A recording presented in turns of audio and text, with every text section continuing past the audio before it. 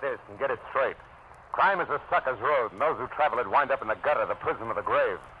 I didn't know it, but I was caught in a smokeout that led from a search for a lady in black, past murder at a highway inn, to gunfire in a warehouse, for a girl already dead in the morgue. From the pen of Raymond Chandler, outstanding author of crime fiction, comes his most famous character in The Adventures of Philip Marlowe.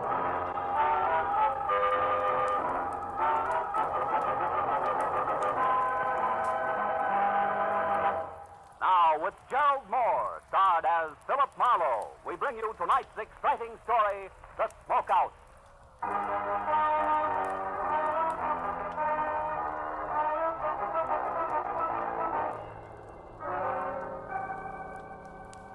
It never seems to fail. A sleepless night that leaves you with raw nerves and sandpaper eyelids is always followed by a day that never ends.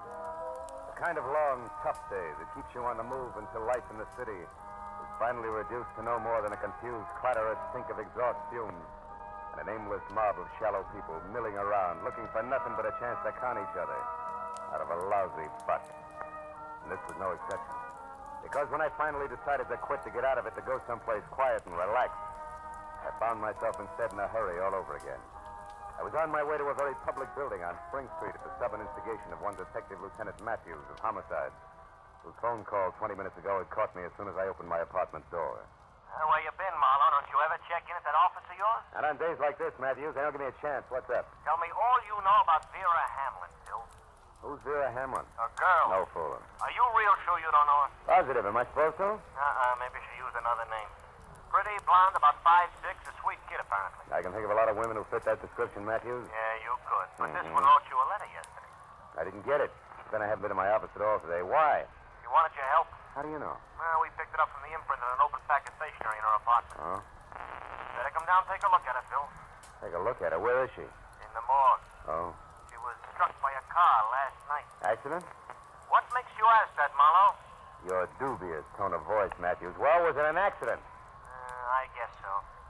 Maybe I've been a cop too long. I get suspicious myself on dark nights. Can understand it. Come on down, Phil. Right away. I'll meet you there.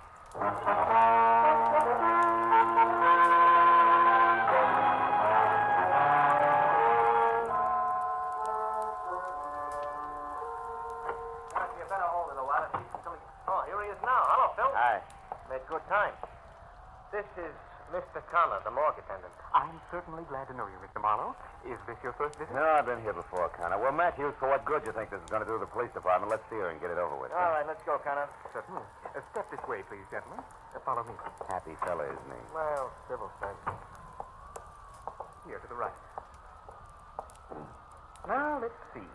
Egram, Flanagan. Now, here we are. Hamlin, Vera. There. Well, Marlowe? Hmm. You know her, Marlowe? No. Okay, that's all. All right, Lieutenant Matthews. Come on, Phil. Let's get out of here. Yeah. Now, look, Matthews, I told you on the phone I didn't know. What'd you get me down here for? Because there are some angles on this death I don't like to look at. That letter to you is one of them. Got the letter? No, I read the whole thing in from the lab and that imprint they worked on. She was worried. She wanted you to investigate something for her. You were supposed to call her today. Know anything about her? Yeah, she came to L.A. about 6 months ago from Omaha. Mm-hmm. She worked for a guy named Brasso, a produce wholesaler, 77 Market Street. Lately, she was seeing a lot of him after office hours. What's wrong with that? Nothing. But she was killed in front of Brasso's house at 2 a.m. as she was getting out of her car, and Brasso wasn't home at the time. Oh? He has a fair alibi, puts him out on Highway 101 north of Santa Monica when it happened. Excuse me, gentlemen. I'd better get the phone. Yeah, do that. What about the motives, Matthews? No motive. Well, then why are you so upset? Why was she so upset? What did she want you for? That's not enough for you to if I go had on. that one answered, I'd know where to go from there. I know, but you're pinning a murder rap on What do somebody. you mean murder rap? I'm not up to that. It's for yet. you, Lieutenant. All right, thank you. Excuse me a minute, Phil. Hello, this is Matthew. Yeah. A witness. Says it was murder. Phil, get a load of this. What? Yeah, give me that again. Yeah, a woman. Saw it happen, huh? Great. Who was it? The lady in black. Where'd you get that? It sounds corny. Where did you get that? It sounds... What? You mean there's a story about it out now in the L.A. Journal? Yeah, I'll be back there in 5 minutes. And listen, get a hold of the reporter who wrote that story and hang on to him. I want to talk to that wise punk. How do you like that? How do you like Yeah, Vera Hamlin murdered with an eyewitness to prove it. Only the police department is the last outfit in town to know. Come on, Phil. it? Where to this time? To buy a newspaper, find out what's going on.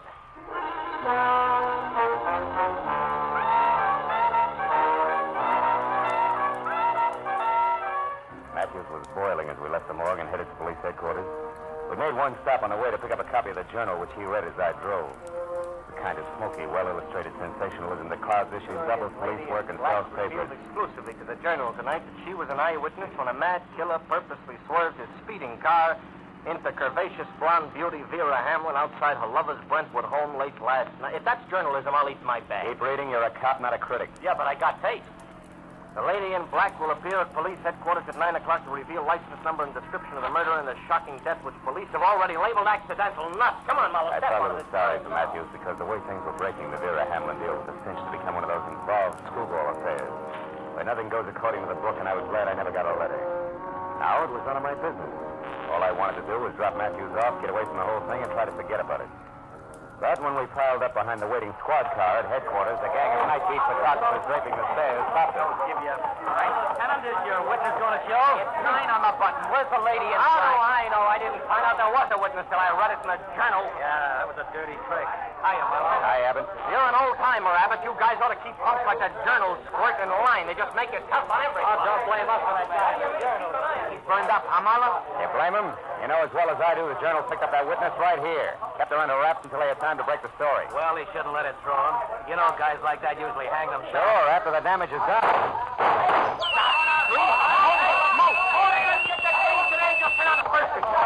Now, I've had enough today, Matthews. Besides, nobody in City Hall signs my check. Good night.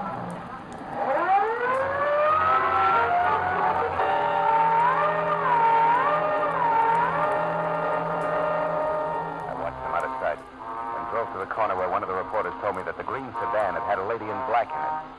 Whoever had fired the shots had gotten away clean. So, with that to think about, I drove back to Hollywood and tried a double scotch in a quiet bar. Yeah, it didn't work. Half hour later, I ended up in my office with Vera Hamlin's letter open on my desk.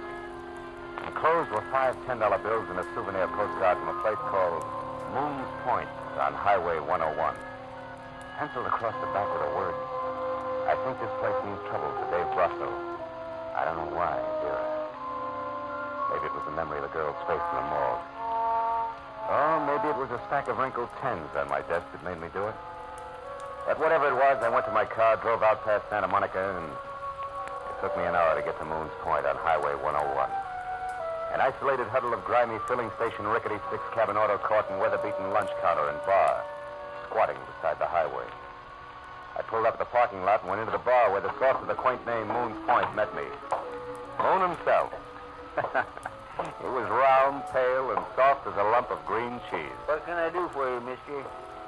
Dave around? Dave who? Brasso. Want to see him on business. What kind Private of business. Okay. Sure, Brasso's here. Out in cabin number 4 there with Mr. Stipple. No? You can got that back there, Doris, there if you want her. But I don't think they'll have much time for you, fella. Why not? The late paper just come in, the L.A. Journal. Is that all? I got much later news than that for him.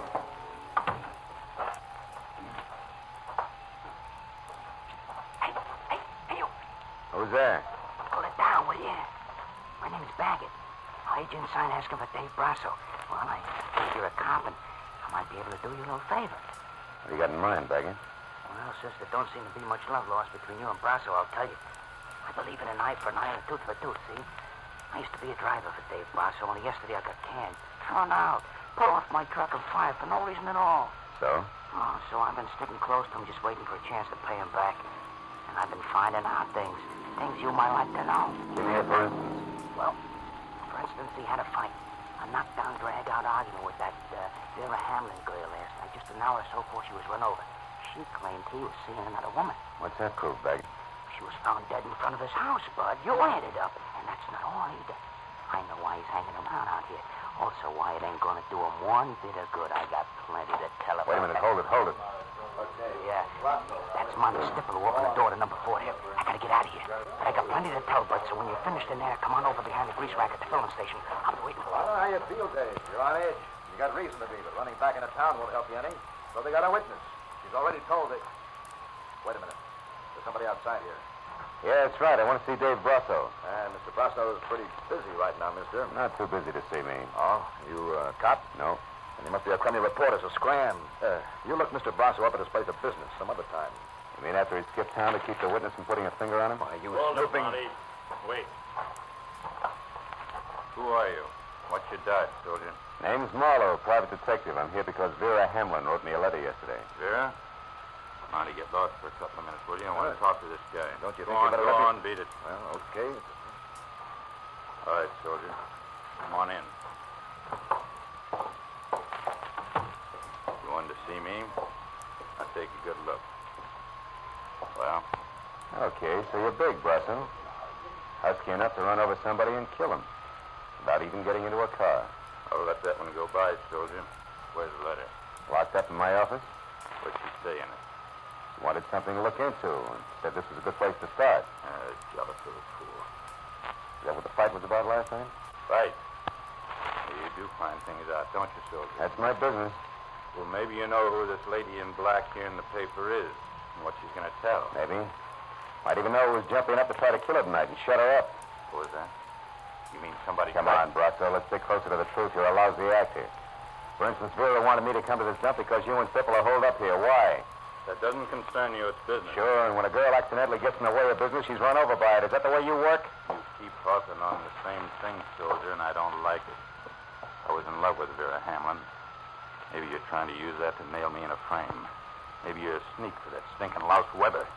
Maybe you didn't get any letter from Vera at all, so get out of here and think up a new one. Your theories are getting way ahead of you, Buster. Who's Weber? Jerk. I said get out. I take that back for an answer, soldier, and you can get more of the same anytime you want it at 77 Market Street.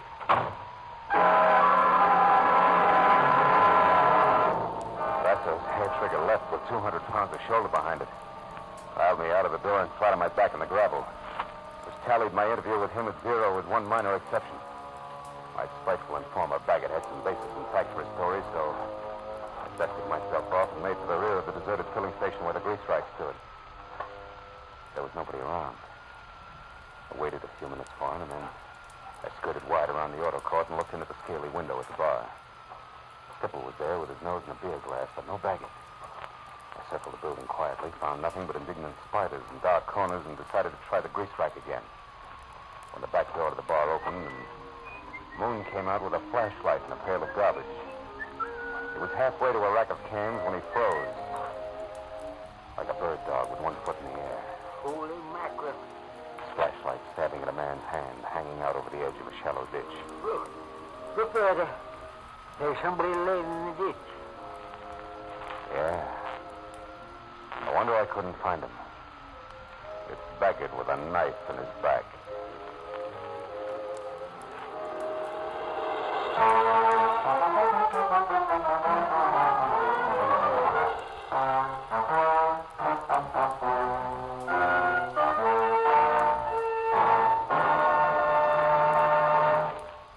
Now, with our star, Gerald Mohr, we continue with the second act of Philip Marlowe and tonight's story, The Smokeout.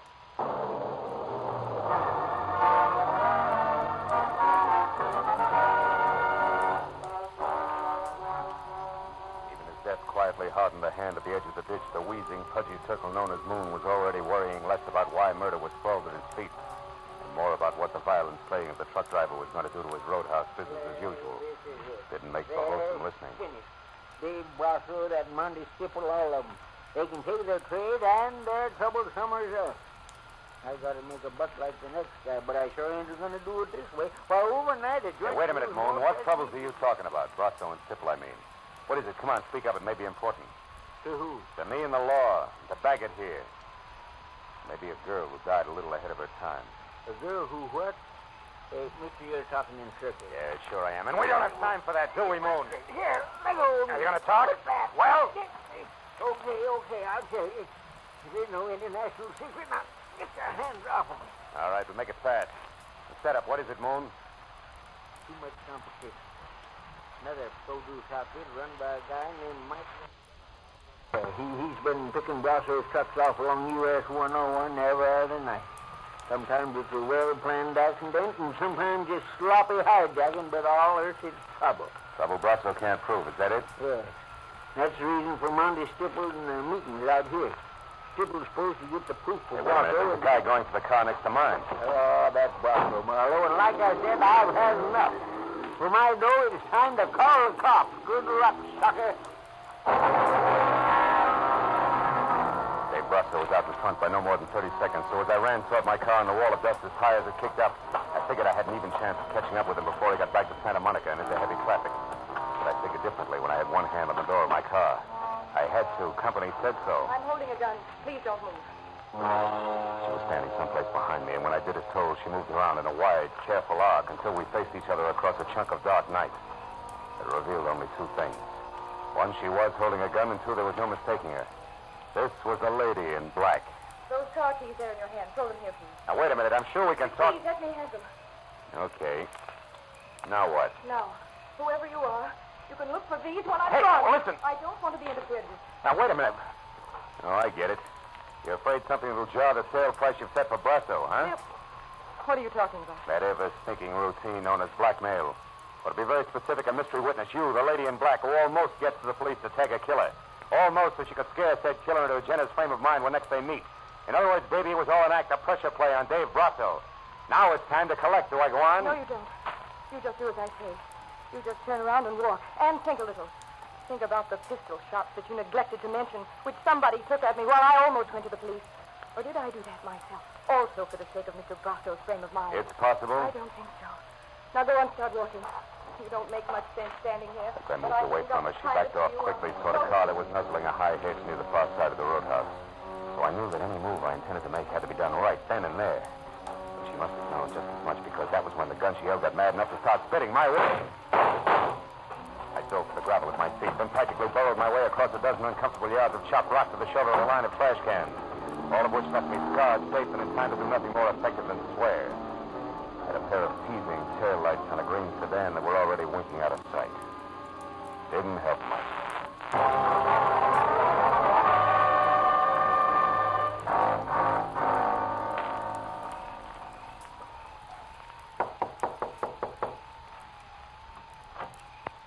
Well, what do you know? The private detective again. Well, what's it this time? Bill Brasso, Stipple, is he in? Oh, he isn't. That's funny. No, I don't think so. I only think you're funny. The panic, Marlowe. Moon and I have been watching you comb that gravel out there searching for the key. We couldn't catch the chatter, but she certainly made you look stupid. And just so you don't go on looking that way, don't bother playing so wide-eyed about Brasso being in here either.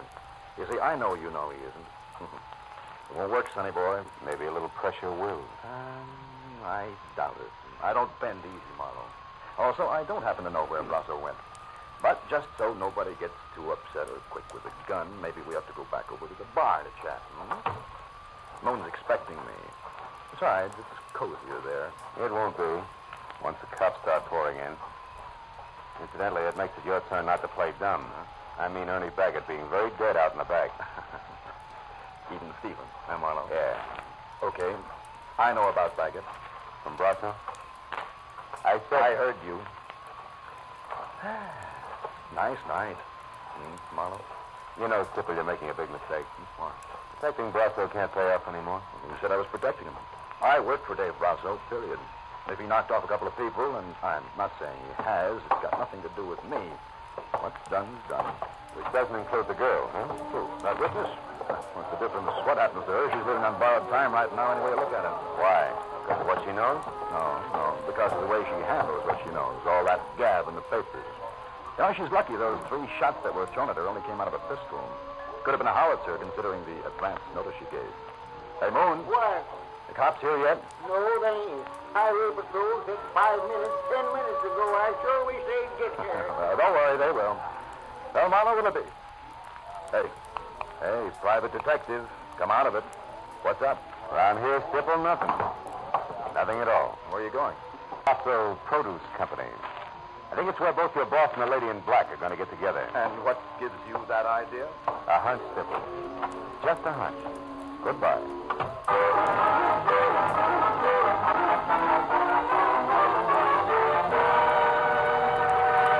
The Brasso produce company was a half a block of corrugated metal warehouse crouched behind a wide loading ramp, which at 2 a.m. bustled with enough noisy, fresh vegetable business to turn night into day. And when I was out of my car, clear of the whirring electric hand cart, and picking my way in between platted lettuce crates toward a cage marked dispatcher, I kept wondering how a guy who built an outfit like this single-handed could have possibly made the mistake I figured was his. I stopped wondering when a face that had been stolen from a hawk pressed itself close to the inside of the cage and yelled at me. Well, what is it, mister? Talk up fast, will you? I'm busy here. Wait, please. 681 out now. I want to see Dave Brasso. Who does? He isn't here. Dispatcher. Yes. 21 a bushel. Right. Brasso's not in his office, mister. I'm not sure where he is. I'm not sure. You a cop? No, private detective. With expense account. Will 5 help? He just paid 10. Oh, let it ring. Come on, Buster, this counts. Here's 10. The lady in black? Yeah. Keep it down, will you? She stood around for maybe 20 minutes before she got talking to me. Not a bad-looking doll. All right. Now, where'd you send her? Come on, you got your 10 talk. Hang on just a minute. Where? The old shed in the back. Used to be a warehouse. They've got a real private office there. You'll probably catch up there if you run. I'll probably try. Thanks. The ex-warehouse turned out to be an ugly huddle of parched cobblers teetering at the edge of a deserted cobblestone alley, and quietly dying of old age. And except for a flicker of light from an open door deep inside, it was as dark and as quiet as the lining of a frock coat. Until I stepped in, and in front of a gun, it was no surprise. When I told you that I didn't want to be interfered with, I meant just that. Now, without shouting, who are you? For one thing, a private detective named Philip Marlowe. Another, a guy who's still working for Vera Hamlin. You were working for Vera? That's right, but not swinging in the dark. Which means what? That you never saw Vera Hamlin killed in the first place. And that all this lady in black razzle-dazzle strictly a smokeout. Vera was my sister, Marlowe. Her letters told me all about Dave Brasso, about what he meant to her, about the runaround she was getting from him. So you added that to a phony hit-and-run accident and decided to pose as a surprise witness.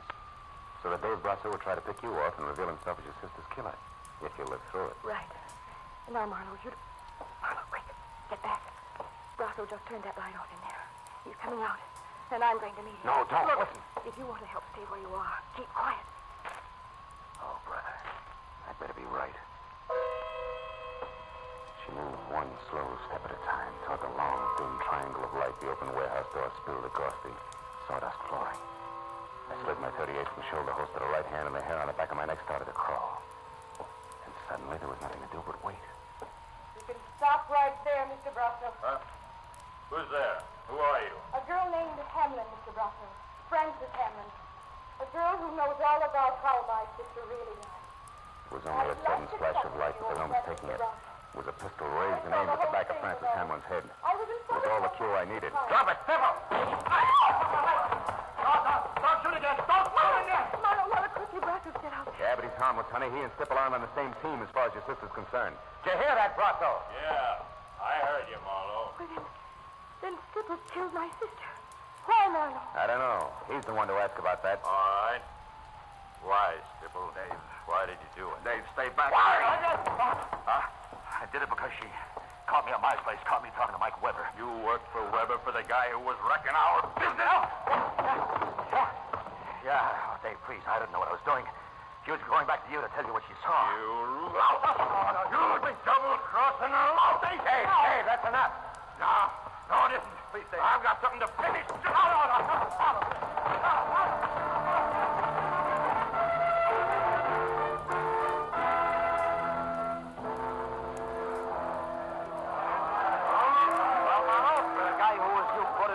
On the city payroll?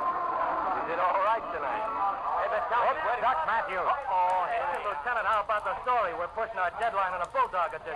Yeah, we work for daily papers, Matthews. You've been holed up in that warehouse with Marlowe and that heavy for a half hour now. What gives? Hey, how bad is Stipple's wound? Look, the wound is nothing. It's a scratch, although I wouldn't say it hurt. But the story, you'll have to wait until I'm down at headquarters. I haven't got it all myself. Oh, Lieutenant, you're kidding. Sure, I got lots of time for it. Listen, have it.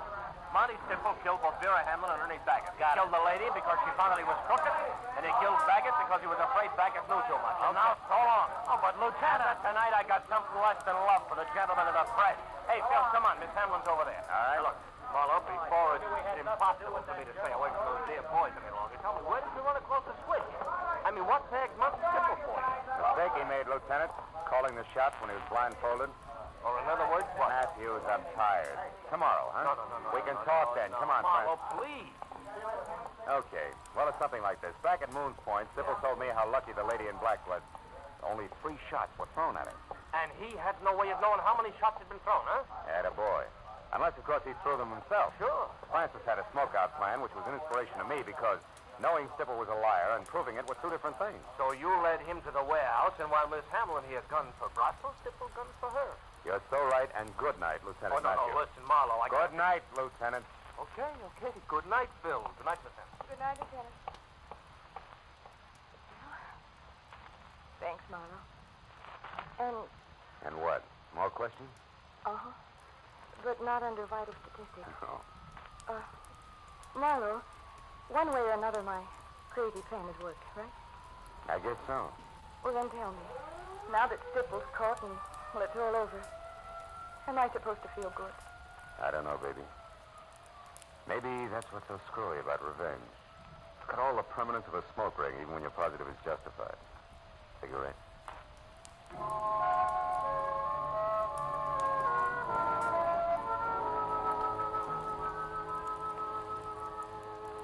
I'd been dog-tired when it started. Whipped. Fed up with the city and the aimless, milling mob of shallow people. Always hungry for a buck that made it move. But now as I drove through the quiet, empty downtown streets and listened to Francis Hamlin talk about her sister, who had never been anything but nice, I stopped thinking about those money grubbers and thought instead about the ones like Vera. All the people all over the world who sometimes get in trouble because other people won't realize the world is not for sale. Yeah. The Veras are the ones to keep in mind.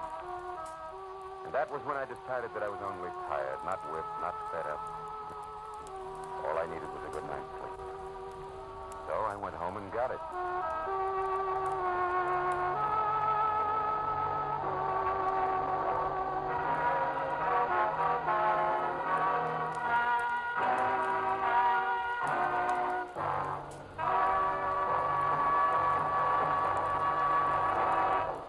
The Adventures of Philip Marlowe, bringing you Raymond Chandler's most famous character, star Gerald Mohr, and are produced and directed by Norman McDonald. Script is by Robert Mitchell and Gene Levitt. Featured in the cast were Lynn Allen, Barney Phillips, John Daner, Jack Crucian, Parley Bear, Edgar Barrier, Byron Kane, Hugh Thomas, and Bill Raleigh. Detective Lieutenant Matthews is played by Larry Dobkin. The special music is composed and conducted by Richard Oron. Be sure and be with us next week when Philip Marlowe says...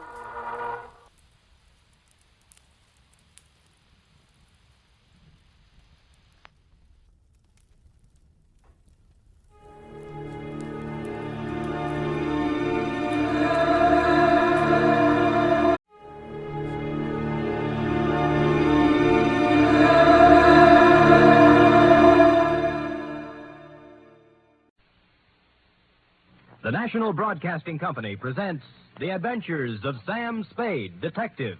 Sam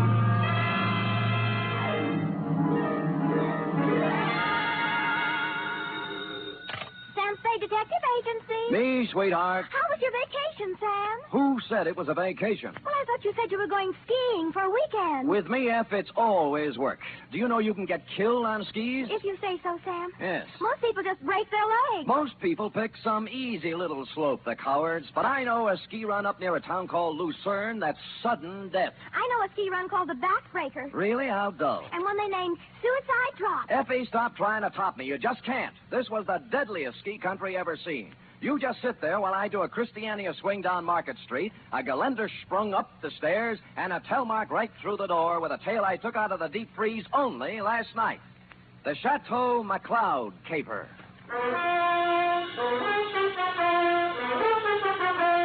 For NBC, William Spear, radio's outstanding producer-director of mystery and crime drama, brings you the greatest private detective of them all in The Adventures of Sam Spade.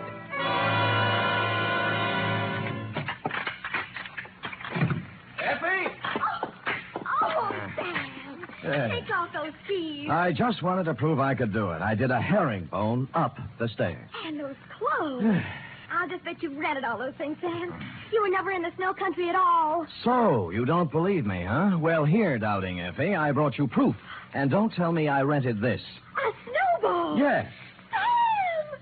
A real snowball. Yes, I brought back 2 of them in a thermos box. Where's the other one? I threw it at a policeman. It was freezy, soaked with water and ice. Oh, Sam, you're wonderful. I can't believe that you had trouble this weekend. Oh, no? You cut that snowball open and you'll find a blood-stained bullet inside of it. And behind the bullet lies a tale. Ready? I'm always ready, Sam. Yes. Date, Philip M2, Sierra County Sheriff's Office, Lucerne, California. From Samuel Spade, San Francisco, license number 137596. Subject, the Chateau McCloud caper. Dear Sheriff, you run a neat little county up there at Sierra, and I hate to be snide, but when my train steamed into the cold mountain air of your lovely little village of Lucerne, I knew the chill of death was afoot. It had to be. The place was too beautiful to last. The background hills were right out of the Alps. The snow from Grandma Moses and the rustic buildings that snuggled under the mantle of white were just too cute for words. It was abnormally perfect. Something had to give. What? You were the only young man who got off the train. Are you from McCloud? Well, I'm supposed to find a Chateau McCloud. Oh, what do you know? I got the right man on the first try. Good. Rufus sent me down to pick you up. You could pick me up almost any time. Well, that took a little chill off the day. Shall we go? Ooh, mush. Mush.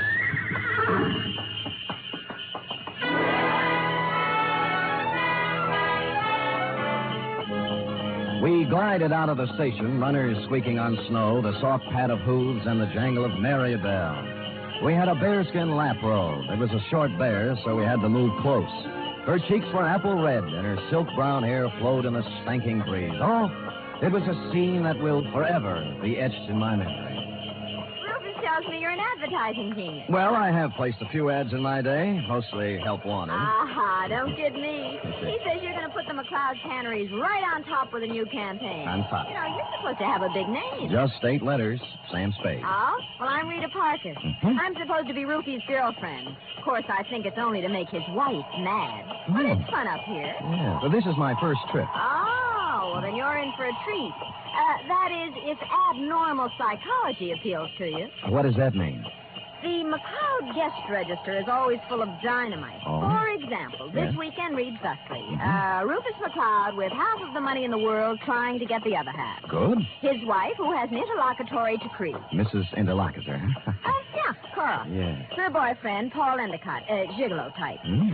Charlie Allison, co-worker and friend to Rufus. He's a food technician or something dull. And then there's Tozier Svenborg, ski instructor, who comes down like a wolf on the fold. And people like that. Yes, well, I'll never remember all the names. I'm in the ad game, you know. It's initials to me. I call people, RL, TS, NTG, and, you know. Well, the names don't mean a thing. Just remember this. Every 30 seconds, duck. I beg your pardon?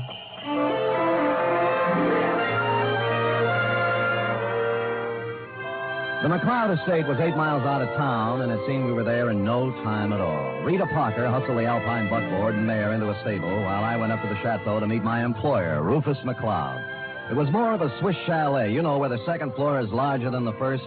And I guarantee that no one in Switzerland could have afforded this chalet, even with the second floor the same size as the first. I walked in and found Rufus, big and red-faced, standing in front of a fireplace that could easily have roasted a brace of oxen, rump to rump. Of course, you're Sam Spade. I am, Mr. McCloud. You came at an opportune time. There's no one around to overhear our conversation. I suppose you wonder why I hired a detective for a place like this. Well, not especially. I go where the people go, and the money. You'll be paid well for your time and trouble. I must be quick. In essence, this is my situation. Yes. Earlier this week, I received an anonymous letter saying that if I invited the guest list I'd planned for this weekend, there might be serious trouble. Here's the letter. Keep it to yourself. It's a Los Angeles postmark. I see. Well, we might start by tracing down this typewriter through an L.A. detective agency. Every one of my charming guests is from Los Angeles. One of them wrote it, if you ask me. Very likely. I want to know who wrote it, if I can, but more than that, I wonder what serious trouble the writer is referring to. The girl you sent to pick me up said you had a very volatile group of people assembled. Yeah, perhaps they're high-strung individuals, but they're civilized.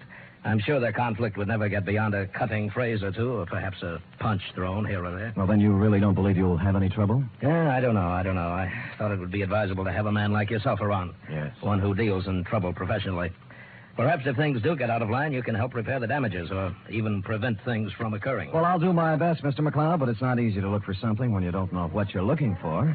Oh, here they come, Spade. Oh. Back from the ski runs. Oh. I told them you were handling an advertising campaign for my canneries.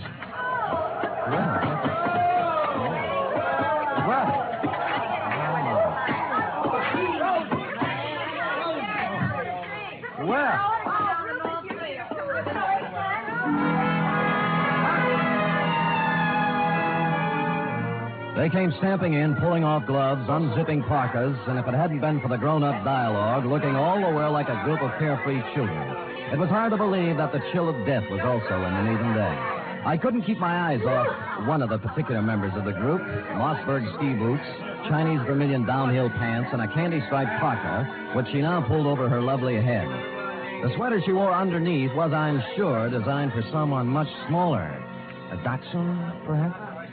Is this the advertising man you've been telling me about, Ruth? Oh, Mr. Samuel Spade, my half-wife, Cora. Well, how do you do? Glad you came, Sam. We can always use another sport in the crowd. Hey, everybody, shut up!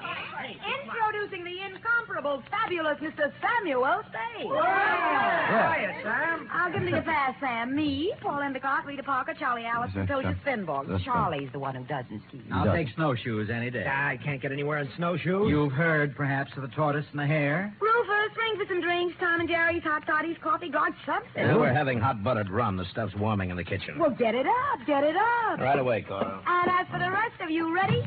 A one, a two, a three. What? Oh, yes. dear old Maine, shout till the rafters ring.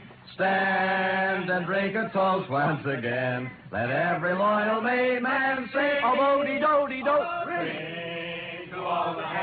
They took up the song with a gusto, lifting imaginary drinks into the air, and it was all very jolly. For a party that was supposed to be fraught with danger, this one certainly started out in just the opposite direction. The drinks came, and things got even merrier. Lunch was served, and afterwards I slipped into some outdoor gear and strapped on some skis.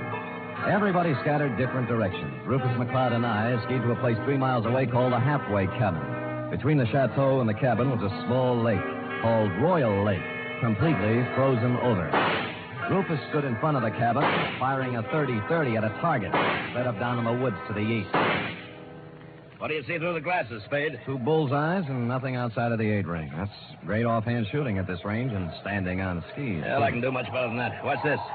See that silver tip on that big Norwegian fur over there? Yeah? I'll cut it off. Hey, look out! What?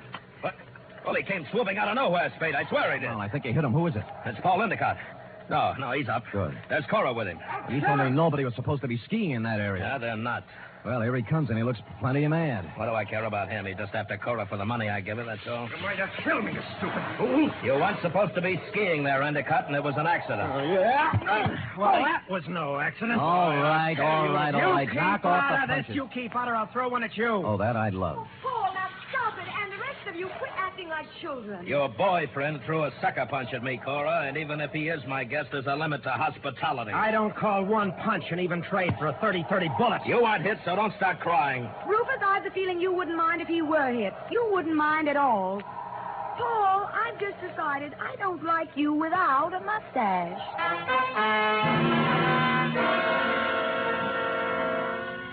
Well, from then on, everybody dropped the pretense, and you knew where you stood. And it was chilly, too.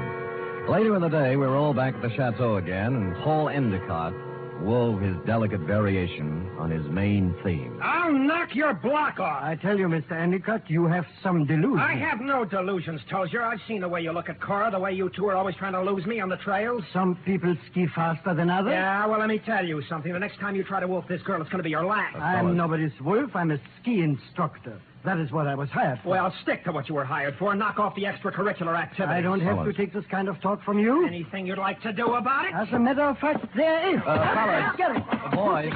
Men. Stop it. Fellas. Stop it. Yes. I'll never see either Fellas. one of you again. Sam. Yes, you want me to stop them, Mrs. McCloud? No, I want you to take me out of here. Oh, all right. All right. Well, Let's put on our skis and get out of here. okay, here, I'll help you. Oh, thank you. Yes, that's it, gentlemen. Well, even so, I'll take a minute. Ready? Yes, yeah. Here we are. Now, where are we heading, Mrs. McCloud? Oh, I thought we might go out to the boathouse. It's on the southern tip of Royal Lake. It's only a mile and a half. Nothing. And my name is Cora. I'm not really Mrs. McCloud anymore. That's kind of rough on you, isn't it, bringing your new boyfriend around all of your ex-husband's friends? Well, I like it up here. Rufus likes to have me. They're not all against Paul. At least they weren't. But he's on the defensive so much, he's going to make enemies of all of them. Yes, he's off to a rousing start, I'd say. Do you know something, Sam? Hmm? I don't care about Paul Endicott, really. Hmm? Or Rufus McCloud, or Tosia Spenborg, or anybody. I just care about Cora McCloud. Well, now, that's a good, honest answer. You know, most people wouldn't be that frank. But, Sam, Yeah? I haven't known you long. Well, I like your style. Style? I could care about you.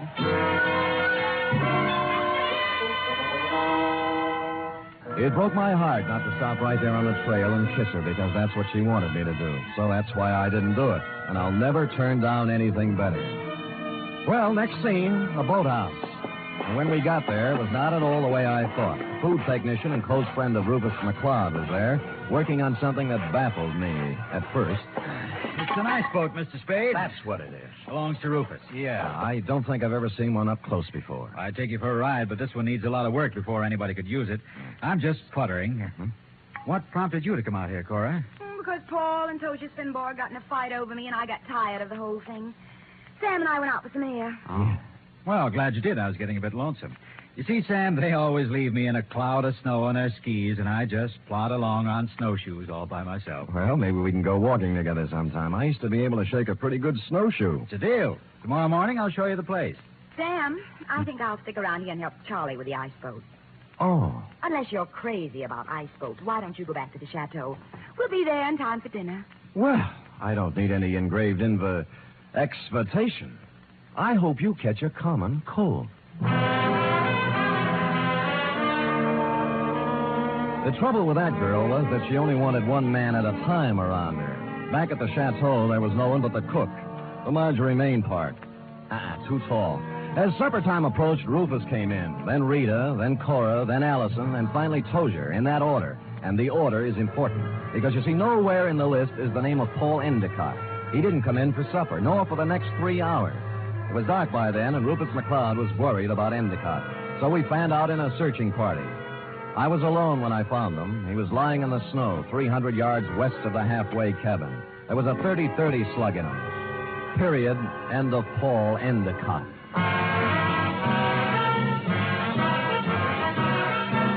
You are listening to the weekly adventure of radio's most famous detective, Sam Spade.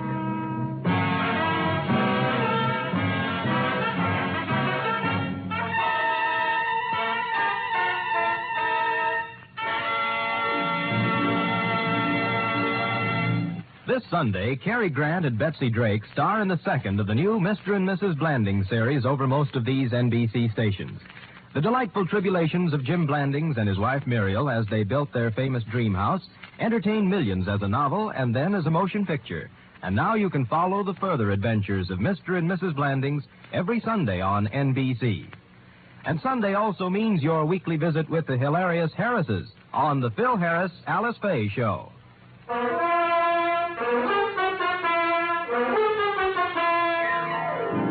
And now back to the Chateau McCloud caper, tonight's adventure with Sam Spade.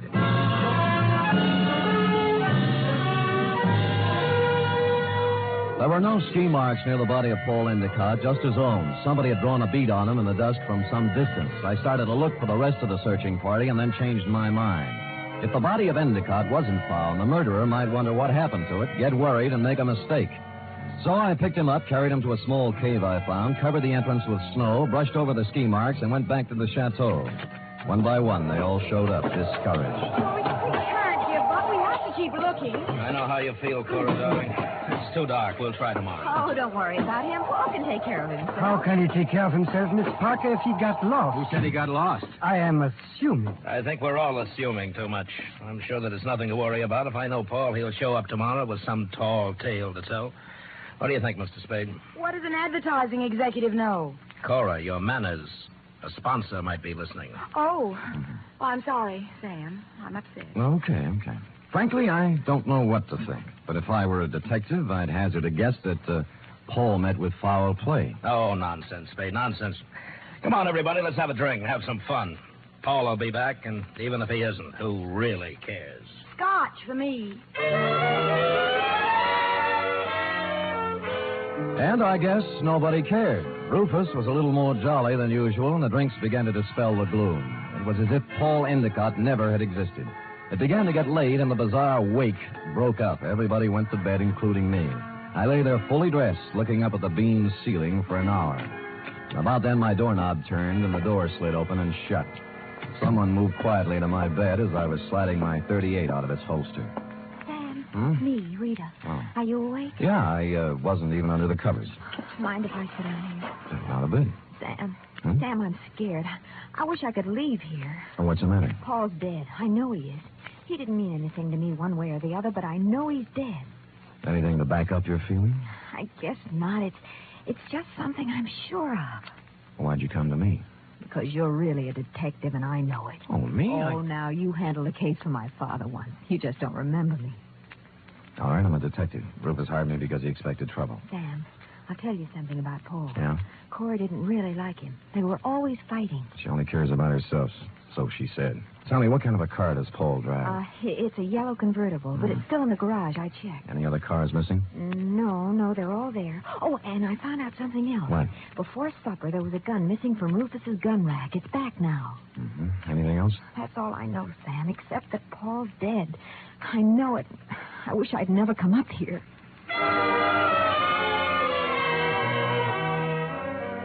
After she left, I dressed for outdoors and climbed through the bedroom window. It was still and quiet, and it was a quarter moon when I skied away from the chateau.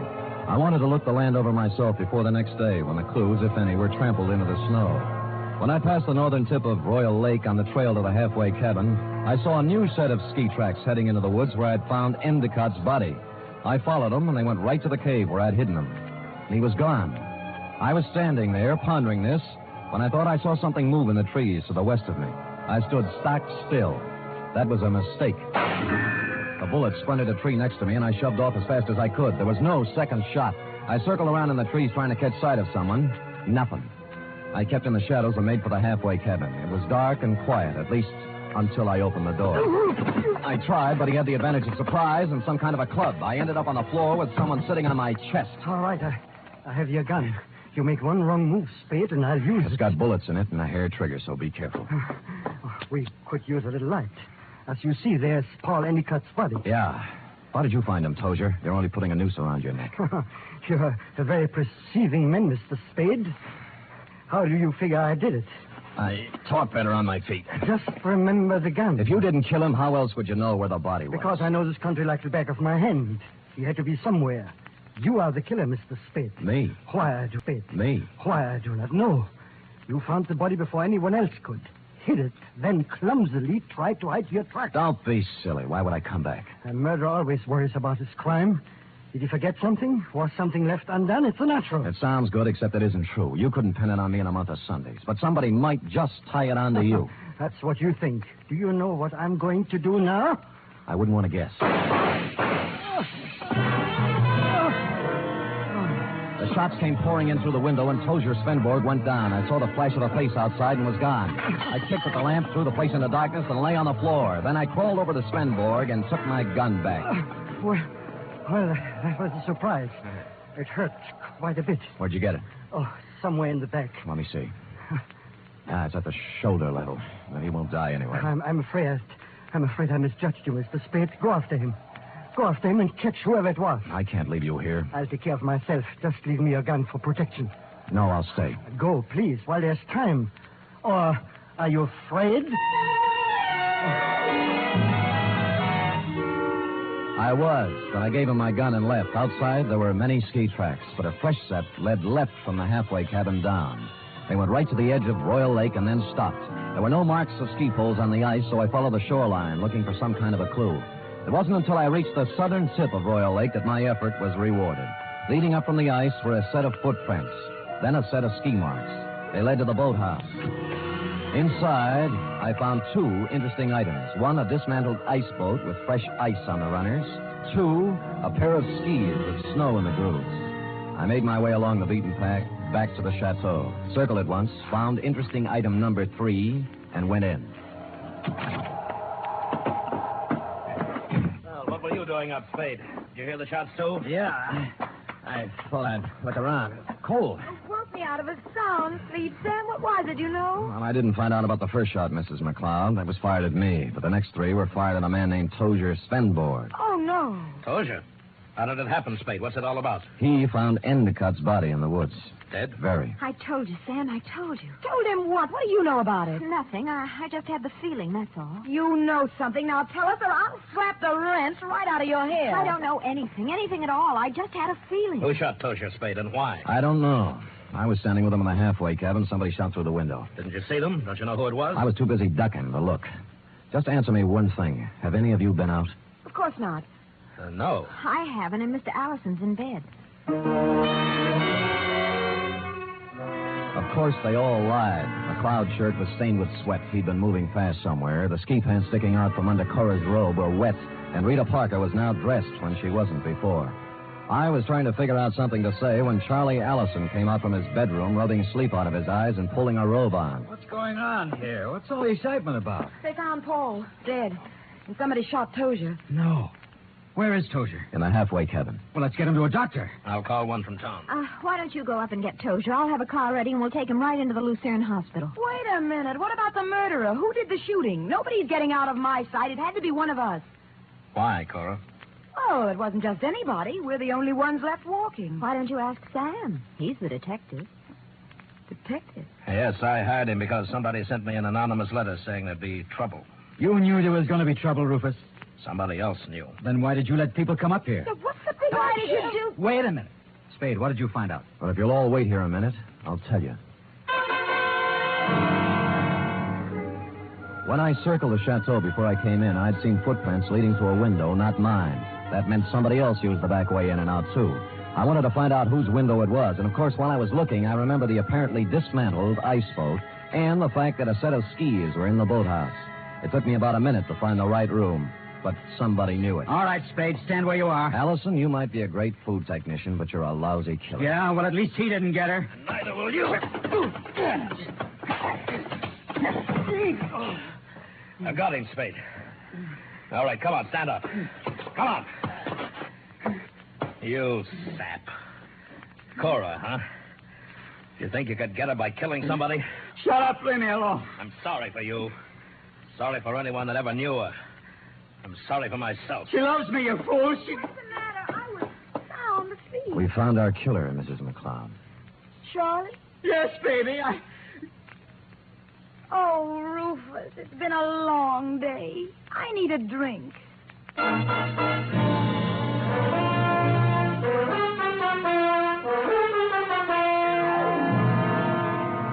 And that goes to show you how cold it can get in the snow country. F. Period. End of report.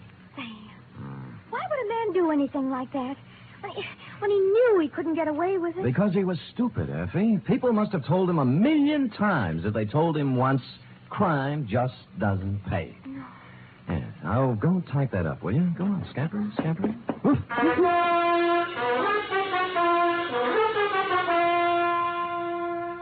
3 chimes mean good times on NBC. Here's news of 2 important musical events. This Saturday, Arturo Toscanini begins a new Saturday series of concerts with the NBC Symphony. And for his premiere, the celebrated maestro Toscanini will present a special hour-and-a-half performance of Verdi's Requiem. And beginning next Monday, you can hear the first in a new series by the Boston Pops Orchestra.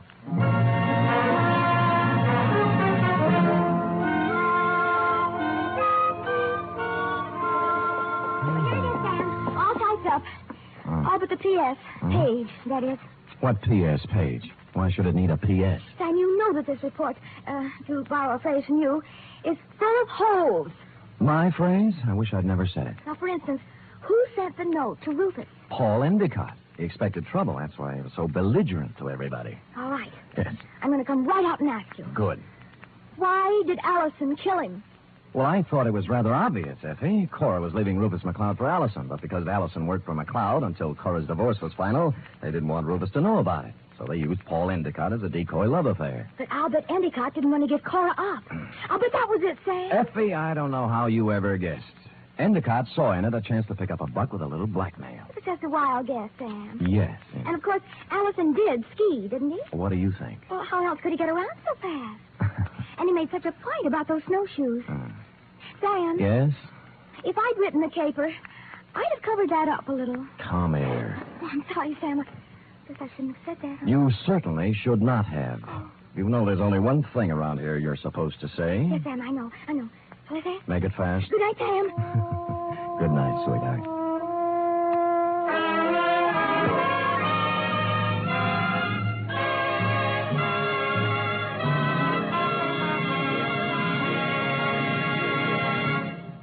The Adventures of Sam Spade are produced, edited, and directed by William Spear. Sam Spade was played by Stephen Dunn. Lorene Tuttle is Effie. Script for tonight's adventure by John Michael Hayes. Musical scoring by Lud Gluskin, conducted by Robert Armbruster.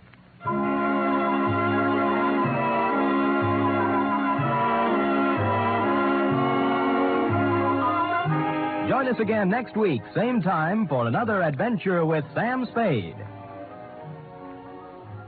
Do you keep an appointment book? In 1950, 30,000 people kept an appointment they hadn't bargained for with infantile paralysis. And 4 out of 5 of these were helped with March of Dimes money. We must go on helping, yet we also must be prepared for what may come in this year. March of Dimes is your way of fighting infantile paralysis. Give all you can to your local March of Dimes headquarters. Join the 1951 March of Dimes today. The Magnificent Montague next, then it's Duffy's Tavern on NBC.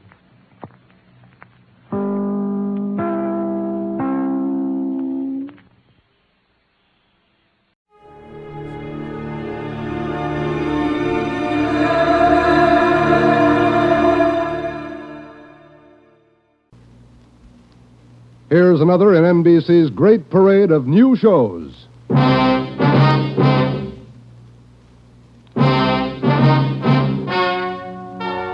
Ladies and gentlemen, the story you're about to hear is true. Only the names have been changed to protect the innocent. NBC brings you Dragnet.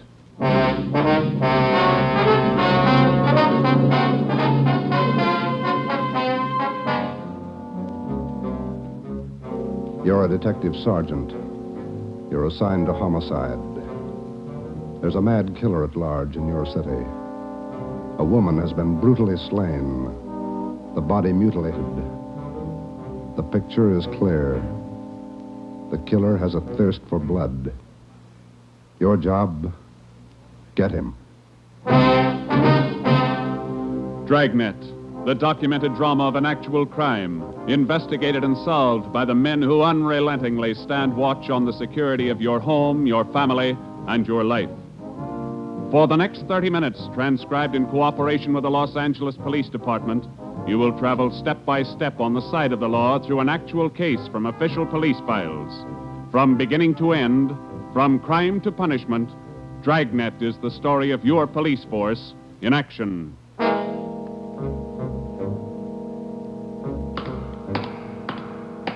It was Wednesday, January 12th. It was raining in Los Angeles. We were working the night watch out of homicide. My partner's Ben Romero. The boss is Ed Backstrand, chief of detectives. My name's Friday.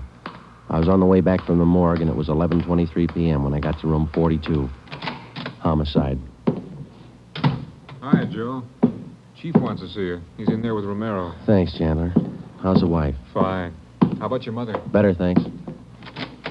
Hi, Joe. Hi. Ronnie, sit down. Did they post the body yet? In the morning. Pretty messy. Strangled and mutilated. The guy's a maniac, Skipper. The body shows it. A murder like this, anybody's a suspect.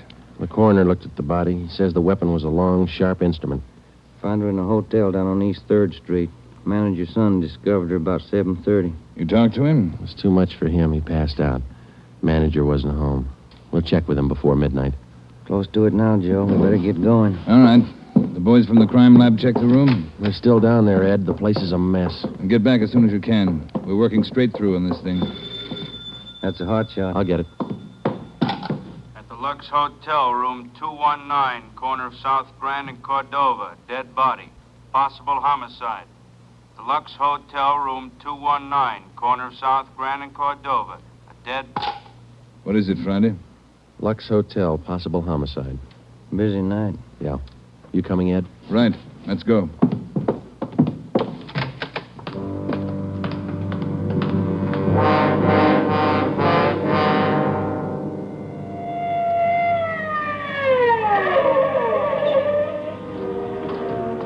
Six minutes later, Ed Backstrand, Ben, and I pulled up in front of the Lux Hotel. The manager met us at the door and led the way up a narrow stairway to the second floor. The room number was 219. We were prepared for the worst. We got it. You're right, Romero. The guy must be a maniac.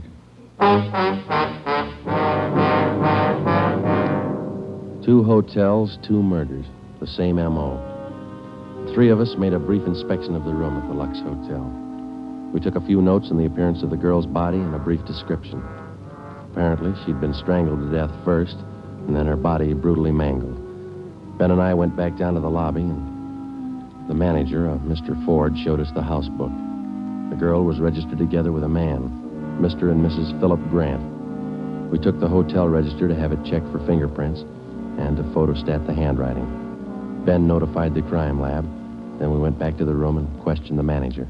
Mr. and Mrs. Philip Grant, that's all I know. I never saw either one of them before tonight. When did they check in, Mr. Ford? About 3 hours ago. That's right, about 9. Maybe a little before. Did they register together? Yeah, a little before 9. They came in together. Did you let them in the room? Yes, sir, like I always do. It's a small place here, maybe not first class, but I treat people right. What did the man look like? Do you remember? I think so. Kind of tall. Young, maybe 30 or so. Husky fella. Had a mustache. How tall would you say, Mr. Ford? Oh, about your height, Wade. Must have been at least 180. Seemed like a nice fella. Would you know him if you saw him again? I think so. People sure don't act like they look. You think it was him? Can you think of anybody else? Well, no. I never saw him before tonight, either one of them. I don't know anything about it. Did you notice anything in particular about them when they came in? Well, he didn't show it, but it looked like she'd been drinking a little. Giggling, you know. And you didn't see this man Grant leave the hotel? No, I didn't. I must have been checking the account books back of the desk. Guess he got by me. Is there a back entrance to the hotel, Mr. Ford? No, he had to come out this way, all right. How about the fire escape? I never thought of that.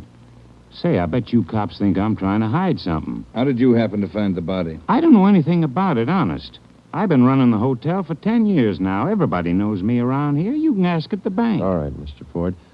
Now, would you mind telling us how you happened to find the body? I don't want a lot of lousy newspaper publicity. Give the place a bad name. Can you blame me? The newspapers won't get your name from us. All we want to know is how you happened to find the body. Well, I told you. It's a small place here, but I like to treat people right.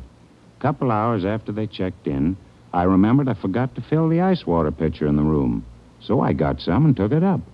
The door was opened a little ways. It's got a bad catch on it, and the lights were on. I peeked in, and there she was. She was... Well, the guy must have been crazy. Do you remember what time it was when you found her? Well, just before I called the cops, about 11:30, I guess. All right, Ford, that's all for now. When the other officers get here, show them up, will you? Yes, sir, I sure will. Romero? Yes, Skipper? Get on the phone downstairs and call the Metropolitan Division. Have them send us every available man from the reserve unit. We're going to patrol the area for the rest of the night. Right, Chief. Least we can do is make it hard for him. 2 murders in 7 hours. Yeah, both of them in a 3-block radius. Same pattern. It's got to be the same guy. All right, we got a description. What do you think? Well, when the reserve unit shows up, have them cover this whole section of town. Pick up everybody who even comes close to that guy's description. All right, Ed. It's got to go fast. We can't lose a minute. 1 hour either way, It might mean another body. Like this one. 9 minutes later, at 4 minutes past midnight, the men from the crime lab showed up. It started to drizzle. They went over the room in detail. They dusted everything in the room for fingerprints, the walls, the doors, the fixtures in the bathroom, the lamps, chairs, everything. They took samples of the girl's blood and her lipstick. Small pieces of flesh and human hair were found under the girl's fingernails. The nails were scraped carefully and the contents put in an envelope, marked and sealed. Ed Backstrand ordered pictures taken of the room and the girl's body from different angles. Every object in the room that could have any possible tie-in with a murder was photographed. It was raining. The rear of the hotel where the fire escape was overlooked a vacant lot. Ben had a hunch. While the lab men were at work, we left the hotel and circled around into the lot for a look at the ground directly underneath the fire escape ladder. It was raining hard now. Must be an easier way to make a living. Mud's almost up to my knee. Mine, too. Watch your step. You see any prints? No. Wait till my wife sees these new shoes. Put it on your expense account. Oh, real funny. Ben, get that light over here. Look. Yeah. Good set of prints. Lucky that rain didn't start turning to wash them out by now. Yeah. Hand me that cover from the trash can over there. I'll cover them. Wait a minute. What? Here, on the edge of the fire escape ladder. Small hunk of cloth. Man's suit? Well, looks like it. Might have caught himself in that sharp corner. I got it. All right, come on, let's get back. Yeah, out of this mud bath. Joe. Huh? Let me have a light. You catch anything? Hunk of wrapping paper in that trash can. Stains on it. Open it up. Look. Yeah, a butcher knife. We went back to the Lux Hotel, room 219. The lab men were tearing the room apart. It was 10 minutes to 1. We gave the blood-stained knife and the piece of cloth we found on the fire escape to Lieutenant Lee Jones, head of the crime lab. We told him about the footprints just below the fire escape ladder. The knife will help us, so will the cloth. I don't know about the footprints. You say you covered them? That's right, Lee. They still look in pretty good shape. Maybe we can do something if the rain hasn't broken them down too bad. Bracken. Yeah, Lieutenant? You and Sloan get downstairs and take a look at those prints. They're good enough. Get a torch, dry them out, and make a cast, right? Okay, Lieutenant. Come on, Sloan. That's about all I can do for you now, Ed. I think we got everything there is to get. All right, Jones. I'll follow you back to the lab in a couple of minutes. Okay, Ed. Good luck, fellas. Thanks, Lee. We're going to need it. All right, Friday. Romero, it's your baby for the rest of the night. Lee, get anything? A few prints, a woman's purse under the bed. Don't know if it's hers or not. No identification. You going to be at the crime lab, Ed? All night. As soon as we find anything, I'll let you know. Yeah? A gang of cops just came in the lobby. They asked for you. Must be the reserve men from Metropolitan. Tell them we'll be right down, Ford. Okay. You want us to handle it, Ed? That's right. Do just as I told you. Spread them out over the whole area. Cover the streets, the alleys, the flop houses, restaurants, bars, everything. You got a description to go on. Find the man that fits it. Right, Skipper. Don't forget, the guy's a killer twice over. I don't think he'd hesitate on you. Be careful.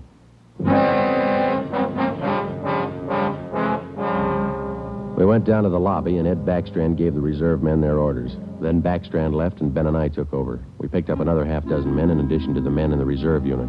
They were deployed over an area of a dozen square blocks. It was one of the toughest sections of the city. With a general description of the suspect, some of them were to travel on foot, some in cruiser cars. A few minutes before 1 a.m., there was a steady downpour. Visibility was bad. At 3 minutes past 1, the manhunt was on. For the first 30 minutes, Ben and I cruised the general area between East 3rd and College Streets and Alameda and Figueroa. No sign. The rain kept on. We sat and listened to the calls come in. 12A, call your station. 12A, KMA 367. Attention, all units. Recovered license plates in the 6th column. 4 Young, 7690. 41R, 788 Standard Avenue, at 373. 41R, KMA 367. Unit 71 at 2816 West La Cienega, a 507 party. What do you think, Joe? Any hunches? I think he's still around, somewhere inside these 12 blocks. I'd bet on it. 5? All right, you're on. Want to check out a couple of these bars along here? Getting on to closing time. It's a good idea. Pull over, huh? All right, let's check him for the next couple of blocks, huh? Right. For the next 6 blocks until closing time, Ben and I checked every bar and every informant we met along the way. The questions got to be automatic. Have you seen a man answering this description? Tall, dark, about 5 feet 11, 180 pounds, well-built, mustache, about 30 years old. The answer's got to be automatic, too. Sorry, officer, I haven't seen him. No, can't remember him. Try the place down the street. We kept on checking the bars until they closed for the night. Then we started on the all-night restaurants and coffee counters. We did plenty of legwork for the next hour. Not a trace. About 2:30, the rain let up a little, and then it started in heavy all over again. That finishes that block. Yeah, I better get the radio on. Yeah. Beautiful weather. By the bucketful. You want to smoke? Thank you. Control 4 to Unit 80K. Is Your that a match? location, please. Yeah. 80K, your location. KMA 367. That's us, Joe. You want to take it? Yeah, I got it. 80K to Control 4. 80K to Control 4. Our location, corner of Alameda and Commercial. KMA 367. 80K, stand by. Something doing. Maybe. No, hold on a minute. Control 4 to 80K. Go to the crime lab, code 2. 80K to Control 4, KMA 367. Crime lab. Maybe those prints paid off. Well, I hope so. Let's go. That killer sure picked fine weather to work in. Feels like I just been swimming in these clothes. Yeah. I hope those guys in the crime lab have the heater on. A hot bath and a warm bed lead me on. Attention, all units. Hold it. Let's get the radio. All units. At 420 St. John's Place, a woman screaming. At 420 St. John's Place, a woman... All right, double around, Ben. Hit the siren. I'll get the light. Right, hold on. Left turn on the market's that right? Yeah, watch out for those car tracks. They're wet. Hold on again. The alley up ahead to your right, huh? All right, pull up, Ben. Put the street light over there. There you are. All right, come on. Let's go. Officer, over here! All right, what happened? Let's have it. This girl, Rita, she was coming home up the street. A man, he tried to grab her. He slashed her coat. Look at her. I saw him as he ran under the street light. Where'd he go? Down that way, down the alley, over that fence there. A big man. Davis, you there? Yeah, Joe. All right, Ben, go with Davis. Circle behind the alley. See what you can find. I'll call in. All right, come on, Dave. Yeah. Oh, but look at her face. What's wrong with her? Severe state of shock, it looks like. Get her in the house, huh? I'll call an ambulance.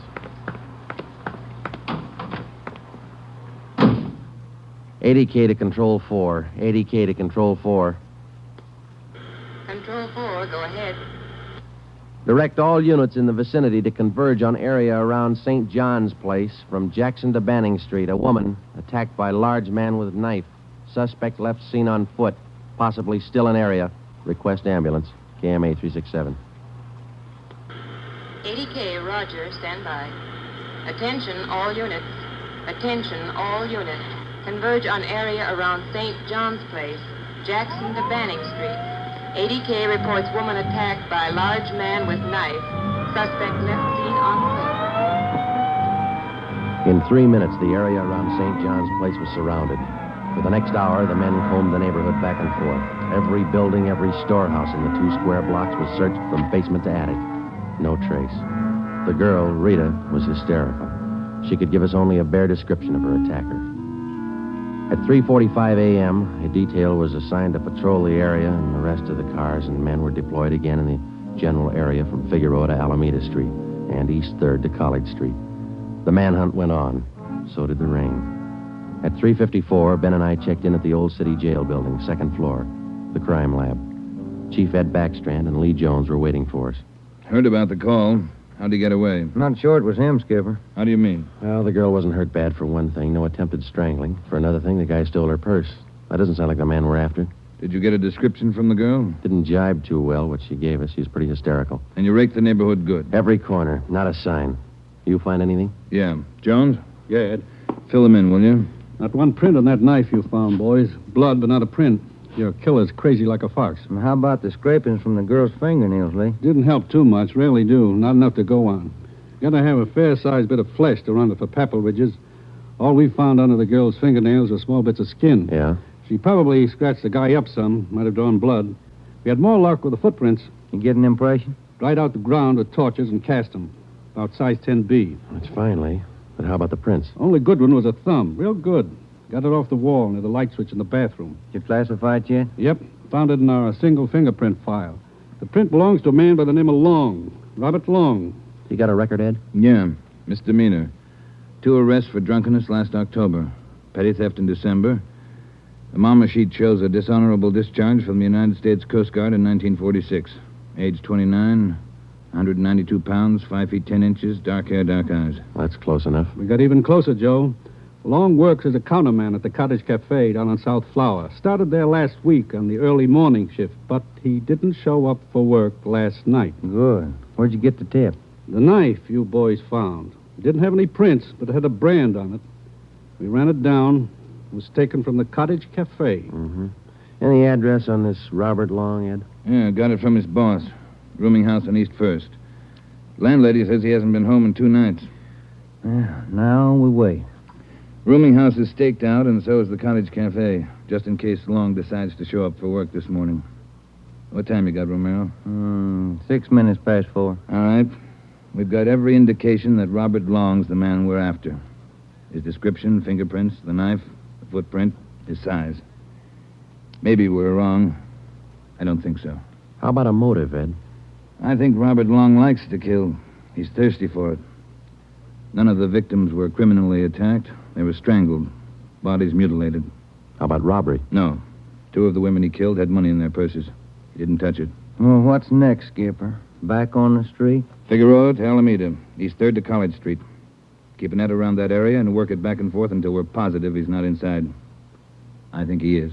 Until we're positive he's not inside. I think he is.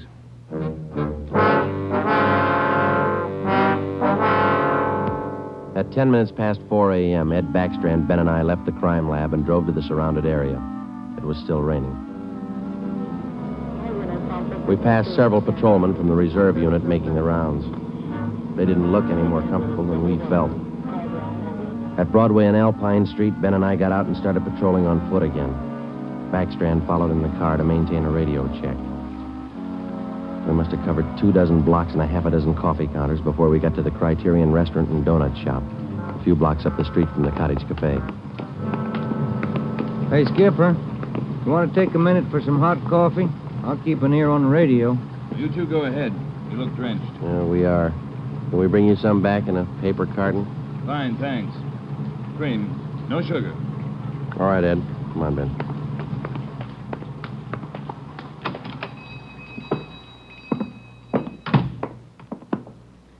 Place is empty. Yeah. Yes, sir, gentlemen. What'll it be? Hot coffee? Yeah, there's 2 of us here. Can you fix up 1 to go? Sure thing.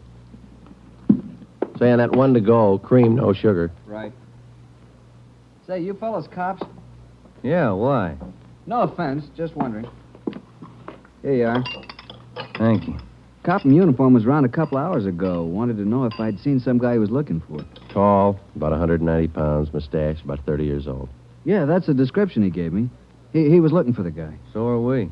Say, that's good. That other cop came in right at my busiest time, a little after 2 when the bars closed. You know, it gets pretty rushed, and I didn't have much time to think, so I just said no. Then after the cop left, I remembered. You saw a man answering that description tonight? Yeah. I would have told the cop, but I was rushed. You know how it is. No time to think, and then I remembered. Are you sure? Oh, I'm sure, all right. Whoever he is, he's a lady killer. What do you mean? No offense. There was a sharp-looking dame down the end of the counter, and this guy breezes in and picks her up. Talks to her about 20 minutes, buys her a cup of coffee, and they walk out together. Do you remember what she looked like? Oh, nice-looking dame. Not beautiful, you know, more on the cute side. Ben, you got that morgue shot? Oh, yeah. Here it is. Thanks. Here's a picture. This the girl? Let's see. Yeah, that's her. Who is she? I don't know, mister. Down at the morgue, they call her Jane Doe, number 7. Just by accident, we'd come across a concrete lead on the killer's method of operation. The picture we showed the man in the donut shop was a shot of the strangler's first victim the night before. Evidently, the killer would enter a bar, coffee shop, or restaurant, strike up a conversation with a woman, make friends with her, either buy her drinks or invite her to a bar in the neighborhood, and then the rest of the puzzle was still unsolved. We went back to the cottage cafe and checked with the men on stakeout. Not a sign of them, Chief. How are you men covering the place? Baxter up in front in the booth across from the cash register. Lyman's back with the dishwashers. I'm at the counter. When's Long due to report for work, Dave? At 5. About 20 minutes to go. You're lucky you're inside. It's wet out there. You'll look it. All right, Davis. We'll be around about 5. Right, Chief.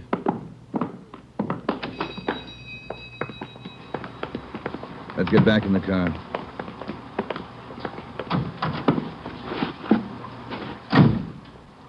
Where to, Skipper? Cruise the next 2 blocks, but don't go too far. If Long shows up for work this morning, we want to be around. The next 10 minutes dragged by.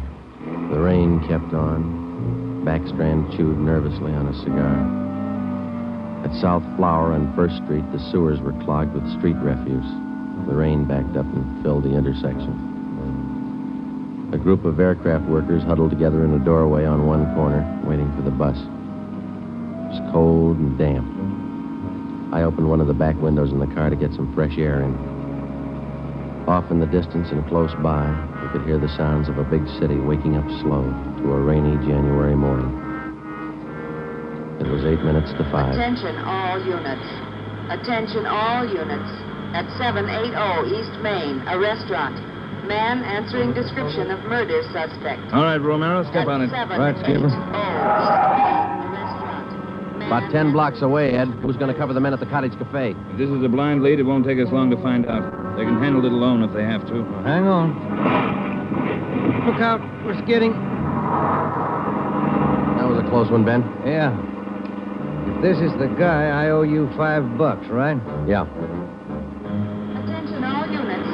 Additional information on your call to 780 East Main. Officers in pursuit of suspect. Suspect is on foot. Step on it, Romero. 2 more blocks, Skipper. Watch it, Ben. Next one to the left. Got it. That's the joint up ahead there. All right, watch your step and don't take chances. Don't play with him. Right. Here we go.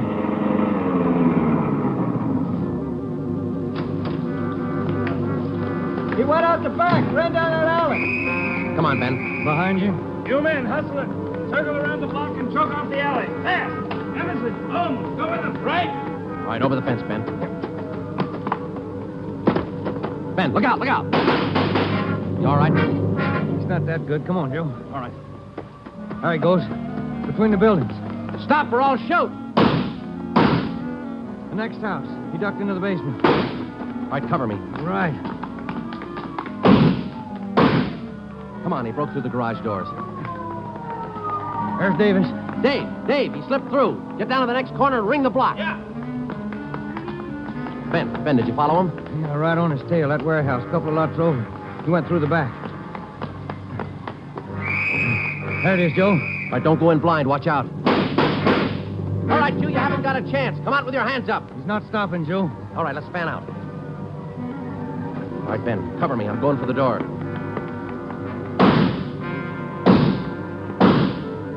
All right, Ben, come on. You're clear. You spot him? There he is. Let's get him. Close. He's in a good spot. Let's move. He's up in the loft. Come on, let's head for the stairs. Will you? Easy. You spot him, Ben? No. Not a sign. Ben, look out, that packing tail.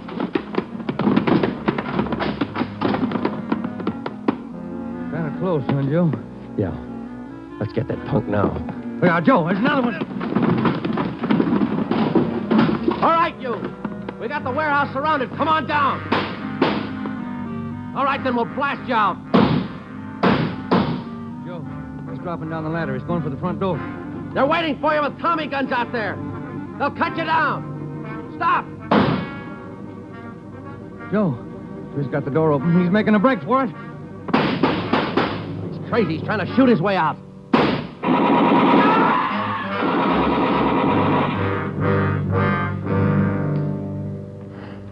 Well, he asked for it. Yeah.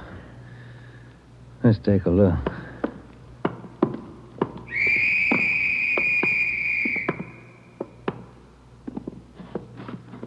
Messed up. Well, like his girlfriends. Yeah. Maybe he just didn't like women. Maybe. Hi, Ed. You all right? Tired. This is him, huh? Even the scratches that girl made on his face. Description match? 5 feet 10, 192 pounds, dark hair, dark eyes, age 29. Robert Long, killer. The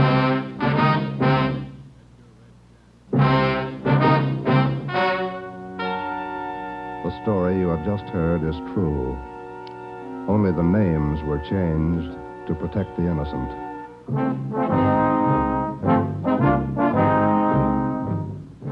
You have just heard the 10th in a new series of authentic cases transcribed from official files. Technical advice for Dragnet is furnished by the Los Angeles Police Department. Tonight's program is dedicated to Detective Louis A. Abbott of the Chicago Police Department, who on the afternoon of March 3rd, 1947, gave his life so that yours might be more secure.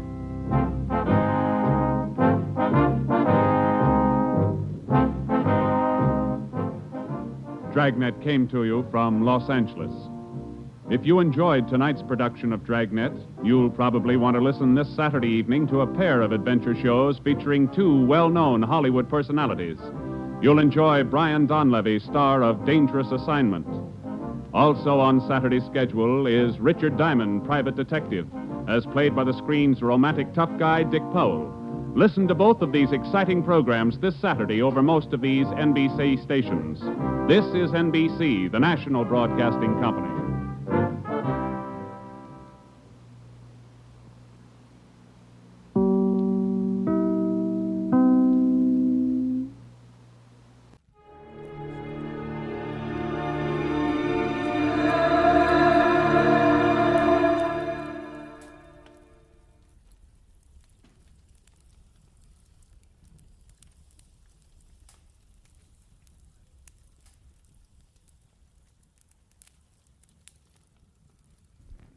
Get this and get it straight.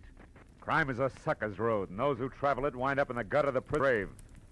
This time it was a fishy horseplay from a red-headed beauty past a black-bearded sailor to a neck-and-neck finish over a wandering seahorse worth $50,000. I was the jockey. It happened like this. From the pen of Raymond Chandler, outstanding author of crime fiction, comes his most famous character in The Adventures of Philip Marlowe.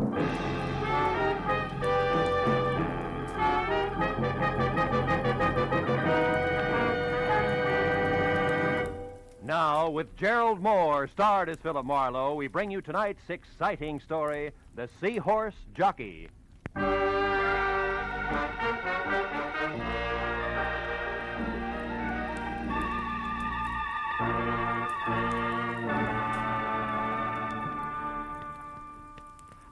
You know, Mr. Marlowe, when you came in today, I said to myself, it's a funny thing. You've been getting your haircuts here now for 6-7 years, but I never found out how you vote, Republican or Democrat. Well, I like to think that's my business. And another thing, never did you tell me if you're for the Marshall Plan or against the Marshall Plan. Well, the Marshall Plan And for the California's governor next fall? Well, there's no doubt in my mind. And the income tax. Sit back, please. Yeah. Now, the income tax is fair or it's not fair. Well, eminently. Now, how come all this stuff? I don't know. What is your opinion? I can't imagine. Of course, my opinion. I tell people. I say political party is a matter of getting to. Oh, excuse me. Saved by the bell. Hello, Alvin's barbershop.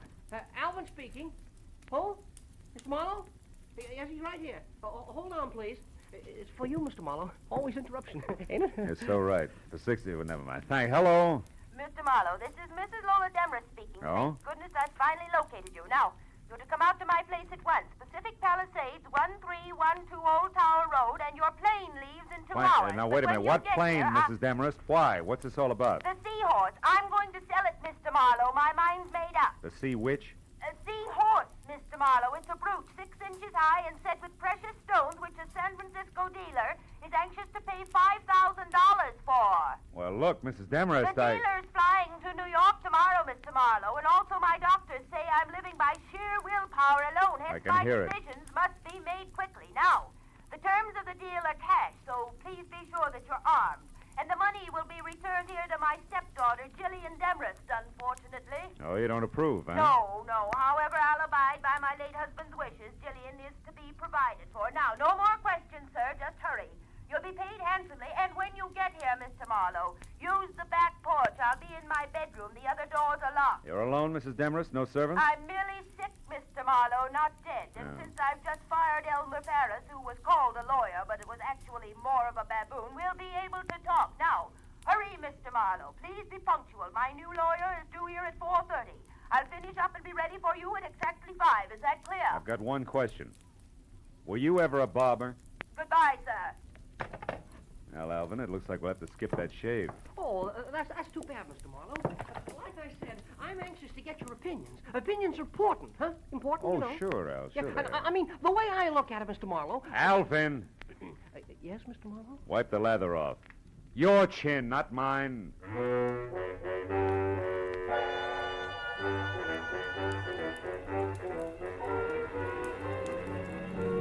Pacific Palisades and my new client's home at 1312 Old Town Road was 40 minutes from L.A. The house was Victorian-style, solid, made of wood, 2 stories high, and squatted close to the edge of a sun-baked cliff, 200 feet above the ocean. I parked behind what must have been the first Pierce Arrow ever made, and started slowly along a gravel path that led to the rear, until I heard it.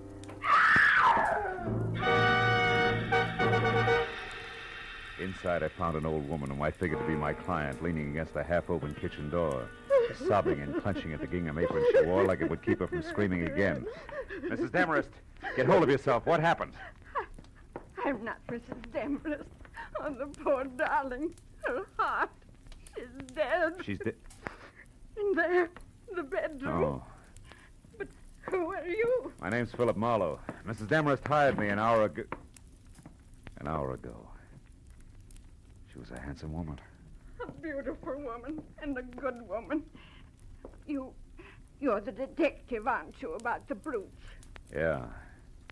How'd this happen, Mrs. Lockfield. Oh. Miss Bertie Lockfield. Miss Lockfield, were you with her? No, I came over a bit ago. I'm Lola's best friend, you know, her only friend. I came over in my car to cook her some dinner, like I do all the time. I live right by the little cottage at the foot of Old Tower Road, the one with the tall hedges. The dinner, Miss Lockfield, you were saying? Oh, yes. Well, Mr. Marlowe, can we go back to the living room? Oh, sure. Now, Miss Lockfield, you came over to cook dinner, then what? Well, I looked in on her first, like I do all the time. And since she was asleep, I went to the kitchen and set things going. And then? Oh, here, you better sit down, huh?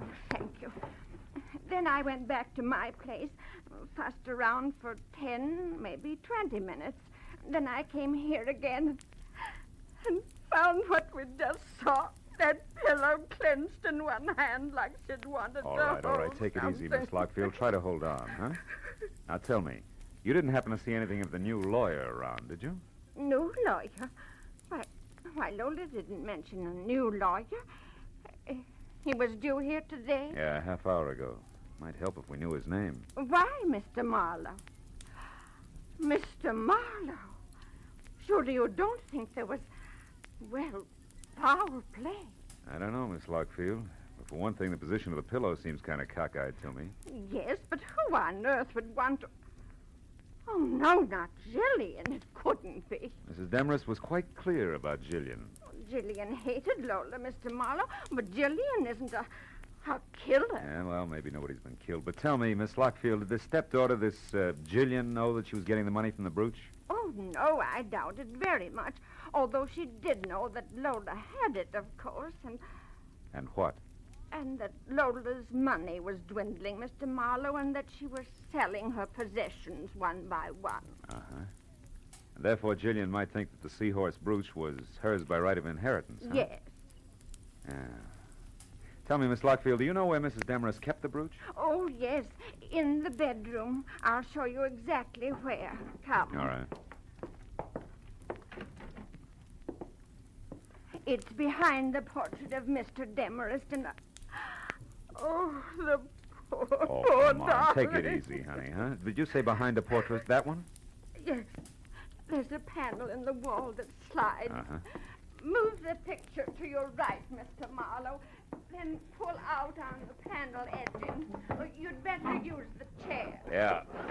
To the right. And out on the panel edging, huh? That's it. That's it. See it? This velvet case? No, those are earrings. The brooch is much bigger. It's in a silk bag, Mr. Marlowe. Mr. Marlowe, don't you see it? No. And I don't think I will. Miss Lockfield, the velvet case is all there is. The seahorse is gone. I called the law and reported both the theft of the brooch and the death of Mrs. Demarest while Bertie Lockfield prompted over my shoulder. After that, I started through the place looking for anything that could possibly give me a lead on the wandering seahorse. 15 minutes later, all I could show for my effort was a telephone number, Surfside 10229. It meant nothing to me except that it was written on a sheet of brown roll-your-own cigarette paper. When I dialed the number and got no answer, I dropped the paper into my pocket. I told Miss Lockfield to wait for the police and headed for town in the first public phone booth. I started through the local classified directory looking for a lawyer named Elmer Paris. When I didn't find him, I figured he could be somebody's junior partner. So I began at the top. I scored on my seventh nickel. Calder, Kramer, and McDuff. It was the anchorman who answered. Elmer Paris? Yes, we employ a lawyer by that name. One who was fired by Mrs. Lola Demarest early today, Mr. One McDuff? who ceased working for Mrs. Lola Demarest early today. All right, objection sustained. Tell me, where can I get in touch with Mr. Paris? At his desk here in the office where he's been all day. Your reason for asking, sir? The answer you just gave me. Now, one last item, Mr. McDuff. Did your firm supply a new lawyer for Mrs. Demarest late today? We did not. And, sir, we never will. Oh? Each lawyer in this office is, first, a gentleman, second, a competent barrister. The belligerent Mrs. Demarest has use for neither. Good day, sir.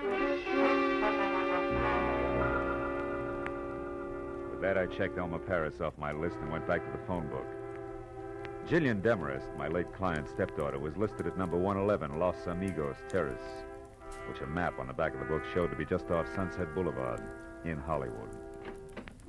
Come in. The girl herself, replete with old-fashioned, the only thing that was red-headed, maybe 30, and meat and potato curves in either direction. From a waistline that was strictly rye crisp over lettuce leaves. Sit down. What's your problem? Well, I got some bad news, Miss Demarest. Don't tell me. It's my income tax. I've been caught lying. It's your stepmother. She's dead, Jill. Oh. That's too bad. Her Yeah, heart? well, try not to go to pieces, kid, huh? Look, I didn't particularly like Lola Demarest. She didn't particularly like me. So, why make a thing of it? Because the seahorse brooch has been stolen. You're kidding. Don't try brushing that off because it was supposed to be sold today with the proceeds to go to you. You're a liar. Private detective. Hired Jill to fly the brooch to a San Francisco dealer, and I found out it's really worth $50,000. A lot of dough you didn't expect. Okay, Mr. Private Detective. That last crack. It means exactly what? That you could have taken the brooch yourself. Try me again. Surfside 10229. Stop pushing and start listening. If Lola intended to sell the brooch and give me the money, it was for one reason only. My father wanted it that way. So? So do I. And now that you're without a client, maybe you'll work for me. I doubt it. I write and get paid well. 5,000 words a month for a pulp magazine. Torrid stories. It figures. Pays off nicely. Be worth your while. You want to help me? Suppose you're lying and actually stole the brooch yourself. What then? Then you handcuff me to the nearest cop and run for mayor on the Let's Clean Up Local Crime ticket. Now, is it a deal for, say, 1% of the 50,000, if I get it? 0 if I don't. 500 of fun, huh? Hmm? Okay, Jill, it's a deal. Good. And for a starter, do you happen to know who Mrs. Demarest' new lawyer was? New lawyer? I didn't know the old one had been fired. I didn't say he had. Could have quit, you know. Nobody ever quit working for Lola Demarest. It wasn't her nature. Oh? Will you please stop barking at me and go out and bite the guy with the brooch? You look like you could do a good job of it. For $500. Yeah. But just think of the opposition, Jill. It's snapping at 50 grand. I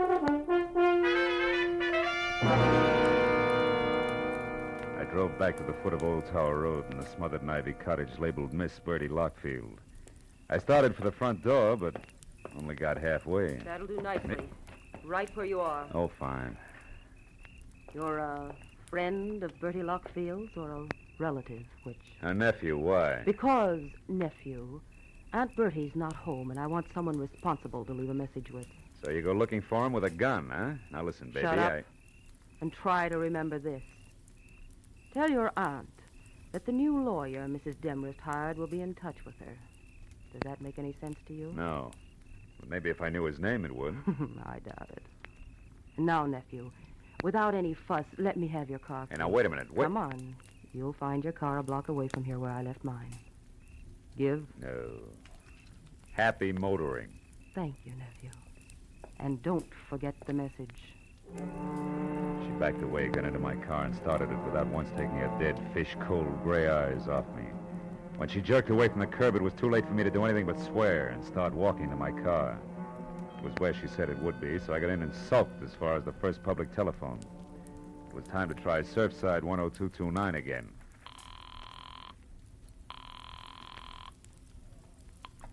Hello. Hello, I'd like to talk to... To who? Wait a minute, is that you, Lieutenant Matthews? Yeah. Marlowe? Yeah, that's right. Oh, that Demarest case, huh? Well, Phil, the coroner thinks it was murder, all right. Suffocated her with a pillow, but they won't be sure till the autopsy report is in. Yeah, wait a minute, Matthews. Hey, wait a minute. Will you? You're at Surfside 10229, right? Yeah.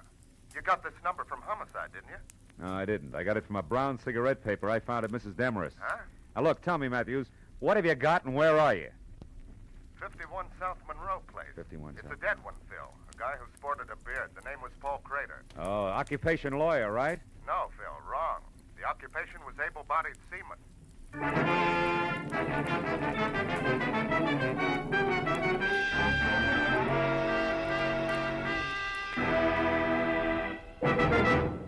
In just a moment, the second act of Philip Marlowe. But first, Dr. Christian's latest patient comes up with a new problem for the kindly small-town physician this Wednesday.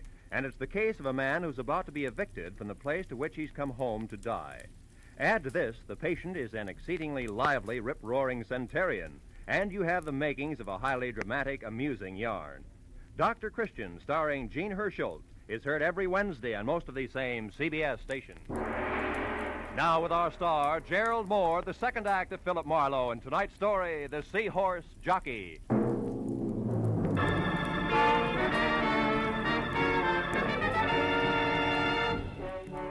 I was 30 minutes getting out to the address Matthews had given me. The neighborhood around Surfside looked like it had been pushed together from scraps that had washed in from the sea. And number 51 Monroe Place was no improvement. It was a corroded little frame house surrounded by a picket fence, with most of its front teeth missing. I parked in the red glare from the squad car's spotlight, and as I walked past the sagging gate, I could hear Matthews inside. Oh, hello, Marlowe. Come on in. But don't fall over the late Mr. Paul Crater there. Oh, that's him, huh? Doesn't look much like a sailor to me, Matthews, in spite of his whiskers. What do you expect, bell-bottom trousers? All right, all right. Those guys wear suits when they're ashore like anyone else. He was shot twice, Phil. Once in the stomach, once in the chest. Dropped right here in front of the door, huh? Yeah. The way it looked, somebody came up and knocked, and when Crater opened the door, they let him have it. Got a line on him? Well, he was a nice, quiet guy, apparently. Lived here with his sister, Helen. As far as we know, they got along fine. We're still trying to locate her. He worked around here someplace, but we don't know where yet. But what about that Demarest business? Oh, that. Well, Oh, wait a minute. Oh, okay. Matthews. Yeah, Mooney. I see. Jug Nolan. As in J-U-G? Yeah. Uh-huh.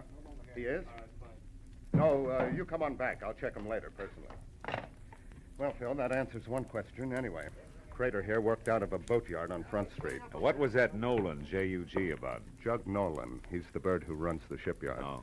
Mooney says he's a genuine old sea dog from roll your owns to Wait a pedal. minute, did you say roll your own? Yeah. Matthews, how about letting me talk to this Nolan before you and the boys move in? Why? I'd like to check the color of his cigarette papers, and I'll let you know. Well, okay, Marlowe. Only keep your chin in. Maybe Nolan doesn't know anything about what happened to Crater here. Unless he pulled the trigger, huh? I drove through the thick smell of seaweed and dead fish that was Front Street for 10 blocks before I found a battered sign that read Nolan's, dangled over the door to a shanty of an office behind which a tangle of crooked masts stuck up like jackstraws out of a jam of crusty hulks. I pulled into the curb across the street from the place and started to get out when the office door opened, and a man who looked something left over from Moby Dick stepped out, headed across in my direction. As he passed in front of my car, I got a good look at the butt of the homemade cigarette, drooping over a jaw as heavy as the end of an anchor. It was rolled with brown paper. Odds on, it had to be Jug Nolan. When he swung on down the street and finally went into a bar, I followed. Hey, Swede, do it again, huh? Be right with you, Jug. Snap to it. I gotta get... Well, what do you make of it, mate? Something biting you? Not exactly, Jug. I was just wondering how well you're acquainted with Lola Demarest. Demarest? Yeah. Well enough to know she's got vinegar in her veins instead of blood. Why?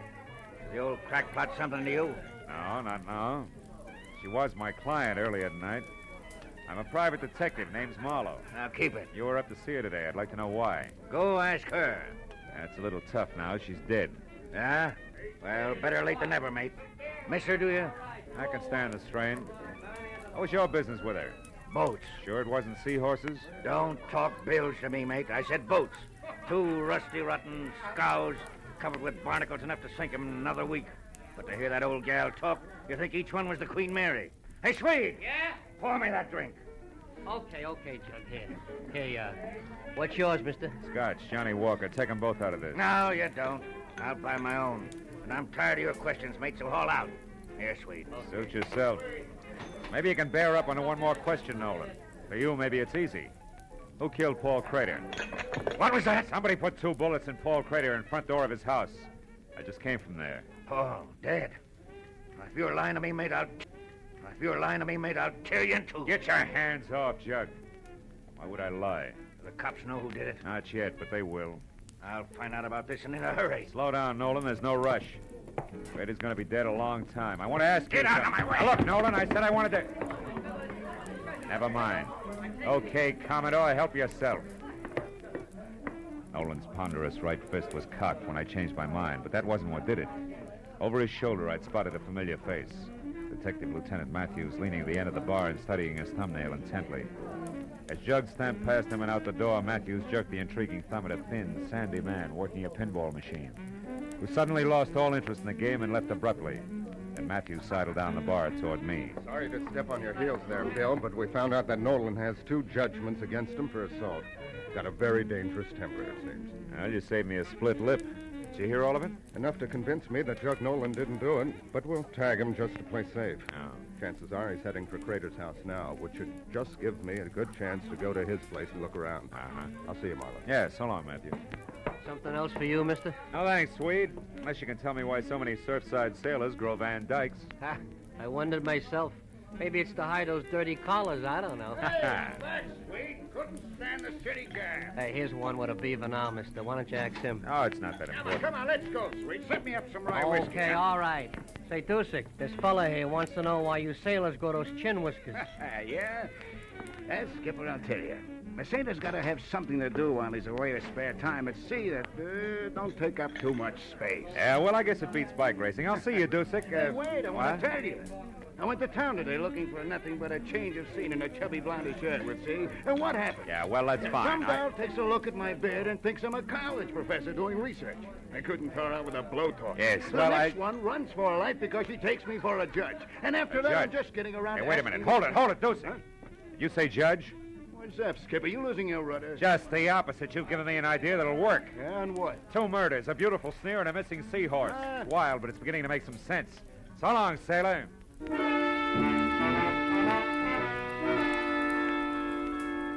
checked Nolan's boatyard first, but his office shack was dark. So I drove hard back to 51 Monroe Place in the hope that Matthews had been right about Jug's destination. When I ground to a stop, I once again gave thanks for smart cops. Jug Nolan was there, all the fight gone out of him as he stared without seeing it at the blood spot on the floor where Paul Crater had died. I asked him one simple question. The answer he grunted in 3 words without so much as looking up. But it made everything fit. And as I got to the phone, I knew that whatever else he was, the old sea dog was no liar.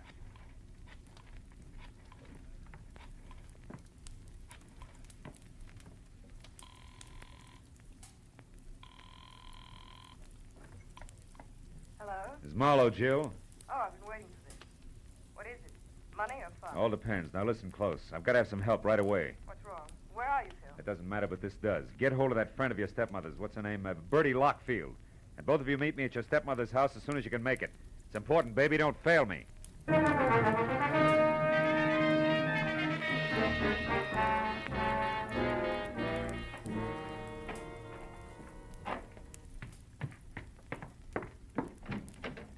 What took you so long? Well, yes, I understand you wanted our help in a big hurry. We rushed madly over I'm here. sorry it took longer to get here than I figured. What do you want us to do, Phil? Catch a thief and a killer? You see, I'm positive now that whoever got away with that jeweled seahorse also held that pillar over Mrs. Demarest's face until she died, and went on to kill Paul Crater in Surfside. 2 murders? Killers have that advantage, baby. For 1 murder or a dozen, the price is the same. I don't understand, Marlowe. Does the second murder have something to do with my stepmother's death? They follow like links in a chain, Jill. Lola Demarest called me at 4. She was expecting a new lorry at 4:30. When I got here at 5, she was dead and the jeweled seahorse was gone. However, the circumstances indicated that somebody who knew her had done the work. Then you don't think the new lawyer was the one No, who... but I do think the new lawyer came in, just as I did later, through the open back door. Stood right over there and overheard the entire business. Can you prove all this, Marlowe? Not yet. But if you found that new lawyer, you could. Right. That new lawyer's going to turn up soon, and when she does, we'll have something She? more. Yeah, she, Bertie. Lola Demarest's new lawyer is a woman. A woman? The distinguished man in suit and Van Dyke that you shot and killed in Surfside was the lady lawyer's brother, a seaman. You mean Bertie here? Yeah, Jill. The new lawyer who witnessed the whole thing decided to move in on it. Right, Bertie? But it was blackmail. I got a note in my mailbox from a lawyer named Crater accusing me and demanding money. And since you were already in so deep, you figured another murder wouldn't matter. You got the lawyer's Surfside address some way and went there. That's where you stumbled, Bertie, over a suit of clothes and a beard. Bertie, well, you were Lola's best friend. You'll never understand, you fool. So don't try. Bertie! Don't you try either, Marlowe. Make a move for your gun and I'll put a bullet in her back. Lola Demarest's best friend. I despised and hated her. The years I worked and slaved for that woman, pampering her, putting up with her sickness and her temper and her high-handed ways. She owed me plenty for those years. When it came time to pay, the money went to you, you cheap little snip. You'd done nothing for her. You were getting everything. Stand still, Marlowe. I came prepared, remember? So did I, Mrs. Lockfield. Helen Crater. Better drop it, Bertie. You're in the middle. Listen, we can still do business like you said in the note. Not now, sister. You forget 3 things. First, you tried to kill me. Second, you did kill my brother. Helen, you don't know what you're doing. And third, the female of the species is always deadlier than the male.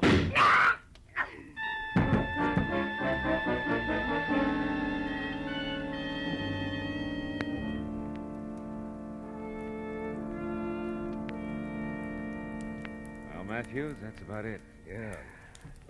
What do you think will happen to Helen Crater? No, that's one I don't have to figure out. Well, she's a lawyer, you know. So, Maybe by the she way, could- Phil, Huh? how did you find out she was the lawyer? Oh, that. Well, you see, the fact that the new lawyer was nowhere around bothered me. Uh-huh. And then when I was in that bar in Surfside, one sailor with a beard told me he'd been mistaken for a judge. So I figured maybe another sailor, also with a beard, could have been mistaken for a lawyer. And you worked back from that? Yeah, Paul Crater's sister, Helen. I finally asked Nolan what Helen Crater did for a living. He told me. You see, he was the guy who had recommended Helen in the first place. He'd come to see Lola about the boats and found out that she needed a lawyer, right? That's right. So he tossed some business to Paul Crater's sister. That's how the phone number came on brown cigarette paper. You know, I found it on the sun porch. Well, that's it. Yeah. Well, you gonna get some coffee? No, thanks, Matthews. I'm kind of tired. Oh, I think I'll go home.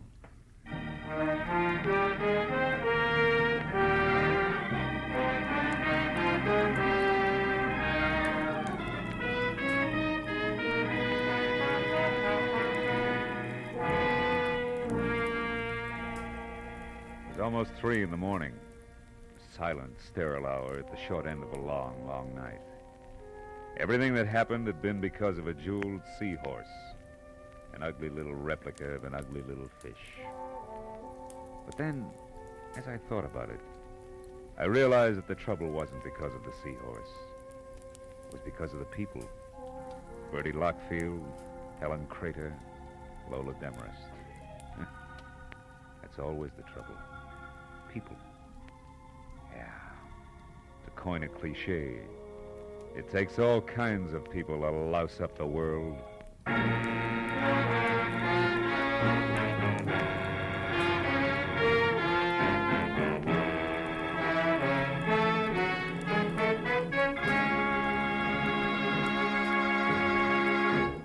The Adventures of Philip Marlowe, bringing you Raymond Chandler's most famous character, star Gerald Mohr, are produced and written by Norman MacDonald and written for radio by Robert Mitchell and Gene Levitt.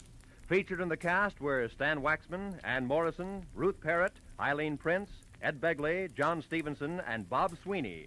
The special music is composed and conducted by Richard Arant. Be sure and be with us again next week when Philip Marlowe says... This time all I had to go on was a postmark, but that was plenty. It led me to a knife between a pair of shoulders, a woman with a second-hand face, and a corpse by a water wheel.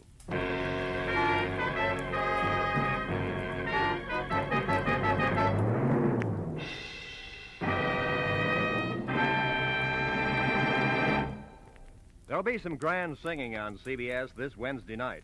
Bing Crosby will play host to Al Jolson and Ella Fitzgerald, and Burns and Allen will entertain lovely Dinah Shore. Also, Groucho Marx will be around with more of his wonderful wit on his quiz, You Bet Your Life. And, of course, Dr. Christian will be on hand with another famous story. They'll all be heard on most of these same CBS stations, so be listening. This is Roy Rowan speaking. Now, stay tuned for Pursuit, which follows immediately over many of these same CBS stations.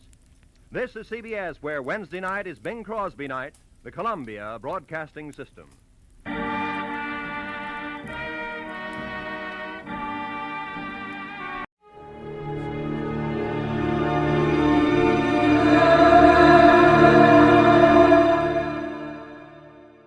Now, the Roma Wine Company of Fresno, California presents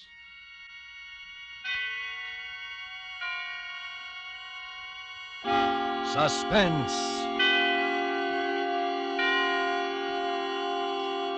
Tonight, Roma Wines bring you A Shroud for Sarah, starring Miss Lucille Ball, soon to be seen in Metro-Goldwyn-Mayer's Technicolor musical Ziegfeld Follies. Suspense, radio's outstanding theater of thrills, presented for your enjoyment by Roma Wines. That's R-O-M-A, Roma Wines. Those excellent California wines that can add so much pleasantness to the way you live, to your happiness in entertaining guests, to your enjoyment of everyday meals. Yes, right now a glassful would be very pleasant, as Roma Wines bring you Miss Lucille Ball in a remarkable tale of suspense.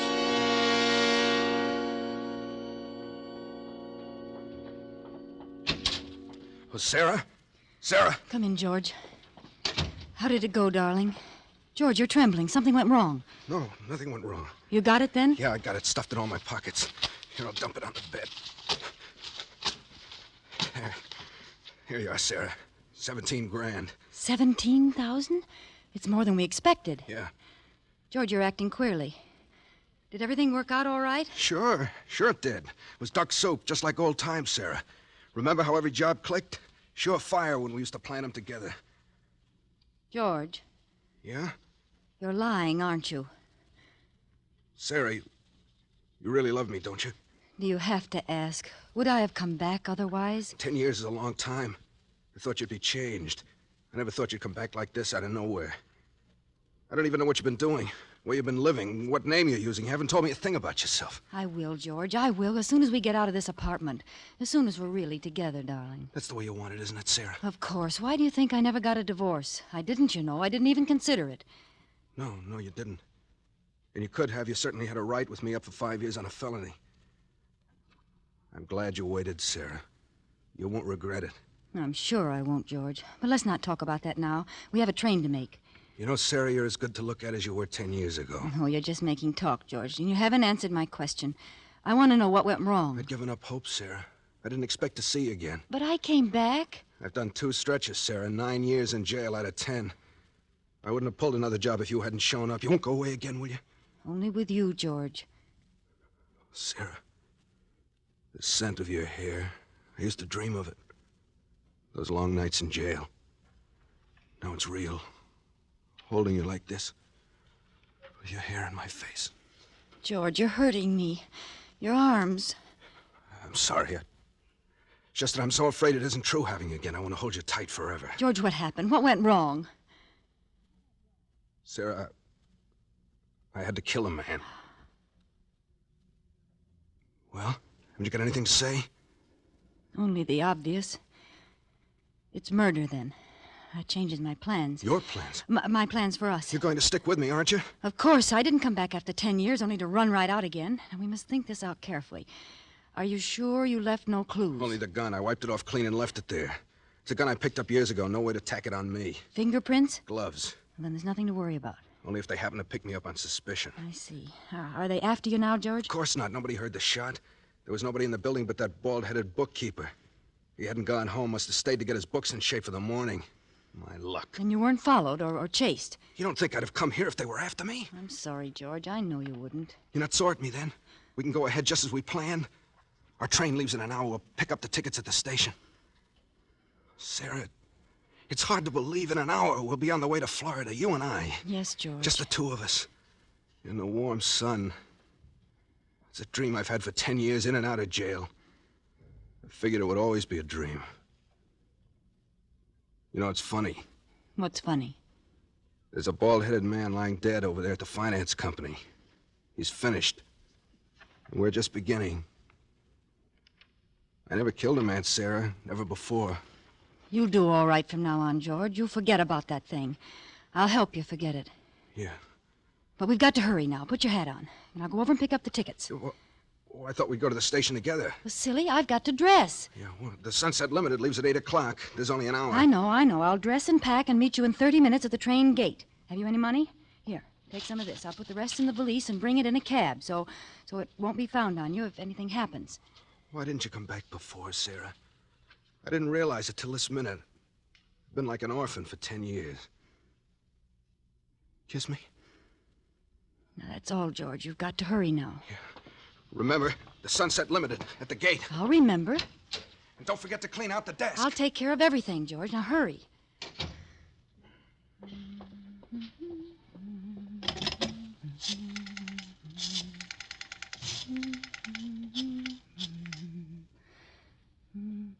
Hello? Police headquarters?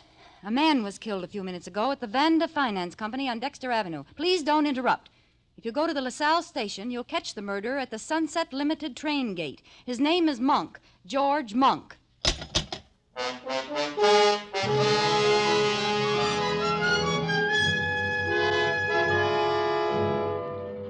For Suspense, Roma Wines are bringing you as star Miss Lucille Ball in A Shroud for Sarah by Emil C. Tepperman. Roma Wines' presentation tonight in radio's outstanding theater of thrills, Suspense.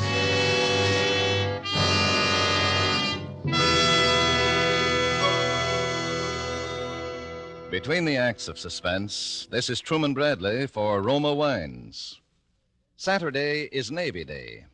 On this day, all America gives honor to the returning veterans of the fleet. To these men, all America lifts its voice to say, well done. This weekend, too, millions of Americans will be entertaining family and friends. To them, here's a hospitality word from famed hostess Elsa Maxwell. My guests compliment me when I make delicious Roma, California sherry first call for dinner. It's the perfect appetizer before the meal, served cool. Yes, Miss Maxwell, Roma sherry is most delightful later in the evening, too, when friends drop in, especially when served with tasty snacks. For glorious gold and amber, Roma sherry is a happy, mellow wine with natural fragrance and cream-rich, nut-like taste. So good because Roma sherry, like all Roma wines, is born of luscious grapes gathered at peak of flavor in California's choicest vineyards. Gently pressed, then unhurriedly, guided to delicious perfection by Roma's ancient winemaking skill, bottled at Roma's own famed wineries. That's why all Roma wines are true wines, unvaryingly good always. Remember, because of uniformly fine quality at reasonable cost, more Americans enjoy Roma than any other wine. Insist on Roma, R-O-M-A, Roma wines. And now, Roma Wines bring back to our Hollywood soundstage Lucille Ball as Sarah Martell in A Shroud for Sarah, a play well calculated to keep you in suspense.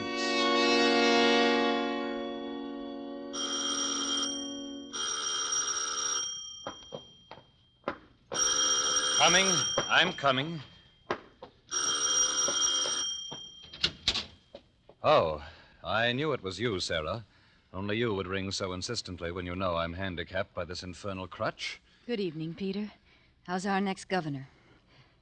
Aren't you going to kiss me? I've been away 3 days. Is it necessary, my dear? Peter, are you going to let the neighbors see me standing out here with this valise? Kiss me, you idiot. You can stand it if I can. Very well. Satisfied, my dear? Now that we've performed for the neighbors, shall we go in? The city's underworld, it appears, has broken out again with a new wave of violence, robbery, and potential... I see you've moved the radio again. I moved it nearer the easy chair. This crutch makes it hard for me to get around.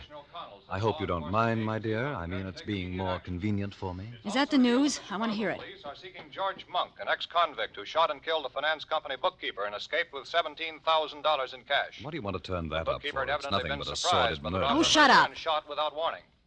But there's a mystery angle here which sets this case apart from the ordinary holdup. Police are seeking an unidentified woman who tipped them off a few minutes after the murder, naming George Monk and telling them just where he could be picked up. Unfortunately, one of the officers sent to apprehend the murder was recognized by Monk, who made his escape in the crowded railroad station. What's the matter, my dear?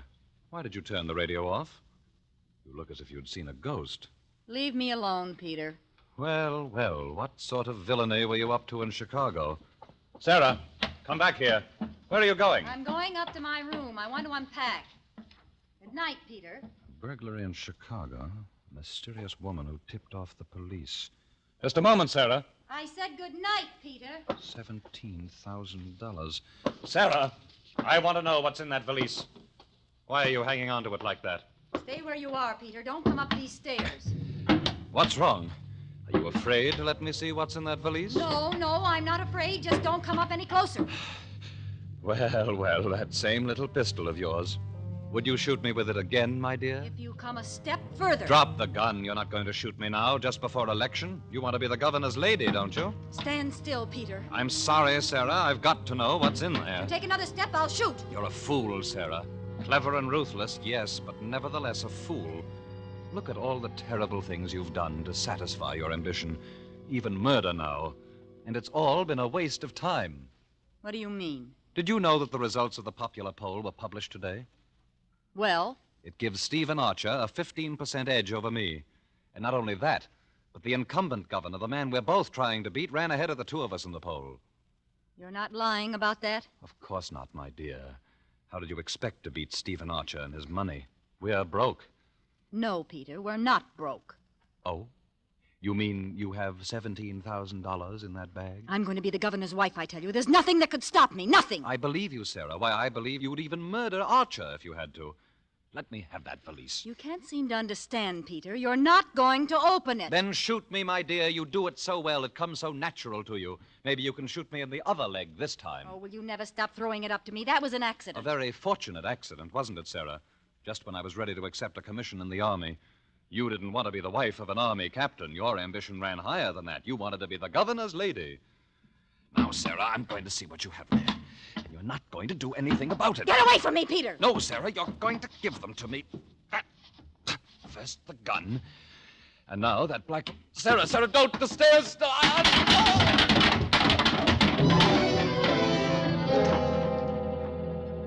Sarah. Oh, Sarah.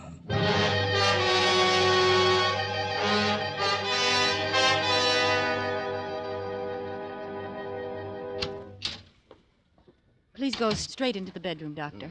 Peter fell again and hurt his leg in the same place. Now, look here, Mrs. Martell. What's the use of keeping up this deception between ourselves? You know and I know that your husband didn't fall the last time. That was a bullet wound in his leg. Dr. Varney, you promised never to mention that bullet wound. And you promised to pay me, remember? $10,000. Where's the money? Don't worry, I have it. Oh, well, that's different. Where is it? I'll take it now. Later. Please go in now and take care of Peter. Did you shoot him again? Of course not. That was an accident the last time. I was examining the pistol and it went off. Yes, of course. That's the story, Mrs. Martell. And for $10,000, I'll gladly subscribe to it. But I must have that money. I need it. I won't touch that leg till I get the money. All right. I have it here. Oh. There. That's $10,000. Now hurry in there and take care of Peter. Afterwards, I'll want to see you in here. There may be another matter that I'll want you to handle for me. Yes, there's $10,000. Another matter? You are also the physician for Stephen Archer, aren't you? Yes. You've been attending him every day during the campaign. I understand his heart needs attention. Look here, Mrs. Martell. Stephen Archer's running against your husband for governor. I wonder when you originally called me in, did you know I was Archer's physician? Could be. Huh. Well, I'm sorry I can't discuss Archer with you. Why not? Why not? Why, the ethics of my profession. The ethics of your profession. Please, Dr. Varney.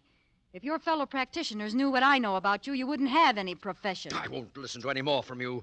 I'll take care of that leg of your husband's, but more than that, no. Oh, but I'm sure you'll change your mind, Doctor. Whatever your proposition is, the answer is no. Even if I were to offer $50,000? $50,000? There, now, I knew you'd be interested. Now run inside like a nice fellow and tend to Peter. I must go out for a few minutes, but please wait for me. There's an appointment I must keep. I won't be long.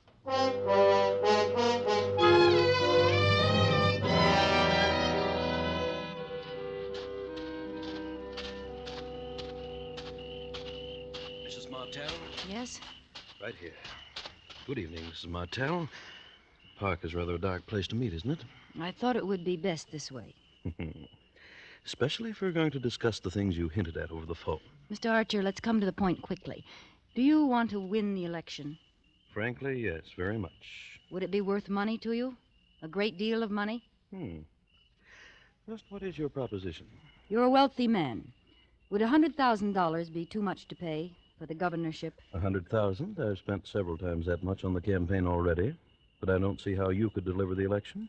Listen to me closely, Mr. Archer. Yeah? I learned that in yesterday's poll figures, you ran 15% ahead of my husband. That's quite true. But neither you or Peter will win.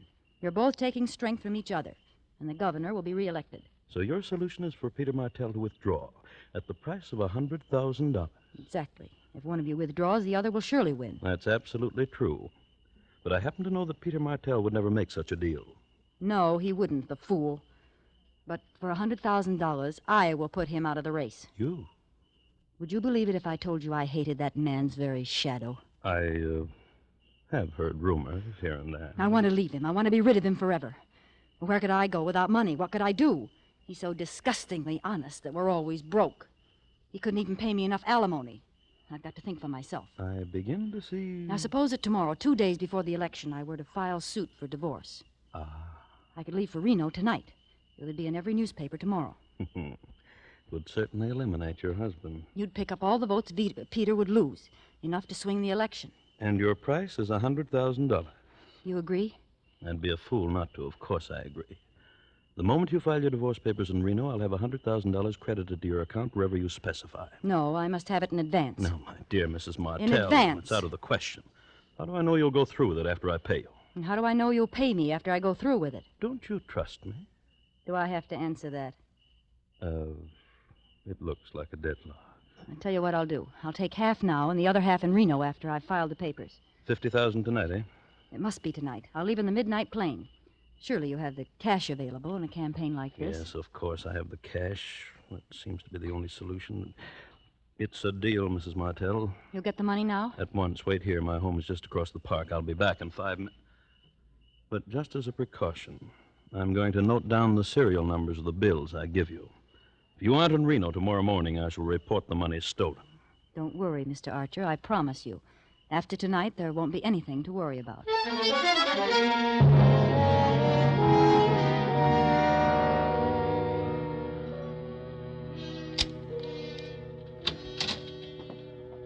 Still waiting for me, I see, Dr. Varney. Well, it took a long time. I was just deciding to leave. You took care of Peter all right? Yes, the wound opened up again. It was painful, but not as bad as it looked. He'll be up again by tomorrow. Thank you, Doctor. Oh, you said you wanted to talk to me. Yes, I have a little proposition for you. You mentioned $50,000. Yes. Yes, I have the money in my handbag. Here. One. Take it. Now count it. Ah. Yes. What do you want me to do? Doctor, have you ever murdered anyone? What? I said, have you ever murdered anyone? Oh, you're joking. You'd hardly call murder a joke. What are you suggesting? You are Stephen Archer's physician. You stop at his home every night and check his heart. And you give him a sedative. No. I'm going out of this house, Mrs. Martell, and I'm never coming back. Before you go, Doctor, I'll take that money back. $50,000, Doctor. It's a lot of money. Yes, I know just how deep you are in the red. $50,000 will put you on your feet again. Well, And you'll have the friendship of the wife of the next governor. You want me to give Archer an overdose of sedative, huh? I knew you'd be reasonable, Barney.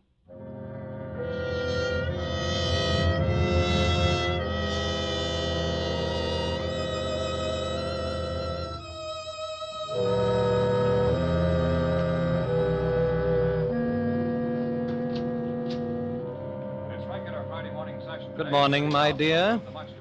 I see you're at the radio already.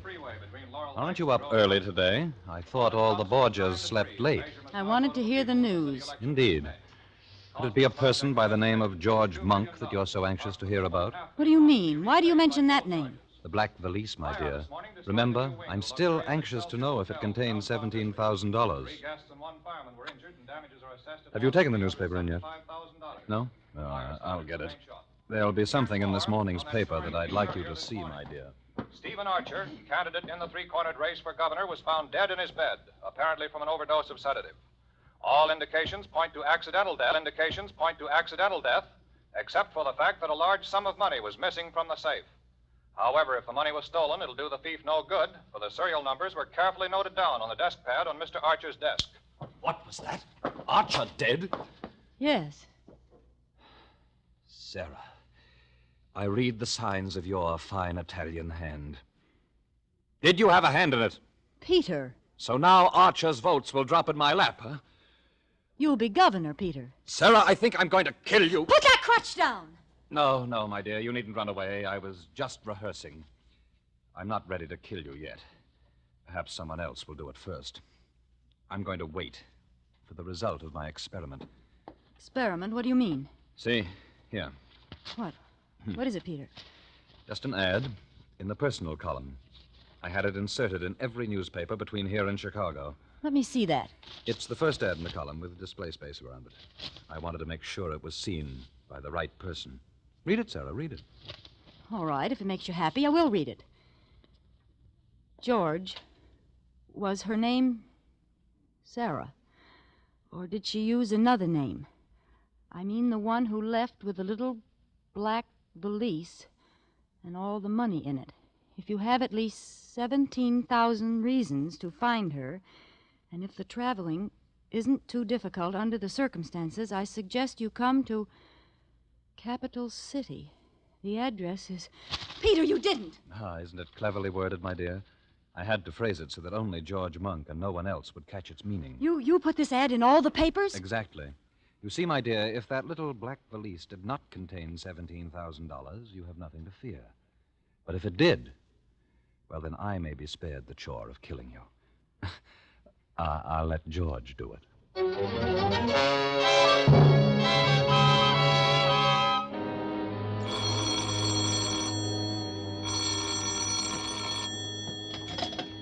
Hello? Mrs. Martell? Who is this? Dr. Varney. Oh, What do you think it was? I thought... Never mind. What do you want, Varney? Don't you know? Think you're pretty clever, don't you? What do you mean? That was Archer's own money you gave me last night, that $50,000. Varney, are you insane? Don't you realize you're talking over an open phone? I only realize I murdered Archer for you for nothing. That $50,000 I can't use. The serial numbers have been broadcast. My dear Varney, I haven't the faintest notion what you're talking about. How clever you are, Sarah Martell. How clever. And how dangerous. Yes, too dangerous to live.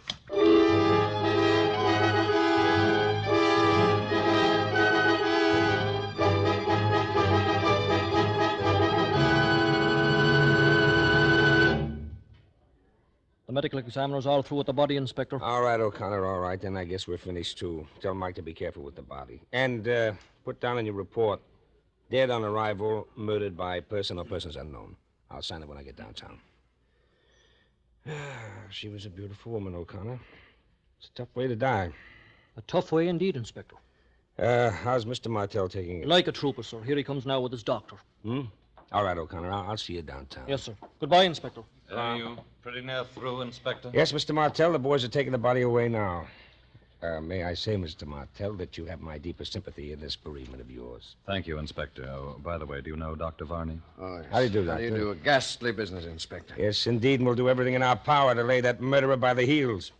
Inspector. Yes, Dr. Varney? Have you any clues, anything definite to go on? Well, if you don't mind my talking about it now, Mr. Martell. Oh, it's all right, Inspector. I'm afraid I'm going to have to listen to a good deal of talking about it.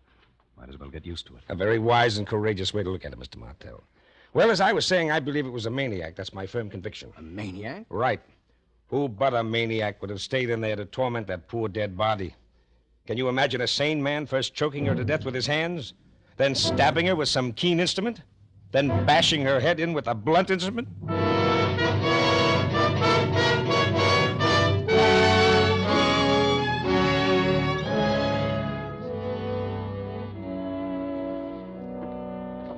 Well, Varney, that was quite an ordeal. It was terrible. Varney. Yes? You hated her very much, didn't you? No more than you did, Mr. Martell. I won't deny it. It's true. You haven't been using your crutch this morning. Huh? What made you think of the crutch? Oh, nothing. Blunt instrument, huh? That's all right, Varney. I don't mind your asking. I was thinking along the same lines myself, only it was the keen instrument I had in mind, say a scalpel. Now, look here. Skip it, Varney. I was just making conversation. Oh. You know, there's something I don't understand. Yes, Varney? Yes? Nothing at all. I know what you want to ask. You want to know who was the third man. Well, I'll show you, Varney. Where are my keys? Here. What do you got in that closet? A guest, Varney. Shall I say an invited guest?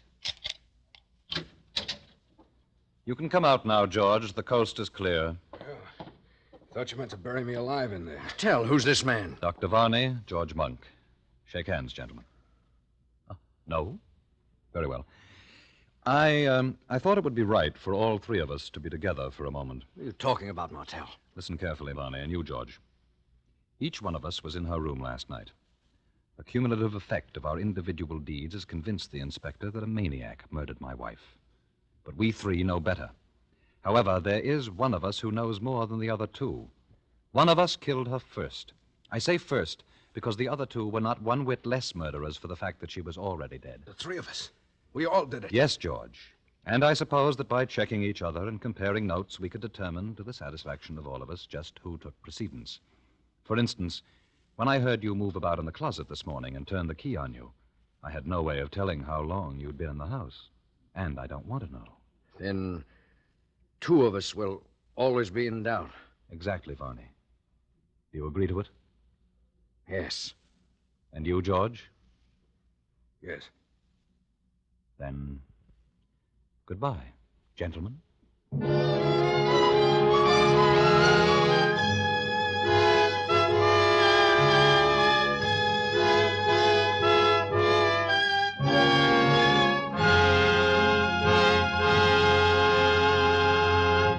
Roma Wines have brought you Lucille Ball, a star of A Shroud for Sarah. Tonight's study in Suspense. This is Truman Bradley for Roma Wines, the sponsor of Suspense. When unexpected guests make a mealtime call, well, anything can happen. Famed hostess Elsa Maxwell makes this timely suggestion. Invite them to stay for potluck and make the dinner exciting by serving Roma California Burgundy. For no matter what the dish, the fruity fragrance and piquant taste of robust red Roma Burgundy makes the food so much more enjoyable, adds friendliness to the table talk. That's right. Glassfuls of good Roma Burgundy, served cool, makes any simple meal more exciting, more delicious. But don't wait for unexpected guests. Try Roma Burgundy with dinner tomorrow. You'll enjoy this vintner's masterpiece. Like all Roma wines, this is wine at its best in uniform quality, yet costs only pennies a glass. Always insist on Roma wines. No other wine offers you so much for so little. Next Thursday, you will hear Ronald Coleman in Suspense, radio's outstanding theater thrill. Presented by Roma Wines, R-O-M-A, made in California for enjoyment throughout the world. There is an immediate need in most hospitals for auxiliary and non-nursing personnel. Approximately 90,000 men and women must be recruited if hospitals are to provide patients with even minimum services. The present critical lack of hospital workers of all kinds is substantially reducing the amount of nursing care per patient because nurses must spend so much of their time on non-professional tasks. Although the need varies in different sections of the country, there is an overall need for orderlies, laundrymen, chefs, electricians, plumbers, janitors, and so forth. Men and women, both skilled and unskilled, who want to work in a hospital in any capacity, can now get secure, well-paid jobs with a post-war future.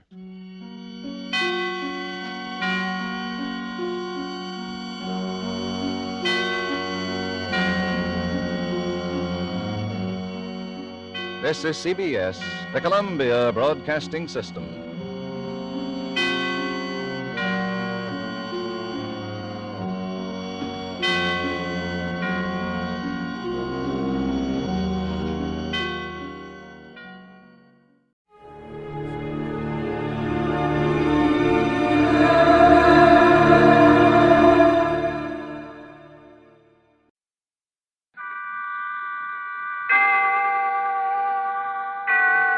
Autolite and its 96,000 dealers bring you Miss Linda Darnell in tonight's presentation of Suspense.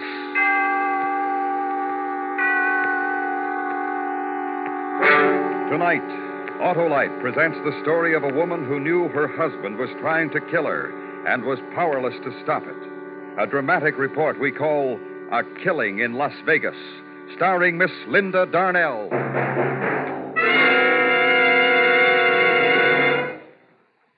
Hi, Hap. Huh? Oh, hello, Harlow. Boy, you really gave me a powerful start. Just like the powerful starts you can be sure of getting from your Autolite Stay Full battery, Hap. And an Autolite Stay Full needs water only 3 times a year in normal car use. I know, Harlow. And, Hap, do you also know that the Autolite Stay Full gives longer life, as proved by tests conducted according to accepted life cycle standards? I do, Harlow. Well, okay, then. Visit your nearest Autolite battery dealer. He services all makes of batteries, and he has an Autolite Stay Full for your car in case a replacement is needed. To quickly learn his location, just phone Western Union by number. And ask for me, Operator 25. I'll gladly tell you the name of your nearest Autolite battery dealer. Where you can get an Autolite Stay Full, the battery that needs water only 3 times a year in normal car use. And remember, from bumper to tail light, you're always right with Autolite. And now, with A Killing in Las Vegas and the performance of Miss Linda Darnell, Autolite hopes once again to keep you in suspense.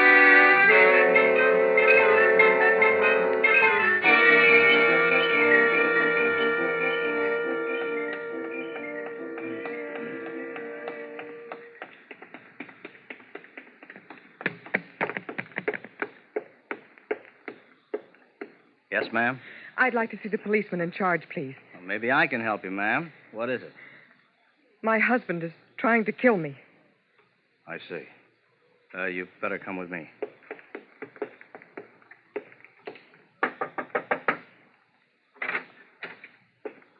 Oh, Hank, I think you better talk with this lady. Oh, yes, ma'am. Come in. Now, have a seat. Thank you. Now, what is it you wanted to see me about, Miss... Mrs. Evans. Dixie Evans. I'm a dancer over at the Oasis Club. Oh, yeah, the Oasis. You must be one of the new acts. I don't believe I've seen you. Well, I just started my run this week. Well, what's your trouble, Mrs. Evans? My husband is trying to kill me. Your husband? Yes, twice in the last 24 hours. Well, maybe you better start at the beginning. Well, my husband, Charlie, and I arrived here in Las Vegas about a week ago. Frankie Paris, a booking agent in Los Angeles, had gotten me a 6-week run at the Oasis Club over on the main highway. Yeah, I know the place. Well, Charlie doesn't usually bother to travel with me when I go out on road bookings, but this time he did. Charlie likes to gamble. I guess that's why he came with me. Well, last night, Charlie didn't show up at the club at 1:30 to pick me up like he usually does, so I waited for him. And by 2 o'clock, the club had been emptied and everybody had gone home. I was still in the back, waiting for him.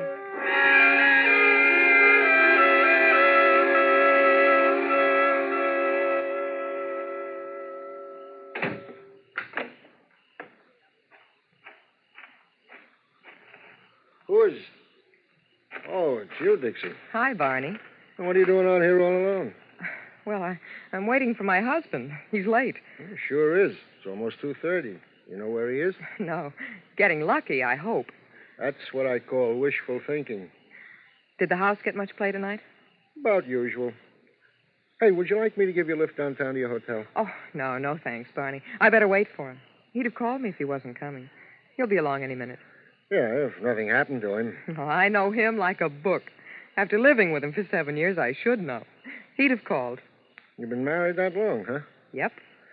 Well, look, Dixie, I don't like to leave you out here all alone like this. Don't be silly. Well, if I can't offer you a lift to town... No, thanks just the same, Barney. Tell you what I'll do. I'll wait around till he gets here. I don't want you to get lonesome. Oh, no. You go on home and get some sleep. I won't be lonesome. I've got all those wide open spaces of Nevada just to keep me company. Okay, Dixie. And besides that, I got a strong pair of lungs. I can always scream for help. Sure, but who'd hear you? Like you said, those are wide open spaces out there.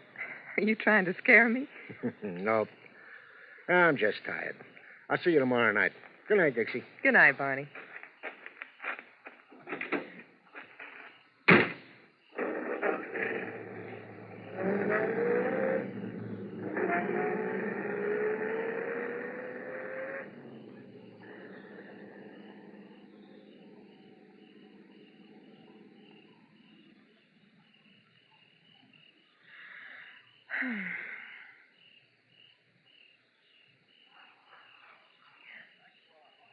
Who?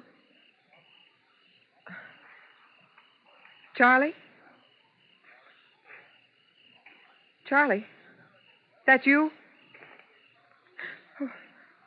Who is it? Charlie?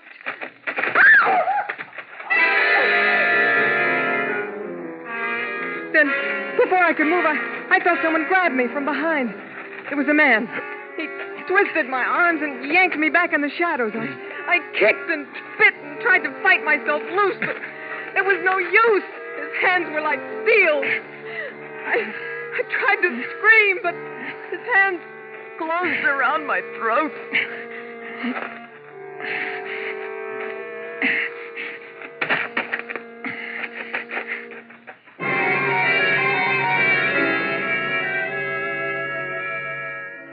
When I came to, I was lying on the gravel back of the club. It was still dark. I took a deep breath, and my lungs felt as if they were going to burst, and my throat ached. I staggered to my feet and ran around in front of the club onto the main highway. It wasn't long before a passing cab picked me up and took me back downtown to the hotel. When I let myself into the room, Charlie was in bed. I sat down and started to cry. He got up, came over, and put his arms around me. That's when I should have known. When he put his arms around me. Look, Dixie, baby, come on, get hold of yourself now. Come on, take hold, honey. You're shaking like a leaf. What is it? Oh, Charlie. Charlie, it was terrible. Someone tried to kill me. Oh, baby. Oh, Charlie. Look, will you stop crying long enough to tell me what you're talking about? Someone tried to kill you? Yes. Where? In back of the club, the Oasis. I was waiting for you, and he... Didn't you get my telephone message? Message? Yeah, I left a message for you. Well, no. Oh. Well, what happened? Well, I was back there waiting for you. I heard a noise, and first I thought it was you. I called your name, and then this man rushed up behind me, grabbed me around the throat, and Did you see what he looked like? Well, no, I couldn't see his face. It was too dark, but he tried to choke me, Charlie. Look, Dixie. Oh, it was terrible. His hands around my throat. Well, what happened after that? Well, I don't know. I passed out. I guess he thought I was dead. But why did he want to kill me? Just wait a minute, Dixie. How do you know he wanted to kill you? Why, I don't know. Was anyone from the club around there? Oh, no, everybody'd gone home. I see. Oh, it could have been someone trying to rob the club. Huh? Yeah, sure, that might have been it. Some guy was going to break in and rob the club. He thought everybody'd gone home. When he got running back, he found you. Got scared, and he attacked you. Well, maybe you're right. Of course I'm right. You say you called me? Yeah, I sure did. I was having a run of luck at the club cartwheel. Must have won about $500, baby. I didn't want to leave. So I called the club and told them to tell you to take a cab on home. But I didn't get the message. No, well, I guess somebody just forgot to give it to you. Charlie, maybe I ought to call the police. What for? To tell them what happened. It's late now, honey. When we get up in the morning, huh? Well, all right, Charlie. You won $500, Charlie? Yeah. Isn't that great? Can I see it? Oh, didn't want to carry a lot of money with me. I told him to make it out to me in a check and pick it up tomorrow. Oh. Now, you get to sleep, Dixie. Get a good night's rest, huh? You need it. Okay, Charlie, I will. I am tired.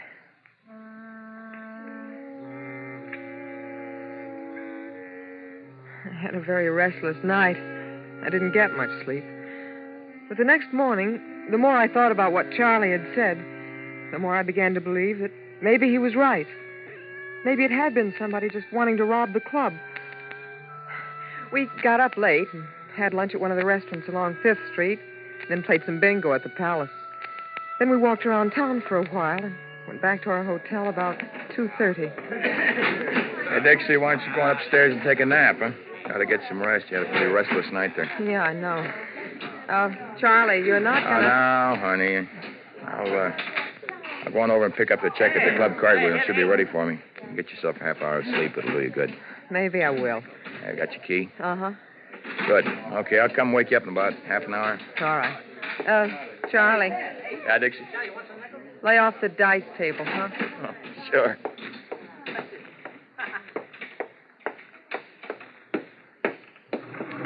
Yes, ma'am? 3, please. Yes, ma'am.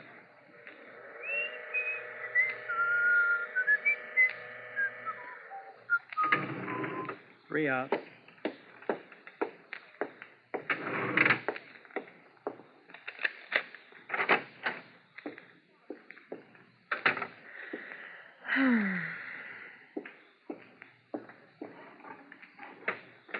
Oh, brother, this feels good.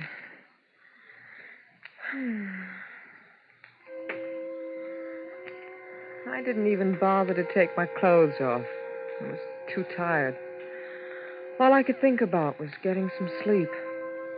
And the bed felt soft and good. I started to drift off into a dream. It was a terrible dream. I saw the man in the back of the club in my dream. He was chasing me now. I tried to run away, but he caught me and tied me up. Then he picked me up in his arms and carried me over to where a train engine stood and laid me down in front of it. The train in my dream hadn't started to move yet, but I could hear the hissing of the engine. And it seemed that the louder the hissing got, the harder it was for me to breathe. I tried to wake up, but it was hard, and then finally I did. But the hissing of the train didn't disappear with the rest of my dream. The hissing became the gas jet in the corner of the room. Oh, the window. The window. Gotta break it. Break my shoe off.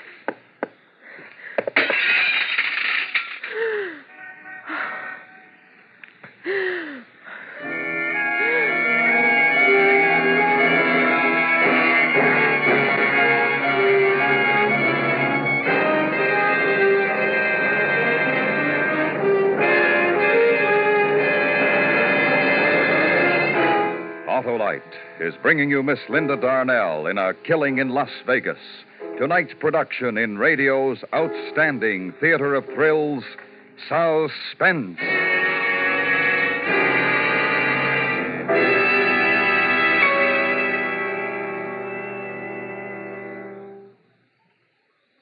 Harlow, I've told you before that I have an Autolite Stay Full battery.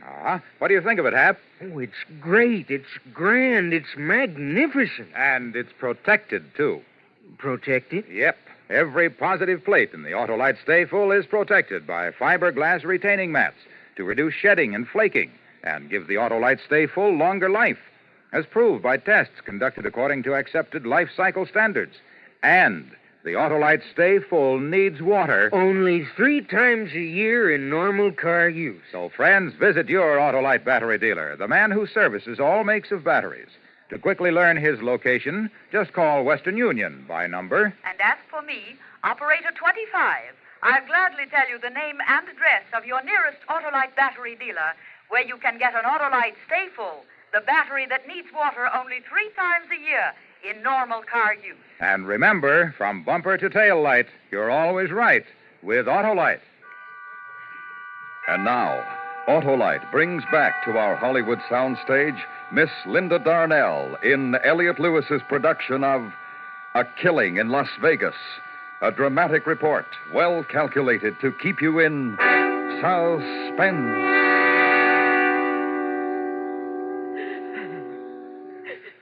All right, Mrs. Evans.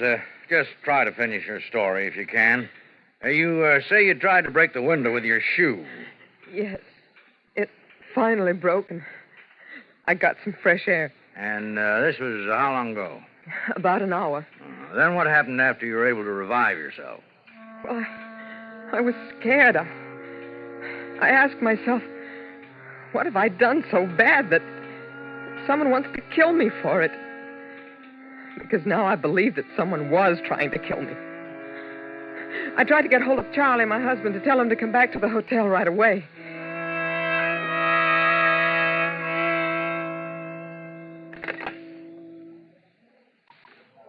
Main desk. Would you ring the club cartwheel for me, please? Just a moment.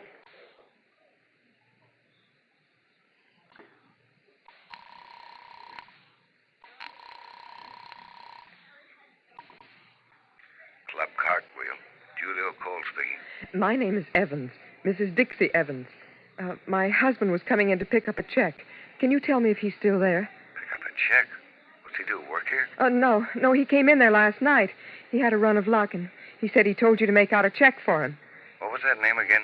Evans? Yes, Charles Evans. Just a second. Hey, does anybody know anything about a check for Evans? Nope. You mean he hasn't picked it up yet? No record of a check waiting for him. But he told me. Yeah, lady, sure. He told you. I'm sorry I bothered you. No bother at all.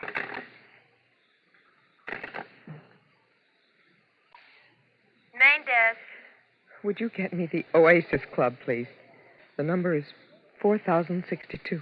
One moment.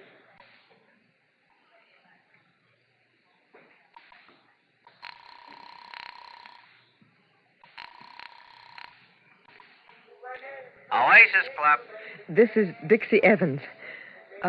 I was wondering if there were any messages left there for me last night. Oh, wait a minute. I'll look. Not a one, Mrs. Evans.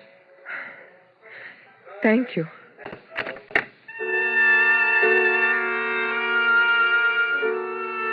And just like that, I find out that my husband, Charlie, is the person who's been trying to kill me. My own sweet, loving husband. He didn't win a pile at the club cartwheel. And he didn't leave a message for me at the Oasis Club. I guess I must have surprised him when I walked into the hotel room last night. He'd left me for dead. So he'd had to try again. Sleep, Dixie. Get some rest. So he could turn on the gas jet in the room and try again. What does a woman do when she finds out that her husband is trying to murder her? What does she do? What would any other woman do? She'd go to the police. So I came to talk to you. Is that all of it, Mrs. Evans? Yes. Isn't it enough? Oh, Mrs. Evans, tell me something. A man who tried to choke you back at the club, did you see his face? Well, I didn't see his face, but you didn't see his face? Well, no, Well, but... then how do you know it was your husband, Mrs. Evans? Because I told you he tried it again. Only a little while ago up in our hotel room. I found the gas jet in the room turned on. You don't believe me, do you? Does your husband own a gun? Yes. Has he ever threatened you with it? Well, no. Has he ever threatened you at all? No. No, but don't you understand... Why are you so certain that the man who tried to choke you in back of the Oasis Club was your husband? Huh? You didn't see his face. I know, but... Well, then you can't be sure. But up in the hotel room... You'd be quite surprised at the number of people who die every year by accidentally bumping against a gas jet and turning it on and never knew they did it. I tell you, my husband is trying to kill me. Why? Why? Can you tell me why your husband wants to kill you? Well, I don't know why. I don't know. I haven't the slightest idea. There, you see, you can't tell me why. Now, look, Mrs. Evans, why don't you go back to your hotel now and get some rest? We'll look into it for you. Look into it? But, well, aren't you going to arrest him or something? Well, I don't see how we can. You haven't given us any kind of substantial evidence that would prove your husband is trying to kill you. In fact, you can't even tell me why he wants to kill you. I can't tell you why. I don't know myself. Well, you'd better get back to your hotel, Mrs. Evans. Get some rest. We'll get on this right away. Yes. Maybe you're right. I'll go back to my hotel. Sure. Thank you, Lieutenant. Not at all. You get taken care of, lady? Huh? Oh, yes. Yes, thank you.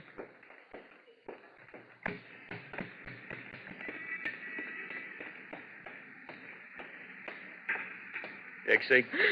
Charlie. Hello, Dixie. I get in the car, my dancing wife. I've come to take you home.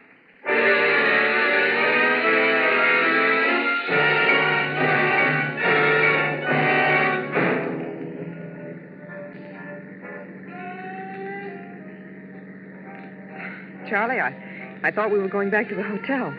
This isn't the way. What are we doing on the highway? Charlie, what's the matter? What's wrong? Oh, don't turn the radio louder, Charlie. I want to talk to you. Charlie, you're mad at me, aren't you? What have I done that's made you mad? Oh, Charlie, take me back to our hotel. Let's get home. I want to go home. I don't want to go for a ride. I'm tired now. I'm awfully tired, Charlie. Please don't turn it louder. It makes my head hurt. Please, Charlie. Charlie, don't I mean anything to you anymore? What is it? What are you mad at me about? Is it the divorce, Charlie? I don't want to hear you talk. That's it, isn't it? That's what you're mad at me about, the divorce. But I can't give it to you, Charlie. I can't. Look, it doesn't matter anymore. She's married now. She wouldn't wait any longer.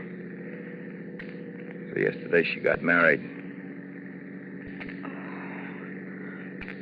Oh, Charlie, I didn't know it meant so much to you. I only tried to do what I thought was best for the both of us. We're not getting any younger, and when two people were married for as long as we were married, I thought maybe we should try to make something of it. You thought that. What about me? You? What about what I thought? Oh, you're right, Charlie. But you can't kill me now. Why can't I? I told the police. You told them what? That you were trying to kill me. That it was you in back of the club. That you turned on the gas jet. Oh, no. You can't kill me, Charlie. They'll pick you up in a minute. Okay, Dixie. Shall we go back to the hotel now? Okay, Dixie.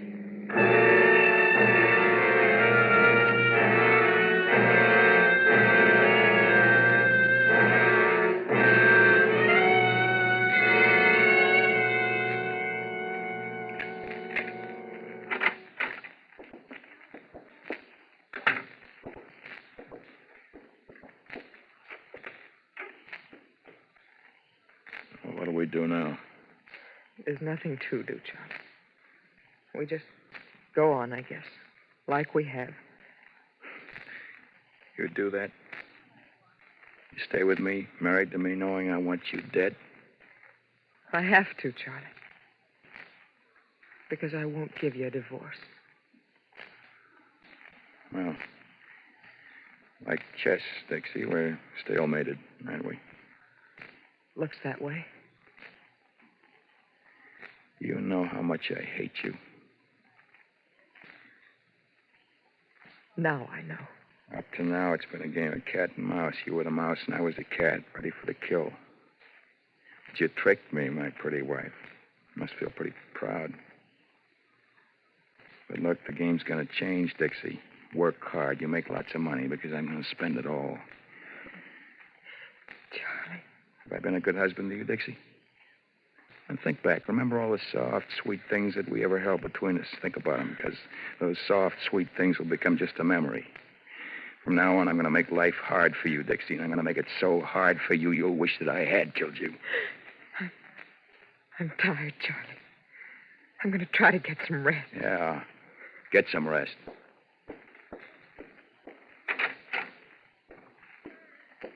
Get a lot of rest, Dixie. You're going to need it. You tell the police why I wanted to kill you, Dixie? Did you tell them how I asked you in a civilized manner for a divorce? You tell them that? Goodbye, Charlie. Dixie! Dixie, what did you do? Dixie! Don't die. The police, Dixie, they'll think I did it. Dixie. Please, Dixie, don't die. Dixie, don't die.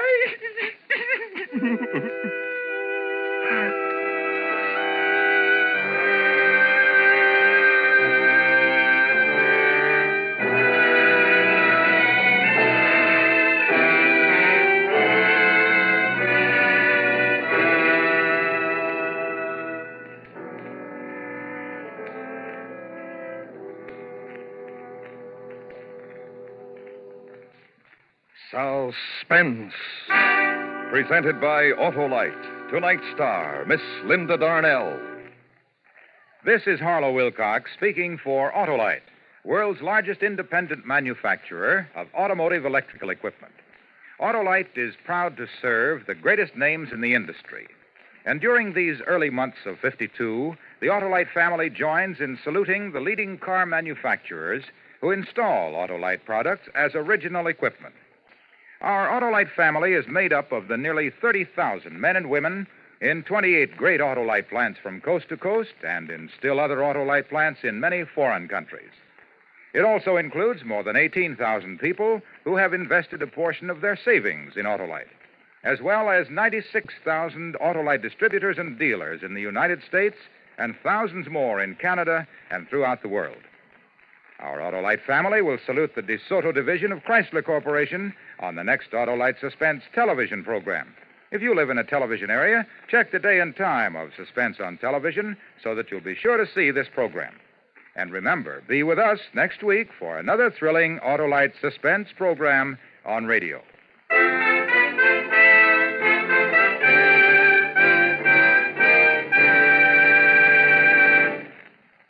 Next week on Suspense, our star will be Mr. Herbert Marshall in a radio dramatization of the true story of the 39 Steps. In weeks to come, we shall also present Ray Milland and Frank Lovejoy, all on Suspense.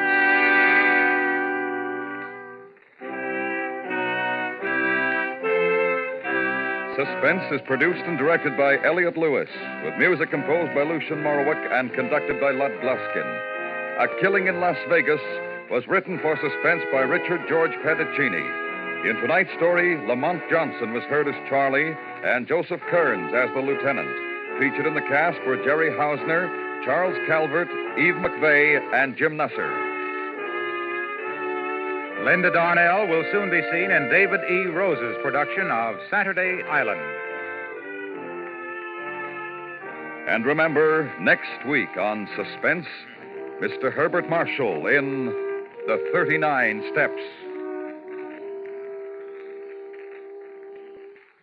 Did you know that more than 7 million American men, women, and children are victims of crippling arthritis? Help prevent this waste of human happiness and power. Give today to the Arthritis and Rheumatism Foundation, care of your local postmaster. This is the CBS Radio Network.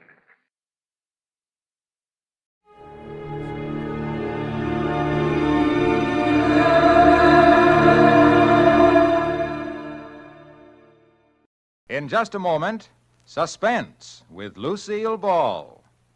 Hi, Harlow. Well, look who's here. Say, it's mighty nice of you to be sitting around all week just to hear me tell more about Autolite. Oh, I haven't been waiting around all week. Why, I was way up in Oregon. Oh, that's swell. That's swell. Hey, Hap, do you know the real story about Autolite Stay-Full batteries? Well, sure, I know the real story about Autolite Stay-Full batteries. Needs water only 3 times a year in normal car use. What a battery. Stay full, that is. Why, by Cornelius, an Autolite Stay-Full battery has more liquid reserve than a centipede has legs, than an ocean has waves, than a rabbit has, well, rabbits.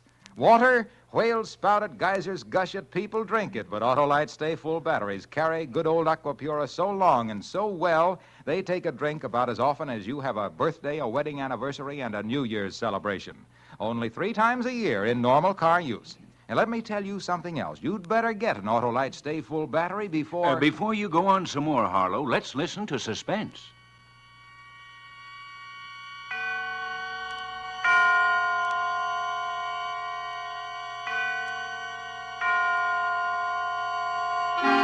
Suspense.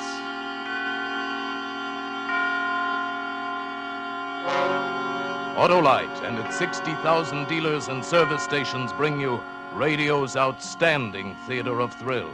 Starring tonight, Miss Lucille Ball in Anton Leder's production of A Little Piece of Rope. A tale well calculated to keep you in suspense.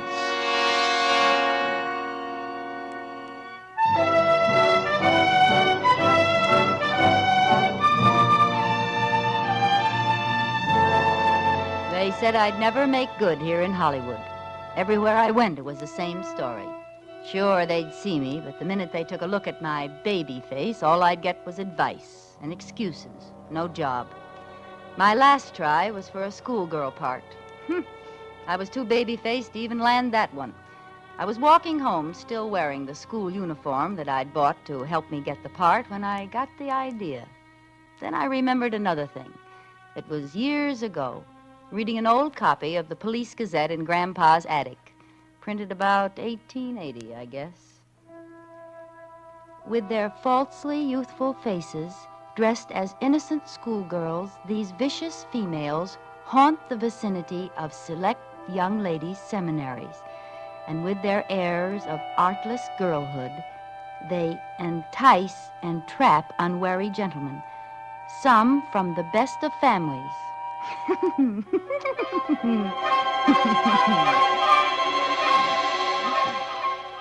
It was funny then, but now, well, those gals were suckers. I take the exclusive gents for all they've got and give absolutely nothing. That's how I made good in Hollywood, up to $1,000 a month good. I just take a little walk.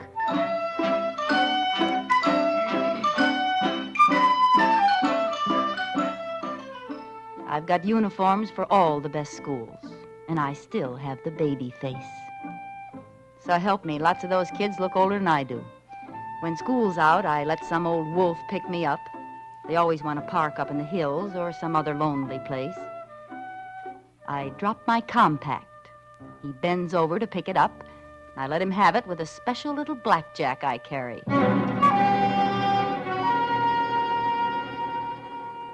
Then I leave, taking their wallets and any letters I find. You'd be surprised at some of the letters some of them do have. Makes a dandy bank balance now and then. Them? Remember, I pick 'em old enough to have families, dignified jobs. Would they want to admit to chasing bobby soxers? They never squawk. My landlady thinks I'm the ideal tenant. Oh, she's no trouble at all, the poor little thing. Infantile, you know. Has to take long walks every day and rest the rest of the time. Never any fun or dates like other pretty girls. Well, lucky she can afford it, I say. Be a county ward otherwise. And so sweet and quiet, uncomplaining, poor little soul. Yes, Mrs. Tilford is a swell character witness. Of course, I always wear a coat over those uniforms near home, and I keep them locked up just in case she snoops. Yes, I've got a nice career in Hollywood. That is, I did have until last month. You going out in this cold, Isabel? Oh, this is a good heavy coat. Well, don't you overdo now. These walks are just what the doctor ordered. Anyway, you sure look healthy enough. Oh, thank heaven for that. Anything I can pick up for you on the way back? Oh, no, thanks, dearie. I got everything done. Goodbye now. Bye. I was dressed for Miss Cadwaller's school this time, and it was just letting out when I got there. I didn't have long to wait. You know, you get so you can tell by the way the cars move along the street if the guy's on the prowl. This one was driving a big black coupe, and he was a little younger than I liked, about 40, but you can't be too fussy. I stepped off the curb, pretending to look for a bus. Waiting for the bus? Why, yes, I am. Which one? The Bel Air bus. Oh, I say, that's a shame. Why? I just passed it back there. Broke an axle. Oh. You know, I think I've seen you passing my house. What street do you live on? Cameron. Oh, sure. I'm just over on Benda. Hop in, I'll take you home. Well, you're a neighbor. I guess it's... Gee, thanks, Mr. Rice. Alex Rice. Insurance. How do you do? Like school? I hate it. School's no fun. I'd like... What? Oh, excitement. Danger. I suppose you think I'm pretty silly. No. No, I think you're the kind of girl who'll get excitement and danger. Really? Yes, really.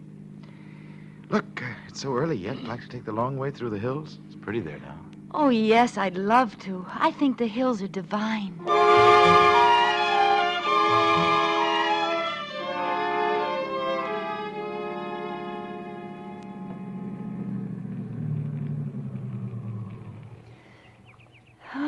Isn't it just out of this world? Yes. Yes, indeed. What's the initial on your bag for? The initial? Yeah. Irma? Oh. Inez? Ingeborg? Oh, Ingeborg. You made that up. No, it's Swedish. Imogene? No, Irene. Irene Taylor. A pretty name for a pretty girl. I'll bet. You have beautiful hair and eyes and a beautiful throat. Well, throat. Irene, you're very exciting. Oh, Mr. Rice, I dropped my compact. You don't need it. But it might get stepped on. You won't need it. But I want it now. All right. Don't yell so. Here, I'll get it for you. Oh! Character, huh? Well, here, roll back a little. There. Well, what do you know? Rope. Now, why would a guy carry a piece of rope in his inside breast pocket? Nice wallet. Well, goodbye, Mr. Rice, and thanks for everything.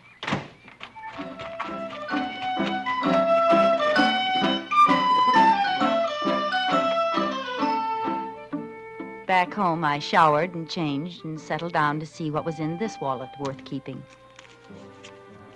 Only about $50. What made it so thick was a lot of newspaper clippings. Oh, no, it can't be. But it was. Those clippings were all about the strangler who'd murdered 5 girls in the last year, left them in the hills with a piece of rope around their necks and never a clue. And Alexander Rice carried his press notices.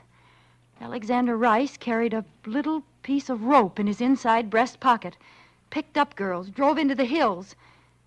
And Alexander Rice wasn't his name. No, his driver's license said Benjamin Carney.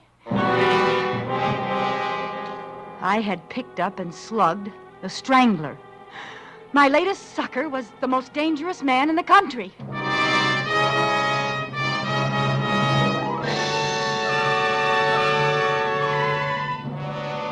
For Suspense, Autolite is bringing you Miss Lucille Ball in radio's outstanding theater of thrills, Suspense.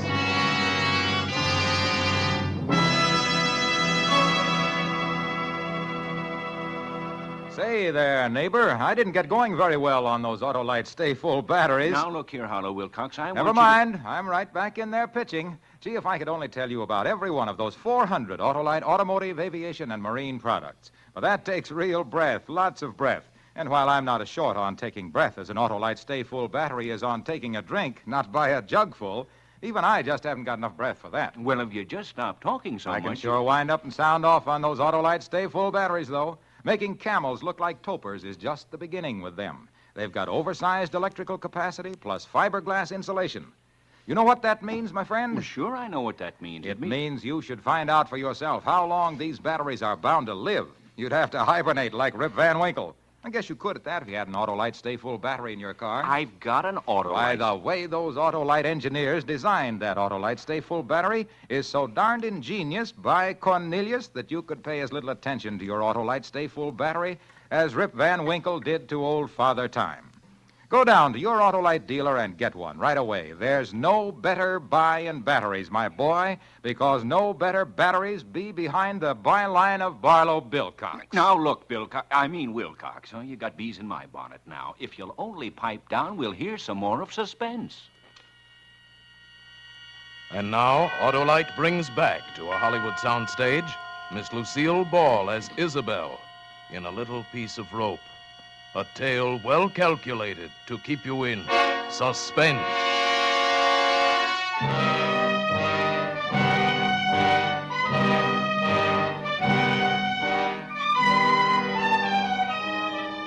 At first, I just shivered over my narrow escape.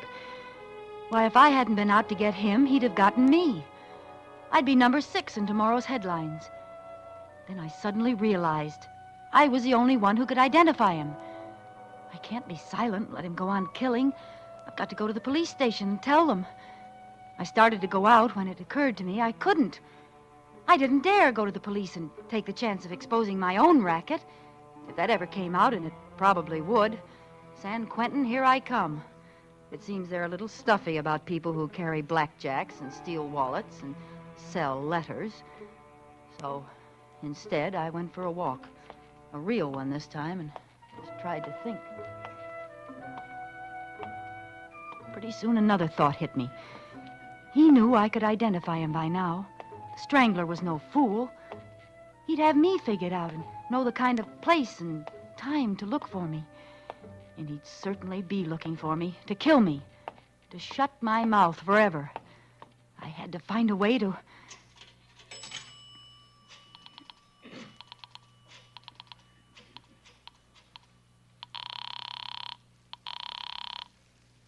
City desk, Thompson. I know who the strangler is. Who's this? I can't tell you that. Oh, I see. Well, what can you tell me? You know his name? Benjamin Carney. Carney? Carney, 11568 Boydell Street. Yeah, description? About 40, 5'9" or 10, 160 pounds, dark hair, eyes, skin, even features. Not ugly, not handsome. Drives a big black coupe, late model. Got it. Any identifying marks? Mustache? No, nothing. And how do you know this guy's the strangler? I just know. Goodbye. Hey, wait a minute. So you can trace the call?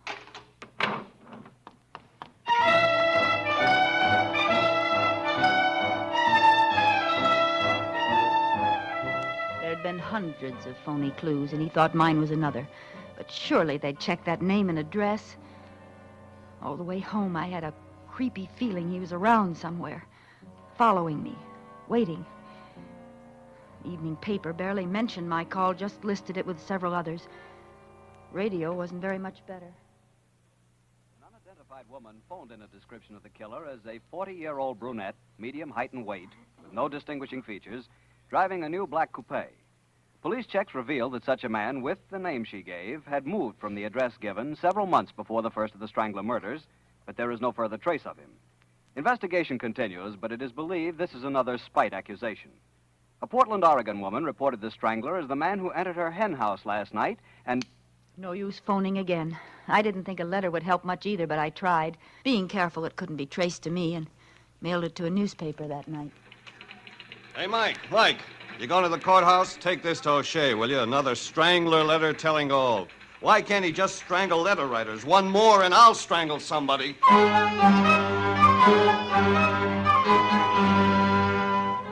Another failure. The letter wasn't even printed. I was getting jumpy from being cooped up like a prisoner. What if he couldn't find me as long as I stayed home? I was losing money every day I didn't pull my act. I could leave town, but why should I give up this good thing, my perfect setup? I'd been doing fine. In another year, I could quit the racket, make friends, invest my money, maybe even get married. But now this had happened.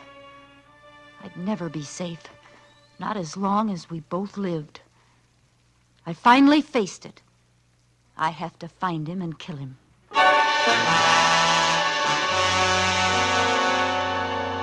This time I put an ad in the personals column. Would he see it? Well, I'd run it till he did. A.K. Rice can book your rope act for mutual profit. Have immediate out-of-town engagement. Signed, Slugger. Rope act. Mutual profit, huh?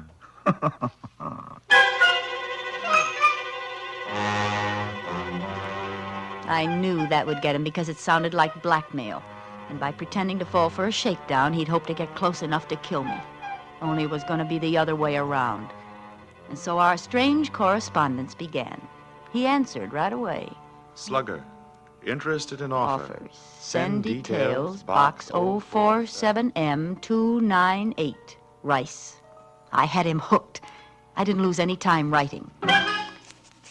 Dear Mr. Rice, I have an invention which I think you'll want for your rope act. It's expensive, but remember, it's completely silent. And yours exclusively if we agree on terms. Signed, Slugger. Mm-hmm. Completely silent.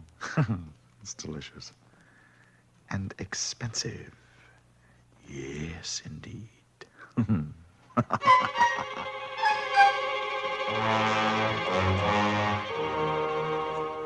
Slugger, give price and details of contract. Rice. So close now. I couldn't afford the slightest mistake now or... Dear Mr. Rice, 5,000 cash buys complete assortment of paper and leather goods. Time and place of meeting must be my choice, but decide fast. I must leave town immediately. Signed, Slugger. P.S. You should never have left that snapshot in your wallet. It's awfully good of you. Snapshot? I thought Oh, no. I didn't burn it.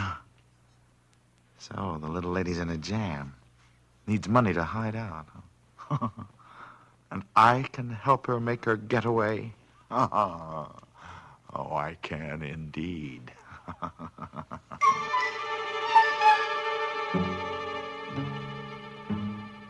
Slugger, price okay.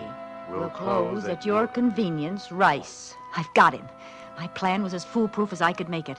I packed a suitcase with the kind of clothes I'd hate to be found dead in, and maybe I would be, and told Mrs. Milford I was taking a vacation with friends. Oh, I'm so glad, dearie. I said to Miss Knight yesterday, that child should have country air. City air just don't do the same for you. Yes, I know it'll do me good. And you stay longer if they ask you. Don't worry about me holding the apartment for you. Well, thanks a lot, Mrs. Tilford. It's certainly nice of you. I have to catch that train now. Goodbye. Goodbye. Have a nice time now.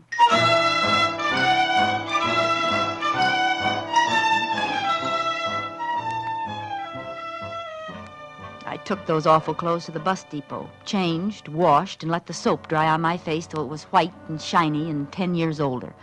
With my hair skinned back tight under an old beret, I saw a stranger in the mirror. Baby face was gone. Good. No one had noticed me, and looking like this, nobody would.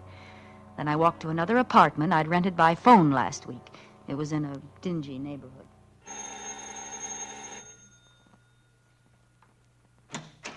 I'm Miss Sproat. Oh, Miss Sprout, you can move right in. The people left yesterday. Here, this is the key. It's the first door at the head of the stairs. Fine, I'll go right up. It ain't clean yet. Them stairs bother me so. No, I'd really rather do it myself, thank you. Well, I'll just leave you alone then. Now I was Miss Annie Sproat, librarian, and I looked as much like Isabel Towns' baby face as an alley cat looks like a Persian. I sat down to write the last letter. Dear Mr. Rice, come to 609 Fitzgilbert Place, 09 Fitzgilbert Place at 10 p.m. Friday. And don't try to come near me, or I'll scream my head off. Tap 5 times, come in, and stand right by the door while we make sure neither of us is double-crossing the other.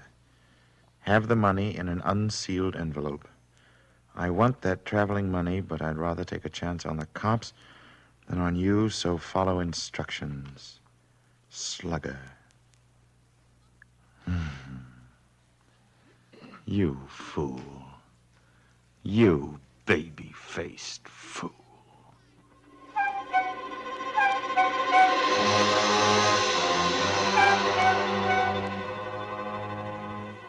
He'd have to make sure the layout was right before he'd dare attack me.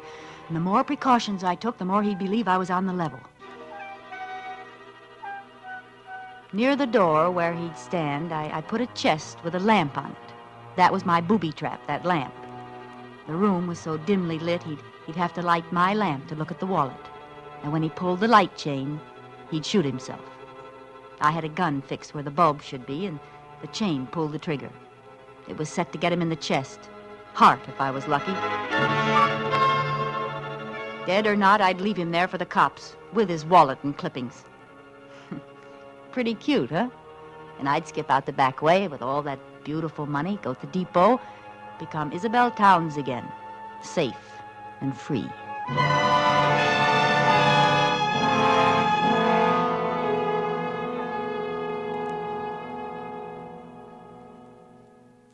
I wore gloves all the time I was there, and the suitcase with Isabel Towns' identity in it was ready by the back door.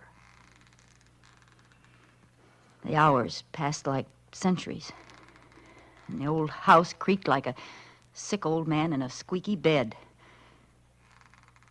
Of course, it might be the house, or it might be someone on the stairs. And then it was 10 o'clock.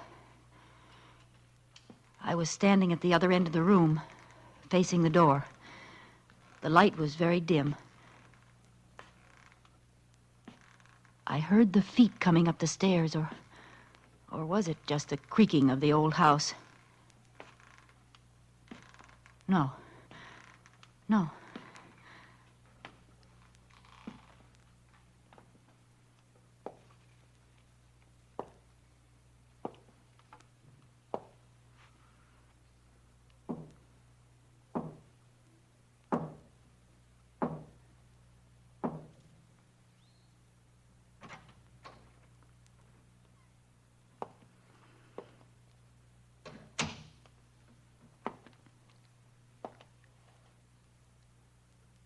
Good evening, slugger.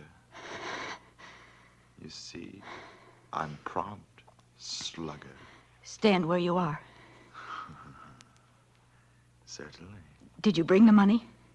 Yes, indeed. Here, this envelope. Throw it down in the middle of the room, between us. Go ahead, throw it down. It'll stay there while you examine the leather goods. Do you have the wallet? Here. Yes. Throw the money. I can't reach it from here, you know. It's quite safe. All right. There. The wallet. Where is it? On that chest beside you, by the lamp. Yes.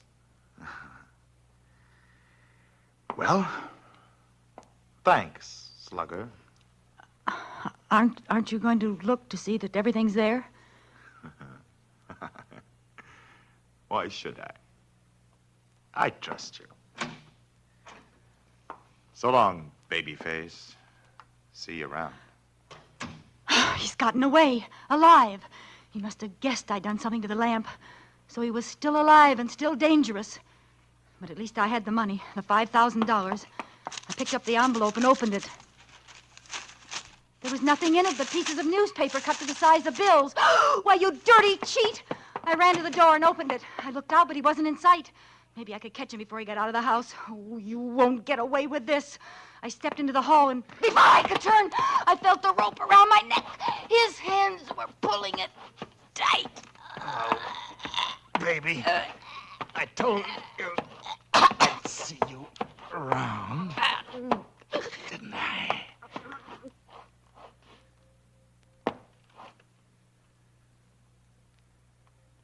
There you are, baby. You're paid off in full. Now, we'll just go back inside.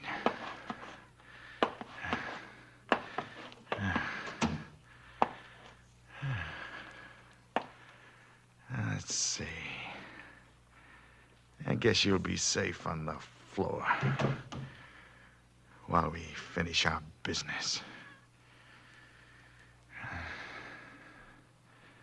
Now, I'll take a look at that wallet, baby.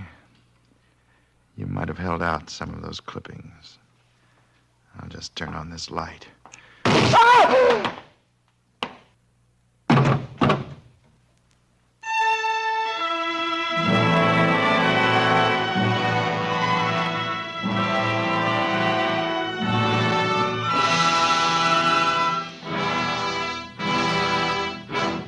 Thank you, Lucille Ball, for a splendid performance. Miss Ball will return in just a moment. Say, Hap, you going back to Oregon? Well, how long? That's a nice trip if you can get it with an Autolite Stay Full battery.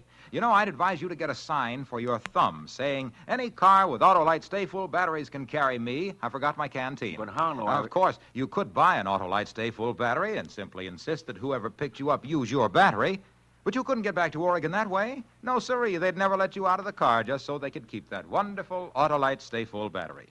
Let's see, after you got to Oregon, you could go to Washington, Montana, Minnesota, Maine, New York, and But Florida. Harlow, I've been trying to tell you I've got an Autolite Stay Full battery. Oh, well, then you know that Autolite means batteries. Stay Full battery. Autolite means spark plugs. Ignition engineered spark plug.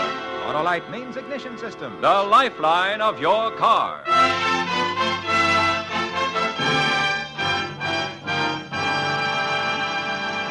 And now here again is Miss Lucille Ball. It's always a great pleasure to appear on Suspense.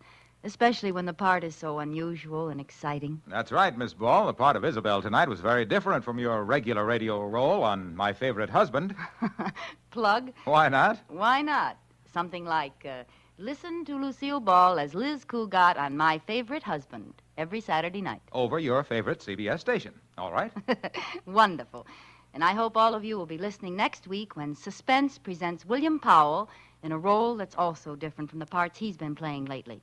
He's playing a man who's just stolen $250,000 and then finds out that... But you'll hear about it next Thursday when Suspense brings you Give Me Liberty, another gripping study in... Suspense.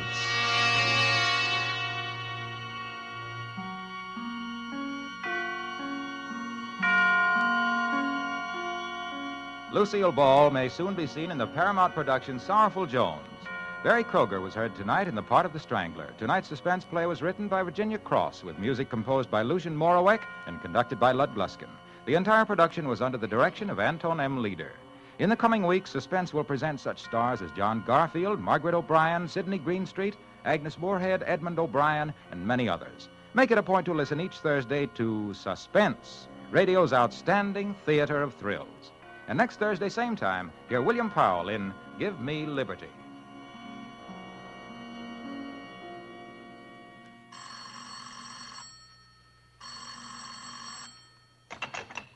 This is the Autolite Suspense Show. Here's your party, Miss Ball. We should all support our local community chest in their drives for funds. Money is badly needed for aid to the handicapped, child care, hospitals, clinics, and a host of other humanitarian services. Subscribe to your local community chest. Everybody benefits, everybody gives. Thank you. This is CBS, the Columbia Broadcasting System.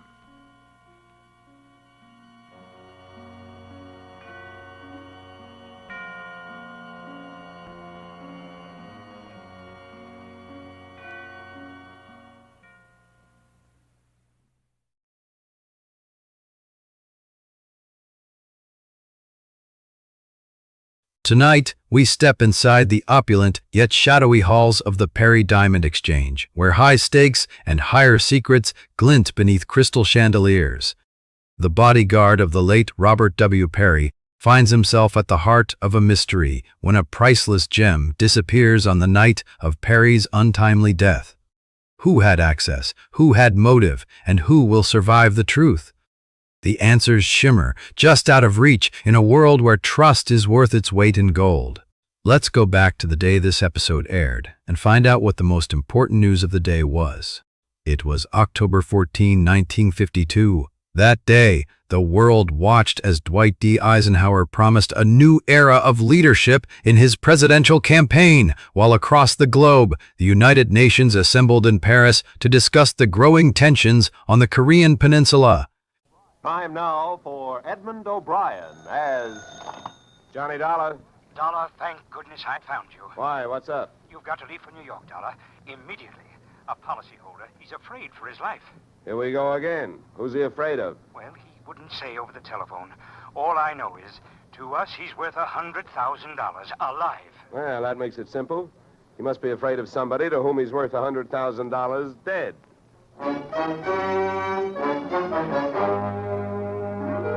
Edmund O'Brien in a transcribed adventure of the man with the action-packed expense account. America's fabulous freelance insurance investigator. Yours truly, Johnny Dollar.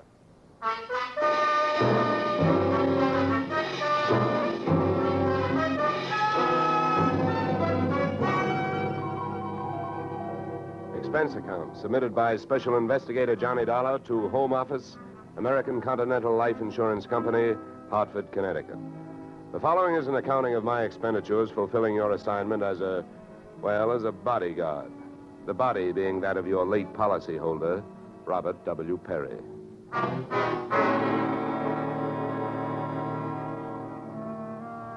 Expense account. Item 1, fare on night train, Hartford to New York, $3.65. Expense account item 2, $1.80 taxi to Lower Manhattan following morning to offices Perry and Van Bruten, importers, arriving as promised at exactly 9 a.m. Oh, good morning. May I help you? Yes, you certainly can. My name is Johnny Dollar. I have an appointment with Mr. Perry for 9 o'clock. Oh, yes. From the insurance company. Well, you're right on time. Yes, they told me I'd better be, and I'm glad that I am. Mr. Perry just came in. He's alone and waiting for you. I'll buzz him that you're here. Thanks.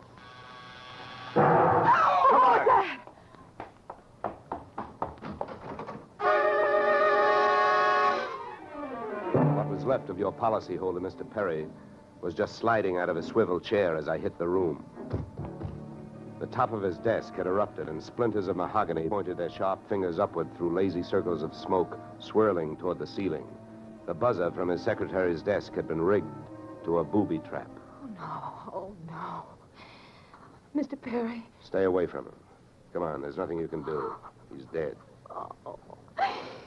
What happened? What happened? Whatever happened? Let's go. Let's get back out of here. Here you are. Sit down. I'll get you a drink of water.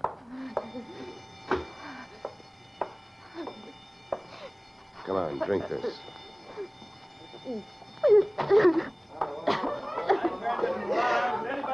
There's a doctor on the 3rd floor. Shall I call him? Never mind the doctor. Go call the police. Nobody gets in here till they arrive. Now, the rest of you, go on, run along, beat it, will you? And have the building superintendent turn off that alarm. Okay, miss. Now, take it easy. It was all so sudden. What happened? Well, that's not hard to figure out. Somebody wanted to give your boss, Mr. Perry, a shortcut through life. So whoever it was figured out that a secretary would never buzz a boss unless he was at his desk. They rigged up a bomb somewhere in his desk that would go off when you buzzed him. Oh, then I killed him. Now, wait a minute, will you? Wait a minute. Don't go hysterical on me. There's excitement enough, and there'll be more when the police get here, so you keep cool. But I did it. You saw me do it. Look, honey, the way you put it, I killed him by coming in here and giving you my name so you would buzz him. And I was here to protect him. So drop it, will you? I'm sorry. Now tell me, what about yesterday? Was Perry here? Yes, all day. What time was it when you last used the buzzer? Why, right up to the last minute, about 5:30.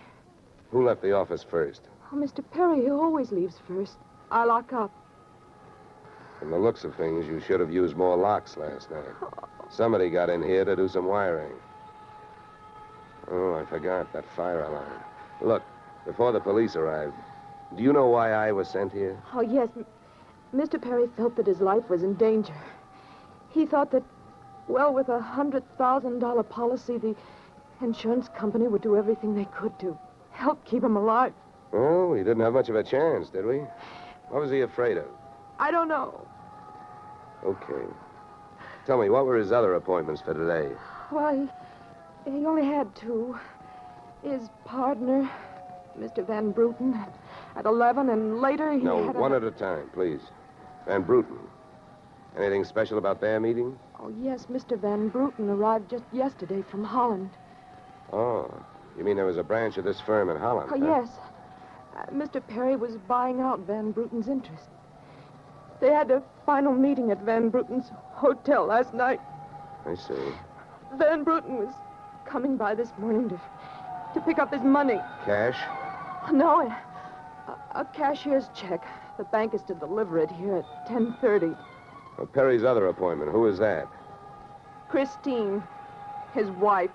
Now she tells me. Christine, the beneficiary. Yes, she wouldn't have been the beneficiary in about another 2 weeks. They were getting a divorce. Thanks for the motive. You don't like her. Well, I didn't mean it that way. Well, how about Perry? Did you like him? Okay, here's an easy one. What's your name? Susan Gates. Now, isn't that about enough? Okay, Susan, you better save your voice. During the next few hours, you're going to have to do a lot of talking. I've been everywhere else. Is the fire in here? Well, you'll have to stick around. When the cops get here, somebody will get burned.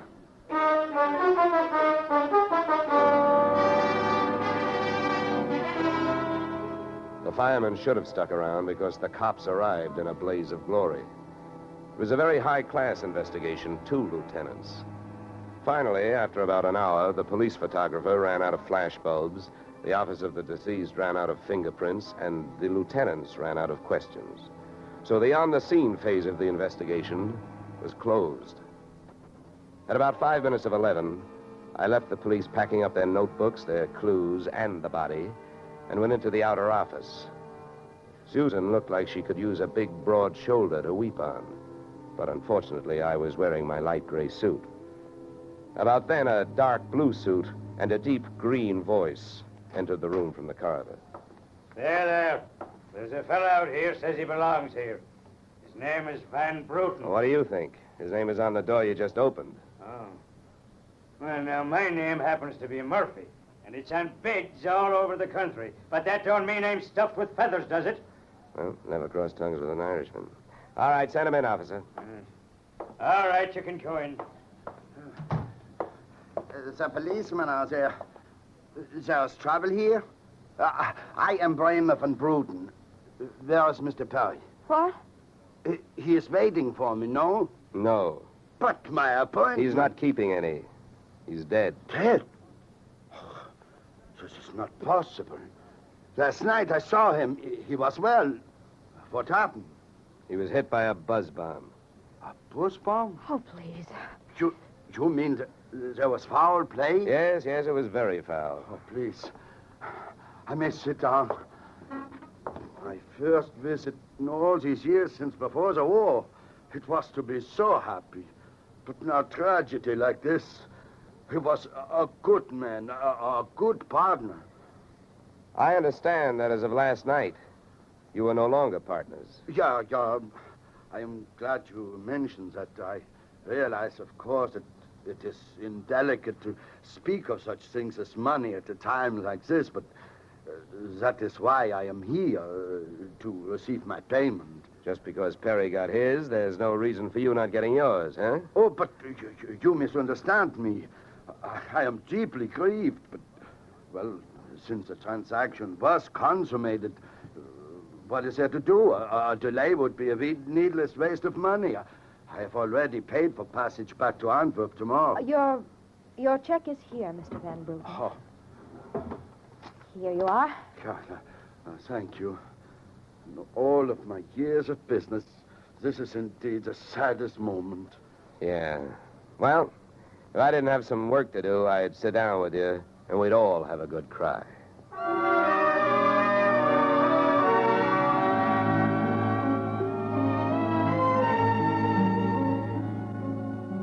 Expense account item 3, 90 cents. Phone call to the home office.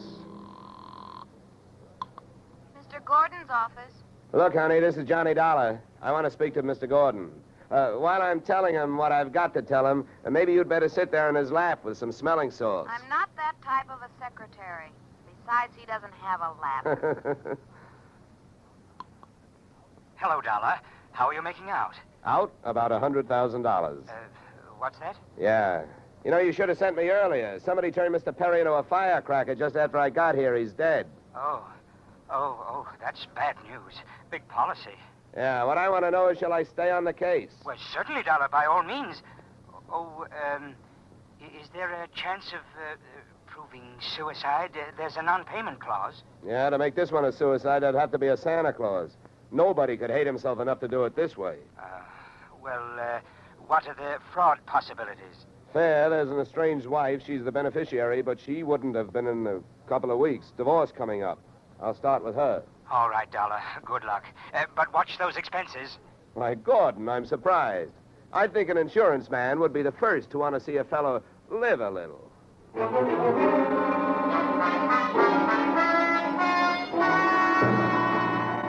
Christine Perry's apartment was on Sutton Place overlooking the East River. I took the elevator up to the 24th floor, and there I discovered that our garden-fresh widow was living high in more ways than one. Everything about the place was French. The maid who led me into the living room through a long foyer, the decor, and the perfume which reminded you that breathing can be fun. I looked up from enjoying my nose to see Mrs. Perry looking down hers. Mr. Dollar? Mrs. Perry. I believe we can dispense with the social amenities. You're an insurance investigator. interested in the death of my husband. So naturally, you're here because you've jumped to the conclusion that I killed him. You're the one that's jumping to conclusions, lady. And careful you don't break your leg. What do you want? The policy's in order. Premiums are fully paid. You know, I'm not quite sure what I want. I know that you've got a great motive. So far, the only motive I've found. You haven't had much time to look, have you? Check. This is my first stop. Maybe you can help me. Do you know anyone who would be happier with your husband out of the way? I know very little about my husband's friends. For that matter, his activities for the past 6 months. That's when I left him. Well, that's not much help for either of us. You know, without someone else to suspect, I may just have to concentrate on you. Mr. Dollar, I picked the men I want to concentrate on me. I hope you're as long on alibis as you are short on temper. Where were you last night? With a friend, Al Donovan. For the while, the same place my husband was. But I have witnesses to prove who was with him. Anybody at the Clover Club can tell you. Save me a trip. I can't afford the prices they get over there. Certainly. A pleasure. My husband was with his beautiful little secretary, Susan Gates. Well, I wouldn't be more surprised if your late husband walked through that door and said... All right, mister, that's enough. Al! Yeah. How much did you hear? I'm a big guy, baby, 6'4". I've got big ears to match. Al, please. Would this be Mr. Donovan, your companion of last evening? I'm getting you out of here, Christine. Al, you don't know what you're saying. You lie to me. How can I help you if you lie to me? You call me stupid. The way you're playing this, you'll alibi yourself right into a cell. Now, I'm getting you out of here. What are you doing to me, Al? You're crazy. Come on. She's right. You are stupid, Donovan. She was doing just fine till you dropped in. Mister, you've been asking a lot of questions. Now I'm going to give you one answer. All right, Christine. So much for the wise guy. Now, about you and your alibi. You wasn't with me at the Clover Club last night. And if it's so easy to prove that your husband was there with his secretary, who were you there with? Remember, baby, you told me you were going to be with your husband. When Al measured me for that swing, I measured my chances with him. To me, he looked like one of those corporate assets of Murder Incorporated. So I rolled with the punch and kept my eyes closed and ears open.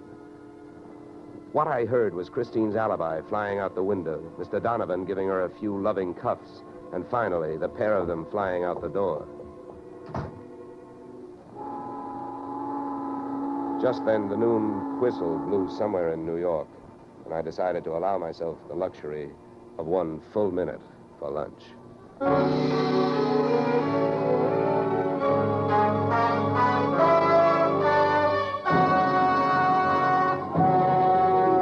just a moment, we'll return to the second act of Johnny Dollar. But first...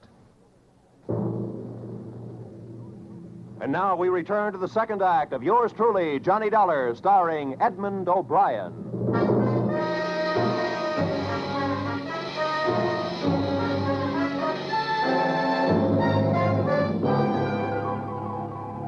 I spent the minute I took out for lunch eating a handful of Mrs. Perry's bonbons on the run. I hit the street just in time to see Donovan pushing Christine Perry into a cream-colored convertible. When they got rolling, I piled into an even yellower vehicle with a meter on it and started off crosstown playing tag through traffic. At 57th and Broadway, things got complicated. My cab was 3 cars behind them when a red light flashed them to a stop. Then the door of their car flew open, Christine dashed out across the street and melted into the river of humanity flowing down into the subway. Since Al Donovan didn't follow her, I followed him.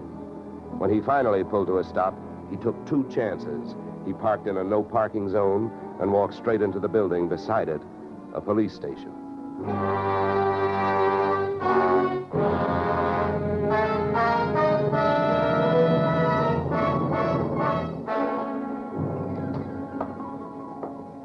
This is Mr. Dollar, Lieutenant. He's been waiting for you. Well? My name is Johnny Dollar, Lieutenant. Here are my credentials. Insurance, huh? Yeah, the Perry murder in particular. You've come to the right place, Dollar. A man named Donovan just walked in here and made a full confession. He what? That's right. My clerk's just typing it up. In the meantime, the gentleman is down in the tank having a bite of lunch on the city. He confessed. Well, does his story add up? As far as I know, I haven't heard too much about the case myself. It's not in my precinct. Yeah, but what did he use for a motive? Jealousy. Says he's in love, wanted to marry Perry's wife. Did he say how he managed it? Yeah, he stole a key to the office from the wife's apartment, entered the building last night, and wired the bomb to the buzzer system. Well, I guess guys do a lot of strange things in the name of love. It looks like Donovan did. Yeah, he either killed the man or he's trying to cover up for someone who did. Say, Lieutenant, don't execute him for a couple of days, will you? I spent the rest of the afternoon downtown in the offices of Perry and Van Bruten, importers. The partners' correspondents told me two things. They had been extremely friendly, and Van Bruten was extremely bald. Perry had been sending him toupees from a famous Hollywood makeup firm. At 4:30, I got to the employment files, which rocked me with two minor explosions of their own. First, I learned that Al Donovan had been employed over a period of years as Perry's bodyguard, and that he had been canned the day before the murder. That confession of his, which had been a little hard to swallow, was suddenly more digestible. On top of this came blast number 2. The employment application of Perry's secretary, Miss Susan Gates, informed me that during the war, she had worked in a munitions plant, her specialty, wiring bomb fuses. When Miss Susan Gates reached home at 8:30, she found a visitor, me.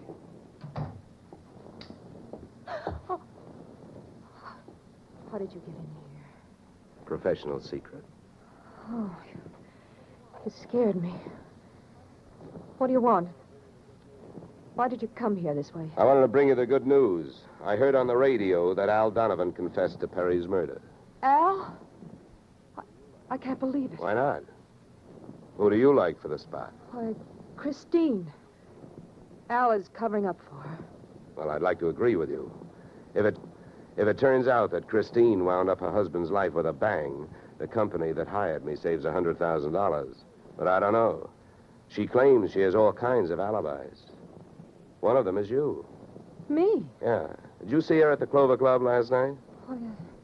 Well, yes, Yeah. I know who you were with. Your boss. There's nothing wrong with that. No. I'm not preaching a sermon. I want to know who she was with. I don't know. A man I'd never seen before. Mr. Perry knew him, but he wouldn't tell me who he was. Why not? I don't know. He said I might get the wrong idea. About what? I don't know. We didn't sit there and talk about it all night, so why should we sit here and talk about it all night? All right. Good heavens, when a census taker shows up and asks a lot of questions, people answer them. When an investigator tries to do his job, they make the proverbial clam look like a blabbermouth. Look, Mr. Dollar, believe me. This has been a greater shock to me than to anyone else. Yes, excepting, of course, your late employer, Mr. Perry. How long did you work for him? 4 years. Where'd you work before then? Well, I worked... Let me help you. Bombs, huh? Wiring fuses. Remember? All right. I remember. Good. Maybe you'll remember a little more. Let's go back to last night. The guy with Christine Perry, who was he? I tell you, I don't know. Was it Van Bruten? I don't know. You don't know? No. I'll get that. No, I'll go. Just make sure you don't keep going. Susan!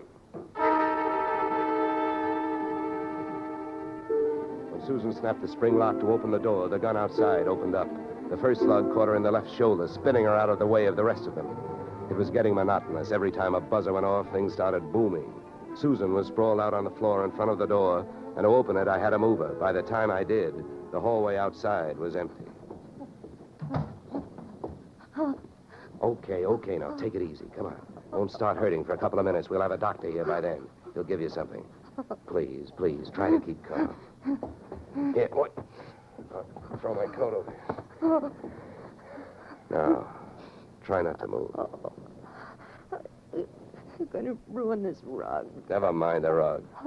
What we want to worry about is who tried to ruin you. What'll they do to me? What'll who do to you? They'll arrest me. They don't arrest people for getting shot. You have any idea who it was? That man in the office this morning. The one who picked up the check. Van Bruten? No, he wasn't Van Bruten. He was a phony? Yeah. And you still gave him that check? Yes. Well, I won't ask you why. You gave him that check and then tried to blackmail him. Is that right? They'll arrest me. I wouldn't be surprised. Who is this guy? Where can I find him? Come on, don't pass out on me now. His name, quick, come on. Then Sam. Where's he live? Marsden Hotel. Under his own name? No, I don't. I don't blame you. I could use a few moments of unconsciousness myself. The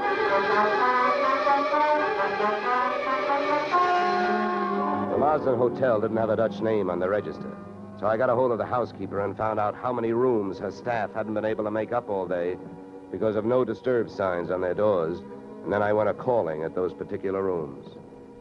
On the 9th floor, I wakened one old maid. On the 7th, I startled a bunch of poker players who thought they were being raided. And on the 4th, I struck the door of 427 and the jackpot. Who's there? Don't you see the sign? I do not wish to be disturbed. Sorry, I must have the wrong room. I started up the hall after the fire axe. When I got to it, I changed my mind. Out of the few things I learned about this guy, Van Sant, was that he loved to shoot people through doors. So I decided against trying to chop his down. Then I remembered the way those people came pouring out of those offices earlier in the day when they heard that fire alarm. So I picked up the little red hammer next to the big red fire axe, broke the little glass window, pulled the little brass hook, and set off a big brassy noise. And then I rushed back to 427.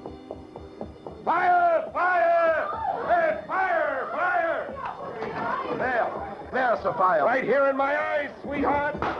Why you come here? You wish you don't? Never mind the dresser. You're through shooting guns. What do you think, Van Sant? You want to try some more? You cannot make me stay here. It's a fire. We will all die. You'll look good barbecued, but I'll make a deal with you. You talk, and if I like what I hear, I'll show you how to get out of here alive. How I know this? You don't think I'm going to stay here and fry, do you? And if you don't start flapping that tongue in a hurry, I'll probably just tie you to a chair and run. So first, where is the real Van Bruten? You will find him in the bedroom. Yeah? He'd better be alive. He's out cold. What's the matter with him? He will be all right. He's under sedatives. Where did this identity switch start? Come on, hurry up, talk. I smell smoke. I knew Van Bruten from Antwerp. I know about the sale of his interests. I know the girl in the office here had never seen Van Bruten. Look, we go now. Don't get up. Come on, keep talking. I can feel it getting warm in here. Ah, the firefighters. We will be safe. Don't be too sure. They always start at the top floor and work their way down. Come on, I can hear those flames crackling. You know the rest. Last night, when the transaction was all finished with Perry, I gave to Van Bruten some sedative in his cocoa. So you set up that bomb so Perry'd get it before you showed up to pick up the check, huh? Yeah, I told you that. How the girl knows I am an imposter, I don't know. Well, let me tell you. She's been sending old Van Bruten toupees for the last 4 years. Gray ones, my red-headed friend. I can stand up now. We go out from here, no? We go out from here, no? Yes, out cold.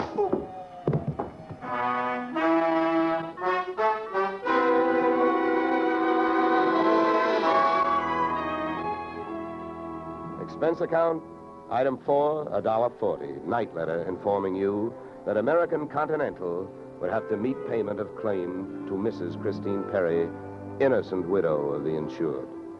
The only thing she was guilty of was trying to stay on the right side of a hot-tempered boyfriend. She lied about who she was with at the Clover Club, not to fix herself an alibi, but to keep Al Donovan from learning that she'd been out with another man. That man being the real Mr. Van Bruten, who had only taken her out to try to talk her into reconciling with his friend, her husband. Expense account item 5, $100. Fine for turning in a false alarm, which, since you're paying it with me, is just fine. Expense account total, $463. Yours, truly, Johnny Dollar.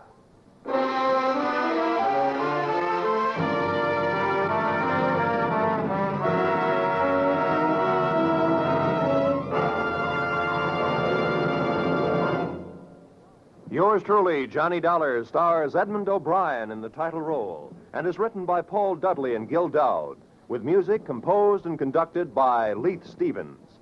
Featured in our cast were Walter Burke, Gene Bates, Joe Duvall, Ted DeCorsia, Joyce McCluskey, and Raymond Burr. Yours truly, Johnny Dollar, is produced and directed by Jaime Del Valle.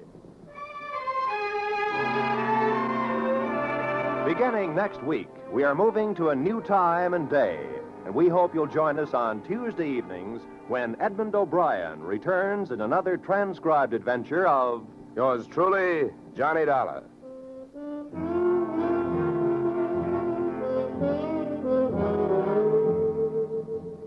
Yoo-hoo, Mrs. Bloom. Molly Goldberg's famous invitation to fun in the Bronx now echoes across the country each Saturday night on CBS.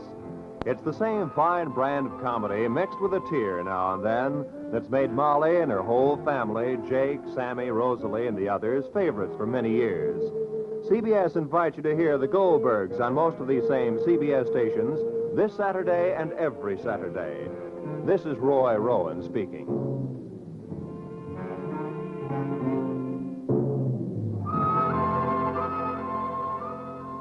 Disaster is no respecter of persons, and it can strike any time. But your Red Cross never sleeps. It has to be ready constantly in case of an emergency. This is your protection. Keep it strong. Now is the time to support Red Cross for your sake. Remember, for every dollar you gave before, this year add a quarter more. If you gave Red Cross $10 last year, this year give it $12.50. Give gladly. Join Red Cross.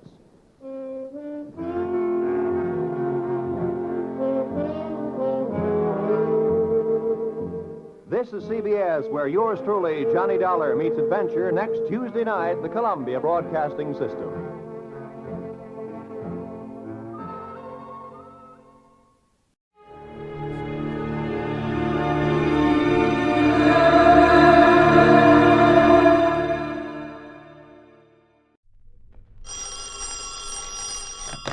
Johnny Dollar. So you've stayed on there in Miami? That's right. Good. And if I had any sense, I'd stick around in Florida the rest of the winter. Why not? Instead of going on back to the snow and cold of Connecticut. And who are you? This is Don. Don Boomhauer, Johnny. Don? Yes, sir. Right across the state from you, here in Sarasota. Well, Don, it's nice to hear from you. How did you know I was down here? From Pat McCracken at Universal Adjustment Bureau. Uh-oh. So I told him I'd try to catch up with you before you head up on north again. I think I will. What? Yes, sir. Nor rain, nor sleet, nor snow, nor anything else shall keep this insurance investigator from heading home. Huh? What are you talking about? Getting away from here in one piece. What? Well, you're still holding down the office of Tri-State Life and Casualty, aren't you? Of course, and that's exactly why... Well, I love you dearly, Don. I've been paid a lot of nice fat commissions by that company of yours. Exactly, and it's because of that very But the last 2 or 3 cases I've handled for you have been so risky, so dangerous, and so darned unprofitable. Johnny! No, please, Don. Let me duck this one. But all I need is 5 minutes with you. 5 minutes? That's right. Well, what kind of a case could I possibly cover in 5 minutes? None at all that I know of. Well, then. Did I say anything about taking on a case? Well, no. But I'll tell you this. 5 minutes with me over here may very well keep me from getting involved in something pretty serious. Yeah, like what? Oh, like maybe spending a few years in a federal prison, something like that. Oh, now you're kidding. Am I? Well, aren't you? Come on now, Don. No. You come on. Over here to Sarasota. For just 5 minutes with you, huh? Yes, Johnny? Well, I still think you're kidding. No, Johnny. But okay, Don, I'll see you. I'm sure it's a gag. Has to be. And yet, coming from Don Boomhauer...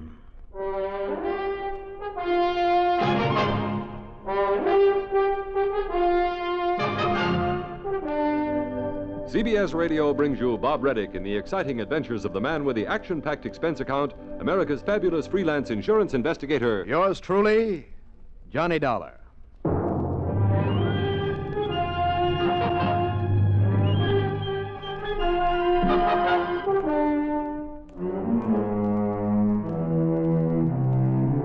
Expense account submitted by Special Investigator Johnny Dollar to the Tri-State Life and Casualty Insurance Company office in Sarasota, Florida. Following is an account of expenses incurred during my investigation of the big date matter.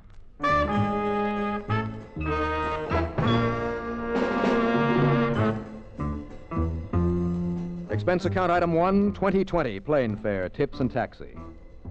In a little over an hour from the time I left Miami, I was in Sarasota talking to Don Boomhauer in his office near the foot of Main Street. Sure, Johnny, simply because I asked you to. Wrong, Don. Only reason I agreed to come on over here on my way back to Hartford is because it means a little more time away from the snow up there. Yeah, Florida's pretty nice this time of the year, isn't it? Handled a jewelry store robbery there in Miami, huh? Yes, and almost got my head shot off, which is why I'd like to be able to relax for a while. But now, what is this case you seem to think I can solve in 5 minutes for you? I told you I have no case for you. Yes, I guess you did. All I want you to do is to check over some of these figures for me. Don, you know the only kind of figures that I give a hang about? I know. The ones on pretty girls. Well, why not? After all, just because you're a staid old married man. Don't knock it, Johnny. How is Frances, by the way? Fine, just fine. You give her my best. Huh? Oh, do it yourself. I told her that if I could persuade you to come here at all, I was sure I could get you to stick around for a few days. How about it? We'll see. Now, about those figures you mentioned. Oh, yeah.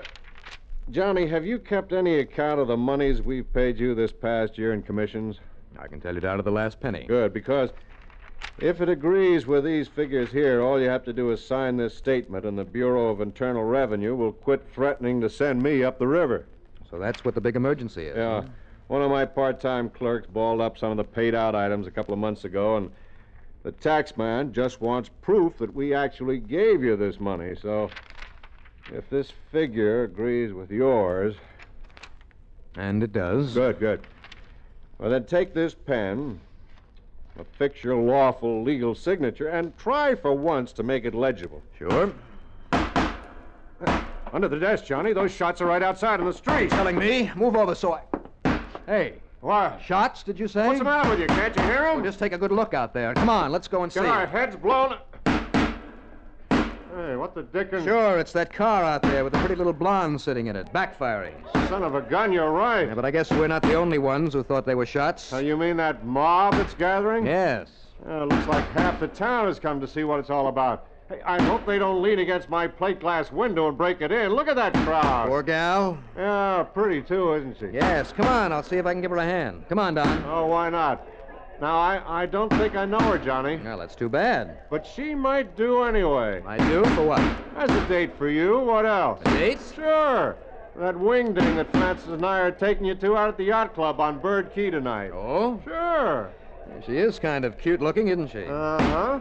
Nice-looking car, too. Brand new. And after all, you're going to need some transportation. Well, come on. I'll see if I can find out what's wrong with that bus of hers. Sure, Johnny. You go right ahead. Okay, I will. And purely incidentally, find out if she has a nice evening dress she'd like to show off tonight. Sure, why not?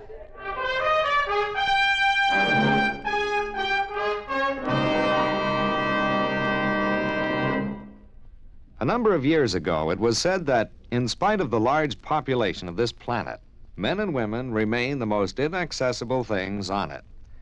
Today, we see this lack of understanding among peoples of the world reflected in headline stories. But it isn't because the people of the world are enemies. All people want to be friends. Long before the termination of World War II, Reverend Eugene Wood, a Methodist minister from Oceanside, California, went into a Scottsdale, Arizona camp where German prisoners of war were interned and offered his services to the imprisoned men.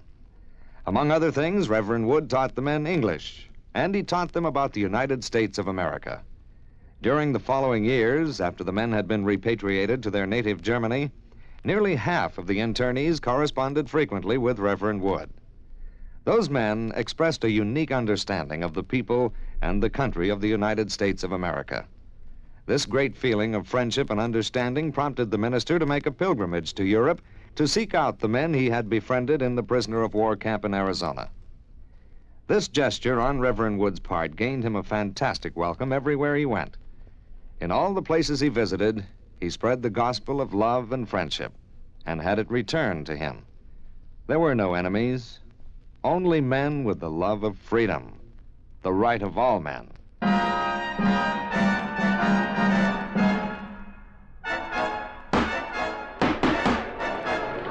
By the time I got outside the door of Don Boomhauer's office, it looked as though half the town was gathered there. By the time I got to the car where the cute little blonde gal was fighting the ignition switch to cut the engine, stop it from backfiring, 3/4 of the town was present, including the merchants and customers from all the stores and cafes and hotels there on Main Street. The folks had come to see the fun and, of course, offer all kinds of unhelpful suggestions. Well, don't just stand there, please. Can't you help me get this thing started? Well, can't you turn off that switch? I mean, the ignition key? No, and I've already broken 2 fingernails trying to. Well, all right, then. Pull the release for the hood. The what? Under the dash, there to the left of the steering post. You see it? Oh, this? This little handle? That's it. Give it a pull so I can go around to the front and raise the hood. Oh, now what good'll that do? Oh, that awful noise. Well, if I get the hood open, I can pull a wire off the distributor and stop the engine. Distributor? What's the distributor? Just pull on that little handle. This one? That one. Go ahead, pull it. Okay, now if I can get the hood open, excuse me. So, and I surely would appreciate it. All right, here now. Just Now, what the Sam Hill? Don't tell me this thing is stuck too. Hey, now, do you all mind telling me what's the big idea around here? Officer. That's right. What do you all think you're trying to do around here? What's the matter with you, anyhow? Now, look, help me get this hood open. It's stuck. You mean it isn't noisy enough for you as it is? All right. Okay, fair now. I'll take care of this, man. You and the boys get the crowd moving along. Okay, Sergeant. Now, you look here, buddy. Look, will you help me get this hood open so we can stop the engine? Stop the engine? Yes, sure. Now, come on. Why, you crazy or something? All you have to do is get that gal of yours in there behind the wheel to turn off the switch. I have been trying to. I told you, officer, that's just the trouble. You told me nothing. Now, look here. No, Sergeant. Well, that is the ignition switch is stuck. And I tell you, if you all don't cut out this here noise, bust off some of those wires that's all. Now, listen. Right this minute, I'm going to haul you and the car and this gal friend of yours off to... Oh, yes, it's stopped. Well, that's that. Oh, it is, huh? Young lady, you get this car out of here and over to some repair shop before this happens again. You hear me now? Oh, yes, sir. I certainly will. Oh, well, now, wait, miss. I don't know what you did to stop it from making that awful Oh, noise. nothing. Absolutely nothing. And But now, also, I'm terribly upset about it happening right here on the main street. Okay. Just get it out of here. Uh-huh. Vanna, clear this crowd off the street. Right, Thanks Sergeant. awfully. Oh, my pleasure. And maybe I'd better go along with you to make sure it doesn't do it again, Oh, huh? no, it runs fine now, but thanks anyway. Hey, did I tell you to get this thing out of here? Yes, sir. Right away, officer. Oh, no, wait, please. Wait, nothing. You go on, miss. Yes, sir. Bye. Look, listen, I just want... Miss. The only thing you want to do is keep out of jail. Officer. The idea of letting that thing backfire out here on Main Street. What do you think I had anything to do with it? If I had any sense, I'd lock you up right now. Oh, now, wait a minute, officer. Go on, get on your way. I don't know who you are, and the only way I'm going to find out is by putting your name on the blotter at headquarters for disturbing the peace. What? And I'm going to do just that unless you make yourself mighty scarce around here in a hurry. Now, go on. Oh, now, look here, will you? Don't bother me. Vanna, I Yes, guess Sergeant. you can all go on back to your regular beat again. Okay, Sergeant. All right, you men. Well, I guess Go back to that's your that. regular beats now. Scout O'Connor, we'll do this. Okay. Well, it doesn't look as though you did too well, Johnny. Well, I didn't really have a chance to talk to her. Yeah, that's too bad. Yes, it is. But she's a living doll, all right. Are you sure you don't know who she is, Don? No, sorry. But don't worry, Johnny. I'll round you up some kind of a date for the affair at the club. Now, let's see. Maybe Bill Hall knows somebody nicer. Forster Harm. What's the matter? Hmm? I said, what's the matter? Oh, nothing. I was just thinking. Oh. And I'll bet she dances like a dream. I wonder what her name is. No, we'll never know, I'm afraid. Now, don't bank on that. But now, if you'll just sign this statement that you came over here to sign. Oh, sure. Here. Here, use this pen. All right. There you are. Legible, too. Now I'll call Frances and tell her that you're staying over with us. If only I'd noticed the license on her car. Then I'll see what charming, good-looking girl around this town is available. But I doubt if even the police And did. would like the famous Johnny Dollar for a date tonight. Obviously, that one cop didn't know her. What? Hardly dare to ask him anyway. Johnny. Which means that probably none of the other police who were there would be of any help either. What are you talking about? That girl, my date for tonight. Oh, now, Johnny, I was only kidding about her. Well, I'm not. But you don't even know her. I will. And chances are that If you should find her and proposition her for a date, you'd get your handsome face slapped. I'll risk it. Yeah? What if she turns out to be somebody's wife? No wedding ring. Oh, you did notice that.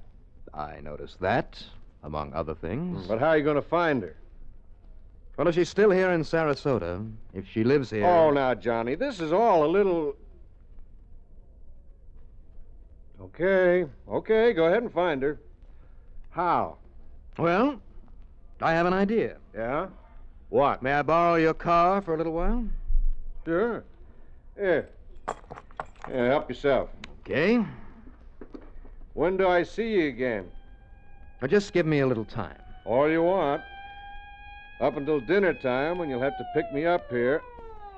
Now what? Yes, I see. Stopping at that jewelry store across the street. Here comes another prowl car from the other end of the... Uh-oh, Johnny. Yeah, I see him. Same policeman you were arguing with a few minutes ago. Only why is he coming in here? I'm sure I don't know. Officer. All right now, Buster. What? Just put up your hand so I can slip these cuffs on you. Sorry, Mr. Boomhauer. What are you talking about? You think I don't know now what you all were up to out there, you and that gal? What? Creating all that disturbance out in the street with that backfiring car. Now, officer... So as to draw the crowd so as your Confederate could have a clear field to rob that jewelry store across the street? Put out your hands, sir. Oh, now hold everything. That store was robbed while the mob was gathered around the car? Thanks to this man's diversionary tactics, somebody walked out with must have been $60,000 or $70,000 worth of watches and pins and rings and everything. So they called us up. I wrote the insurance on that store. Now, if you don't want to come along peaceful, mister... Oh, now, whoa, now. Yeah? Yes, officer, wait. What's that, Mr. Boomhauer? Well, don't you know this man? This is Johnny Dollar. Johnny Dollar? That's right. Y'all mean that freelance insure... Well, you mean the friend of the lieutenant that comes down here now and then to...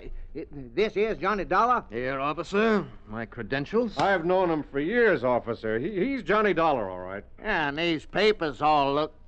Yeah, but if he was out there by that car... So, Don, you insured that store, huh? Does that mean I'm on expense account as of now? As of now. Yeah, well, now... Fine. And as long as I have the keys to your car... Well, I'll see you later. Yeah, now, you wait a minute, mister. Yeah? Unless I can get Lieutenant Phillips to identify you. Oh, he'll be glad to, I'm sure. Yeah, now, you all wait. You're the only suspect I got. Oh, no, you haven't.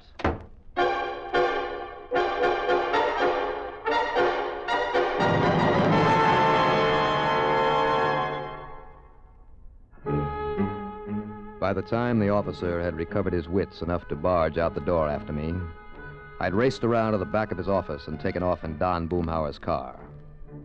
Stop number one was the car agency that sold the same make the gorgeous blonde had been driving, that backfired there on Main Street. No, they hadn't seen either her or the car in the repair shop. Well, anyhow, one of our nice new models kick up and backfire like that? No, sir. Then I made the rounds of every car agency in town. Nothing. All right, that clinched it for me. I mean, the reason for that car acting up as it had.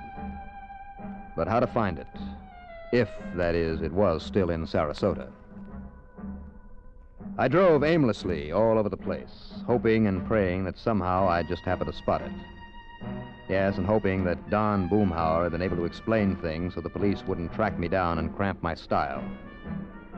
I racked my brain for some idea how to find that girl and her car.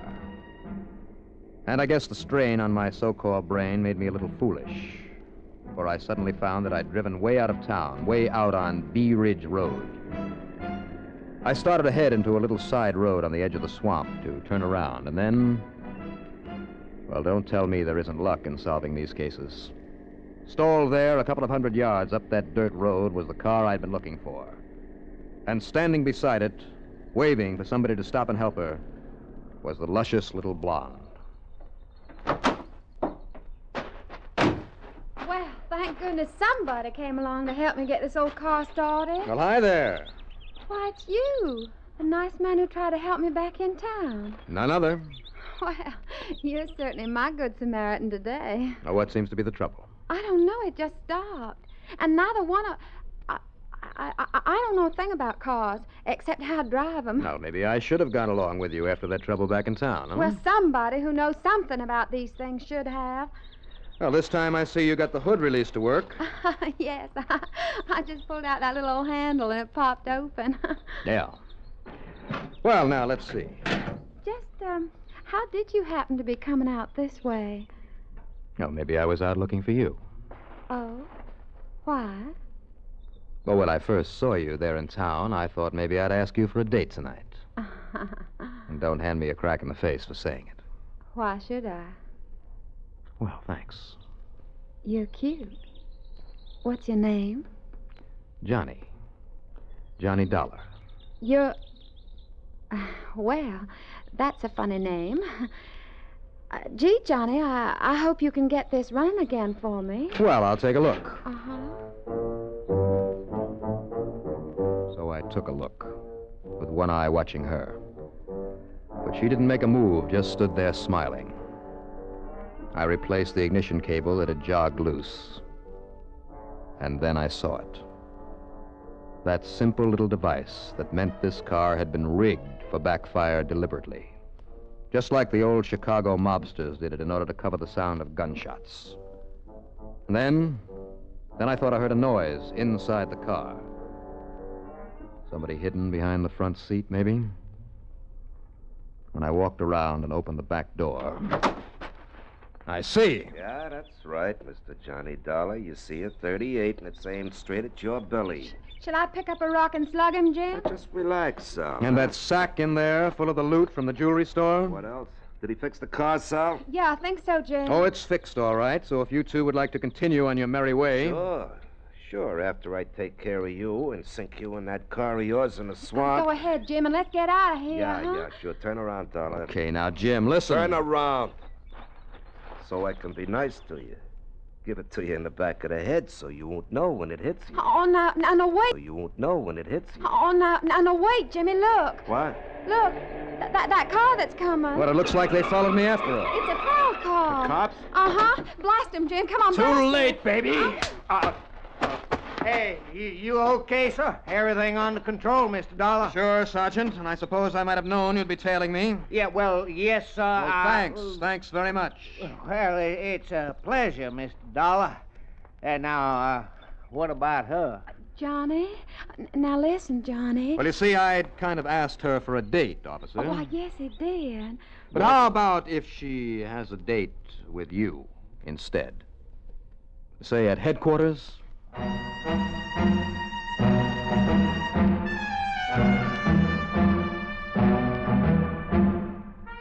So, thanks to sheer luck and clean living, of course, I'll pick up a commission on the recovery of all that jewelry. Expense account total, only that $20 or so for the extra plane ride. What a life. Yours truly, Johnny Dollar.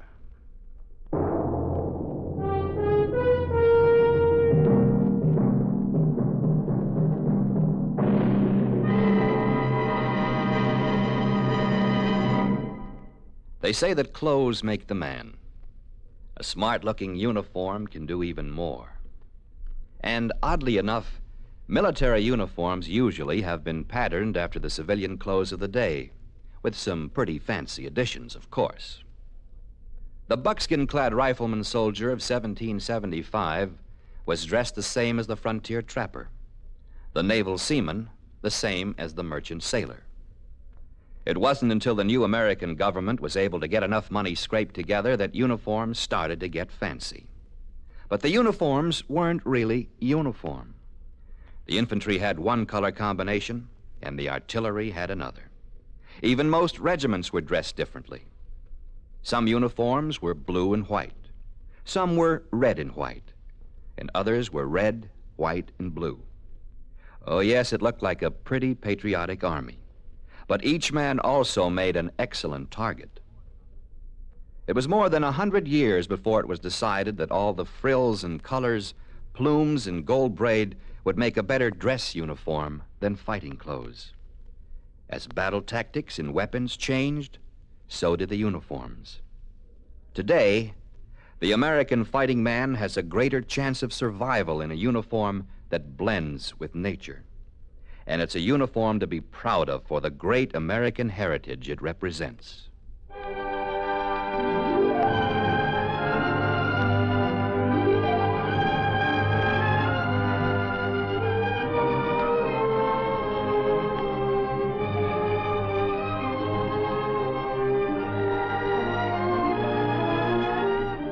Yours truly, Johnny Dollar, starring Bob Reddick, is written by Jack Johnstone. Produced and directed by Bruno Zerato, Jr. Musical supervision by Ethel Huber. Heard in our cast were Madeline Sherwood as Sally, Robert Dryden as the Sergeant, Carl Frank as Don Boomhauer, Larry Haynes as Jim, and Larry Robinson as the car dealer. Be sure to join us next week, same time and station, for another exciting story of yours truly, Johnny Dollar. This is Art Hanna speaking. Johnny Dollar has come to you through the worldwide facilities of the United States Armed Forces Radio and Television Service.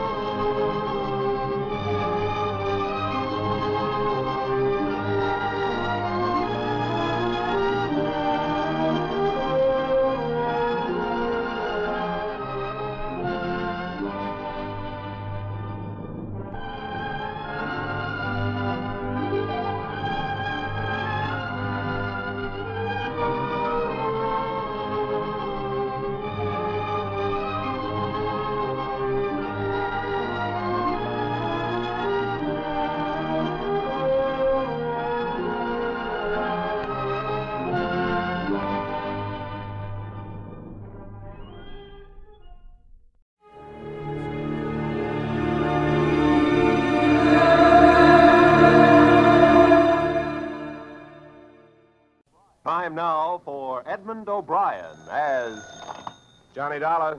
Dollar, thank goodness I found you. Why, what's up? You've got to leave for New York, Dollar, immediately. A policyholder, he's afraid for his life. Here we go again. Who's he afraid of? Well, he wouldn't say over the telephone. All I know is, to us, he's worth $100,000 alive. Well, that makes it simple. He must be afraid of somebody to whom he's worth $100,000 dead.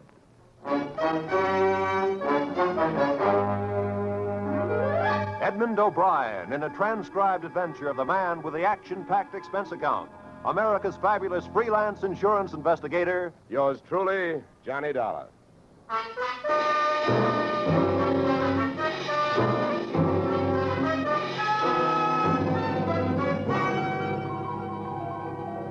Expense account submitted by Special Investigator Johnny Dollar to Home Office, American Continental Life Insurance Company, Hartford, Connecticut. The following is an accounting of my expenditures fulfilling your assignment as a bodyguard.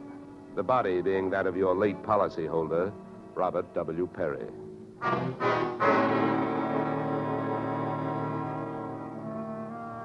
Expense account. Item 1, fare on night train, Hartford to New York, $3.65.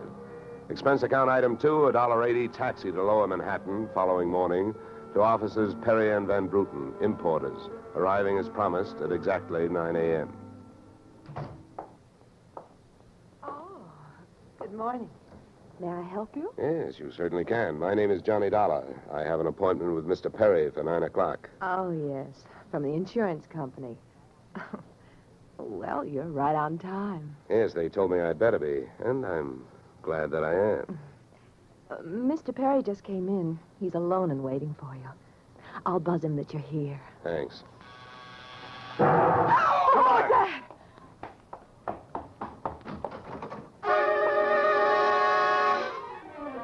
What was left of your policyholder, Mr. Perry, was just sliding out of a swivel chair as I hit the room. The top of his desk had erupted, and splinters of mahogany pointed their sharp fingers upward through lazy circles of smoke, swirling toward the ceiling. The buzzer from his secretary's desk had been rigged to a booby trap. Oh, no. Mr. Perry. Stay away from him. Come on, there's nothing you can do. He's dead. Oh. What happened? What happened? Whatever happened? Let's go. Let's get back out of here. Here you are. Sit down. I'll get you a drink of water.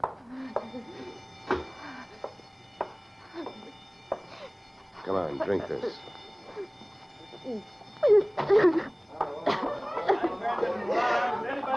There's a doctor on the third floor. Shall I call him? Never mind the doctor. Go call the police. Nobody gets in here till they arrive. Now, the rest of you, go on, run along, beat it, will you? And have the building superintendent turn off that alarm. Okay, miss. Now, take it easy. It was all so sudden. What happened? Well, that's not hard to figure out. Somebody wanted to give your boss, Mr. Perry, a shortcut through life. So whoever it was figured out that a secretary would never buzz a boss unless he was at his desk. They rigged up a bomb somewhere in his desk that would go off when you buzzed him. Oh, then I killed him. Now, wait a minute, will you? Wait a minute. Don't go hysterical on me. There's excitement enough, and there'll be more when the police get here, so you keep cool. But I did it. You saw me do it. Look, honey, the way you put it, I killed him by coming in here and giving you my name so you would buzz him. And I was here to protect him. So drop it, will you?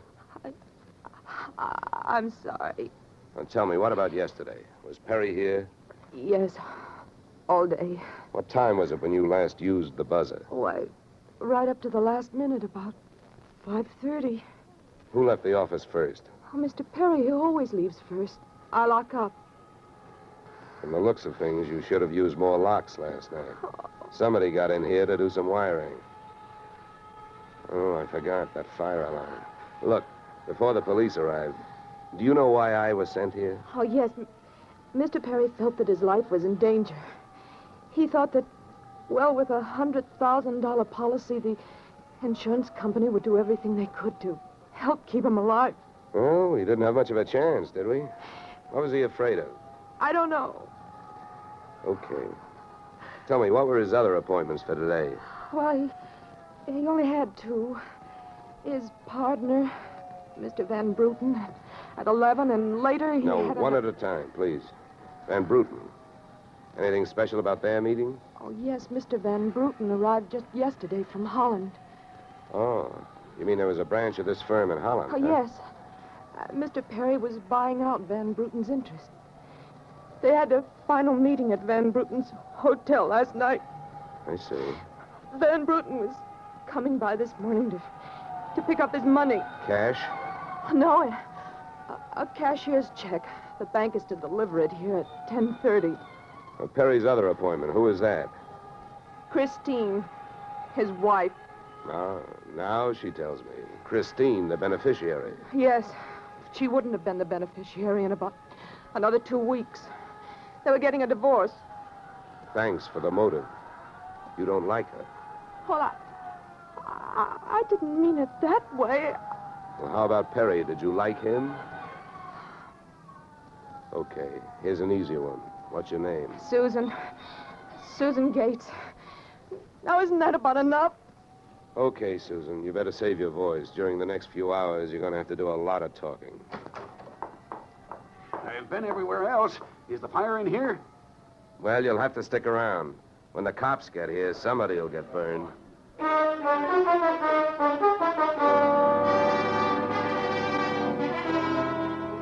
The firemen should have stuck around because the cops arrived in a blaze of glory. It was a very high-class investigation, 2 lieutenants.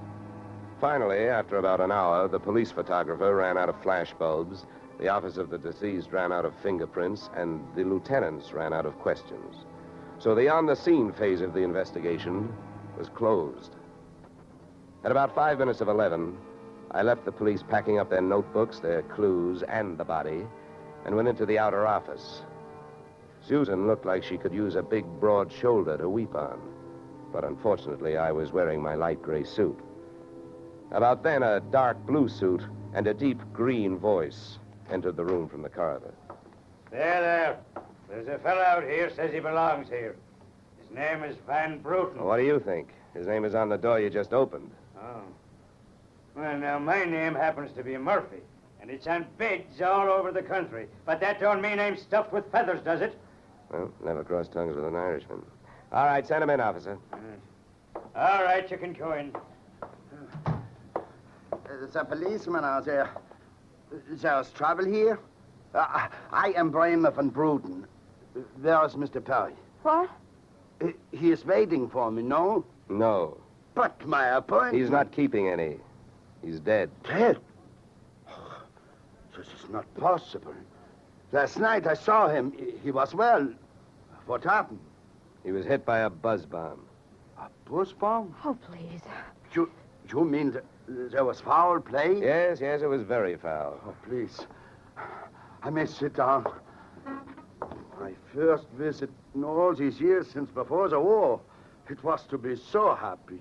But now tragedy like this. He was a good man, a good partner. I understand that as of last night, you were no longer partners. Yeah. I am glad you mentioned that. I realize, of course, that it is indelicate to speak of such things as money at a time like this, but that is why I am here, to receive my payment. Just because Perry got his, there's no reason for you not getting yours, huh? Oh, but you misunderstand me. I am deeply grieved, but, well, since the transaction was consummated, what is there to do? A delay would be a needless waste of money. I have already paid for passage back to Antwerp tomorrow. Your check is here, Mr. Van Bruten. Oh. Here you are. Thank you. In all of my years of business, this is indeed the saddest moment. Yeah. Well, if I didn't have some work to do, I'd sit down with you, and we'd all have a good cry.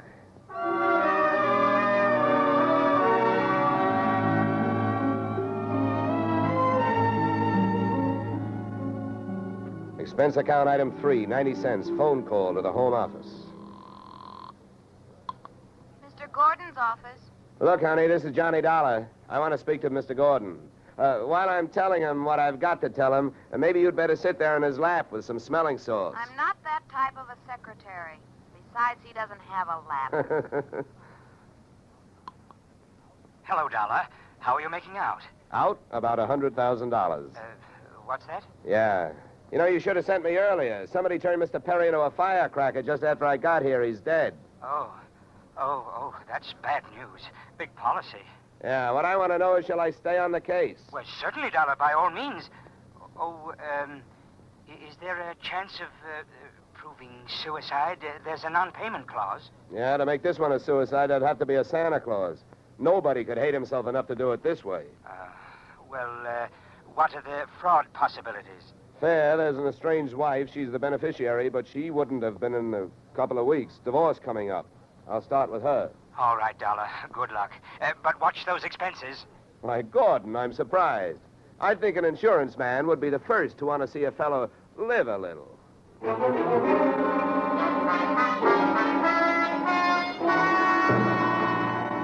Christine Perry's apartment was on Sutton Place overlooking the East River. I took the elevator up to the 24th floor, and there I discovered that our garden-fresh widow was living high in more ways than one.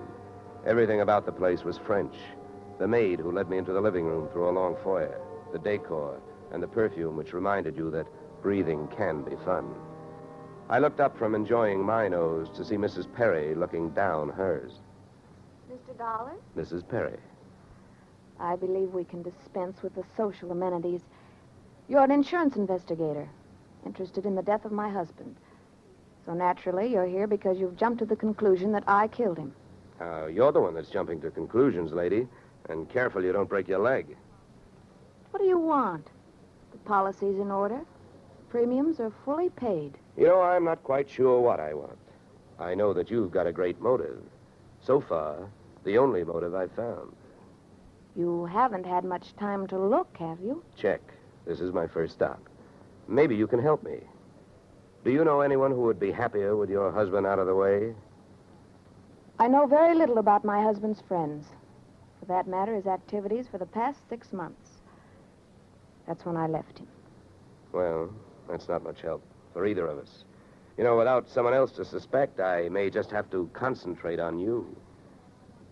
Mr. Dollar, I picked the men I want to concentrate on me. I hope you're as long on alibis as you are short on temper. Where were you last night? With a friend, Al Donovan. For a while, the same place my husband was.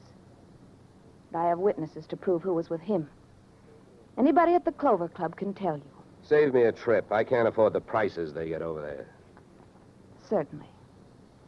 A pleasure. My husband was with his beautiful little secretary, Susan Gates. Well, I wouldn't be more surprised if your late husband walked through that door and said... All right, mister, that's enough. Al! Yeah. How much did you hear? I'm a big guy, baby, 6'4". I've got big ears to match. Al, please. Would this be Mr. Donovan, your companion of last evening? I'm getting you out of here, Christine. Al, you don't know what you're saying. You lie to me. How can I help you if you lie to me? You call me stupid. The way you're playing this, you'll alibi yourself right into a cell. Now, I'm getting you out of here. What are you doing to me, Al? You're crazy. Come on. She's right. You are stupid, Donovan. She was doing just fine till you dropped in. Mister, you've been asking a lot of questions. Now I'm going to give you one answer. All right, Christine. So much for the wise guy. Now, about you and your alibi. You wasn't with me at the Clover Club last night. And if it's so easy to prove that your husband was there with his secretary, who were you there with? Remember, baby, you told me you were going to be with your husband. When Al measured me for that swing, I measured my chances with him. To me, he looked like one of those corporate assets of Murder Incorporated.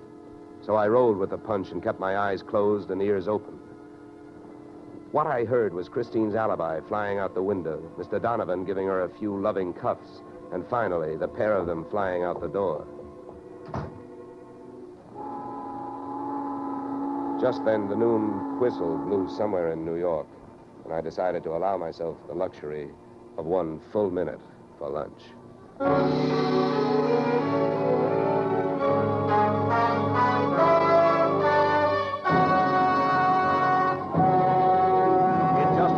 Return to the second act of Johnny Dollar. But first... And now we return to the second act of yours truly, Johnny Dollar, starring Edmund O'Brien.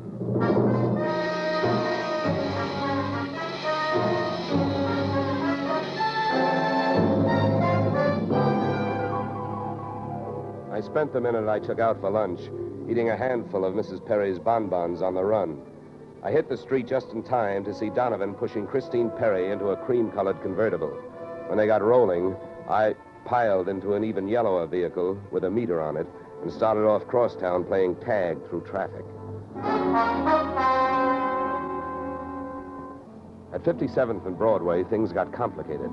My cab was 3 cars behind them when a red light flashed them to a stop. Then the door of their car flew open, Christine dashed out across the street, and melted into the river of humanity flowing down into the subway. Since Al Donovan didn't follow her, I followed him.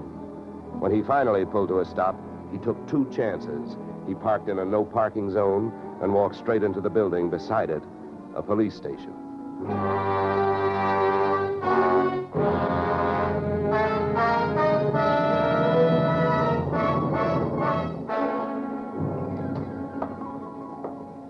This is Mr. Dollar, Lieutenant. He's been waiting for you. Well? My name is Johnny Dollar, Lieutenant. Here are my credentials. Insurance, huh? Yeah. The Perry murder in particular. You've come to the right place, Dollar. A man named Donovan just walked in here and made a full confession. He what? That's right. My clerk's just typing it up. In the meantime, the gentleman is down in the tank having a bite of lunch on the city. He confessed. Well, does his story add up? As far as I know, I haven't heard too much about the case myself. It's not in my precinct. Yeah, but what did he use for a motive? Jealousy. Says he's in love, wanted to marry Perry's wife. Did he say how he managed it? Yeah, he stole a key to the office from the wife's apartment, entered the building last night, and wired the bomb to the buzzer system. Well, I guess guys do a lot of strange things in the name of love. It looks like Donovan did. Yeah, he either killed the man or he's trying to cover up for someone who did. Say, Lieutenant, don't execute him for a couple of days, will you? I spent the rest of the afternoon downtown in the offices of Perry and Van Bruten, importers. The partners' correspondents told me two things. They had been extremely friendly, and Van Bruten was extremely bald. Perry had been sending him toupees from a famous Hollywood makeup firm. At 4:30, I got to the employment files, which rocked me with two minor explosions of their own.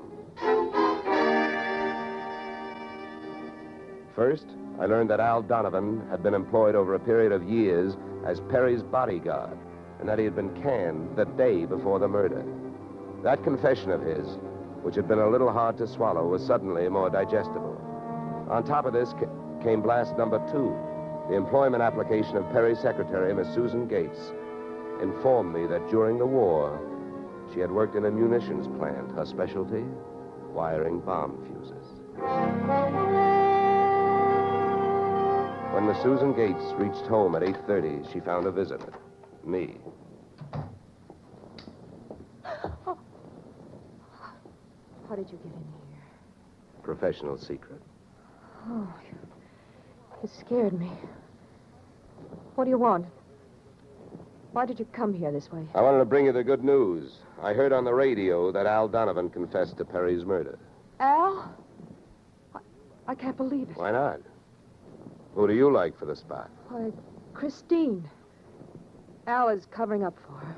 Well, I'd like to agree with you. If it turns out that Christine wound up her husband's life with a bang, the company that hired me saves $100,000. But I don't know. She claims she has all kinds of alibis. One of them is you. Me? Yeah. Did you see her at the Clover Club last night? Well, yes, Yeah. I know who you were with.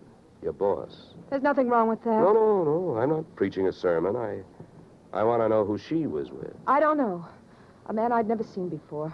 Mr. Perry knew him, but he wouldn't tell me who he was. Why not? I don't know. He said I might get the wrong idea. About what? I don't know. We didn't sit there and talk about it all night, so why should we sit here and talk about it all night? All right. Good heavens, when a census taker shows up and asks a lot of questions, people answer them. When an investigator tries to do his job, they make the proverbial clam look like a blabbermouth. Look, Mr. Dollar, believe me.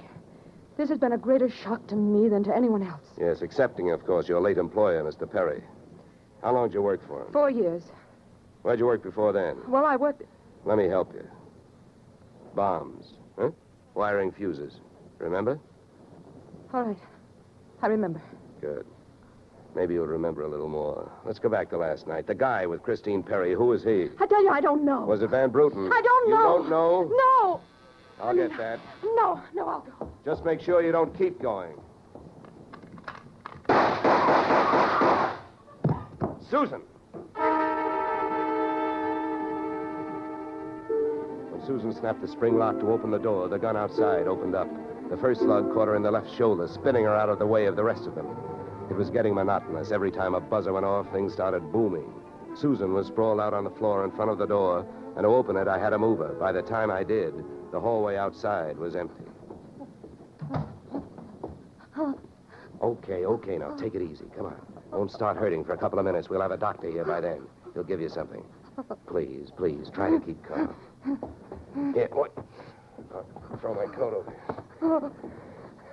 Now, try not to move. You're going to ruin this rug. Never mind the rug. What we want to worry about is who tried to ruin you. What'll they do to me? What'll who do to you? They'll arrest me. They don't arrest people for getting shot. You have any idea who it was? That man in the office this morning. The one who picked up the check. Van Bruten? No, he wasn't Van Bruten. He was a phony? Yeah. And you still gave him that check? Yes. Well, I won't ask you why. You gave him that check and then tried to blackmail him. Is that right? They'll arrest me. I wouldn't be surprised. Who is this guy? Where can I find him? Come on, don't pass out on me now. His name, quick, come on. then sad. Where's he live? Marsden Hotel. Under his own name? No, I don't... I don't blame you. I could use a few moments of unconsciousness myself. The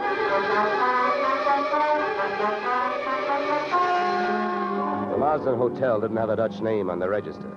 So I got a hold of the housekeeper and found out how many rooms her staff hadn't been able to make up all day because of no disturb signs on their doors.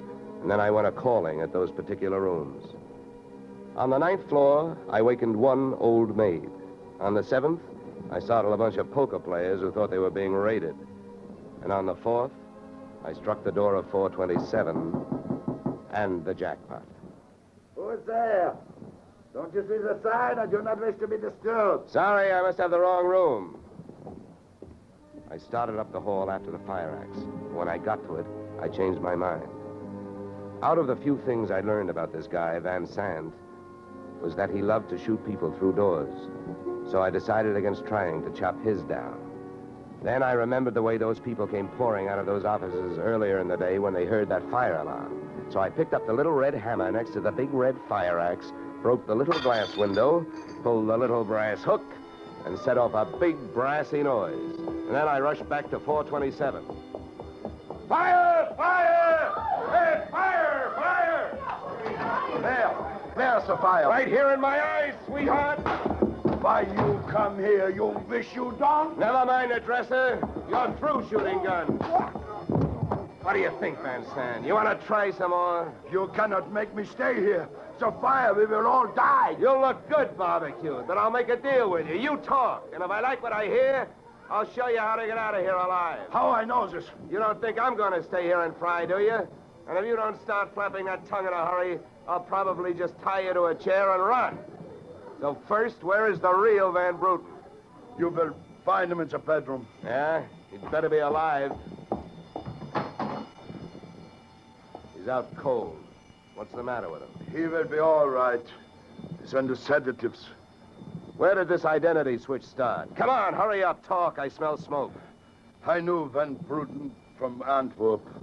I know about the sale of his interests. I know the girl in the office here had never seen Van Bruten. Look, we go now. Don't get up. Come on, keep talking. I can feel it getting warm in here. Ah, the firefighters. We will be safe. Don't be too sure. They always start at the top floor and work their way down. Come on, I can hear those flames crackling. You know the rest.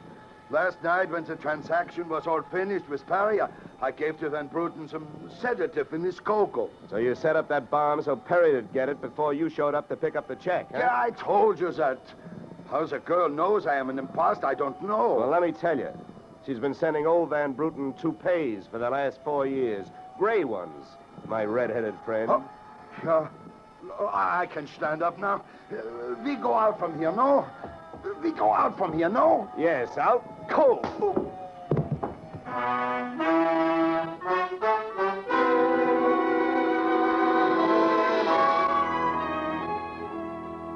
Expense account, item 4, $1.40. Night letter informing you that American Continental would have to meet payment of claim to Mrs. Christine Perry, innocent widow of the insured.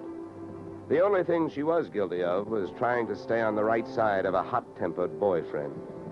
She lied about who she was with at the Clover Club, not to fix herself an alibi, but to keep Al Donovan from learning that she'd been out with another man. That man being the real Mr. Van Bruten, who had only taken her out to try to talk her into reconciling with his friend, her husband. Expense account item 5, $100. Fine for turning in a false alarm, which, since you're paying it with me, is just fine. Expense account total, $463. Yours, truly, Johnny Dollar.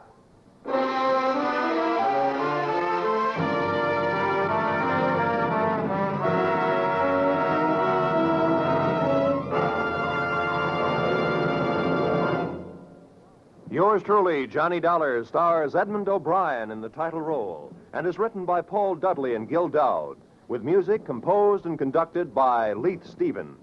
Featured in our cast were Walter Burke, Gene Bates, Joe Duvall, Ted DeCorsia, Joyce McCluskey, and Raymond Burr. Yours truly, Johnny Dollar, is produced and directed by Jaime Del Valle. Beginning next week, we are moving to a new time and day, and we hope you'll join us on Tuesday evenings when Edmund O'Brien returns in another transcribed adventure of Yours truly, Johnny Dollar.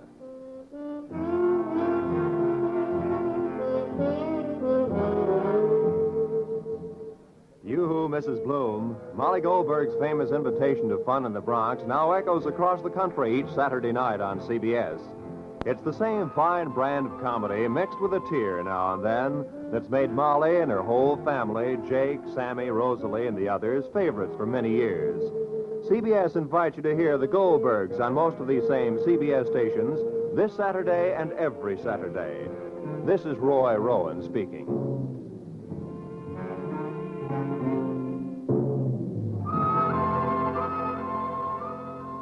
Disaster is no respecter of persons, and it can strike any time. But your Red Cross never sleeps.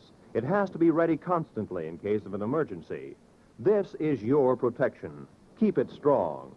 Now is the time to support Red Cross for your sake. Remember, for every dollar you gave before, this year add a quarter more. If you gave Red Cross $10 last year, this year give it $12.50. Give gladly. Join Red Cross.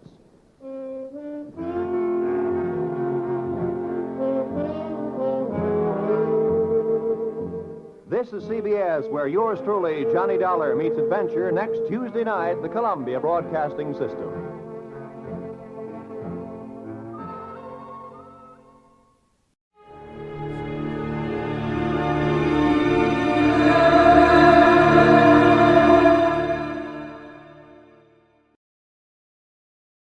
From Hollywood, it's time now for Edmund O'Brien as...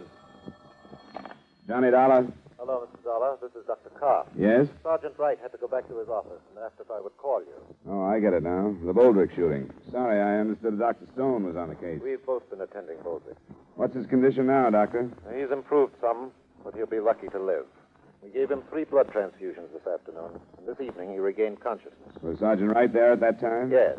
What did Boldrick say? Did he say who shot him? No, he wouldn't talk about it. Said he didn't remember, but he was lucid when he arrived. Oh. When do you think I can see him? Well, that's why I called, Mr. Dollar. You can see him this evening. Sergeant Wright hopes that since you aren't a police officer, perhaps Boldrick will talk to you. Well, I can try. I'll be there in about 45 minutes.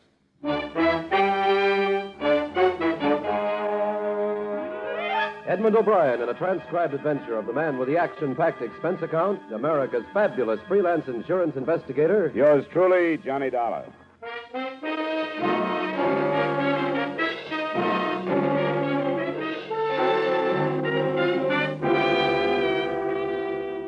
Expense account submitted by Special Investigator Johnny Dollar to Home Office, Corinthian All Risk Insurance Company, Hartford, Connecticut. The following is an accounting of expenditures during my investigation of the Arthur Boldrick matter. Expense account item 1, $2.30 cab fare from my apartment to the emergency hospital.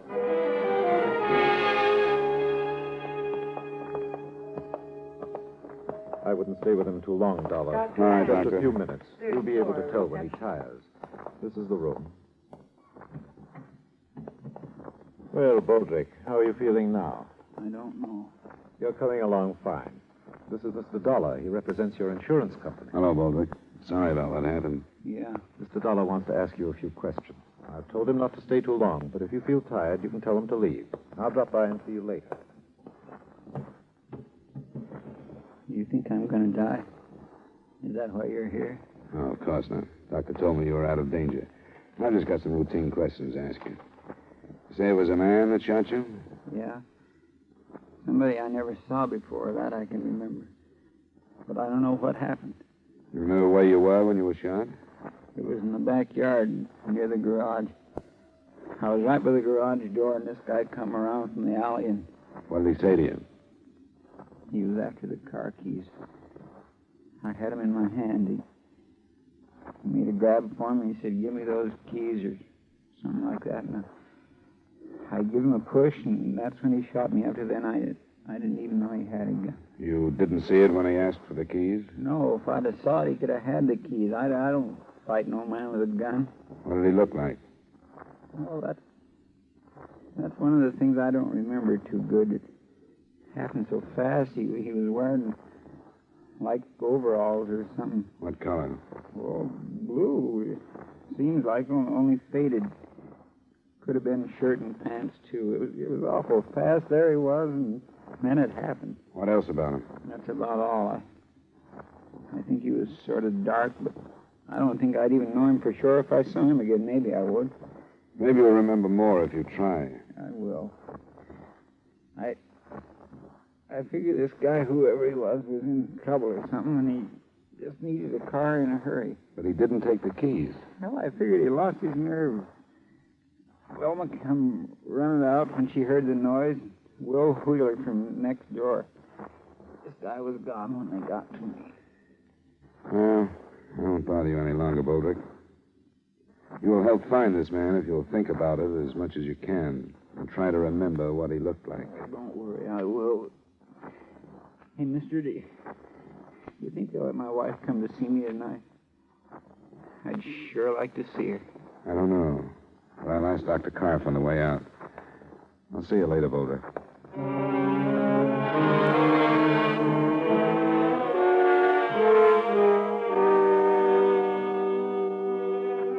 I made my report to the sergeant, and a search was started for a dark man dressed in a faded blue work clothes and possibly armed with a .25 caliber pistol or revolver.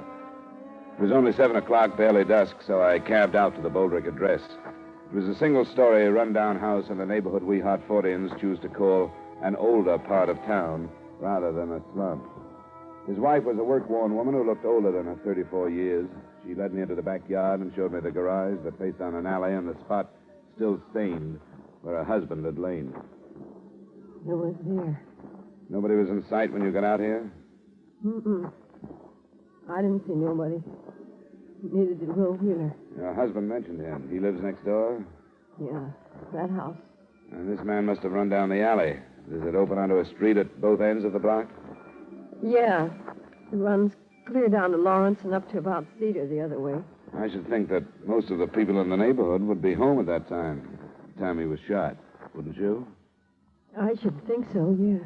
And the police will probably find somebody who saw this man running down the alley. I think somebody saw him. But most people... Is everything all right? Yeah, Will. It's all right. Somebody's bothering you and you don't feel like it, just tell me. It's all right, Will. He's from the insurance. My name is Dolar. You must be Mr. Wheeler. That's right. I don't think nobody ought to be bothering Velma in the middle of all this trouble. I wanted to meet her and ask a few questions, that's all. I'm through. All right, then go on in the house, Velma. Try and get some rest. If it's all right, then. Sure, Mrs. Boulder. Thanks very much. All right. I guess I couldn't help very much. This has got her in pretty bad shape, finding art like that. And then they won't let her go unseen. How is he, do you know? Pretty bad. I saw him a little while ago. Was he making sense? Seemed to be. Before the ambulance picked him up, he was kind of off. All he could say was some guy shot him, that he didn't know. Something about the car keys. But he told me, too. Yeah, this is a rotten neighborhood. It's full of rotten people. He isn't going to die, is he? They don't know. You didn't tell Velma that, did you? No, but I think somebody should before she reads it in the papers. One of the dangers is a wound he got in the last war. Yeah, in the lung. 2 slugs he took this afternoon may take care of the other one. Oh. I didn't think it was as bad as that. I guess I'd better tell her. I've been a friend of Art's for a long time. Well, I'll see you later, Mr. Dollar.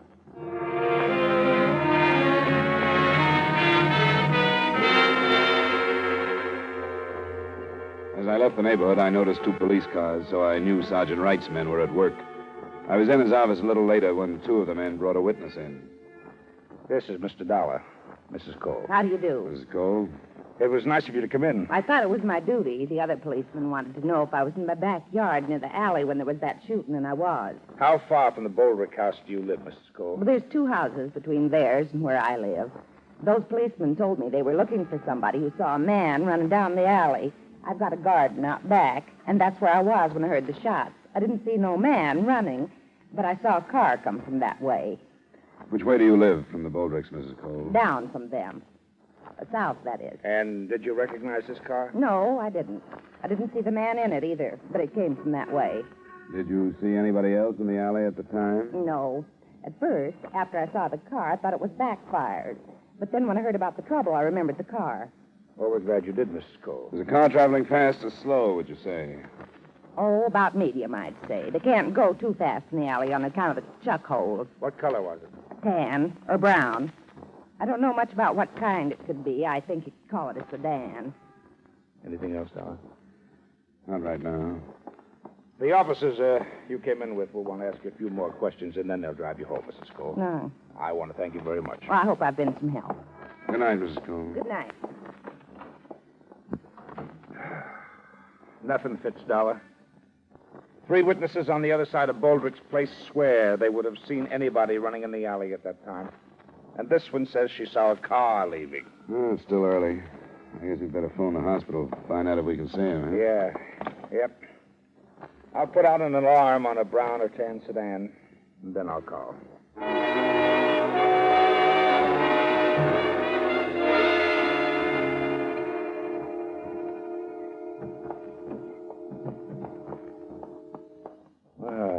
Hello, Boldrick.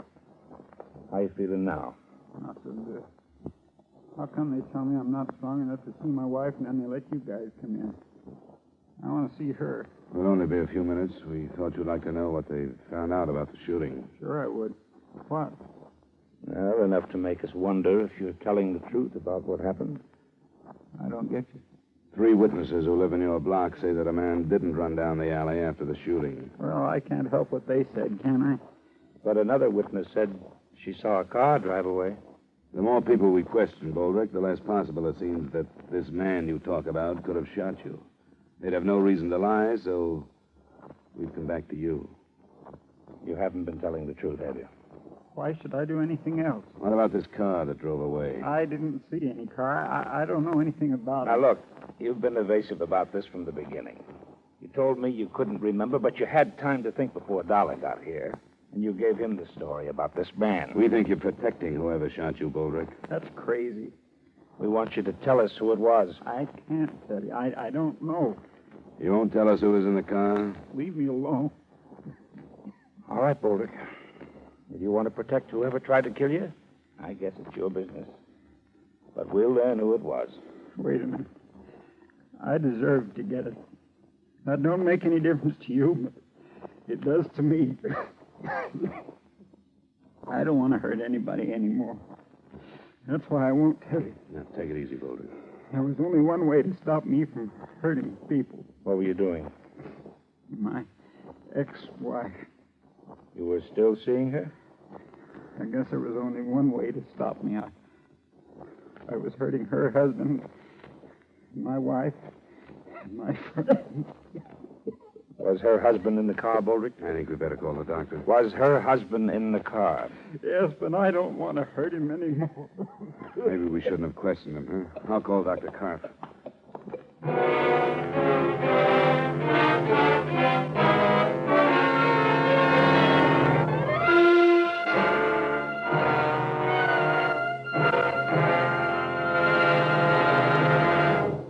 We will return you to the second act of yours truly, Johnny Dollar, in just a moment. Johnny Dollar's listening fans will want to make a special note of Johnny's time change, beginning this coming Wednesday, June 20th, over most of these same CBS stations. Follow yours truly, Johnny Dollar, on his San Francisco search for a missing medico, a puzzling case Johnny calls the Malcolm Wish matter. Enjoy it when you hear yours truly, Johnny Dollar, moving to Wednesday nights on CBS, starting on the 20th, next Wednesday. And now with our star, Edmund O'Brien, we return you to the second act of yours truly, Johnny Dollar.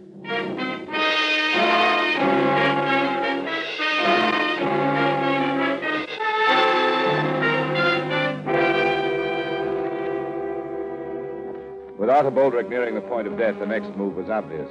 To bring in the man he had accused and arrange a formal identification and accusation. Sergeant Wright called 2 other officers to stand by the hospital and, in case we were too slow, get a deathbed statement. Then Wright and I left. The dying man's first wife, Anna, had married a man named Thomas Hood. We found their house in a slightly more desirable neighborhood, but not too far from where the Boldricks lived. Yes? Are you Mrs. Hood? Yes. Here you are. Here you are. Police. Is your husband at home? No, he's out of town. What's the matter? I think we'd better come in and talk to you then. What do you want with me? We want to talk to you about Arthur Boldrick. What did he do? He was shot this afternoon. Now, may we come in? All right. This is Mr. Dolar. He's a private investigator. Mrs. Hood? Art is dead. No, but he's not expected to live. Why did you come here? We just left Boldrick a short time ago. He told us your husband shot him. Oh, no. No, he didn't. You said your husband was out of the city, Mrs. Hood. When did he leave? This afternoon. Why did he leave? He went on business. He's a salesman. He's out of town. He couldn't have shot him. What time did he leave? It was this afternoon. I think about 4 or so. He left this house about 4? I think that's when it was. Boldrick was shot a little after 5:30, between then and 5:45. Is your husband's car a sedan or a coupe or what? A sedan. What color? Tan. A sedan driven by a man and described as brown or tan was seen leaving the alley near where Boldrick was shot. It was seen a few seconds after the shots were heard. No. No, he didn't do it. Better sit down, Mrs. Hood. Come on, sit down. He didn't shoot him. I swear he didn't. I swear. You mean he approved of your saying Boldrick? He did. Who told you that? Boldrick. My husband didn't know. I know I was wrong. I shouldn't have seen him. That doesn't make any difference.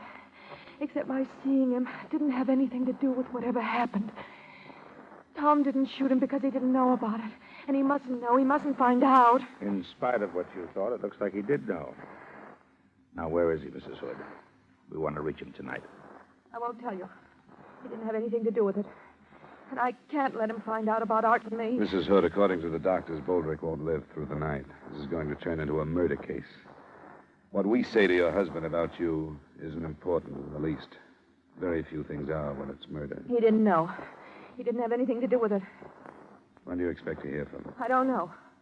Sometimes he phones, but never the first day out. Usually to say he'd have to stay out longer than he expected to. We'll have to have more than that. We'll get in touch with his company. I wish you'd listen to me once more. I tell you, Tom didn't do it. If you talk to him, all you're going to do is bust up our lives. That's all you're going to do. Then I guess that's what we'll have to do. You ready to go, Dollar? By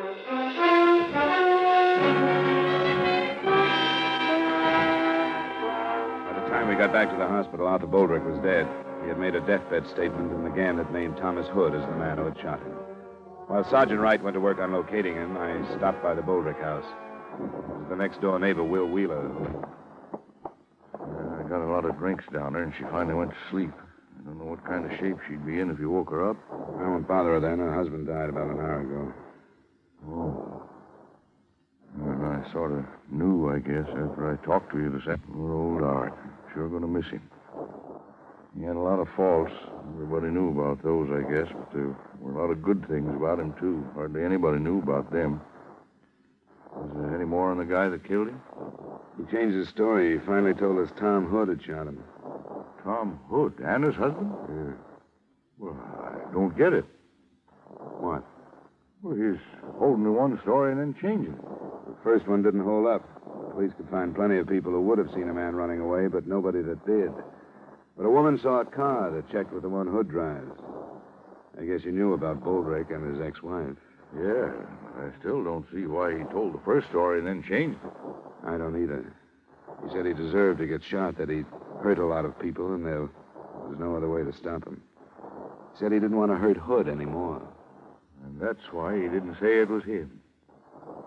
That's what I mean about the bad side of him and the good side. Did his wife know about Anna? I'm not sure. Mr. Cinch, I never talked to her. Oh, you think he told that first story to keep her from finding out? It could be. The police will call her in the morning. When she hears about it, tell her there are some insurance papers for her to sign, will you? I'll leave them now.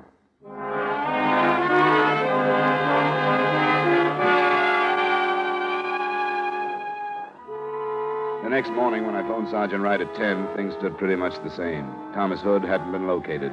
He supposedly had left for Boston, where he was expected to check into the Royce Hotel. but he never reached there. The Massachusetts police were alerted, and we were sure that part of it was covered. I got to Wright's office at 10:45, and at 11:30 we were thrown a curve. My name is Mandel. I read in the paper this morning about the shooting out north yesterday. Well? My friend said I was a fool for coming in to see you, but I work on radio repairs, and I delivered a set to some people in the next block that afternoon. What time did you deliver it, Mr. Mandel? About 5:30, a little after. I read how some woman saw a tan sedan going down that alley, and you were looking for it. Well, I'm pretty sure that was mine. You drove through the alley? Yeah, I did. You're sure of the time? You can ask the people who own the set. Their name is Olston in the next block. And you followed the alley through the next block? Yes, I did. The same way that dame said. Did you hear the shots? No, but I think I know why. That alley is bumpy, and I got a few loose bolts in that car. It's pretty noisy. But the car that dame spotted was mine. I'm sure of that. Well, thanks, Mr. Mandel.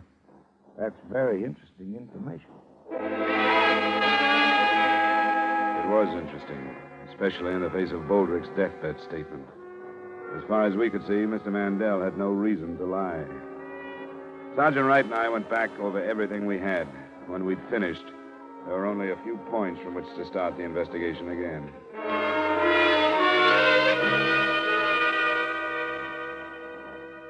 This is Sergeant Wright, Mr. Wheeler.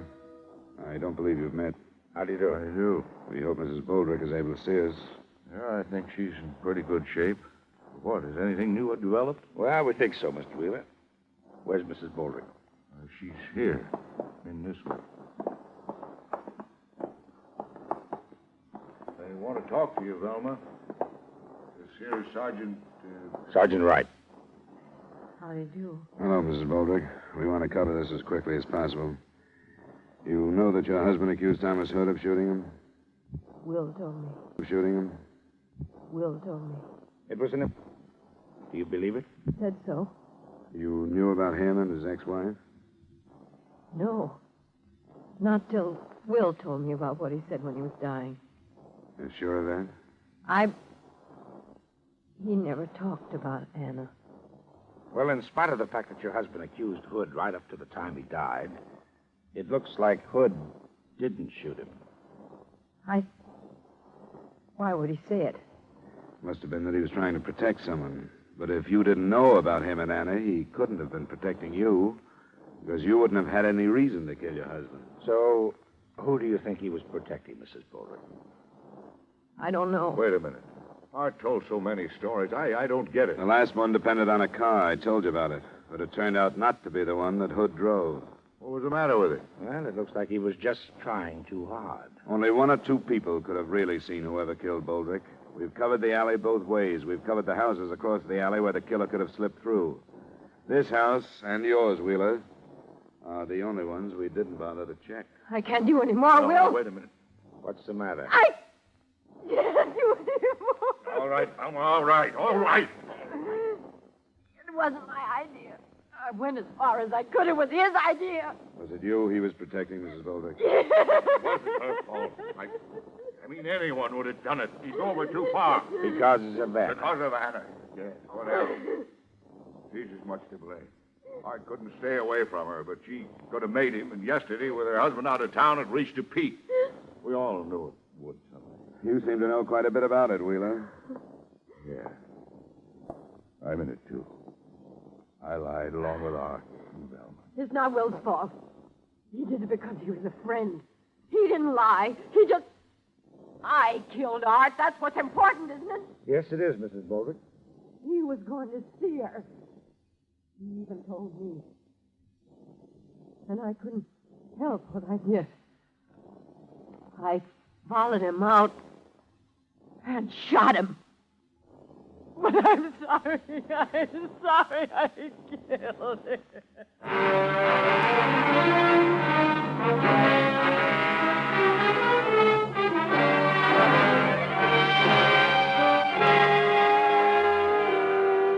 Expense account item 2, miscellaneous, $75. Expense account total, $77.30. Remarks? According to precedent, Mrs. Boldrick will probably get one of those widow's specials, from 3 to 20 on second-degree murder. That should have her out of prison in a little over 2 years. So the company has that length of time to figure out ways and means to avoid payment of her claim. Yours truly, Johnny Dollar.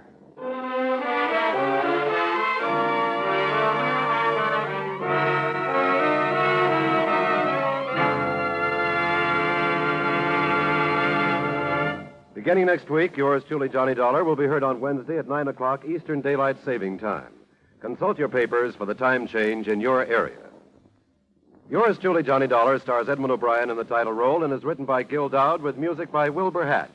Edmund O'Brien can soon be seen in the Paramount Pictures production, Warpath. Featured in tonight's cast were Edgar Barrier, Parley Bear, Jeanette Nolan, John McIntyre, Wally Mayer, Virginia Gregg, Gene Bates, and Harry Lang. Yours truly, Johnny Dollar, is transcribed in Hollywood by Jaime Del Valle.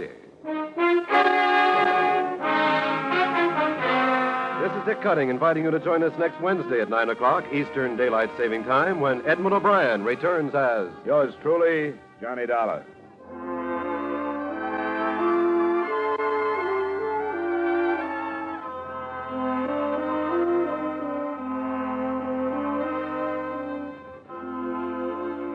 Here is a really novel crime-busting switch.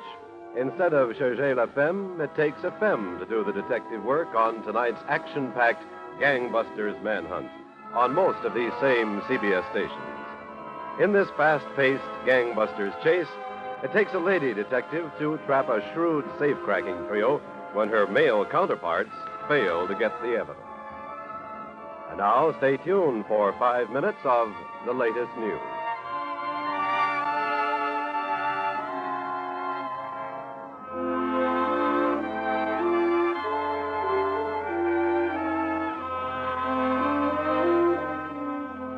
This is CBS, the Columbia Broadcasting System.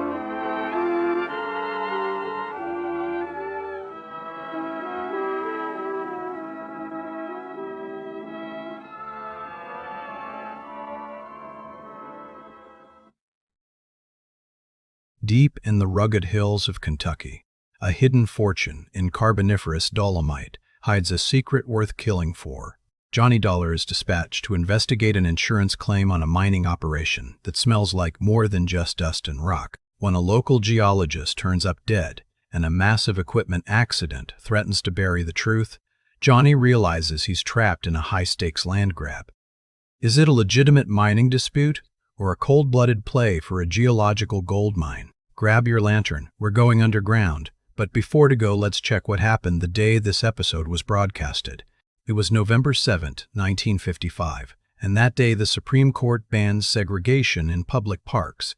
On this day, General Motors became the first American corporation to report a net annual profit exceeding $1 billion, marking a massive milestone in the post-war economic boom. John Lund as Johnny Dollar. Bill Wesley, Johnny. What do you know about oil wells? Well, I know I wouldn't mind owning one. Why? We've written a floater policy on drilling rigs for the Van Oosterhout Oil Company in Sumatra. $60,000 worth of equipment was destroyed last week en route to their new test field. Is there something wrong with this? We're willing to pay off. Oh, so why call me? Well, that's a twist, Johnny. Van Oosterhout doesn't want the money. What does he want? Our best investigator for 3 weeks. Why? He didn't say. But you know these oil men, probably just rich enough to want to satisfy some idle curiosity. Yeah, well, I'm just broke enough to help him do it. We'll return to our program in a moment. But first, I'd like to talk to you about housekeeping. Recently, a woman was interviewing a prospective maid and asked her how she was on light housekeeping. Well, I'm sorry, ma'am, said the young lady. I never kept a lighthouse. I admit that's an old joke, but it generally gets a laugh. However, housekeeping is no joke. That's a job from which no one can escape, whether he lives in a house, an igloo, a military barracks, or a governmental building. Yes, housekeeping is a very important job, even in our government. Someone has to see that the plumbing doesn't leak, that electricity, oil, and coal aren't wasted, that the garden is kept in good shape, that the animals are fed, and that the people have a place outdoors in which to enjoy themselves. Actually, all these governmental household tasks are the work of the Department of the Interior, which at one time was called the Home Department. The biggest job of the department is conservation, the protection of the things that make our country a good place in which to live. The land, water, oil, coal, forests, minerals, fish, and wildlife. These are our natural resources. If it weren't for the conservation work of the Interior Department, before too long, All the farm and grazing lands would be washed or blown away, and all the wildlife would disappear from our fields and forests. Another important job of the department is the development of new natural resources and the caring for our national parks where people are free to go sightseeing or set up camp. And during wartime, the Secretary of the Interior has a special job, namely making sure that sufficient oil and other fuels are available to our armed forces and defense industries. Yes, our governmental housekeeper, the Department of the Interior, has a most important and vital job in maintaining the comfort and welfare of every citizen of the United States.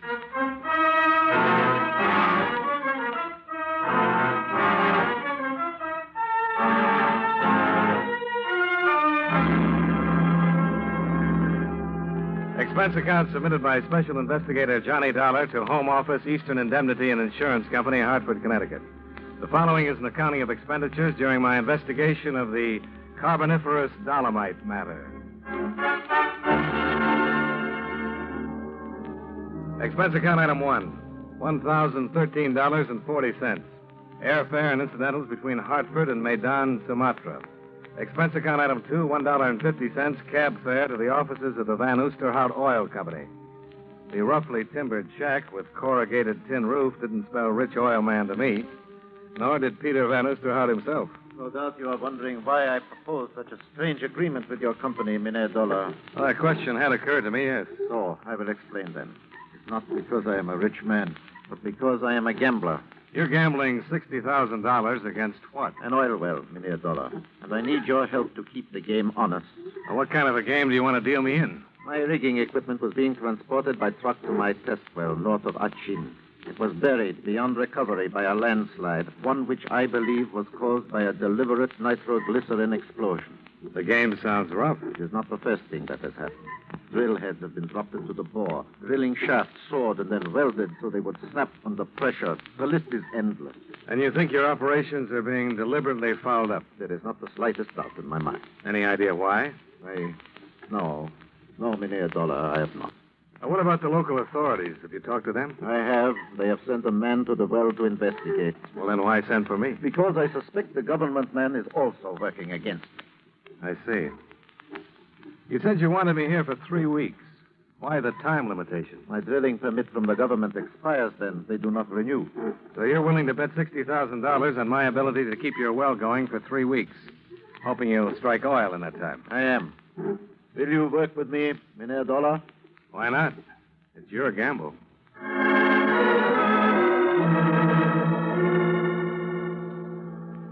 We made arrangements to fly out to the oil well early the next morning, and Van Oosterhout dropped me off at the Buitenzorg Hotel, where I checked in.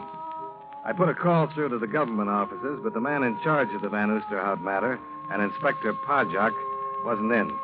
I left word that I'd call, then hied myself to the hotel restaurant. I was having a little trouble with the native menu when I received some unexpected assistance. You would forgive me, Mr. Dollar. Might I suggest you try the sample going? I'd be happy to. What is it? The known ingredients are rice, fish, and peppers. The unknown are the chef's secret, and the sum total of them all is sheer gastronomical ecstasy. Well, the only thing that could top that recommendation is for you to join me. I would be delighted. But not to dine, Mr. Dollar, merely to talk. By the way, I am Frederica von Osterhout, Peter's wife? his daughter. Well, I would have guessed that, except for the third finger left hand. Oh, of course, my wedding band. Yes, I am Mrs. Don Reynolds now, but I wish to talk with you as Frederica von Osterhout. Oh, why is that? Because I want you to persuade my father to change his mind and accept the insurance money. You don't approve of his gamble? There is no gamble, Mr. Dollar. He's bound to lose everything. There's no oil there. What makes you so sure? My husband is an oil engineer. He has gone over my father's leases in every possible way. Geological survey, magnetometer, seismographic exploration. In every instance, the results have been negative. And what does your father base his opinion on? Wishes, hunches, gambles, Mr. Dollar. He's like a madman about this thing. All reason, all logic has been tossed to the wind. Well, then why is somebody trying to sabotage the well?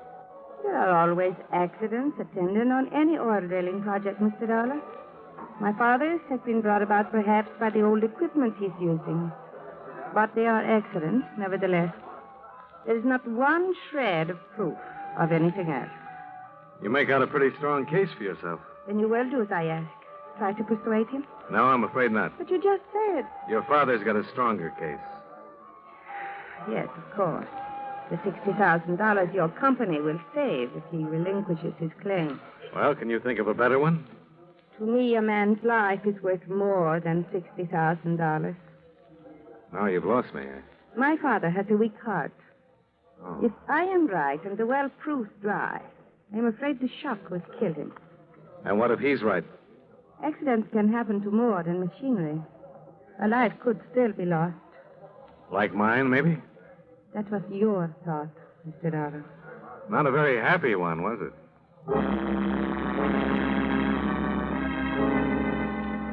Just for the record, I did take Frederica's advice on one thing, the sambal goreng. And she was right about that, at least.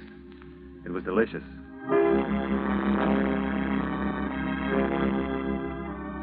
With the arrangements to leave for the oil field at dawn well in mind, I hit the sack early, hoping to get a good night's sleep.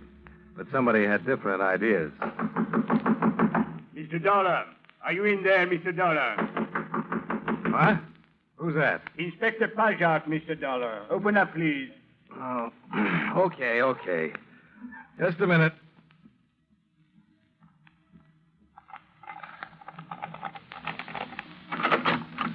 Now, what's all this about, Inspector? I'm sorry to disturb your rest this way, Mr. Dollar. It was necessary, however, that I ask you a few questions. At 2 a.m? You possess a firearm, Mr. Dollar? Well, you should know. I registered it when I came into the country. May I see it, please? Yeah, sure. Here it is. Thank you. Satisfied? That the magazine is full, that the gun is clean. I am satisfied of that, yes. Well, that's something. Now, suppose you tell me what this is all about. You paid a visit to the offices of Peter Van Oosterhout earlier this evening, Mr. Dollar. That's right. You also called my office to inquire about the Van Oosterhout Oil Company and the test well that is being drilled north of Achin. Yeah. What was the caliber of the gun that killed Van Oosterhout, Inspector? We believe it to be a .38 caliber, Mr. Dollar. The same as yours. But how did you know he was dead? Well, out of respect to those present, let's call it intuition, shall we?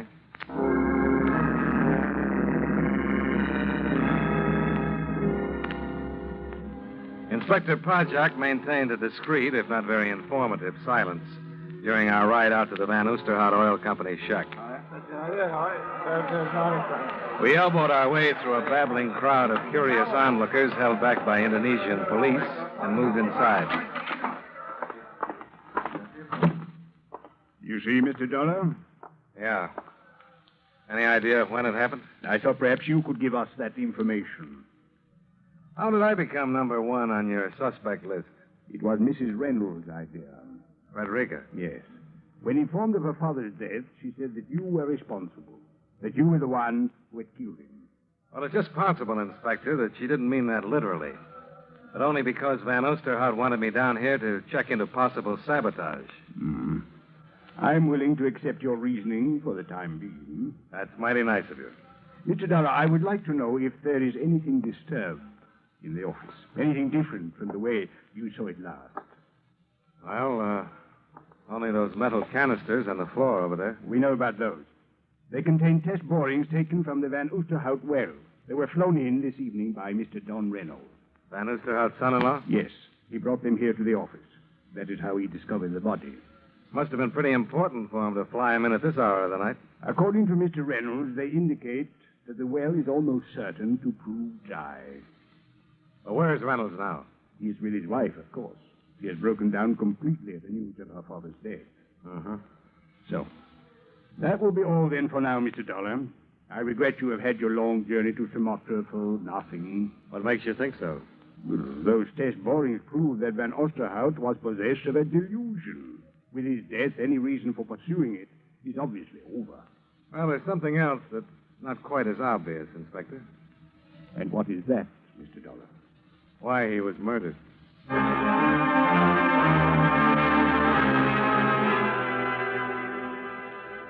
One of Inspector Podjock's men drove me back to the Buitenzorg Hotel, where the night clerk put an end to any hopes I had for more sleep that night.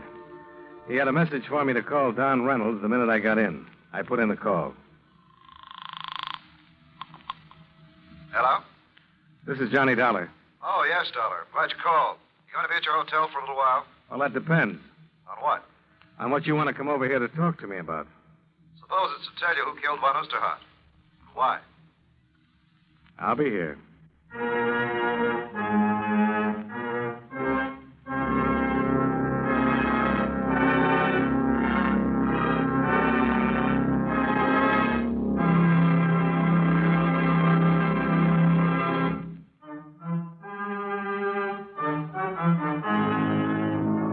And now, with our star, John Lund, we bring you the second act of Yours Truly, Johnny Dollar.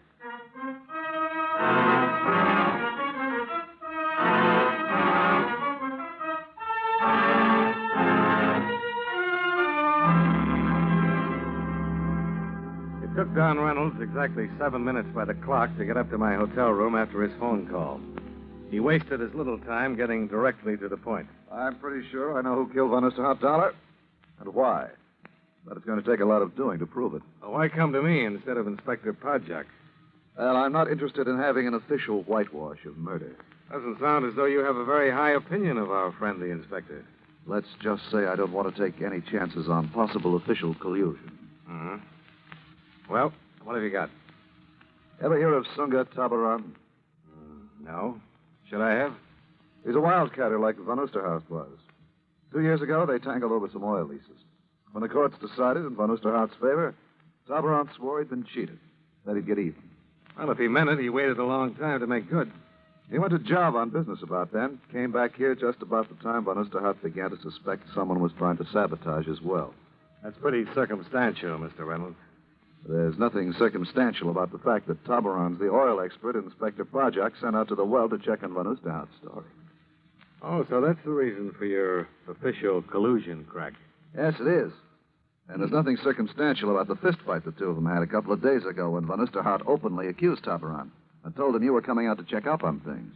Ah, that sounds interesting. I can top it for you, Dollar. With what? Tabaran's here in Medan. He flew in from the well late yesterday afternoon.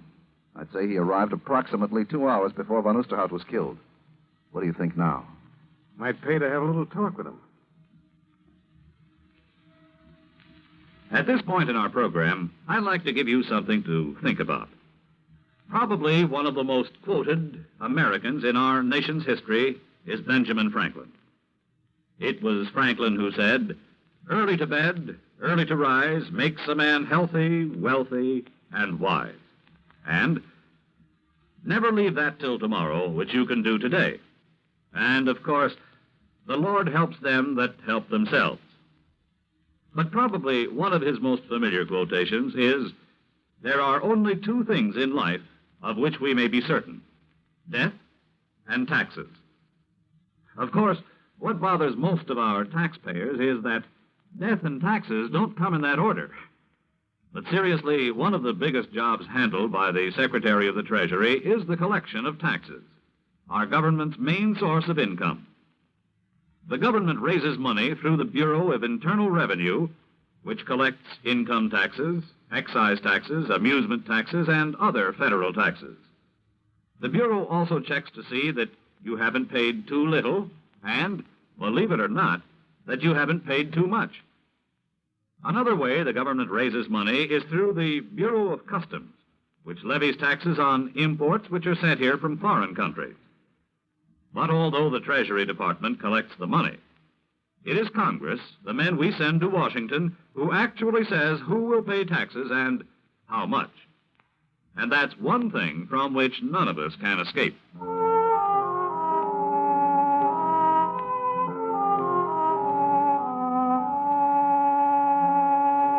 Expense account item 3, $1.65. Cab fare to the residence of Sunga Tabaran.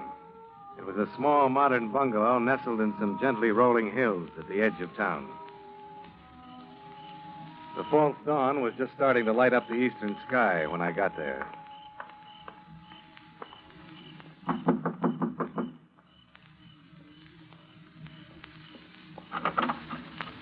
Yes? You're Sunga Tabaran? That is correct. My name is Dolar. I'm an insurance investigator. I'd like to talk with you. This is hardly the hour at which one makes either social or business calls, Mr. Dolar. Well, murder isn't very particular about the hours it keeps. If you will, please come in. Thanks. I notice you're up and dressed, Mr. Tabaran, in spite of the early hour. You said you had come here to speak about murder, Mr. Dolar. I understand that you and Van Oosterhout had some pretty violent disagreements in the past. Unfortunately, that happens to be true. Does Inspector Pajak know about that? I have no secrets from my superior. Does he also know that you flew into Medan yesterday afternoon? My dear Mr. Dolar, you realize as well as I that these questions are quite pointless. Even if I did possess any guilty knowledge concerning Van Oosterhout's death, you could not hope to learn it this way. Well, maybe I'm just not bright. I'm afraid I cannot accept that. Thank you. No, you came here to talk with me, to look around, to try to judge, to measure, hoping perhaps I would make some slip, unconsciously reveal some information which might be useful to you. Yeah, that sounds like a reasonable supposition. It is regrettable, then, that I must disappoint you. There will be no slips, no unconscious revelations. I'm sorry. Oh, that's okay, Mr. Tabaran. You haven't hurt my feelings. Oh, by the way, extend my condolences to Frederica, will you? And tell her I'm glad she's getting over her bereavement so well. Well? I'm afraid I do not know to what you are referring, Mr. Dolar. I said nothing about Mrs. Reynolds. You didn't have to. You just forgot to remove her handbag from that table.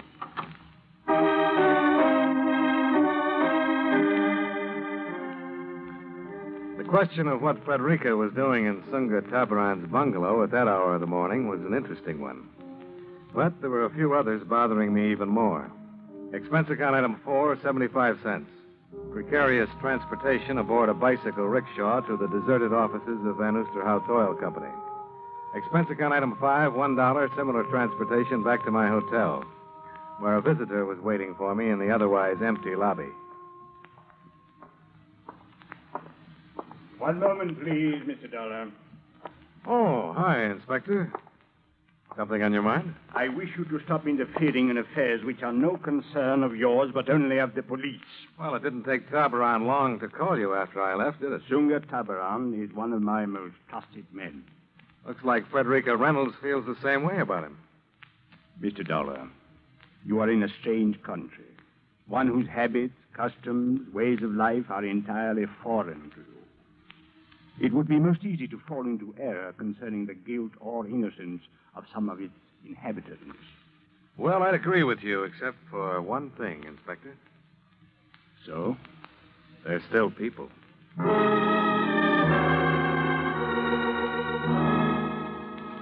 A tepid shower and a similar breakfast occupied my time until the town of Medan awoke to the new day. Then I walked down the street to the shop I'd noticed the night before, belonging to one Herr de Groot, oil geologist. It took de Groot all of 30 seconds to look at the specimens I'd pilfered from Van Oosterhout's office the night before, rub them between his fingers, and come up with a pronouncement. Yeah, there's no question. These test borings there from the Van Oosterhout number 1 well. And you've seen specimens like these before? But of course I have, young man, many times. They are composed in increasing density of a carbonate of calcium and magnesium, formed during the Carboniferous era of the Earth. In other words, what we have here are specimens of Carboniferous Dolomite. I'll take your word for that. Just tell me what it has to do with oil. But it has everything to do with it, young man. Under just such rock strata as these lie some of the greatest oil fields in the world. So the chances of the Van Oosterhout well hitting such a pool should be pretty good, huh? I would say it would be virtually impossible for it not to hit oil from 100 to 500 feet in depth below the strata. Any idea why Van Oosterhout wasn't informed of this? Not informed, but it must have been. Oh, why is that? Well, these test borings have been brought in regularly by Van Oosterhout's son-in-law, Mynheer Reynolds. Why should he not have told him?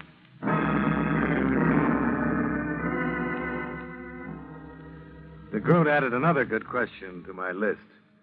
So I called Reynolds to find out, but there wasn't any answer. I got the same result with a call to Sunga Tabaran.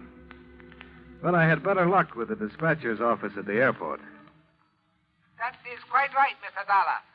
Mr. Taban filed a flight 10 for the Van Oosterhout well and took off approximately an hour ago. What about passengers?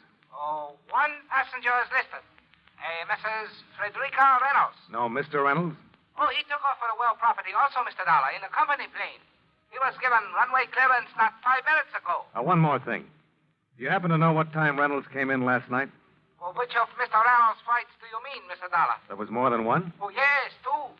The first time he arrived here shortly after dark. I can look up the exact time for you if you wish. No, that won't be necessary.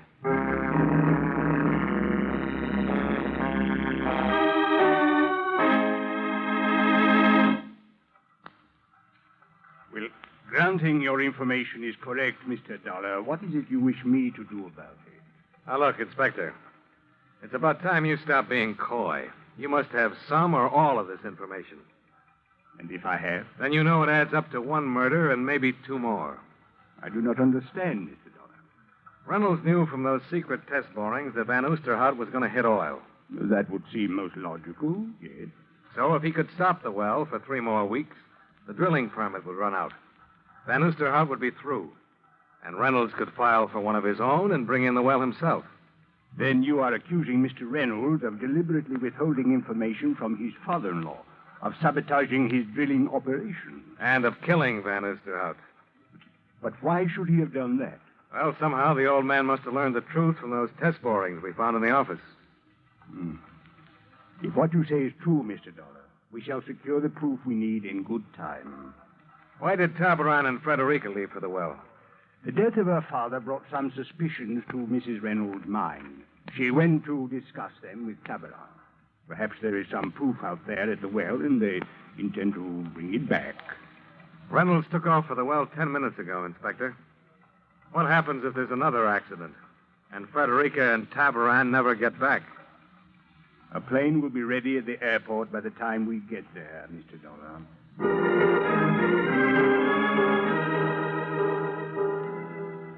The Van Oosterhout well was approximately 100 miles northwest of Medan. When we set down, both the company plane and Tabaran's were on the landing strip. The drilling rig was motionless, surrounded by high mounds of pumped-out mud. The entire area looked deserted. It is impossible they could not have heard us arrive. Where is the rigging crew? Mr. and Mrs. Reynolds and Tabaran. Well, there are not many places they could be. Bunkhouse, construction shack, powder house. Perhaps we had better try the office first. You know, it is quite possible that... Hey, there's Reynolds. Coming out of the powder house. He's got a nitro tube in his hand. Nitro? But what would he be doing with nitroglycerin? Maybe we better find out. Reynolds? Hi there, Dollar. Inspector Project? Yeah, just in time to see the fireworks. Oh, you're going to shoot the well? Yeah, that's right. Drill struck a layer of igneous granite, broke off in the shaft. I'm going to drop this down and try to blast it loose. Oh, where's the rigging crew? Back in the jungle. Had to get them out of the possible blast area. Never can tell about these things. What about Mrs. Reynolds and Tabaran? Oh, they went along with them. The two of you better get back there, too.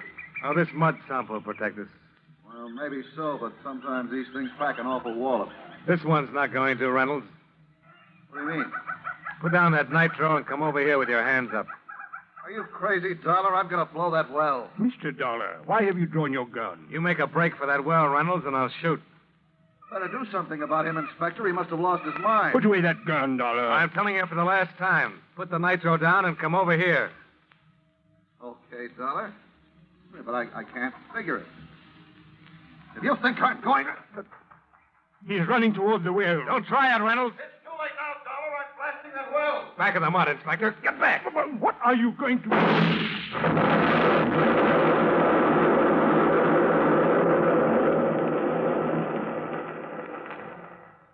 Dollar, your shot, it exploded the nitro. Yeah. I guess it did at that, Inspector. But Reynolds, it was the same as committing murder. Well, let's say I prevented a couple, Inspector. Prevented? If Reynolds had blown the well with that charge, it would have destroyed the rigging.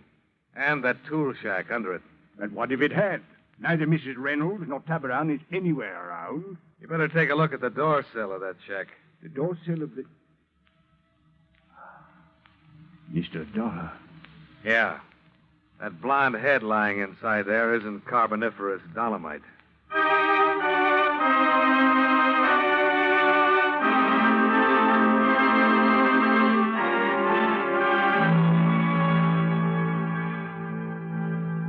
Expense account item 6, $23.15, hotel bill and miscellaneous.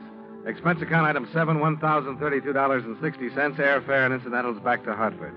Expense account total, $2,074.05. Remarks. The trip home didn't seem half as long as the walk we made to the tool shack to see if Frederica and Tabaran were still alive. As it turned out, they were.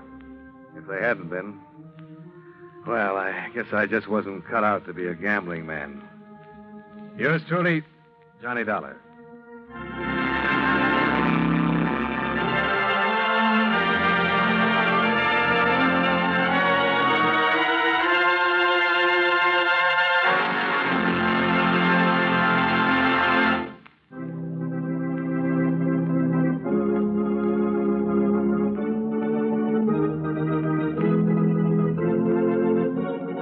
Johnny Dollar has come to you through the worldwide facilities of the United States Armed Forces Radio and Television Service.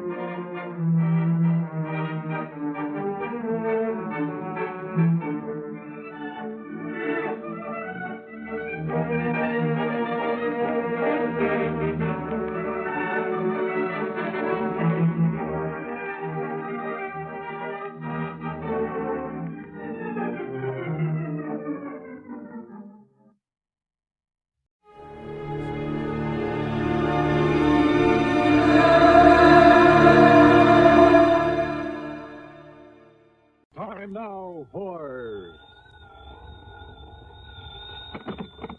Johnny Dollar. I have your call to Universal Adjustment Bureau in Hartford. Oh, thank you, operator. Hello. Pat McCracken. Johnny Dollar, Pat. Oh, Johnny, I've been trying to reach you. Yeah, I'm in Sarasota, Florida. Oh? Been down here the better part of a week and just thought I'd check to see... Johnny, I'm glad you called. Can you grab a plane out to the West Coast? Don't see why not. Good. Now, your contact will be Arthur at Western Maritime and Property, office in Beverly Hills. Got it. What's it all about, Pat? Piracy, according to him. What was that?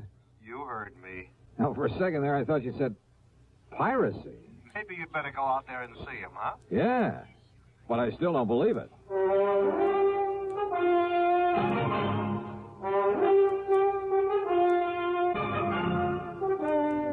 Bob Bailey in the exciting adventures of the man with the action-packed expense account. America's fabulous freelance insurance investigator. Yours truly, Johnny Dollar.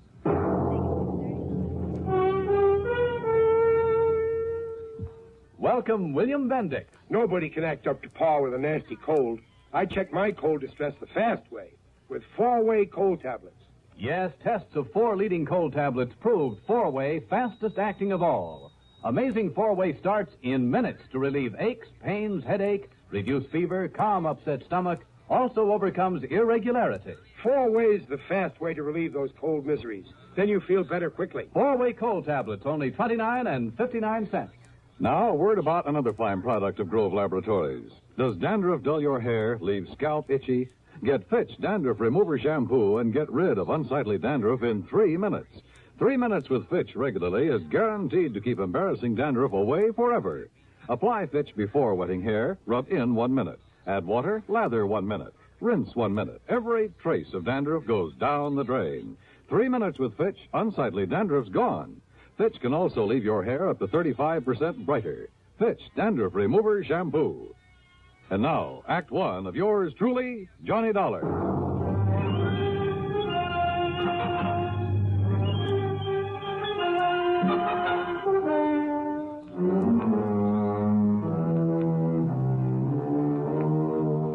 Expense account submitted by Special Investigator Johnny Dollar to the Western Maritime and Property Insurance Company, Beverly Hills office.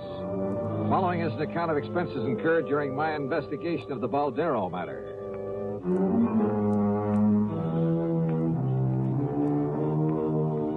Expense account item 1, $146.85 plane ticket to Los Angeles. Earl Poorman, with whom I just finished working on a case, drove me from Sarasota to the international airport in Tampa.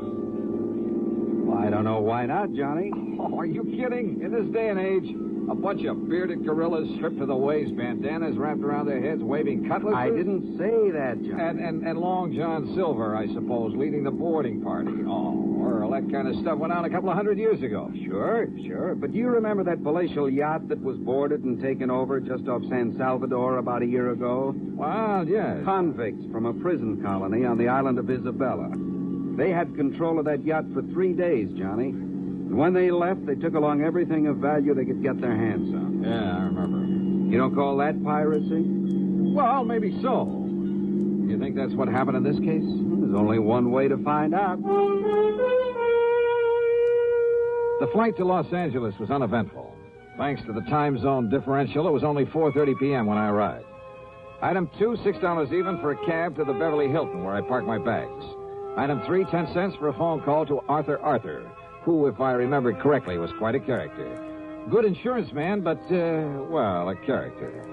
Item 4, 75 cents for a cab to his office on Wilshire Boulevard. Yes, it all happened somewhere off the coast of Mexico. Mr. Baldstein and his party were just cruising around. They were just taking life easy. Baldeston is the owner of the yacht? H.B. Baldeston. Oh, he's a big stockbroker. He lives here in Beverly Hills at 3124 North Roxbury Drive. And what's the name of his yacht? The Baldero. Oh, it is a tremendous thing, John. It's over 100 feet from stem to stern. Wow. It's 100 feet long. Arthur, where does he keep it now? Where does he keep it? Oh, at his dock. He's down there in Balboa. Oh, you know where Balboa is. Yes, I know. Oh, one of the nicest places by the ocean in all of California. Yes. Now, Johnny, if I ever wanted to retire, that would who be were the guests on board? Well, let me see. His wife, of course, and Mr. and Mrs. Gerald Hooper, and young Richard Spidel, and Lee Woolway. Just cruising around, huh? Yes, but they'd planned to sail on up to San Francisco for that big charity ball up there on the 30th. Oh. That's why they all had their finest clothes and most expensive jewelry with them. Oh? Yes, sir. $394,000 worth of jewelry.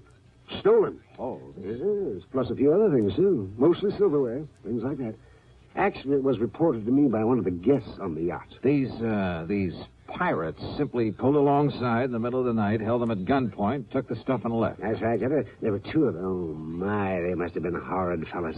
Just where off the coast of Mexico did this happen? Well, I'm not quite sure. Mr. Baldeston was, he was kind of vague about where it happened, you know. He's kind of vague. Maybe I better talk to him. Yes, by all means, Johnny. Yeah. Art, I'll see you later. Item 5, $50 deposit on a rental car. I drove to the Baldeston's home on North Roxbury. It was a tremendous place in one of the most wealthy parts of Beverly Hills. A snazzy-looking sports car was parked in the broad driveway, and as I walked up to the front door, another car, a big sedan, pulled in the drive. A heavy-set, well-dressed, rather nice-looking man of about 50 got out of it and came over to me. Are you looking for someone, young man? Well, I believe this is the Baldeston residence. That's right, and I'm Harry Baldeston. Oh, well, my name is Dollar, Mr. Baldeston. Johnny Dollar? The insurance investigator that Mr. Arthur sent for? That's right, sir. Well, come in. We'll have a cocktail or two. I understand it's that time of day, and I'm sure you won't object. Not a bit. Good. And I'll tell you all about the unfortunate affair aboard the Baldero. Happened just night before last, you know. So I understand. but I'm not quite clear as to just exactly where you were when it happened. Down off the Mexican coast, Dollar. Sit down. Thanks. Yes, it took us nearly 12 hours to get back to Balboa, and at 11 knots, well, you can figure it out for yourself. Mary Lee. Yes, Harry? Come on down, dear. I want you to meet Mr. Johnny Dollar. Oh, all right, dear. Now, I'll pour us a drink and tell you all about it. So he poured. His wife joined us, and we talked. But I'm afraid I didn't learn much more than I already knew. They'd both been asleep when it happened. The so-called pirates had come aboard very quietly. Both they and their guests had been held in their respective cabins by one of the men while the other gathered the loot. The men had worn long oilskin raincoats, had nylon stockings pulled over their faces to conceal their identity. Only one of the guests, Lee Wilway, had even seen the boat they'd used. Balderston never did tell me definitely where it happened. And the more I listened, the more suspicious I got. Yeah, suspicious of him.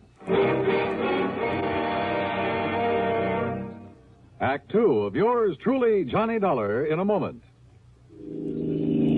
There goes a treasure car. There goes another.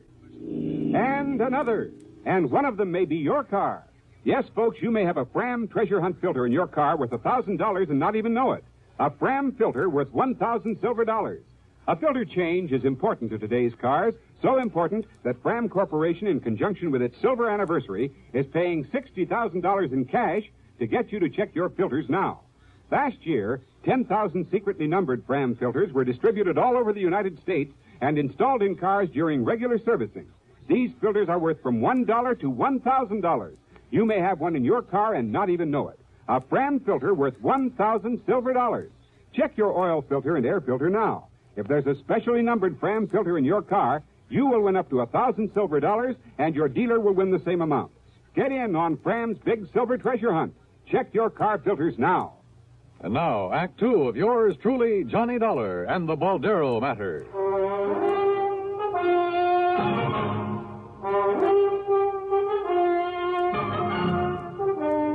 Well, Dollar, it was hard to tell just where we were. I keep an engineer on board, and he'd been at the wheel most of the day. But you were anchored for the night. Yeah, that's right. You see, we were just killing time until it was time to head north to San Francisco and that charity ball the ladies wanted to go to. Yes, the charity ball. And after waiting 2 months, now I suppose we'll just have to forget it with all our jewelry gone. Didn't you check your position to find your way back to Balboa? Just headed east, then followed the shoreline. You say that one of your guests... Incidentally, I want to check with them. Oh, by all means. I'll give you their addresses. Yes, there may have been details that we've forgotten, overlooked. After all, we were a bit upset over what had happened, and probably more than a little confused. Well, I know I was. You said that one of your friends got a look at the boat these men used. Yes. Lee Wilway ran up on deck.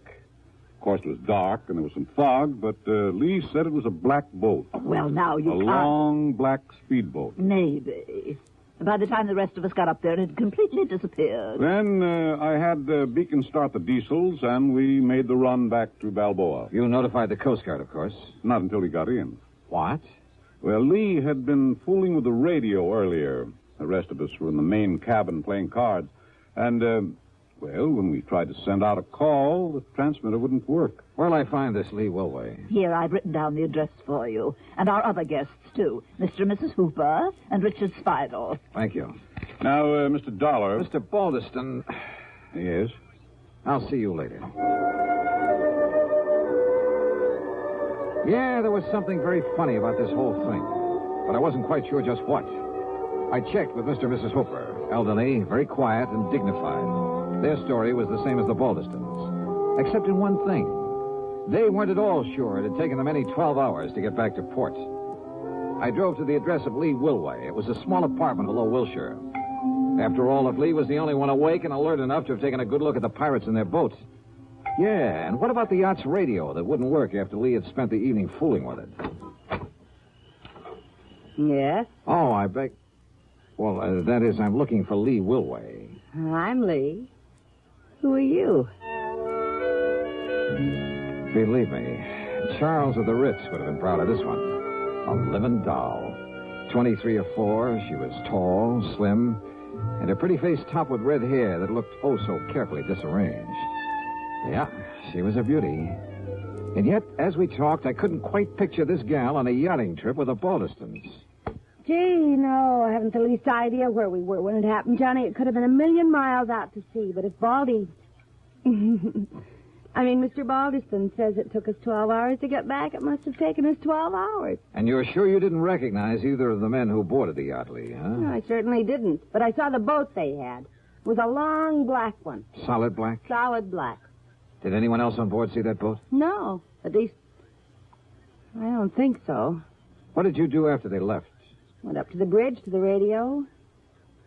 Didn't they tell you? To call the Coast Guard? Well, yeah, sure, only... They said you were at the radio earlier. Yes, just listening. But after it was over and I tried to call the Coast Guard, well, it just wouldn't work. Like another drink, Johnny? The Baldistons and Hoopers were playing bridge earlier. Yes. Look, Johnny, have you had dinner yet? Where were the other guests? Dickie boy? Yes, Dick Speidel. No, I don't know. And what did he do after you were boarded and robbed? He was probably down in his cabin with his head under the covers, scared to death.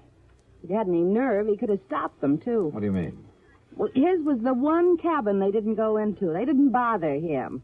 And he knew there was a rifle they used for shooting sharks. He knew it was on the rack just outside his door. And if he'd come up shooting with it, why, those pirates would have jumped overboard and run for home. I'll just bet they would. Apparently you don't think much of this Dick Speidel. Would you? Acting like that? Doing nothing when he could have? Incidentally, when I stopped at the Baldistons, I saw a sports car outside. Oh, yeah. Isn't that a dreamboat? It's Larry's. Who's Larry? Larry Baldiston. He's my... Oh, gee, Johnny, I'm getting hungry. Why don't we have another drink and then have some dinner? Sorry, but I'm afraid I can't. I'm not used to being turned down, Johnny. Well, I'm sorry, but there are a couple of people I've got to see. Oh, like who? Your friend Dick Speidel, among others. Oh. I'll see you later, Lee. I'll be here, Johnny. I guess I'm not as familiar with the streets of Los Angeles as I thought. It took me over half an hour to find Speidel's apartment. It was one of those ultra-swank affairs just off Sweetser Avenue below the famous Sunset Strip. I parked under a big palm tree. Then, as I backed out of my car, another one roared up and stopped behind me. The glare of the headlights partly blinded me. Just a minute, you. Huh? Johnny Dollar, huh? That's right. Who are you? Here. Oh!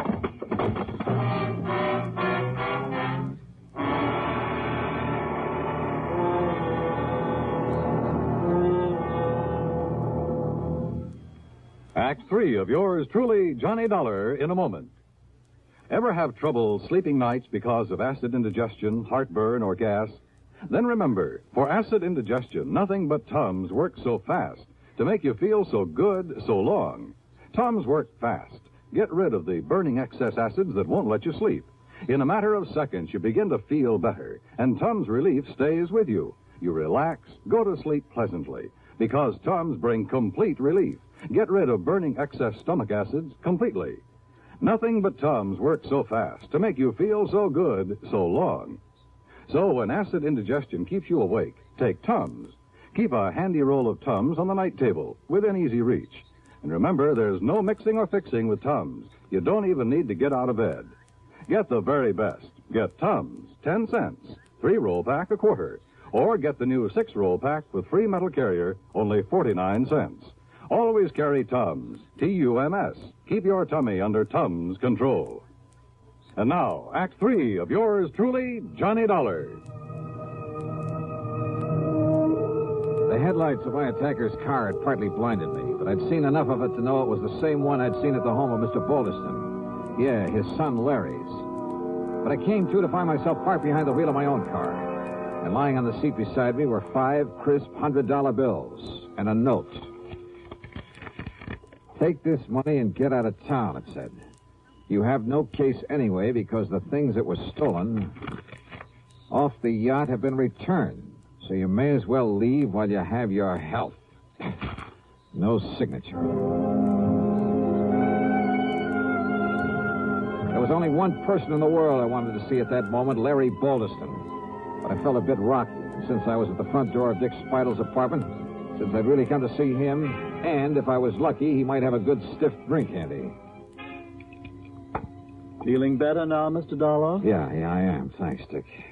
It's Richard, if you don't mind. Oh, yeah, sure. But go on with what you were saying. Well, the whole thing was absurd, of course. But the only reason Mrs. Baldiston insisted on taking Lee on that yachting trip and to the charity affair, and of course I was supposed to be her escort, was to shame her, to show her up. How do you mean? Well, after all, in spite of her beauty, she is a rather common person, rather cheap. So Mrs. Baldiston hoped that facing her with the ladies and gentlemen who attend the ball would embarrass her. Oh, I see. And that she'd realize she has no place among people like ourselves. People like you are just too good for her. Well, to put it bluntly, yes. In any event, Mrs. Baldiston hoped it would break off this rather sordid romance. Romance? She and Lawrence Baldiston. Larry, she calls him. And Lee is only after his money. But I take it Larry got wind of this little plan. Lawrence said that he would prevent its being carried out if it was the last thing he ever did. So he staged the piracy bit. Oh, I'm sure it was he. He's always done silly things like that, Mr. Dollar. Rich, headstrong, spoiled as he is. So, when I heard the noise up on deck, I simply locked myself in my cabin and refused to budge when he and whoever he had helping him boarded the yacht. Or because you were scared? I beg your pardon. Thanks a lot, Dick. It's Richard. You've been a lot if you of don't... help. Oh, and incidentally... Yes? You think Lee Wilway was in on it, too? That's why she spent so much time on the ship's radio earlier in the evening? Indubitably, so that she could guide him to the yacht in his speedboat. His speedboat, of course, has all sorts of radio equipment aboard. What color is that speedboat? Mahogany. Why? Lee said the pirates were using a solid black boat. Which simply proves she was onto his plan. What do you mean? Well, the wench was lying, that's all. Maybe you're right. Thanks, Dick. It's Richard, if you don't know.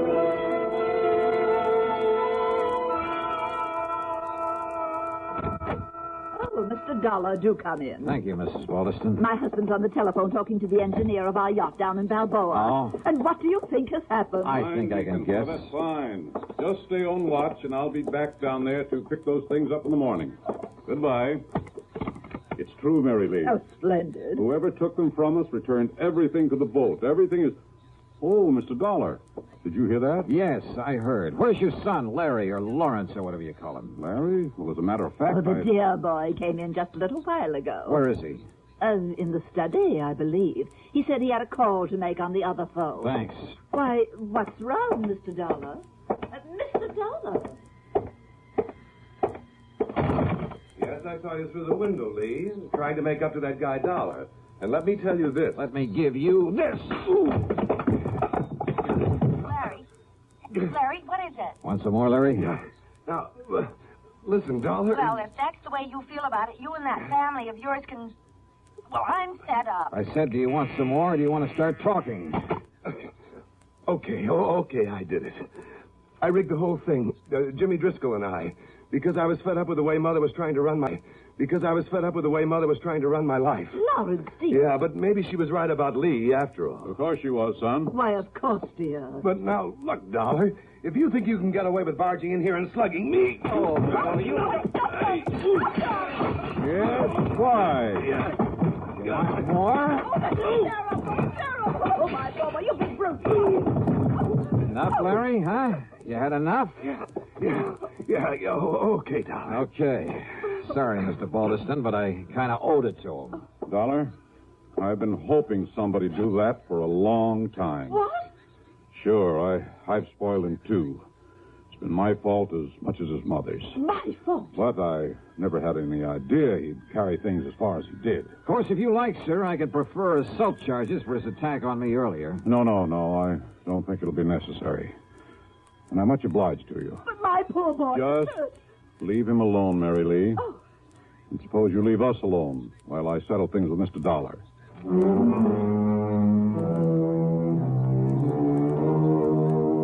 Fee on this case?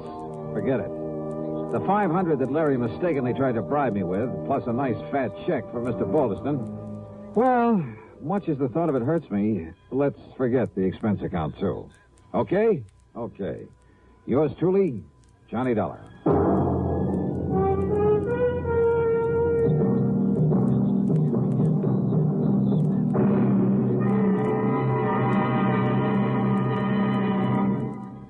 Our star will return in just a moment.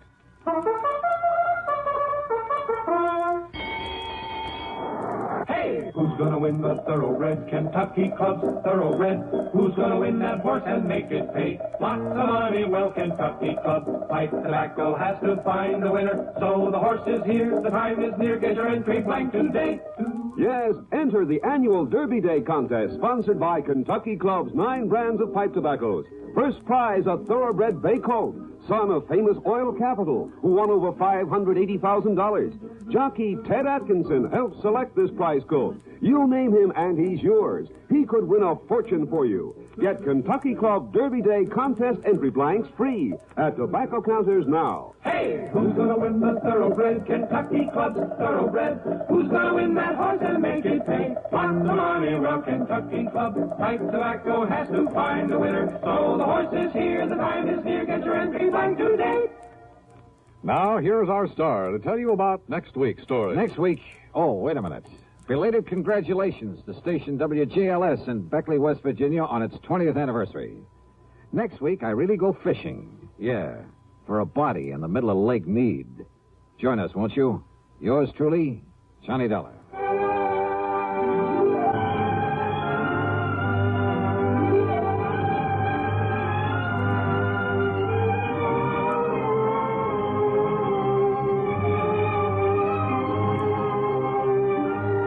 Truly, Johnny Dollar, starring Bob Bailey, originates in Hollywood and is written, produced, and directed by Jack Johnstone.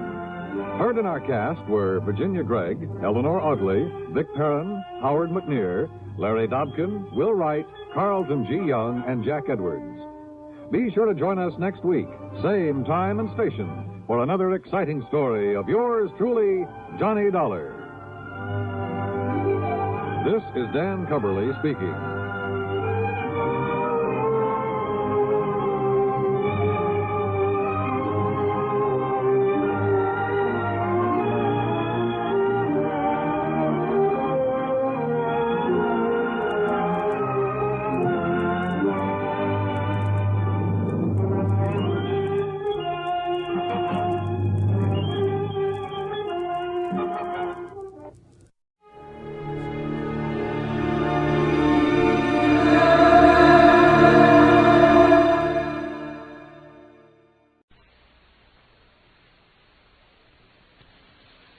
Hair-raising adventures of Sam Spade, Detective, brought to you by the makers of Wild Root Cream Oil for the hair.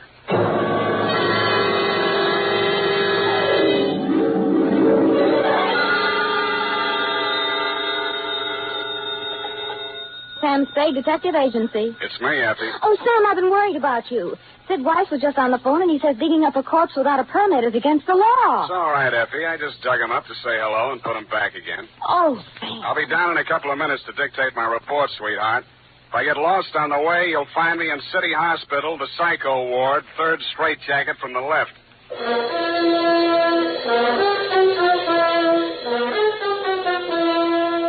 Dashiell Hammett, America's leading detective fiction writer and creator of Sam Spade, the hard-boiled private eye, and William Spear, radio's outstanding producer-director of mystery and crime drama, join their talents to make your hair stand on end with the adventures of Sam Spade. Presented each week by Wild Root Cream Oil, the non-alcoholic hair tonic that will put your hair back in place again, grooming it neatly, naturally, the way you want it. Fellows, if a girl can spend half an hour under a hot dryer in a beauty parlor to look her best for you, certainly you can spend half a minute sprucing up with Wild Root Cream Oil hair tonic to look your best for her. That's all it takes, and Wild Root Cream Oil grooms your hair neatly and naturally, the way girls like to see it. Besides, it relieves dryness and removes loose dandruff. There's not a drop of alcohol in Wild Root Cream Oil. It contains lanolin. So get the big economy-size bottle at your drug or toilet goods counter. And now, Wild Root brings to the air the greatest private detective of them all in The Adventures of Sam Spade.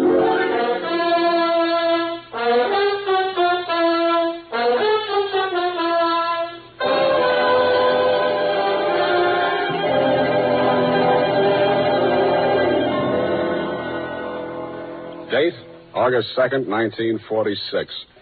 To Mrs. Gregory Denov. Subject, death of Dr. Denov.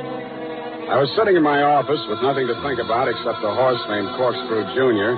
My secretary, Effie Perrine, came in and said there was someone outside.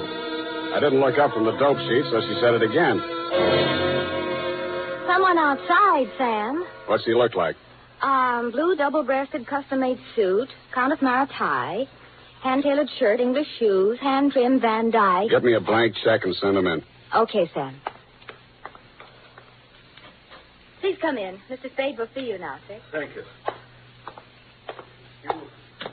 You are Mr. Spade, Sam Spade. What can I do for you? I'm Dr. Gregory Denov, a psychoanalyst. I need your help. Lie down, doctor, and tell me all about it. I see you might also be noted for your sense of humor as well as your discretion. Who told you I was discreet? A man named Nicolaitis. Well, you tell Nicolaitis I think he's cute, too. What else does he say about me? That I can trust you with $10,000. Oh. Is this Mr. Nicolaitis one of your patients? No, he isn't. As a matter of fact, he's gotten possession of some private records of mine. Well, it's rather involved. Nicolaitis is shaking you down, and he picked me as the middleman. Is that it? This is not an ordinary case of blackmail. Blackmail is blackmail, even if you do it in Technicolor. Well, as you may know, a psychoanalyst keeps a faithful transcript, a detailed record of everything a patient says during consultation, no matter how intimate or shocking. Yeah? This man, Nicolaitis, has managed to gain possession of a copy of one of these case histories.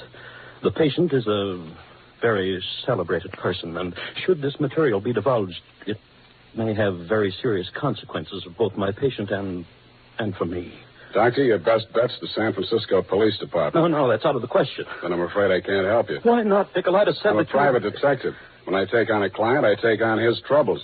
My job is to protect him, not to stand by and see him milked. If you want to hire me on that basis, I'll listen. Oh, I'm so tired. I must trust somebody. What can you do for me, Mr. Spade? Write me out a check for $1,000. Got a pen? Yeah. All right. You see, Nicolaitis figures that if I'm getting a cut, I'll have to keep my mouth shut. I'll spend it all the same. Here you are. Thanks. Now, what was the last thing Nicolaitis told you? That he would pick up the $10,000 here and deliver to you this file in question. Can you reach him? Yes. Call him. Tell him you've seen me. Tell him I won't do that kind of business in my office. Tell him to come to your house. I'll be there. What if he refuses? He won't. Tell him I have the whole $10,000. What time? How about in an hour? No, I'm sorry. We'll have to make it around 3 or... Oh, goodness, I'm late now. I really... That's a beautiful watch, Mr. Denov. Yes. Foreign? Yes. May I see it? My watch? Why, really, Mr. Spade, I'm very late. I have so many things to do, and I have to be at the Majestic Theater well before the matinee starts at 2:30. How are you going to see me at 3 o'clock if you're going to the theater? Oh, I'm not going to stay for the performance. Well, Mr. Spade, till 3 o'clock then. Oh, my office is in my apartment. The address is here on my card. It's the penthouse. Penthouse, huh? Okay, doctor, I'll come formal. I'll wear the top to my bathing suit.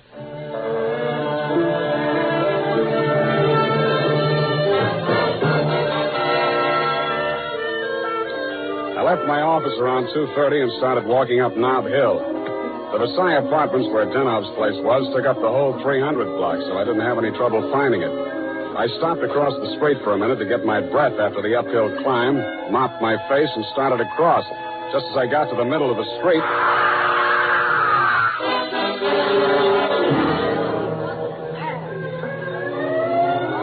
The crowd was packed in so close around I couldn't see who'd done the Brody, but I had a pretty good idea. The cops had the sidewalk roped off and guards posted at the building entrance. It took me maybe 20 minutes to elbow my way through and show my credentials. Sergeant Levine had the front door, so they let me in. Lieutenant Dundee of Homicide met me at the door of the penthouse. Hiya, Sam. What do you want? I want to see Dr. Denov. The doctor's dead. Dead? Yeah. He's my client. They can't do this to me. How? Hit a Brody out the window. What are you here for? To see his wife. Okay with you? Why not? She's inside. Thanks. Mrs. Denov, please. With all due respect for your grief, I must have the keys to the cabinet where Gregory kept his confidential files. You realize that he wished me to take charge of his patients and that I am responsible. All this police and so on. We must get those files out of here as soon as possible. Yes? My name is Spade. I am Dr. Zoya. I was poor Dr. Denov's oldest friend. If there's anything... I'd like to see you, Mrs. Denov, alone. But you police have already asked her so many questions. You see, she's not in the... I'm not with the police. I'm a private detective. I was working for Dr. Deno. A private detective. He was in trouble, you see. You see, Dr. Sawyer, the police won't believe me. Mr. Spade, you'll tell them. You'll tell them he didn't commit suicide. Well, Mrs. Deno, I guess that takes care of everything here. It's clearly suicide. Oh, idiot. Blind, stupid idiot. Suicide. My husband, he treated suicides. He would never... No, please. It will be all right, my dear. I'm sorry. She's hysterical. If I had the time, I would... Tell them. Please, Mrs. Dano. The undertaker has been arranged for burial at 7 o'clock, Beit Israel Cemetery. Now, please, the key to Gregory's files. Here, take it and go. Go ahead, all of you. Okay, we'll call you now. Oh, I'm so sorry, gentlemen. This hysteria, a simple traumatic condition. If I only had the time. Who can I turn to? Who'll help me? You think it's pleasant? You think my husband would rest if they said I committed suicide? What shall I do? What shall I do? What shall I do? Oh, you... Dr. Zoya didn't have the time, neither have I. You think it's murder? Who do you think killed your husband? To name someone? That's a very serious charge, Mr. Spade. Goodbye, Mrs. Denov. Constance Brent. You mean Constance Brent, the actress? Yes. Yes, she was his last patient this morning. She had threatened to kill him before. How do you know? My husband said so. Do you? And he'd written it down on his notes on her case. Once before, she'd almost pushed him from that same window. How about your husband and Miss Brent? Oh, I knew she was falling in love with my husband. That always happens. They call it a transference. But in this Your case... husband told me Miss Brent was acting in a play this afternoon over at the Majestic. Yes, Midsummer Night's Dream. But she was here. I know she was here. Miss Ray, the receptionist, was coming back from lunch when she heard voices arguing inside. And she was sure it was Miss Brent's voice. Show me the doctor's case history on Miss Brent. I can't. It's missing. As soon as it happened, I went to the files. I meant to show it to the police. Who could have taken it? Constance Brent was the last one in that room before he died. Yeah. When did you see Nicolaitis last? Nick who? Skip it. Where can I reach you in case... For the next couple of hours, I'll be at the Majestic Theater. I want to see how good an actress this Constance Brent is.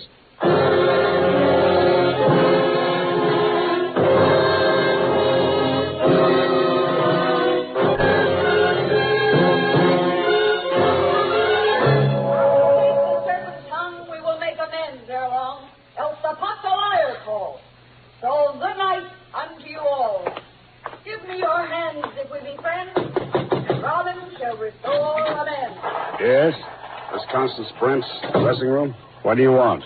I want to talk to Miss Brent. Well, you can talk to me. I'm her husband. So you're Mr. Brent? I'm Jonathan Wallace. She's Mrs. Wallace. Now, what do you want with my wife? I've come to tell her that Dr. Denov is dead. Are you sure? You tried falling from a 12th floor window sometime. Well, that's the best news I've heard this year. I'm afraid it will be a shock for Constance. Maybe, maybe not. She was the last person to see him alive, as far as anybody can make out. Are you from the police? No, I'm from the insurance company. Claims investigator. What do you want to see Constance for?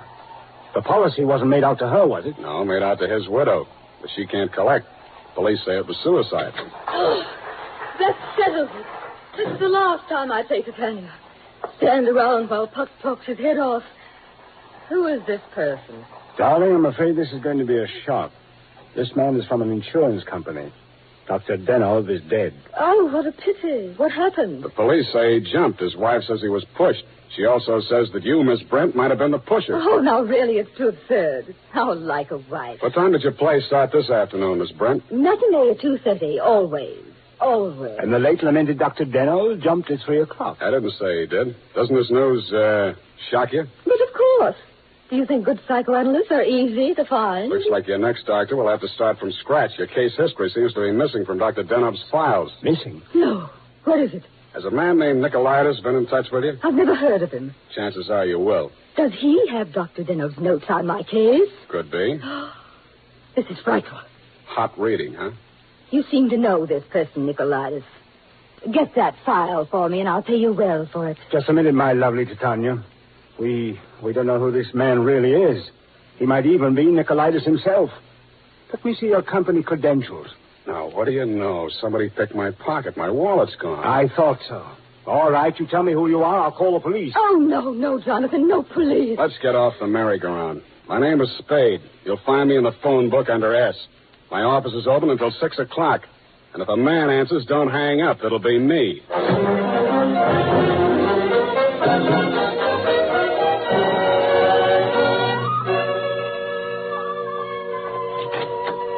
Hello, Effie. You found a Nicolaitis yet? Not one. I even tried spelling it backwards. Nobody ever heard of a man named Nicolaitis. Beginning to think there ain't no such person. Pardon me. Do I hear my name mentioned? I'm Nicolaitis.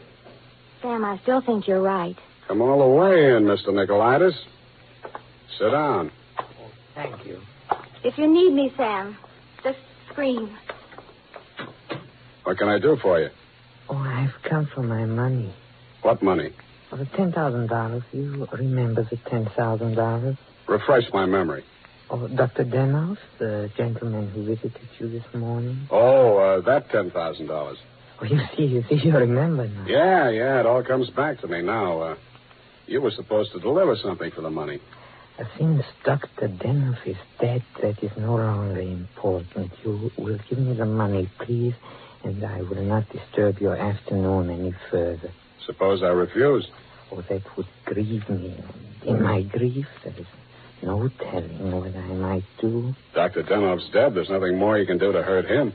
Oh, never would I attempt to hurt poor Dr. Denov, but in my sorrow, it would be so great if I should be forced to hurt the woman he lost. After all, as Titania says, these are the forgeries of jealousy. Titania, huh? Ah, yes. Midsummer Night's Dream. Act 1, Scene 18. I'm a little rusty on my Shakespeare. Oh, you are indeed, Mr. Spade. Titania doesn't appear until well into Act 2. She doesn't, huh? Yeah, that's right. Yeah. I guess she isn't on for 40 minutes or so. Yes, indeed, Mr. Spade, but I didn't come here to discuss drama. What else have you got to discuss?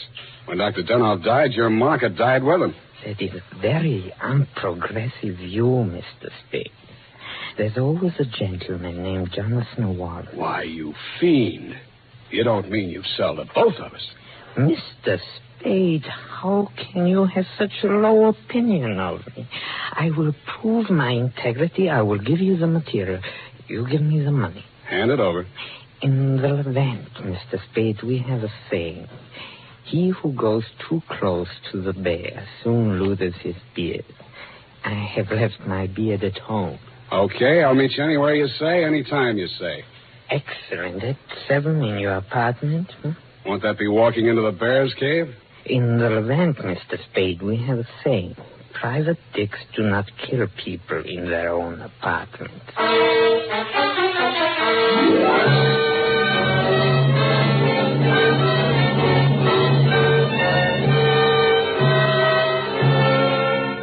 It was then 6 p.m. I called Effie for messages. She told me that you had been phoning frantically, Mrs. Denov. I still had maybe 30 minutes before Nicolaitis was due at my apartment, so I breezed on up to your place on the hill. We had a very interesting chat. Remember, Mrs. Denov? Looking back on it, that was probably the most interesting conversation we had. Funny, I can't remember much of anything you said, but it was so cozy there in your place. And what with your clock being about 20 minutes slow, it must have been something like 7:30 before I left you. I grabbed a cab and told the hacky to step on it. I hoped Nicolaitis was still waiting at my apartment. He was.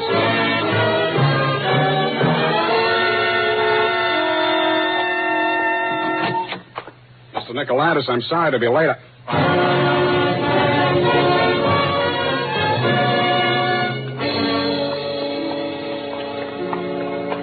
He was lying on my bathroom floor. The little guy was looking just about as natty as when he'd been in my office, except that the beautiful silk scarf he'd been wearing was twisted into a tight noose around his neck. Mr. Nicolaitis was a very dead blackmailer.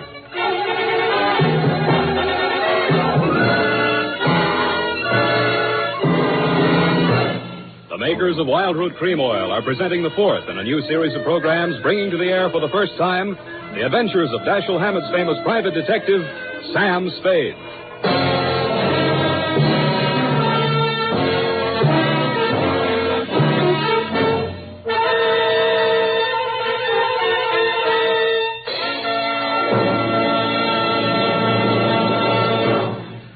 then, at the racetrack, the man who has something better than a mere hunch is said to have it straight from the horse.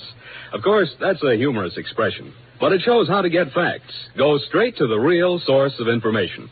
And that's why we went straight to hundreds of men in metropolitan New York to find out what men really want in a hair tonic. And their answers show that Wild Root Cream Oil has all 5 advantages chosen by this impartial consumer jury of men. 1, Wild Root Cream Oil grooms your hair neatly and naturally, never leaves it sticky or greasy.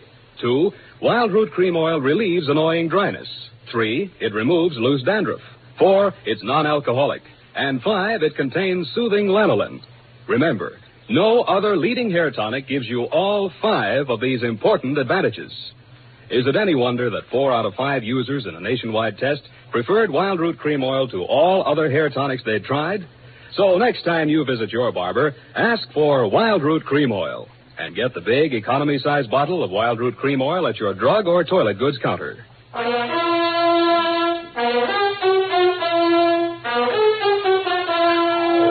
now back to Sam and Psyche. Tonight's adventure with Sam Spade.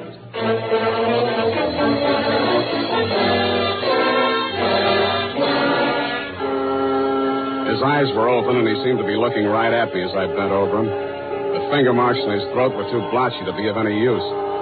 Pretty soon, Lieutenant Dundee and Sergeant Polhouse came in and walked over behind me. We all stood there for a second, and then Polhouse bent down and closed those eyes. You know him, Sam?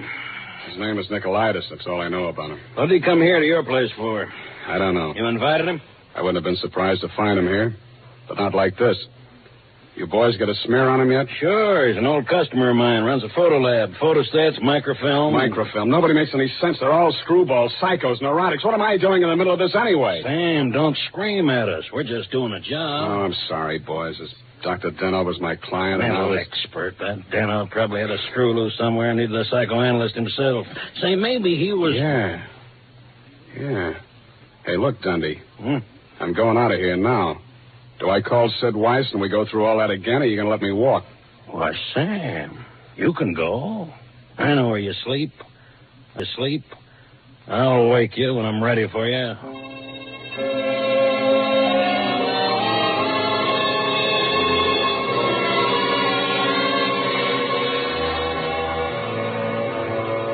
Well, Mr. Spade?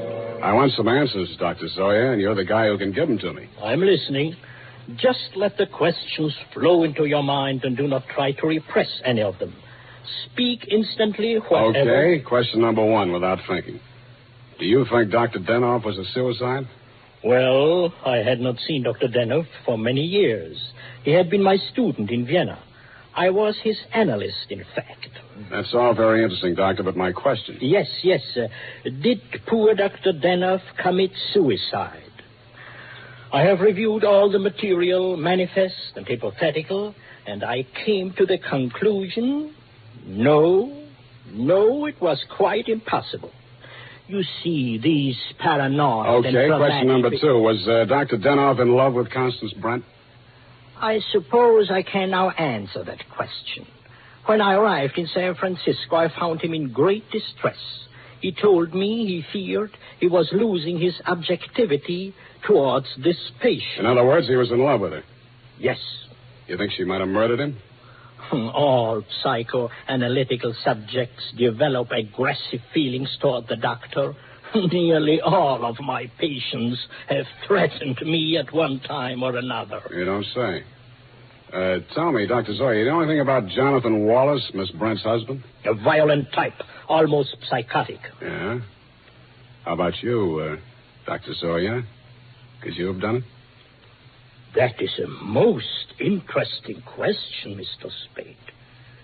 When I arrived here from Vienna without funds, dependent on the kindness of my former students, I must confess that I felt a certain antagonism. It disturbed me to realize that a man of my standing in the profession should be dependent on the goodwill of a younger and, I sincerely believe, less gifted man. However, I overcame this, and I didn't kill him. Yeah. Well, Doctor, thanks a lot. Oh, people.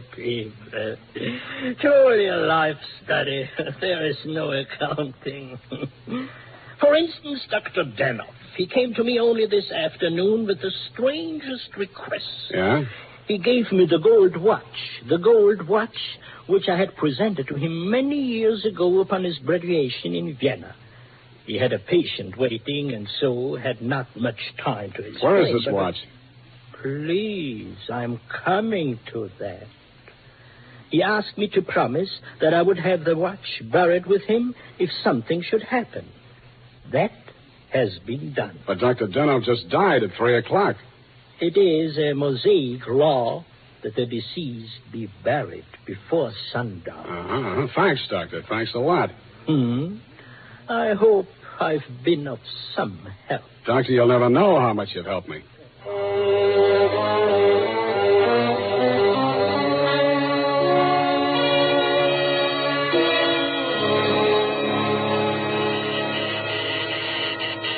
is it? Spade. Oh, what's I happened? think I got the answers, Mrs. Denoff. That file on Constance Brent. Your husband knew that you'd been going through it. Mr. Spade. Shut up and listen to me. He took it out of the files, had it microfilmed for his own private records, and destroyed the original. Really? The man who did the microfilming was Nicolaitis. He delivered one print to your husband and kept another for himself. He was murdered in my apartment for the copy he used to shake down your husband. The killer now has that copy, if it hasn't already been destroyed. But we can still put our hands on the first strip of microfilm, which you delivered to your husband. This is astonishing. How? It's in the gold watch, which was buried with him. Oh, the watch that Dr. Zoe... That's right. Denoff made up his mind that whatever he knew about Constance Brent was going to go to the grave with him. What are you doing tonight? Nothing. And we got a date, sweetheart, you and I. I'll be back toward the wee hours. All paths lead to the grave. Ophelia, Act 6. Gregory's grave? But shouldn't we get a court order and have it done properly? The courts don't open until 10 in the morning, sweetheart, and Lieutenant Dundee's going to start asking me some questions about that stiff in my apartment before then. You see, baby, I can't wait.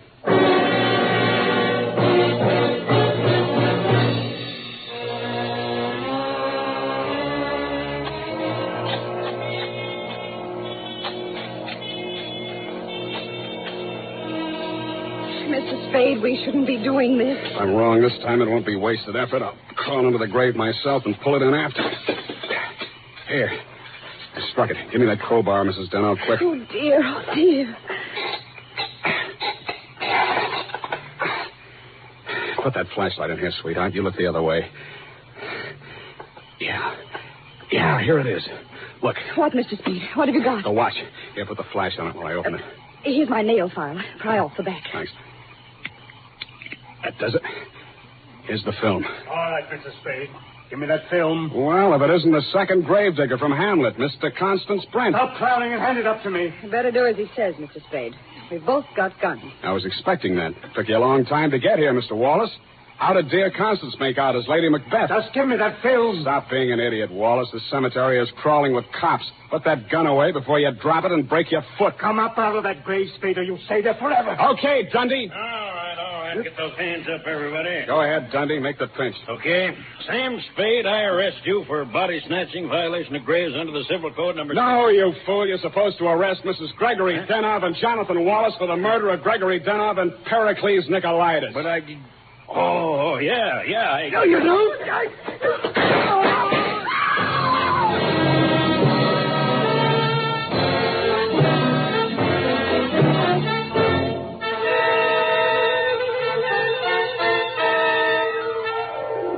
It was smart of you, Mrs. Denoff, to make me late for my appointment with Nicolaitis. You did that so that Wallace could nail him in my apartment for the microfilm.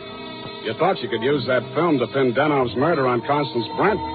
But after your late husband caught you tampering with his files, he added a few well-chosen words to it so that the film put the finger on you and your boyfriend, Mr. Wallace, in case anything happened to the doctor. So Wallace had to kill Nicolaitis. You weren't smart to push your husband out the window. That looked like suicide. You might have gotten away with it, Mrs. Denoff, if you'd bashed your husband's head in with a bottle. That reminds me, Effie, pour me a drink. That all? Sign it, put a special delivery on it, and send it care of the matron to Hatchapee Prison. Go on, have one yourself. Oh, thank you. Here's how. Oh. You'll get used to it. Good night, Sam. Good night, sweetheart.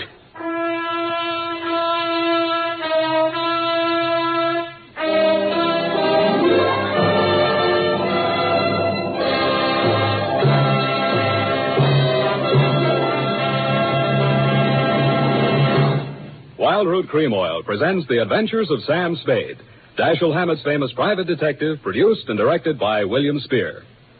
Then, on these warm August days, the sun beats down on your hair, may leave it looking dry and brittle. That's why, now especially, you need Wild Root Cream Oil. This grand non-alcoholic hair tonic has just what it takes for summer grooming. It contains lanolin, the soothing oil that's so much like the oil of your skin. Wild Root Cream Oil keeps your hair neatly in place, gives it the handsome, successful look that helps you get ahead on the job. And Wild Root Cream Oil removes loose, ugly dandruff and actually relieves annoying dryness. So tonight, take the famous FN test. Check your scalp. Signs of dryness or loose dandruff tell you need Wild Root Cream Oil right away. Sam Spade is played by Howard Duff. Fred Essler was Dr. Zoya. Lorene Tuttle is Effie. Don't forget, next Friday, the three masters of the art of hair-raising, Dashiell Hammett, William Spear, and Wild Root Cream Oil, join forces to bring you another hair-raising adventure with Sam Spade. Smart girls use Wild Root Cream Oil, too, for quick, good grooming and to relieve dryness between permanents. Mothers say it's grand for training children's hair. Dick Joy speaking. This is ABC, the American Broadcasting Company.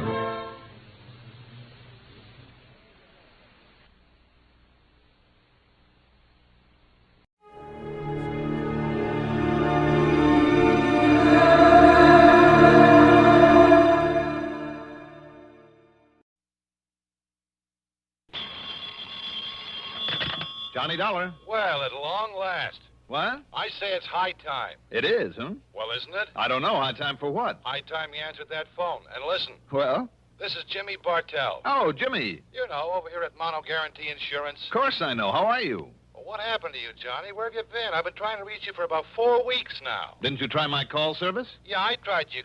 Huh? Oh, no, I guess I kind of forgot about that. Oh, well, if you had, you'd have found out that last week I was at Grand Canyon, the week before in Corpus Christi, the week before that in Knoxville, Tennessee, and before that up in Boston. Yeah, sure. Gallivanting around the country while I've been sitting here up to my neck in trouble, beating my brains out, working my head off. Sounds to me like you need a plastic surgeon. What? What's the problem, Jimmy? The Burma Red, Johnny. The what? You heard me, the Burma Red. Jimmy, are you sure you want me and not the State Department? Yeah, I'm sure. All right, I'll bite. Who is the Burma Red? Not who, but what. Well? And listen, we carry the insurance, $500,000 worth. You hear that, fella? $500,000. I am deeply impressed. And, baby, if you can't get it back for us, that's exactly what we're going to have to hand over in cold, hard cash. 500 G's. Well, maybe I had better get to work on it. Good. And I don't need to tell you what your commission will be if you do recover it. What else do you think I'm thinking of? Then the job is yours, Johnny. And, brother, I sure hope that you can find it and get it back. The Burma Red? Right. Just one thing, Jimmy, if you don't mind. Sure, Johnny. Before I start gallivanting around the country, as you put it, looking for this thing... Yeah? Don't you think that it might be nice if I have some slight idea, some inkling of what it is, this Burma Red? I told you. Oh, yeah. Yes. Yeah, okay. Come on over here and I'll tell you all I know about it. Okay. We interrupt this program to bring you a special message. To the parents of schoolboy patrol members who were taking the Washington trip, the buses with the patrol will arrive at Durham Union Bus Station this evening about 7:15 to 7:30. We repeat, the Durham Schoolboy Patrol Washington buses will arrive at the Union Bus Station this evening at 7:15 to 7:30. Parents are asked to be present to pick up their children. The parents, are also asked to use the Sears parking lot. 7:15 to 7:30 the time. Expense account submitted by Special Investigator Johnny Dollar to Mono Guarantee Insurance Company, Home Office, Hartford, Connecticut. Following is an account of expenses incurred during my investigation of the Burma Red matter.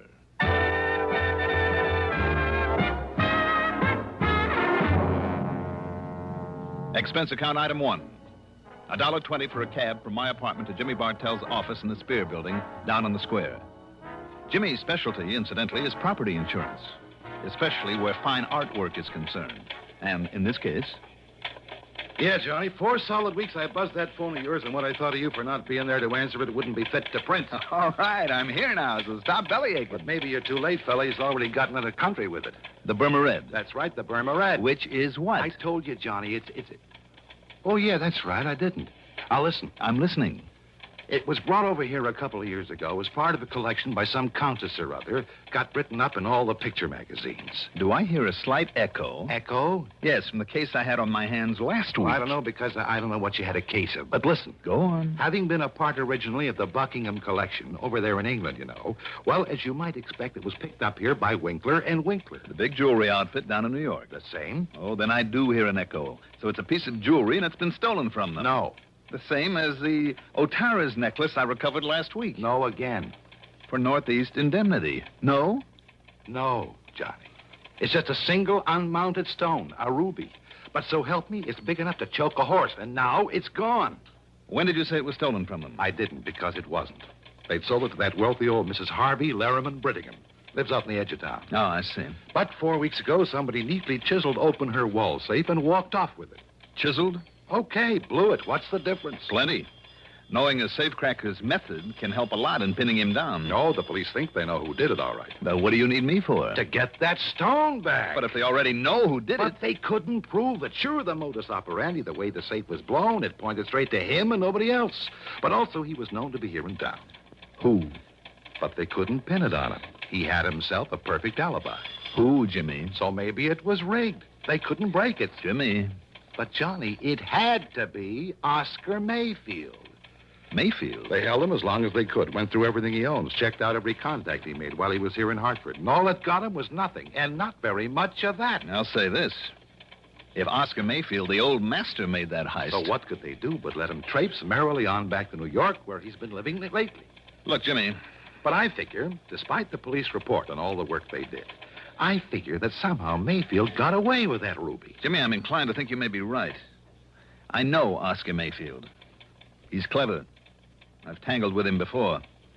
And, come to think of it, he made a promise to me once. Mayfield? Made a promise? Mm-hmm. What was it, Johnny? That if I ever tried to interfere with him again... Yeah? Well? He'd see to it that I had a very nice funeral.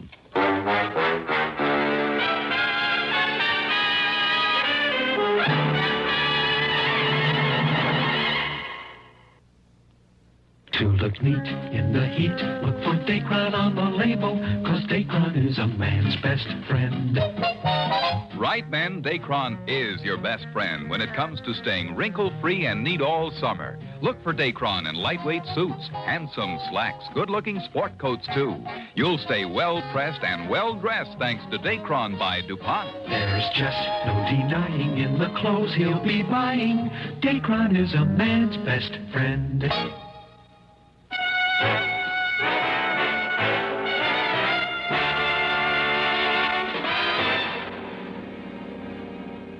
Expense account item 2.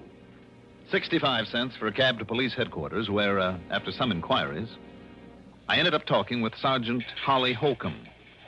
He wasn't very encouraging. Sure, Dollar. He was known to be in town. Known to have tried to leave right afterward. Trademark he left on the wall safe was his. Plain as the nose on your face. Mm-hmm. And we pride ourselves on knowing the M.O.s of all the safe men within 1,000 miles. Yes, I know you do, and rightly so. But we couldn't pin a thing on him. All the direct evidence we didn't have on him because of his alibi apparently checking out all the way. We simply couldn't hold him on nothing more than suspicion any longer. Yeah. Especially with that smart mouthpiece he dragged in. If we tried, he would have sued us from here to Kingdom Come. I mean, if you know Oscar Mayfield. Only too well, Sergeant. And you know what I mean. I suspect him just as much as you do. But till we have something definite, some real tangible clue. Well, anyhow, he went back to New York. Have you notified the police down there? Sure I am. Lieutenant Singer at the 18th Precinct. And, isn't he an old friend of yours? Randy Singer? He certainly is. Well, I haven't heard a word from him, not in over a week now, so why don't you call him? Or better still, go down there and see him. See what goes. All right, Sergeant. Maybe I'll do that.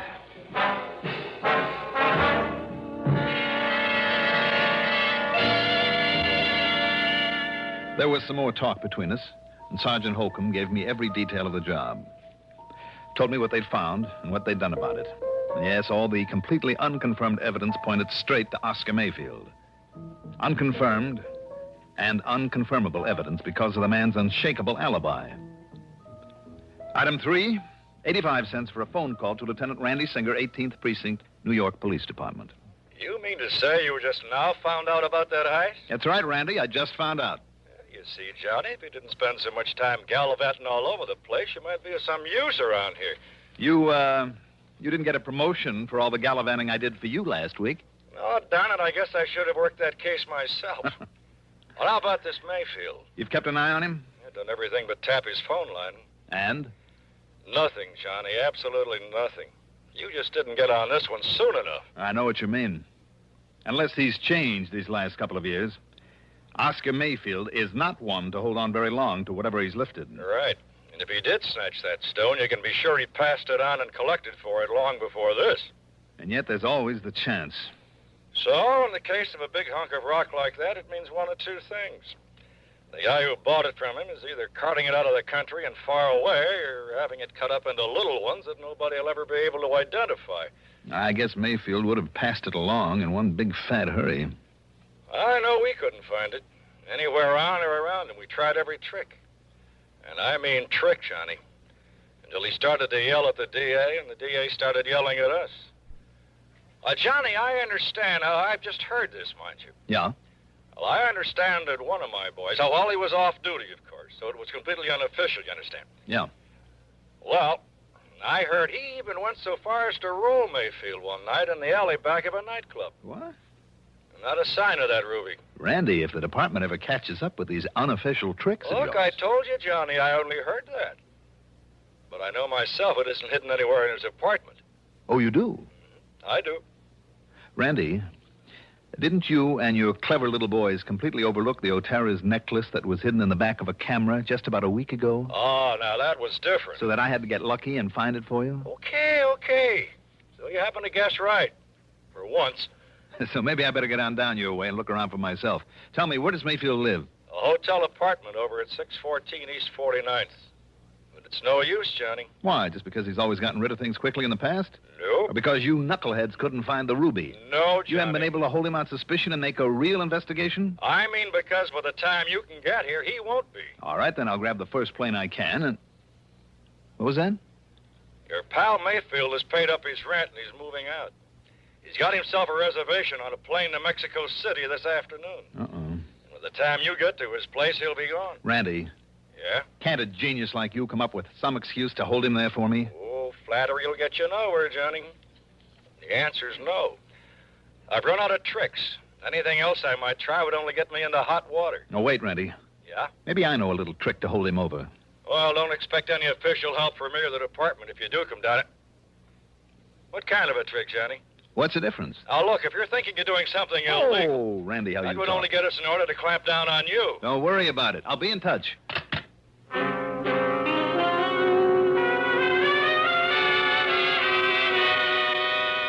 Illegal? I don't know why, but I'd suddenly remember that during my run-in with Mayfield a couple of years ago, there'd been talk about a man who was fencing his stuff.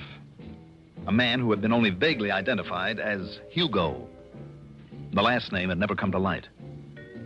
Okay, maybe that name still meant something to him. If so, it justified item 4, $1.26 for a telegram to Mayfield. It read as follows. Urgent, that before you make any deal, you call me immediately at Plaza 3, 9970, and I signed it, Hugo. And I had them put a rush on it, hoping it would give me some much-needed time. Item 5, $6 for a cab to Bradley Field. Item 6, $10.12 for a plane to New York.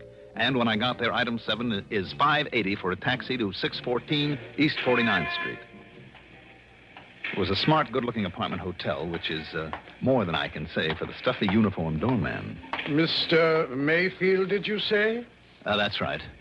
Mr. Oscar Mayfield. Is he still here? Is he in? Whom shall I say is calling, sir? Don't. Don't? Just give me his apartment number. Your name, please? Now, don't worry about it. I'm sorry, but I must have your name, sir. It's Dolar. Now, what's the apartment number? Dolar. Very well. No, you don't. Just put the phone down. I beg your pardon. It's granted. Now, the number of his apartment. Not unless I announce you, sir. Now, look, I am a special investigator. Oh, you are? Yes, and if you'd like to call the police and check on me, only I haven't time. Look here. These are my credentials. And I tell you, sir, that unless I... Oh, I see. Mr. Johnny Dollar. That's right. The insurance investigator. Yes. I didn't know. Well, you do now. Well, nonetheless, Mr. Dollar... Just give me Mayfield's apartment number, please. Now, what is it? Well, it's 7G. Okay, thank you. And I'll phone that you're on your way up, sir. You do, and I'll break your neck. 7G, Just in case he remembers what he once promised, I better make sure that this thing is working properly.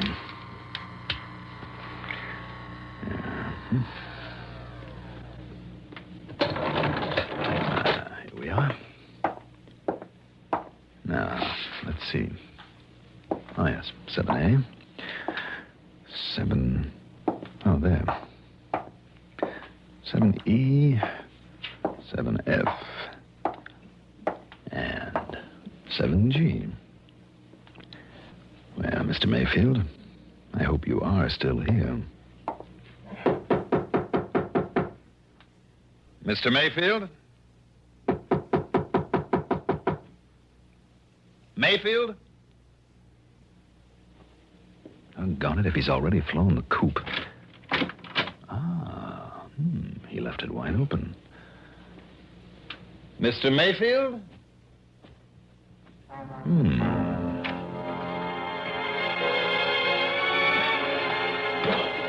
The well-furnished living room was empty. And so was a kind of study off at one side and a little bar kitchenette beyond it. As for the bedroom in the back, well, as I started through the door, I caught sight of a couple of handbags in front of a chest of drawers. So he was still here. What I didn't catch sight of, though, was the gun shoved around the side of the door into my back. Just lift them up slowly, Dollar. Slowly, while I see whether you're armed. Yes, here it is. Thank you. Okay, Mayfield. Now, over there, next to the bed. Go on. Sure, why not? Are you happy now? Dollar, I made you a promise once. Kind of foolish of you, wasn't it? I'm going to keep that promise now. You going to pull off a shot in a place like this? This apartment is absolutely soundproof. One of the reasons I selected it. I see. Well, are you ready?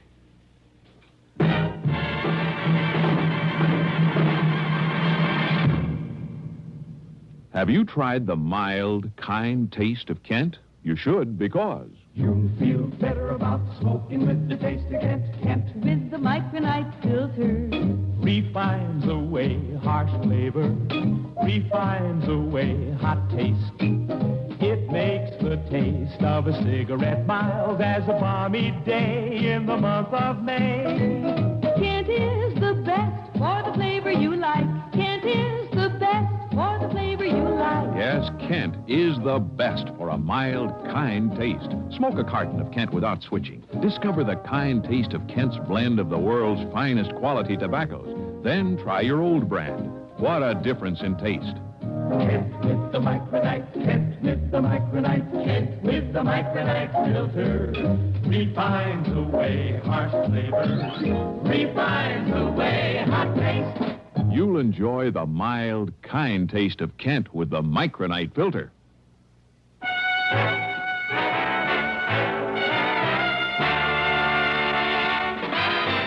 Kind of looks like you were expecting me, Mayfield. Oh, yes, Dollar, I was. You see, I figured right from the beginning that you might be called in on this case. Then you do have the Burma Red, the ruby. Now? Oh, of course not.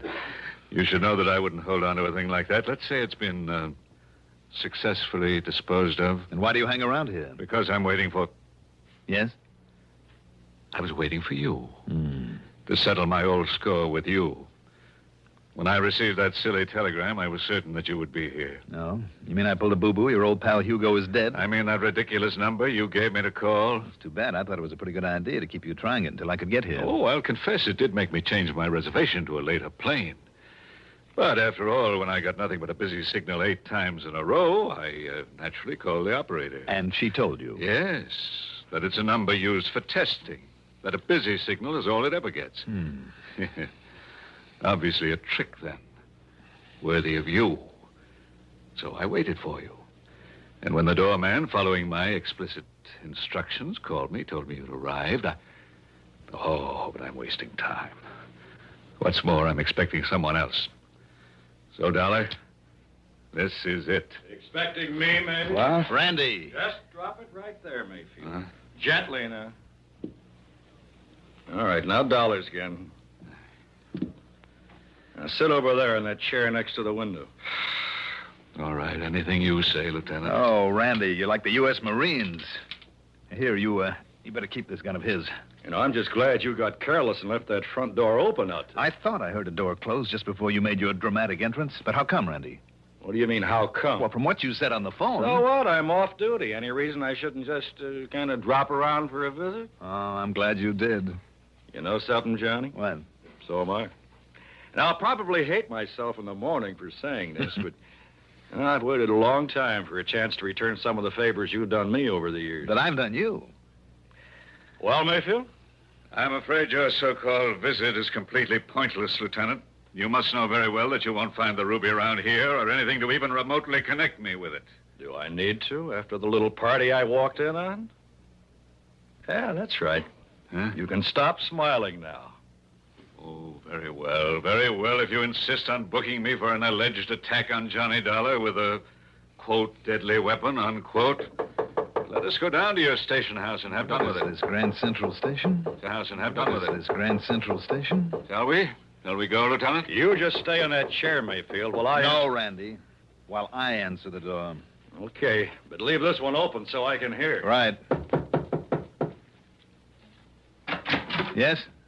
Yeesh, what a fancy layout this is. Who are you? You Oscar Mayfield?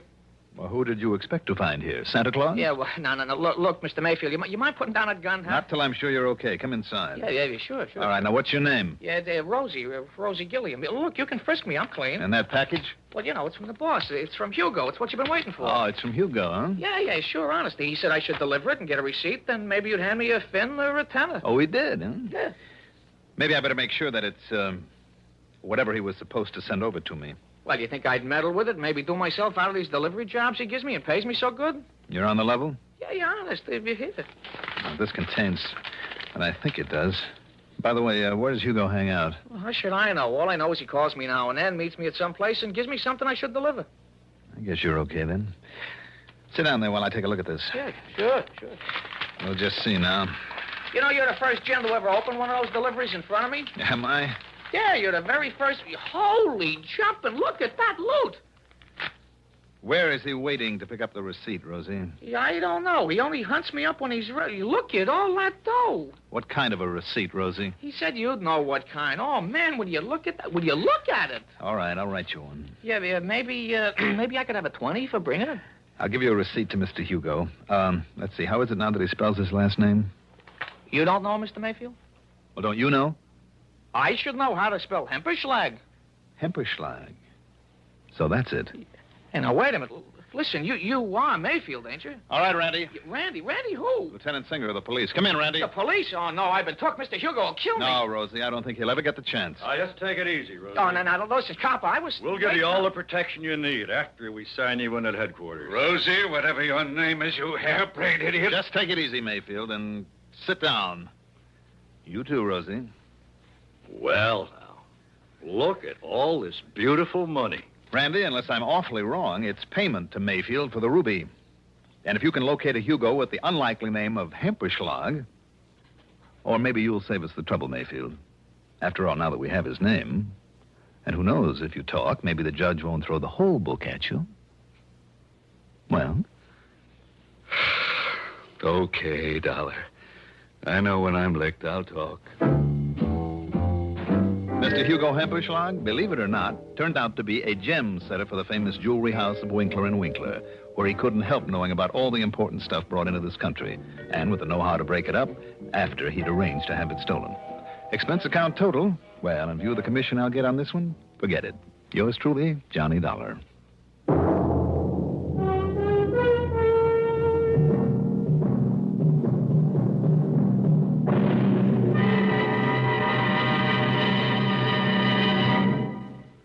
Now, here is our star to tell you about next week's story. Next week, I'll be back with a rather unusual story. Join us, won't you? Yours truly, Johnny Dollar. Yours truly, Johnny Dollar, is written by Jack Johnstone, produced and directed by Bruno Zerato Jr., music supervision by Ethel Huber, sound patterns by Joseph Cabibo.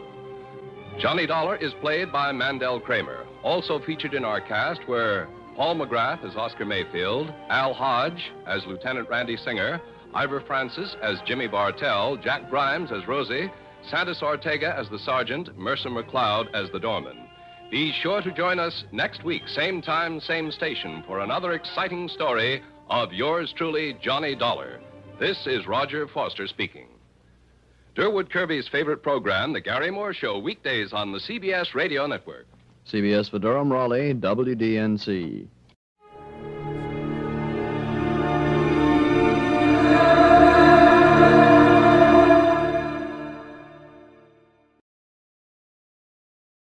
From Hollywood, it's time now for Johnny Dollar. Earl Poorman here. Poorman?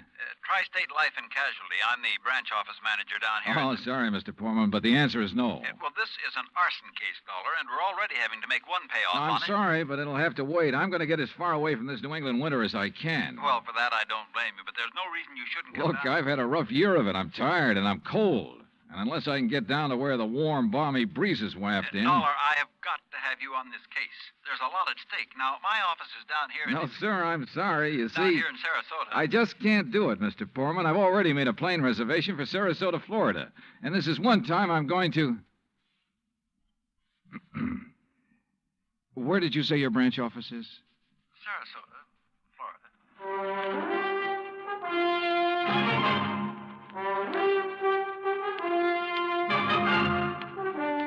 Bob Bailey in the exciting adventures of the man with the action-packed expense account.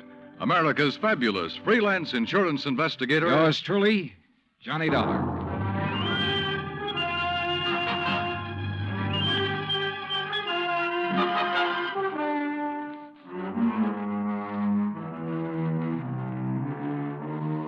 Expense account submitted by Special Investigator Johnny Dollar to the Tri-State Life and Casualty Insurance Company, Home Office, Hartford, Connecticut. Following is an account of expenses incurred during my investigation of the burning Carr matter. Expense account item 1, which I'd thought I was going to have to absorb myself. $129, transportation and incidentals to Sarasota, Florida. It was nearly 5 p.m. when I got there, so instead of checking into a hotel, I taxied, that's item 2, $1 even. I taxied to Earl Poorman's office in the Conroy building. He turned out to be a tall, lanky, easygoing fellow with clear blue eyes and a ready smile. Sit in an office and talk business this time of day? You're in Florida now, Johnny. Well, I thought from your call this was a pretty urgent matter, Mr. Poorman. It is. Arson, you said. Yeah, probably, but here's no reason we can't go out to my little shack on the quay and be comfortable while we talk about it. Besides, Michael wants you for dinner. Mike? My wife, Gertrude. Oh.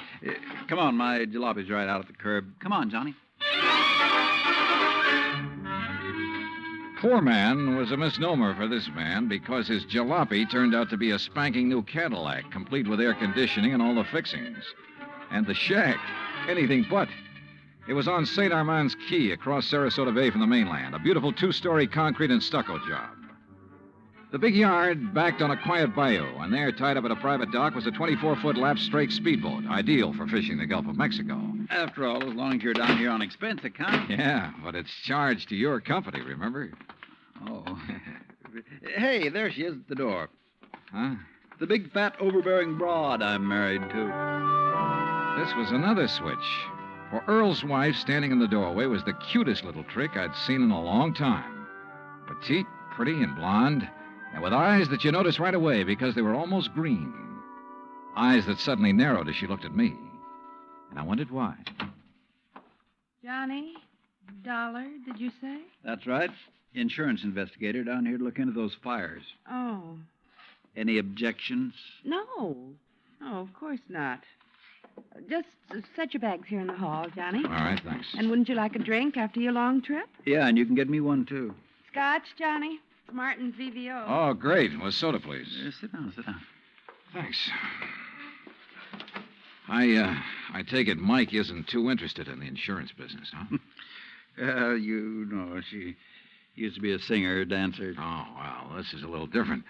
But now tell me all. Well, actually, I guess we ought to wait until Arnold Carr gets back. Carr? Carr Brothers, Lumber Enterprises. Arnold runs the business, and his brother Edward, well, Ed just shares the profits. Real black sheep of the family, from what I've been able to learn. Oh? Anyway, they have yards all over the state. There's one here in Sarasota, one up the coast a ways at Fort Pierce, and still another at Arcadia. That's about 40 miles inland, just east of here. And there was one up in Orlando. Was? Completely destroyed by fire a couple of weeks ago. And a $120,000 claim has been filed. Wow. That's where Arnold Carr has been, in Orlando, trying to clear things up. Here's your drink. Oh, thanks. Here, Earl. Yeah. Well, to the gods and goddesses and us. But shouldn't I be up in Orlando then? Arnold's on his way back here now. He lives here. He just went up there to arrange for clearing off and selling the property. You mean he's planning to just pocket the money? If Tri-State pays off, I mean. Looks like it. But I take it you suspect arson. Yes, Earl suspects arson, Johnny, and so does Arnold Carr. At least he says he does, but they have no reason. No? How about the other fires? Or attempted fires? Oh, where? At Arcadia, for one, but they got it out in time. At least that's the way Arnold Carr reported it. The way he Let tells me tell it, Mike. Oh. There was another at the yard here in Sarasota. Arnold himself discovered it one night when he was just driving around. But nothing to indicate it was attempted arson. No, Well, and the authorities up in Orlando found no indication of it there. Mike, you know as well as I do that a lumberyard fire will obliterate signs of arson better than any other kind of fire in the world. Yeah, but she has a point, though, Earl. Unless there's some evidence of arson. Of course. Yeah, why send for me? Well, mostly because... Actually, because Arnold Carr suspects it. But he's given you no real reason. None at all. I think he has a real reason, but he just won't tell us. Wait till you see him. He's going to call when he gets in. We'll run over to his place on Longboat Key. What about his brother? Edward, did you say? I've never met him. He's always stayed in Orlando. I was wondering if he might tell things that Arnold is holding back. Edward Carr wouldn't know anything. You can never be too sure. Look, why can't you agree with me for a... that must be Arnie now. Excuse me. Hello. This is Arnold Carr. Oh, hi, Arnie. Johnny Dollar arrived, so we'll be... Well, here, I'll let you talk to him. Here, Johnny. No. Okay. No, Earl, listen. What? I told you before it was arson. It was arson again tonight. Tonight? What's that? Arcadia just went up in flames. The whole yard. Good Lord. Did you hear that, Johnny? Yeah, I heard it. Well, can you prove it was arson tonight in Arcadia and before in Orlando? I have proof. Well, Arnie, we'll be over just as fast as... No. What? No. Wait for me there at your home. Well, but look now. You mustn't come here. And I mustn't stay here because I... Now, listen, man. You... Arnie? Well, I guess he's ready to tell us now. A suspicion began to grow in my mind. A suspicion that Mike apparently shared with me. That Arnold Carr himself might be responsible for the fires. After all, he was the only one who had seemed to know about the two unsuccessful attempts. He himself had planted the idea of arson. He'd lost no time in filing claim for the Orlando burnout. But Earl said I was wrong. Arnold was too honest a man. Earl had also said we were only 15 minutes from Carr's home. So when half an hour passed, we called him back. Got a busy signal. After the fourth try, the three of us took off in Earl's cab. As we pulled into Carr's driveway, we could see him through the picture window, sitting at his desk, telephone in hand, apparently engrossed in a call. Then, as we walked up to the door, I noticed something else. Arnold Carr looked enough like me to be my brother. Maybe that explained Mike's reaction when she first saw me. Hey, Arnie. Can't you see he's on the phone in there? Well, the least he can do is hear his own doorbell. Earl, wait. Good Lord. What's the matter? Through the window. Oh, no. Earl? Stand back. Earl, for heaven's sake, what is it? Couldn't you see from out there? No, what's wrong? Oh, Well, Johnny? Right through the forehead, Earl. Looks like a 38. Before I could stop him, Earl took the phone out of the dead man's hand and called headquarters. Mike turned pale and slumped into a chair. And I gave the place a quick rundown, checked doors, windows, etc. A few minutes later, an officious young sergeant named Larkin arrived and took over. 38 caliber straight through the middle of the forehead. Were all three of you here when it happened? Mr. Foreman, Mrs. Foreman, and who are you? The answer to your first question, Sergeant, no, none of us was here. And this is Johnny Dollar, insurance investigator. You insurance guys work pretty fast. You related to Mr. Carr? No, why? Look a little like him. Who busted in the front door? The killer? I did. When we drove up, we saw Mr. Carr sitting there at his desk. We rang the doorbell and knocked, but... When he didn't move, you took things in your own hands and busted in, huh? That's right. You haven't moved anything, have you? No. Except I took the phone out of his hand to call you. Dollar, if you're any kind of investigator, you should have known better than let him touch anything. Now, let's see. The shot must have come from somewhere near this window by the fire. Sure, here we are. Bullet hole right through the pane. Bullet was fired from outside. You're sure, Sergeant? Sure, I'm sure. Look for yourself. You call yourself an investigator? Hey, Cummings, Woolway, check the area around that window beside the chimney out there for footprints. Maybe an empty cartridge case. Now, you folks get out of here so I can call Doc Hanley over and get on with my investigation. And no, Dollar, I don't need any of your help. Well, thank you, Sergeant. Your job is fires, not... Hey, where did Mrs. Foreman go? Out to the car. Why? Who told her she could leave? Who told her she had to sit here looking at a corpse? All right, Dollar, all right. Just be sure the three of you stick around town in case I decide to question you further. Oh, of course, Sergeant. Yeah.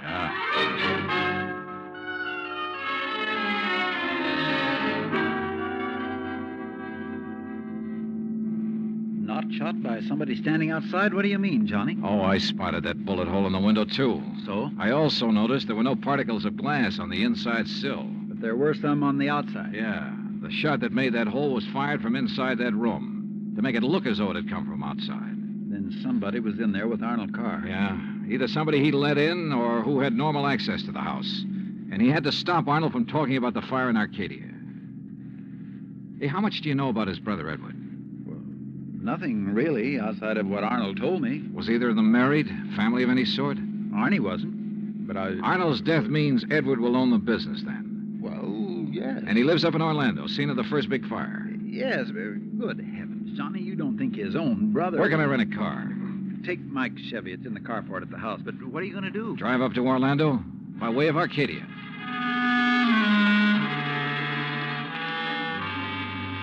When I got to Arcadia, only a few people were standing around the remains of the fire. One hose company was still working on it, and a couple of police were poking about in the embers. Walking toward it, I almost stumbled over a little old man sitting alone in the darkness beside a palm tree, hunched over, his head in his hands, sobbing. He didn't even look up when I stopped beside him. It's like losing part of my own life, it is. You lost someone in the fire, sir? No, son. Only part of my life. I helped build up that yard. Me and Mr. Arnie. Arnold Carr. All along, he's been worried about it.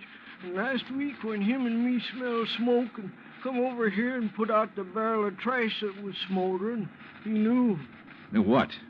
That somebody was trying to burn him out? That's why he stopped by tonight on his way home. That's why we drove over here, him and me. And I brought my gun just in case.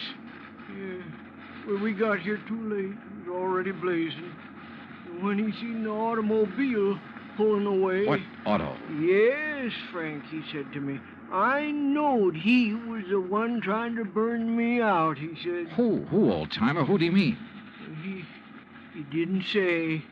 Then he called the fire department. That car that pulled away, what was it? Just a auto, big white Buick. But he tied it in with whoever set the fire. All he said was, I knowed he was the one. Do you know who it was he meant? Well, he told me even if I did know, I should never tell. Even the police. Well, who do you think it was? Break my word to Mr. Arnie? Never, son. All right, look, old man, I'm sorry to have to tell you this. Mr. Arnie's dead. What? But he can't be. He was... You. Huh? Maybe you thought in the darkness I would know you. But I do know you. Oh, now, just a minute, If old-timer. Mr. Arnie's dead, it's because you killed him. What? Just like you set the No, fires. no, I'm not who you And think I'll I am. kill you. That's what I'll do. Put down that gun. I'll kill you.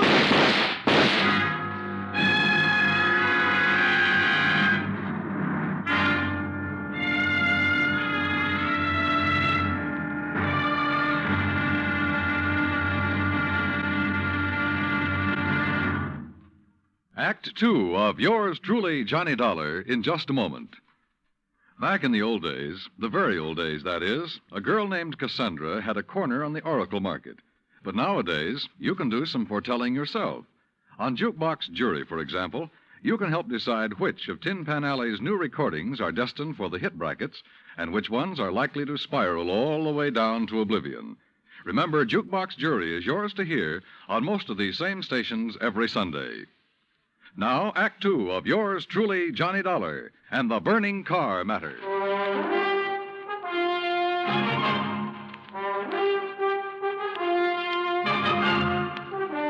Expense account, item 3, $5.15, gas for the borrowed Chevy to keep me going to Orlando. Either the old man's eyesight was bad or he was just a lousy shot. Either way, it was okay by me. I hated to slap him down, but there was no point hanging around Arcadia trying to explain things to the local authorities. So after making sure I hadn't really hurt him, I appropriated his gun and took off fast. He'd thought I was someone else. Even I had noticed a family-type resemblance to myself in Arnold Carr. Sergeant Larkin had asked me if I was related to him. And now the old man at the fire had apparently thought I was the one who... Oh, well, I'm afraid I made the rest of the trip to Orlando in somewhat less than legal time. And at police headquarters, I barged into the office of Lieutenant Cal Hudson without bothering to be announced. So early in the morning? Sit down while I finish up a report, Mr. Carr. Thanks. I was trying to reach you, but we got no answer to the phone at your house. Well, that's very interesting, Lieutenant. I'm afraid I have the painful duty of notifying you that your brother Arnold down in Sarasota last night... Why did you say very interesting, Mr. Carr? Or had you already learned... Well, I'll be doggone. Yeah. You're not the first one. Who are you? Johnny Dollar, insurance investigator. I can't believe it. Dollar, you look enough like Edward Carr to be his twin. You even sound a lot like him. I take it you haven't located Edward yet? Well, no. Lieutenant, I think Edward Carr is the firebug we're after. And the killer. Wait a minute. Briefly as possible, I told him of Arnold Carr's phone call to Earl Poorman. His emotional upset just before he was killed. I told him Arnold had been murdered by someone inside the house, someone close to him. And that everything indicated that someone could very well be Edward Carr. That's still all just theory, Dollar, without any proof. Well, I will admit that Edward is a pretty worthless playboy living off the profits of the lumberyard. In any event, the lieutenant promised to put out an APB on Edward Carr. That was at breakfast for the two of us, item 4, $3.25. Before I left him, he gave me Ed Carr's address, 1726 Allen Place.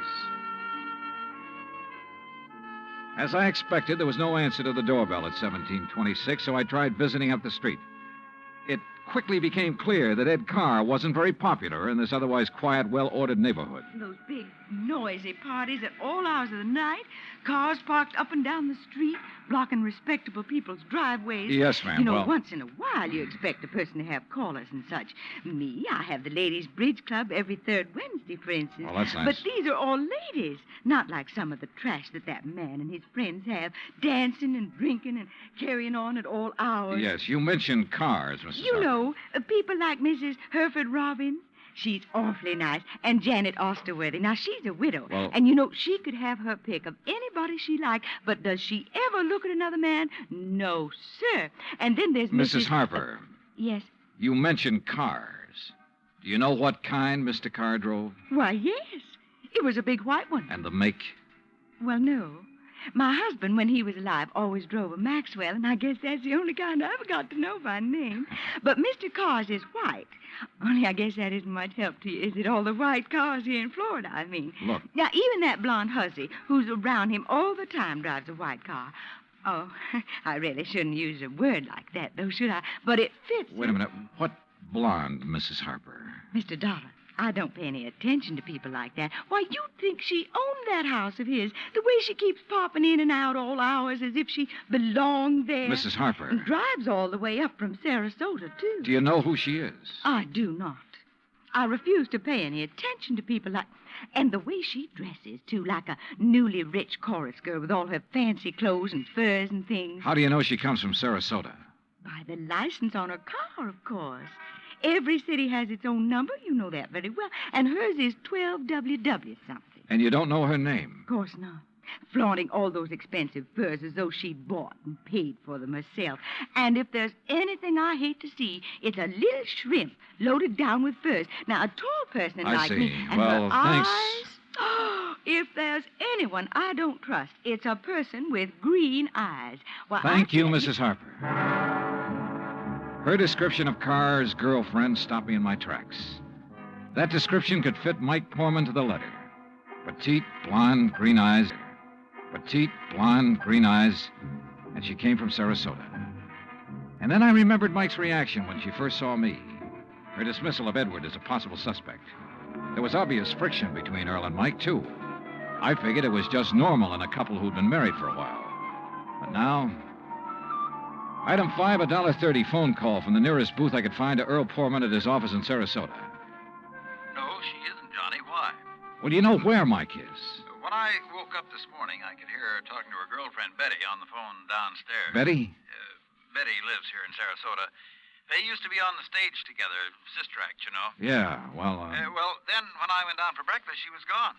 Took my car, too. I had to come here to the office in a taxi. Yeah, well, okay, Earl. Thanks a lot. Hey, now, wait a minute.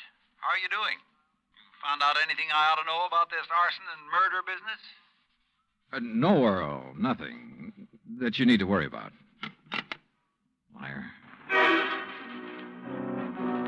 I sat down at a corner drugstore. That's item 5, 80 cents, over a sandwich and a Coke to try to think things out. But I'm afraid I didn't like anything that I thought. Finally, I drove over to Allen Place again. I parked a couple of blocks away and walked to 1726. I rang the front doorbell, knocked a couple of times. Then I slipped around to the back door, finagled a lock on it with a little celluloid pocket calendar, finally got it open.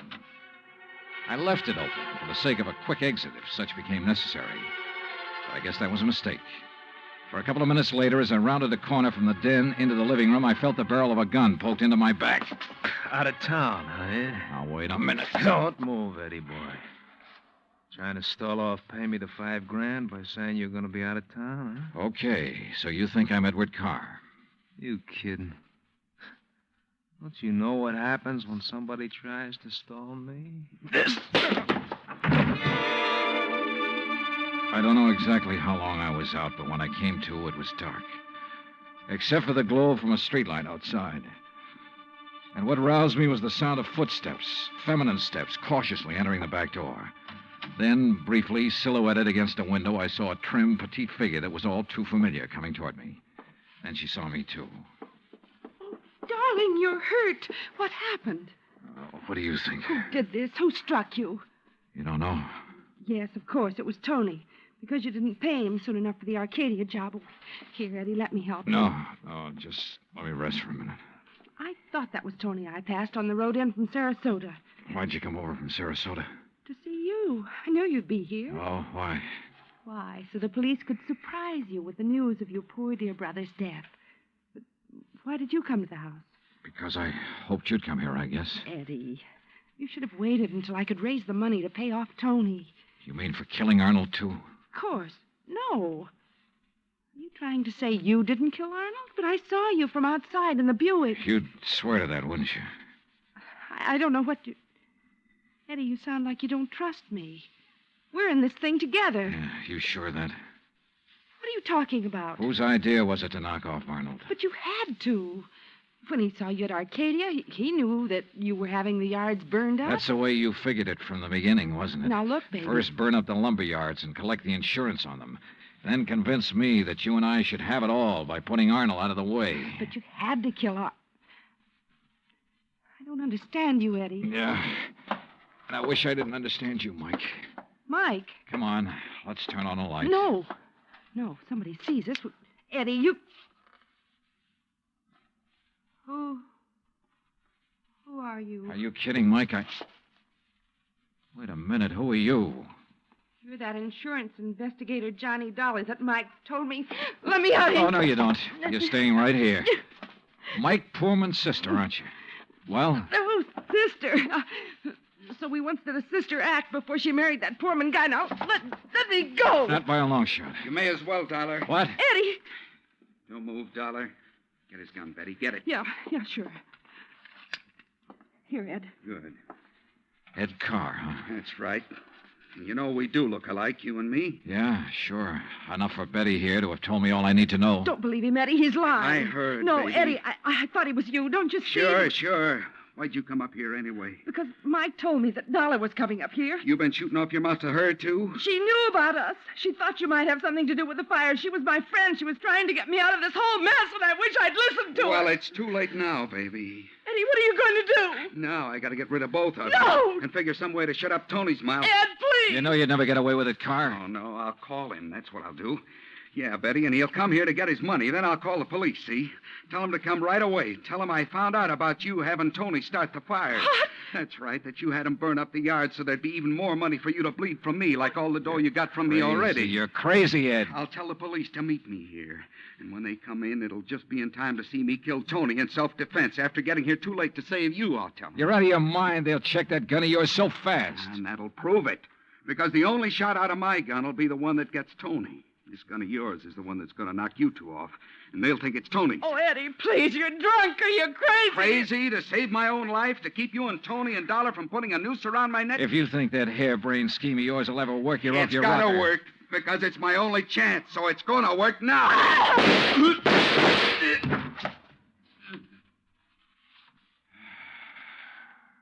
Thanks, Lieutenant. I'm afraid I was too late to save her, Johnny. Yeah. But Eddie Carr will live to face a jury. What brought you here, anyhow? I did, Johnny. Mike, stay there.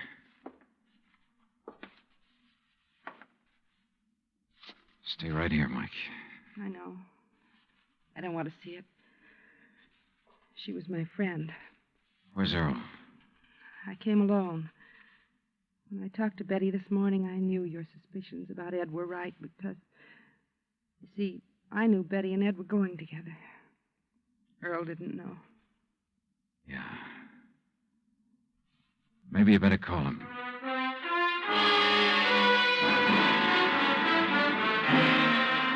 Expense account item 6, $9.80, gas and incidentals for the drive for the two of us back to Sarasota. Remarks? Betty, of course, has already paid for her part in the deal, and I guess it's pretty obvious what'll happen to Ed Carr and Tony Ricardo. The insurance money in the Carr estates will be distributed according to Florida law. Further remarks? The apparent friction between Earl and Mike was only part of a normal married life. They're a pretty nice pair. Oh, and I thoroughly enjoyed 3 days of fishing in the Gulf, thanks to Earl. Expense account total, including all the incidentals I could think of, $385.26. Yours truly, Johnny Dollar.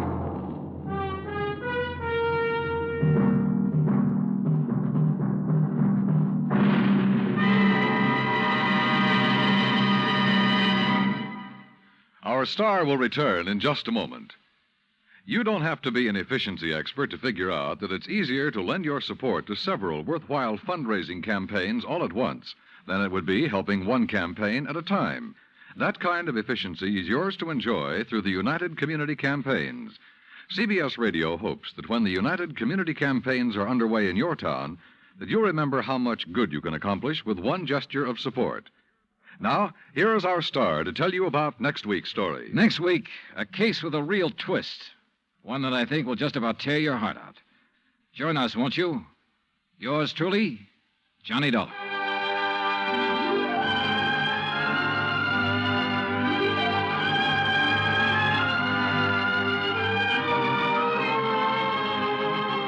Yours truly, Johnny Dollar, starring Bob Bailey, originates in Hollywood. It is produced and directed by Jack Johnstone, who also wrote tonight's story. Heard in our cast were Virginia Gregg, Harley Bear, Victor Perrin, Bob Bruce, Harry Bartell, Vivi Janis, Tony Barrett, and Junius Matthews. Musical supervision is by Amerigo Marino. Be sure to join us next week, same time and station, for another exciting story of yours truly, Johnny Dollar. Dan Cubberly speaking.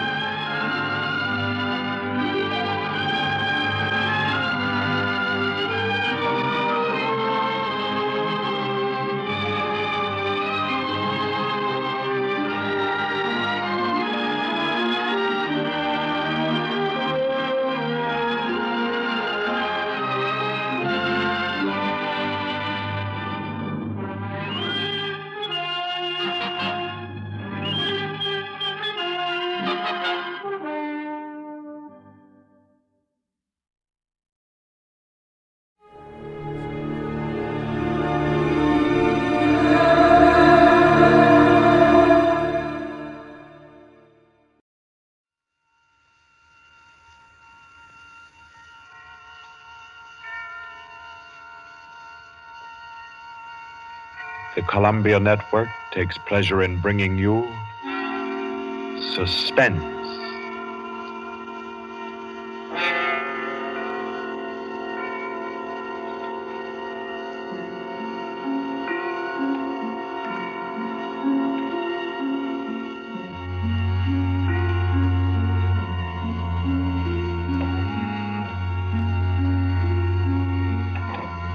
Suspense. Columbia's parade of outstanding thrillers, produced by William Spear and scored by Bernard Herrmann. Notable melodramas from stage and screen, fiction and radio, presented each week to bring you to the edge of your chair, to keep you in suspense.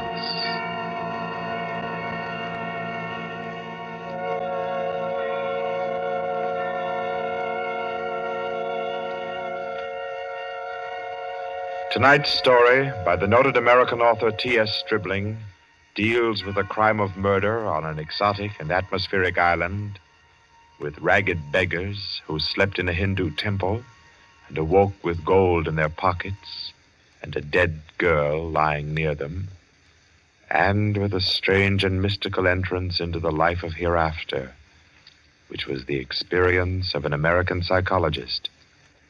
For your suspenseful listening, we invite you to join us for A Passage to Benares.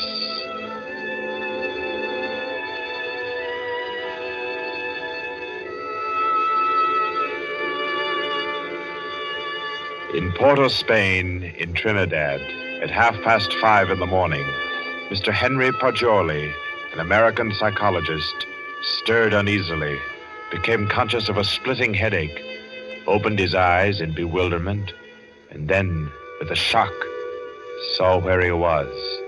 He got up, arranged his clothing. He tried with his neat psychological mind to recapture his dream, to bottle up again the little smoking wisps that still floated about within his aching head.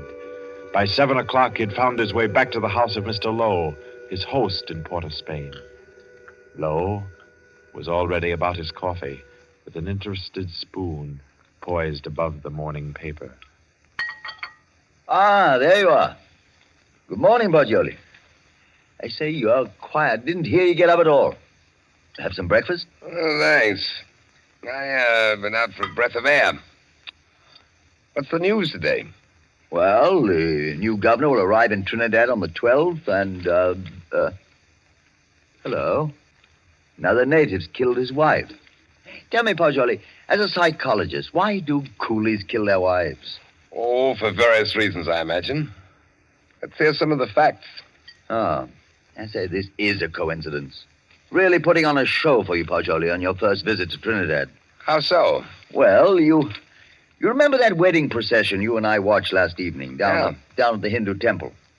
The temple? Oh, of course. The cream-colored little bride with the breastplates and the linked gold coins and the anklets and all the finery. Mm-hmm. And the bridegroom. What'd you say his name was? Budman Lal? Yes. Well, do you know what's happened? Budman Lal is in jail this morning, and his cream-colored little bride is dead with her throat cut. No. Do they think he did it? No doubt of it. That's why he's in jail now. He always seemed like a sensible fellow, too. One of our best patrons. Which only proves my contention, Poggioli. A bridegroom of only 6 or 8 hours killing his wife without any reason at all. Oh, there's usually some reason for murder. Maybe. But I say, old boy, you're missing the point completely. How? Well, suppose you actually had gone and slept in the temple there last night. You wanted to, you know. Remember? And I said, no white man ever stays all night in a Cooley temple. You remember? Yes, I remember. You said it simply isn't done.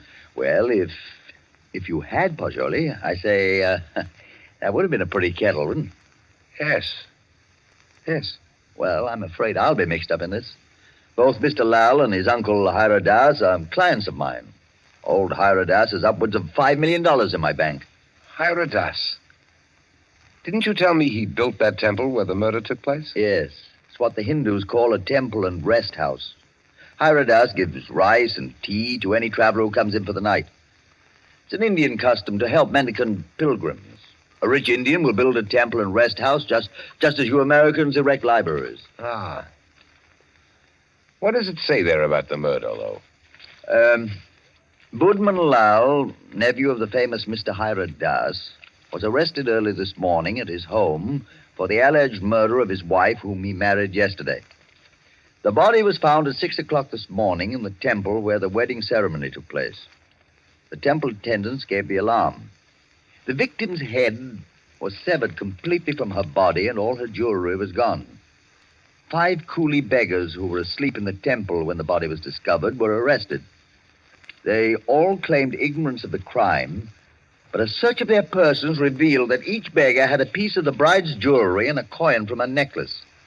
Mr. Budman Lal and his wife were seen to enter the temple at about 11 last night for the Hindu rite of purification. Mr. Lal, who is a prominent curio dealer, declines to say anything further. Doesn't tell you very much, does it? No, not much. What do you make of those beggars? Oh, that's simple enough. Those devils laid in wait inside the temple until the husband went out and left his wife. Then they murdered her and divided the spoil. Ah, but she had enough bangles and geegaws to give a dozen to each man. Yes, you're quite right, Poggioli. That's a fact. Why should they continue sleeping in the temple after they'd killed her if they did murder her? Well, why shouldn't they? They knew they'd be suspected, and they couldn't get off the island without capture, so they thought might as well lie down again and go back to sleep. You may be right, Lowe, but that doesn't look like the solution to me. Well, I'm satisfied that's how it occurred. You mean the beggars killed her? Mm-hmm. Well, I don't think so. I rather fancy that the actual murderer took the girl's jewelry and went about the temple thrusting a bangle and a coin in the pockets of each of the sleeping beggars to lay a false scent. Oh, come now. That's laying it on a bit too thick, Poggioli. My dear Lowe, that's the only possible explanation for the coins in the beggars' pockets. I say, oh, boy, you've had lots of experience in these things. Come along with me, and we'll go up and see Mr. Hiradas and see if we can't help his nephew. I'll be glad to. But we'll go to the temple first. Then we'll call on Mr. Hiradas.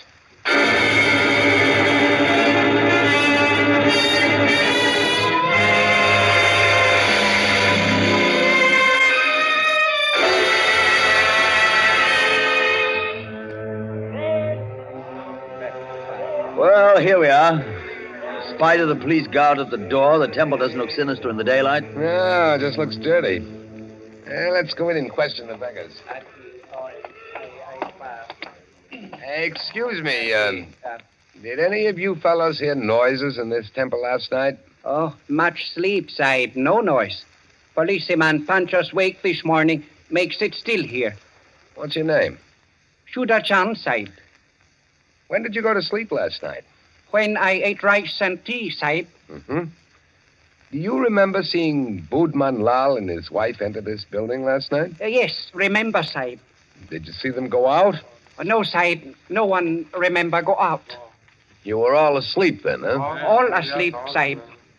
Did you have any dreams during your sleep? Hear any noises? I dream bad dreams, Sahib. Huh? When policeman punched me awake this morning, I think dream has come true. And me, Sahib. Me, too. Me. Did you all have bad dreams? Yes, all have bad dreams. Look here, Pajoli. I don't see where this is getting us. I do think we ought to be getting on to old Haradas's house. No, I think we can now entirely discard the theory that the beggars murdered the girls.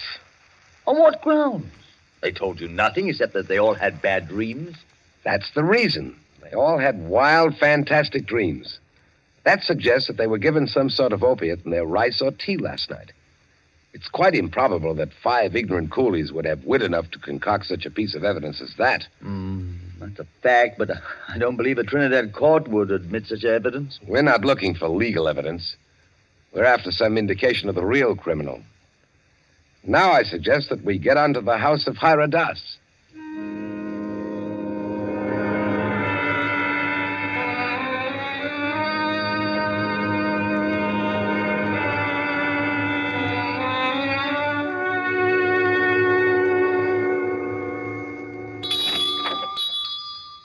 Please come in, gentlemen. I've been expecting you. Please be seated. Thank you. Thank you. A most mysterious murder in the life of my poor nephew will depend upon your exertions, gentlemen. Tell me, what do you think of the beggars that were found in the temple with the bangles and coins? Well, I'm afraid my judgment of the beggars will disappoint you, Mr. Haradas. Huh? My theory is that they're innocent of the crime. Really? Why do you say that? Because they told me of dreams they had. And all their dreams were very nearly identical. You are not English, sir. No Englishman would have thought of that. No, I'm American with a backlash sprinkling of Italian. My name's Paggioli. What is your profession, Mr. Paggioli? You are a detective? No, Mr. Das. I'm a psychologist. Ah, your soul is at least groping after knowledge. However, it gropes as a blind worm, Mr. Paggioli, and we must find the criminal who committed this crime, and thus restore my nephew Budman Lal to liberty. You can imagine what a blow this has been to me after I arranged this marriage for my nephew. You did? Arranged a marriage for a nephew who was in his 30s? Yes, Mr. Paggioli. I wanted him to avoid the pitfalls into which I fell. He was unmarried, and he'd already begun to add dollars to dollars. I did the same thing. And now, look at me. An empty old man in a foreign land.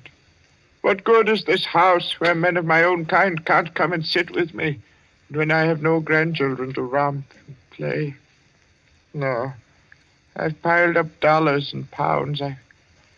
I've eaten the world, Mr. Paggioli, and found it bitter. Now here I am, an outcast.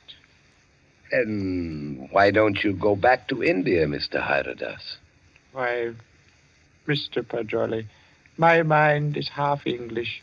If I should return to Benares, I'd walk about thinking what the temples cost. How much was the value of the stone set in the eye of Krishna's image? If I would ever be one with my own people again, Mr. Paggioli, I must leave this Western mind and body here in Trinidad. That's very interesting and moving, but we were discussing your nephew, Budman Lal. Wait. In searching for the criminal, I would suggest you look for a moneyed man. Let me tell you my suspicions, and you can work out the details. What are they? I went out to the temple this morning to have the body of my poor murdered niece brought here to my villa for burial.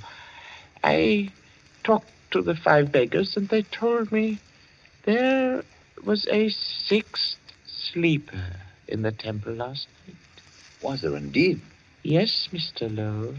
A white man. A white man? Yes, Mr. Lowe. All 5 of the coolies and my man, Gupta, told me it was true. But, Mr. Haradas, decapitation is not an American mode of murder. American? I was speaking generally. I mean, a white man's method of murder. That is indicative in itself. I meant to call your attention to that point. It shows the white man was a highly educated man who had studied the mental habits of other peoples than his own. So he was enabled to give the crime an extraordinary resemblance to a Hindu crime. But what motive could a white man have? Possibly robbery, Mr. Poggioli. Or if he were a very intellectual man, he might have murdered the poor child by way of experiment. A murder for experiment? Yes, Mr. Lowe. To record the psychological reaction. Why, I can't entertain such a theory as that, Mr. Haradas. Oh, no. It is too far-fetched. However, it is worth investigating, is it not? Yes, but I'll begin my investigations with the man Guka. By all means, Mr. Poggioli. And in your investigations, gentlemen, hire any assistance you may need. Draw on me for any amount. I want my nephew exonerated, and above all things, I want the real criminal apprehended and brought to the gallows.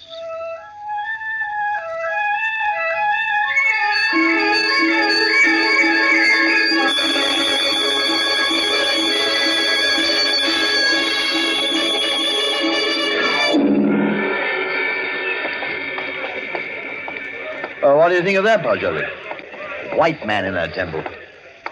Sounds like pure fiction to me, to shield Bob and Lau. You know, these fellows hang together like thieves. Say, it's a jolly good thing we didn't decide to sleep in the temple last night, isn't it? You know, in my opinion, Lowe, the actual criminal is Boodman Lau. Same here. I've thought so ever since I first saw the account in the paper. Somehow these fellows will chop their wives to pieces for no reason at all. Lowe, what do you know about Boodman Lau? Well, he was born here and has always been a figure because of his rich uncle. Lived here all his life? Uh-huh. Except when he was in Oxford for 6 years. Oh, he was an Oxford man, huh? Yes. There you are. That's the trouble. I don't understand. What do you mean, Poggioli? And no doubt he fell in love with some English girl, but when old Haradas chose a Hindu child for his wife, Budman couldn't refuse marriage. No man's going to quarrel with a $5 million legacy. And then he chose this ghastly method of getting rid of the child bride. I dare say you're right. I feel sure Boodman Lau killed the girl. George, I'm getting tired of walking. There's a cab. Let's hop it and ride the rest of the way. Hi, cabby! A cab! I say, Well, aren't you coming? You know, I don't feel that I can conscientiously continue this investigation, trying to clear a person whom I have every reason to believe guilty. But, man, don't leave me like this. At least come as far as police headquarters with me and explain your theory about Guka, the temple keeper, and the rice. Well, I thought I'd go back to your cottage and pack my things. Pack your things? Oh, your boat doesn't sail until Friday. Yes, I know, but there's a daily service to Curacao. It struck me to go there. Oh, now, come. You can't run off like that just when I've stirred up an interesting murder mystery for you to unravel. Why, Poggioli, you ought to appreciate my efforts as a host more than that. Well, all right, then. To the police station. Yes, sir. Hurry up. Bye-bye.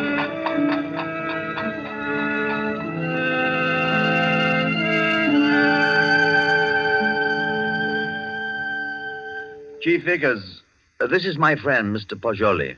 Mr. Poggioli, Mr. Vickers is chief of Trinidad's police force. How do you do? How do you do? Chief Vickers, I've asked Mr. Poggioli's counsel in the Boodman Lau murder case. And he's already developed a theory as to who is the actual murderer of Mrs. Boodman Lau.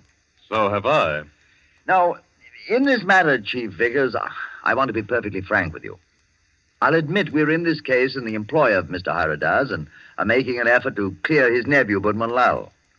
We felt confident you'd use the skill of the police department of Port of Spain to work out a theory clearing Boodman Lau just as readily as you would to convict him. Our department usually devotes its time to conviction and not to clearing criminals. Yes, I know that, but if our theory will point out the actual murderer... What is your theory? Mr. Poggioli's deduction is based on the dreams of the men who were found in the temple. So Mr. Poggioli's deduction is based on dreams. It would be a remarkable coincidence, Mr. Vickers, if 5 men had lurid dreams simultaneously without some physical cause. It suggests strongly that their tea or rice was doped. Now, if you find out what soporific was used, then have your men search the sales record of the drugstores in the city to see who has lately bought such a drug. You will find the murderer. Uh-huh. How do you like Trinidad, Mr. Poggioli? I'd like it very much indeed. You've just arrived, haven't you? Yes. In what university do you teach back in the States? Ohio State. A chair of criminal psychology in an ordinary state university? I'm not a professor. I'm simply a docent, and I haven't specialized on criminal psychology. I quiz on general psychology. You're not teaching now? No, this is my sabbatical year.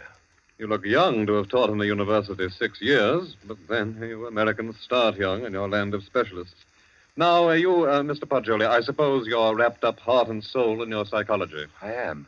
You'd do anything in the world to advance yourself in the science. I rather think so. Especially keen on original research work. That's what he is, Chief Vickers. Do you know what he asked me to do yesterday afternoon? No. What, Mr. Lowe? Oh, I don't think we ought to burden Mr. Vickers with our household anecdotes. Oh, but I'm really curious. Just what did Mr. Poggioli ask you to do yesterday afternoon, Mr. Lowe? Oh, well, really nothing at all. It was just a little psychological experiment he wanted to do. And did he? And did he do it? Oh, no. I wouldn't hear of it. Oh, as unconventional as that? Oh, it was really nothing at all. I think I could guess your anecdote if I tried, gentlemen. About a half an hour ago, I received a telephone message from my man stationed at the temple to keep a lookout for you and Mr. Poggioli. A lookout for us? Yes, because one of the coolies under arrest told him that Mr. Poggioli slept in the temple last night. Oh, but that's not true. That's exactly what he didn't do.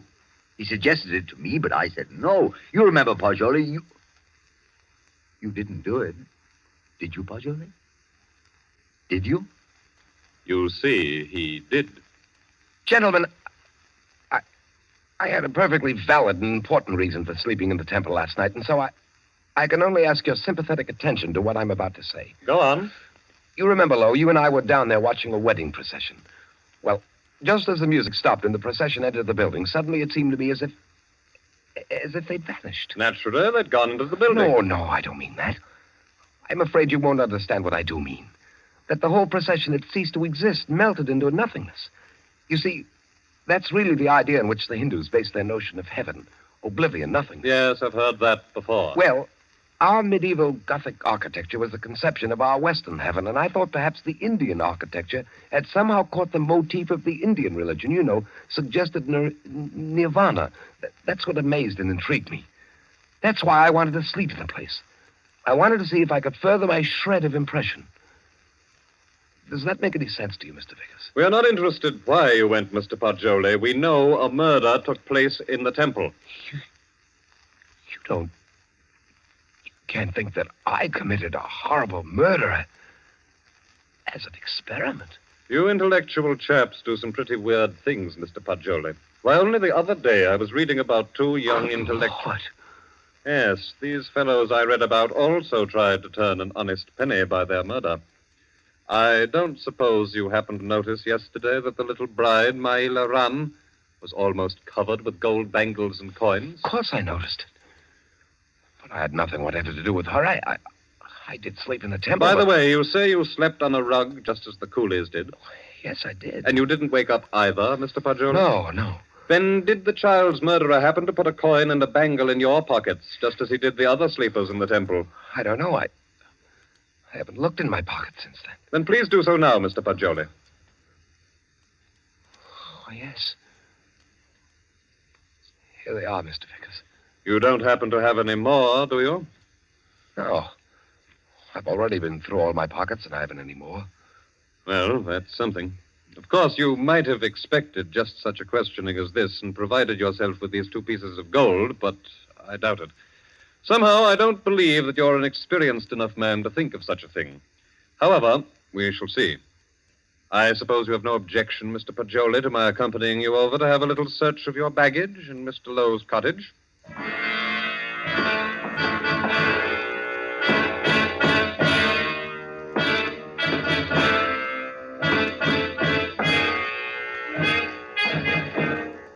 Now then, Mr. Poggioli, be so kind as to open your trunk.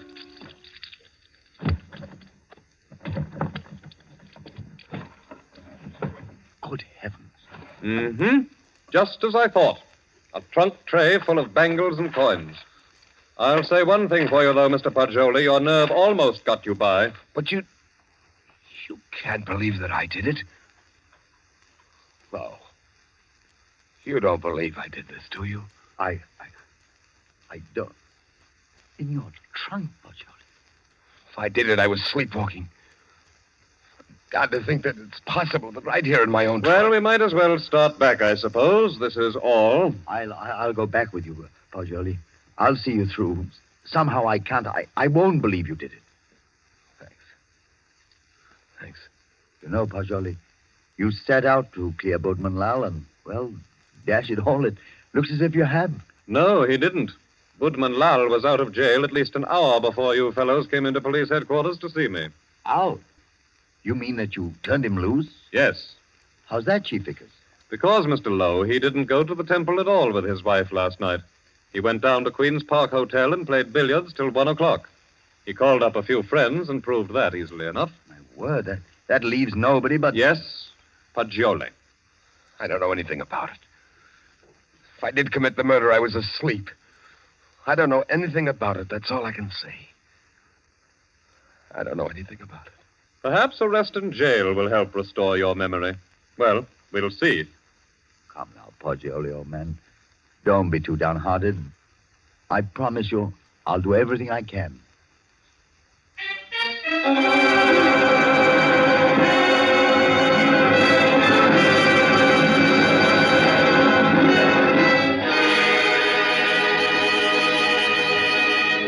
In the case against Henry Poggioli, having been duly tried by a jury of your peers who have been found guilty and by the powers invested in me, I herewith sentence you to be hanged by the neck until you are dead.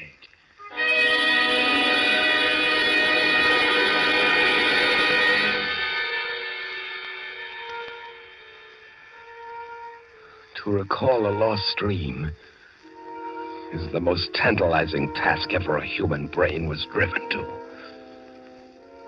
But if I lie still long enough on this bunk, perhaps I can recapture the dream I had in the temple last night. Yes.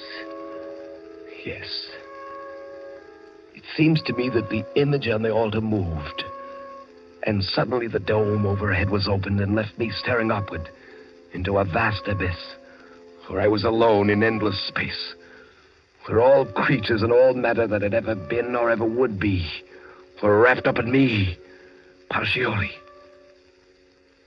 That was my dream. That's an odd thing. 6 men dreaming the same dream in different terms. There must be a physical cause for such a phenomenon. Of course! I've got it! Vickers! Flo! I have it! I've solved it! Get me out of here! I know who killed the girl!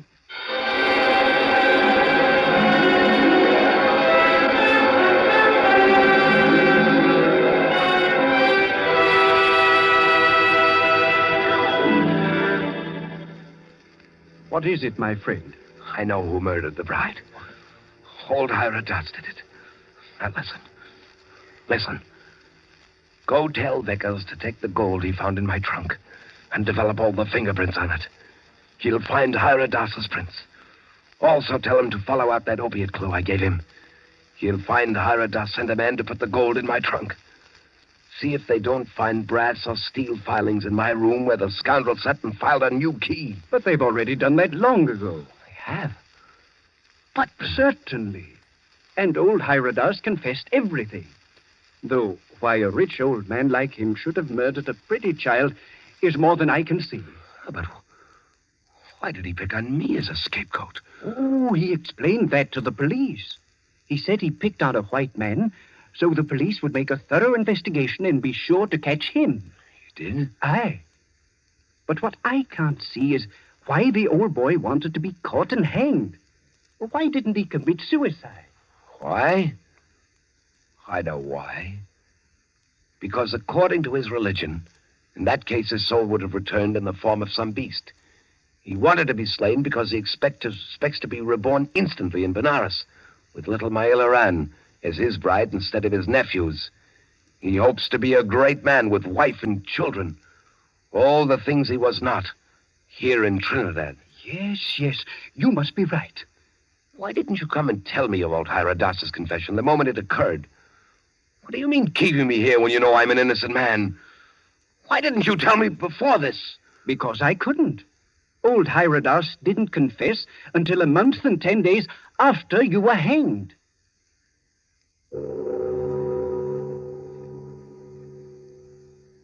So ends A Passage to Benares, T.S. Stribling's tale of mysterious death and death mysterious. This was tonight's story of Suspense. Suspense is produced by William Spear. John Dietz was our guest director this evening. Tonight's radio drama was written by Carol Case and scored by Bernard Herrmann. Paul Stewart was Poggioli, Barry Kroger was Mr. Hyrodas, and Horace Brem played Mr. Lowe. Others in the cast were Alan Hewitt and Guy Rep. Next week at this time, Columbia will bring you another selected story from the world's great literature of thrills, another study in suspense. This is Barry Kroger, and this is the Columbia Broadcasting System.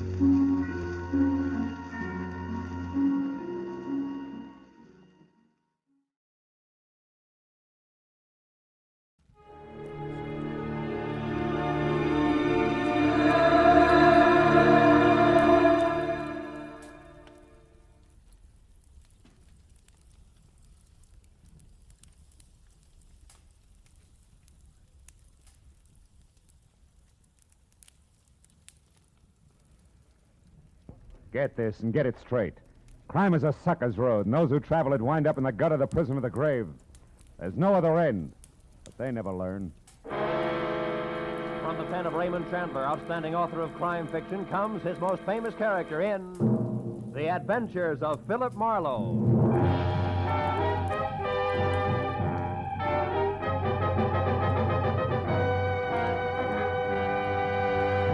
Now, with Gerald Mohr starred as Philip Marlowe, we bring you tonight's exciting story, The Collector's Item. Hey,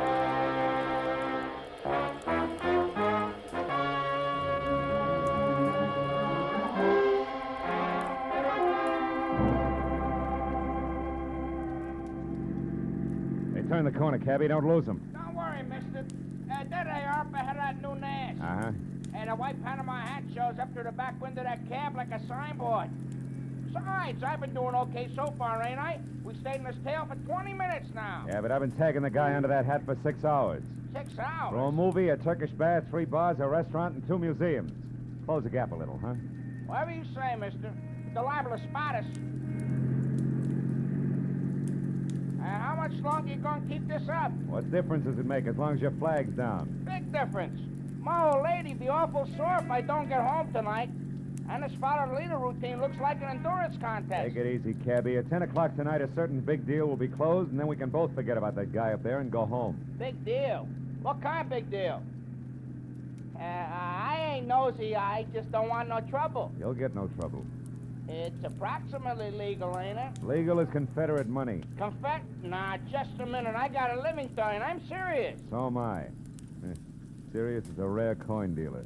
Oh, a numismatist. Yeah, that's right. Well, what do you know?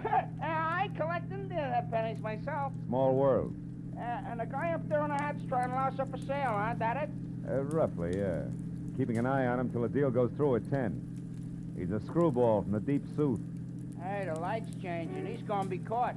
You want I should slow down? No. Pull up behind him. It's okay. Right. Hey, mister, look. You see that? Yeah. Panama hat, it's gone. Yeah, when I drive it hit his brakes, it disappears. Pull up beside him, quick. Can you see? Yeah, the seat's empty. Ooh, what a pair of chumps. They've been chasing nothing but a hat propped up in the back of that seat. No kidding. Gee, it sure looked natural, didn't it, mister? Nuts. Let me out. Now, look, you get to the other driver. Find out where he dropped his passenger off and anything else you can. Here's $30 for your trouble. Wow, for that that kind of dough, my wife can go ahead and get some. Call me at the office, mister. Just ask for Joe Joplin. Keep your sights on, you get there!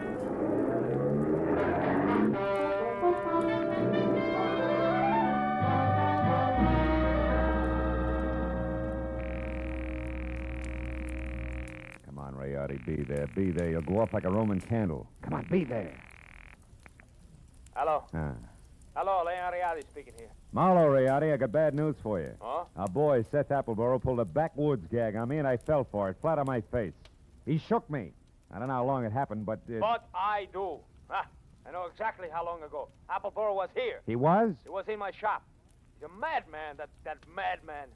Swore he would kill me, but he didn't. What happened? It was after the coin, of course. He got tough. But I got more tough. I'm not born the day before yesterday. I was forced to ruin a beautiful Renaissance vase on his stupid skull, but at least I got rid of him. So I say phooey on Seth Appleboro. Oh. I beat him up myself, you hear? And I throw him out. It's finished. So at 10 I shall sell the coin to Pierre Bowman as arranged, and that will be that. Well, glad to hear it, Rayardi. To send the check to... Just a minute, Mr. Marlowe. Huh? Who's there? Who's back there? Who is it? Rayardi. Hey, Rayardi, what's the matter? No, wait. No, listen, dog! Good! Rayardi! Marlowe, you... Rayardi! Rayardi! Rayardi! I ran out of the phone booth, hailed the first cab that came along, and headed for 113 Marion Avenue. Leon Rayardi's shop was a narrow cell with tattered green shades drawn over dingy windows. The front door was locked, so I went around to the alley where I'd left my car earlier. The back door to Rayardi's was half open. Rayardi sat on the floor, his legs spraddled out, his head slumped against the bottom drawer of his desk like a drunk too tired to look for the way home. Beside him on the floor was all that was left of the reason for it. A small open box lined with blue velvet and labeled Unique, Confederate States of America, $50. One of 4 struck at New Orleans Mint, 1861. Only piece of this series now in existence. Source, Colonel J.J. Appleboro Collection, 1880. But the box was empty. The 4 bits worth of Confederate money was gone. I picked the phone up in my handkerchief and called the cab company office. 2 minutes later, I had Joe Joplin. Yeah, I got that other driver okay, mister, but I couldn't pry much out of him. Even the hard way, I tried. He left that southern drawl off at the Wilshire Gardens, Villa 9. And he got orders to take the Panama hat on a $10 drive around town. That's all? That's all he knows. He thought it was some kind of joke. Wilshire Gardens, number 9. Okay, Joe, Yeah. thanks.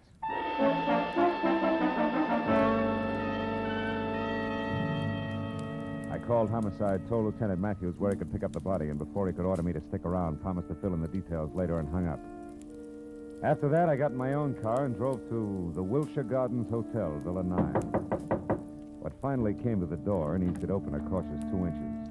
Had a mop of renegade hair the color and shape of tumbleweed. A body as gaunt as a piece of barbed wire and 2 sick gray eyes. It tried hard to hide under a pair of scrub brush eyebrows. Seth Appleboro wasn't glad to see me. State your business, sir. What's more, I'm a busy man. I'm not well, so be brief. Okay, we'll start off with murder. Murder? Now, see here, We'll sir. follow that with a missing Confederate $50.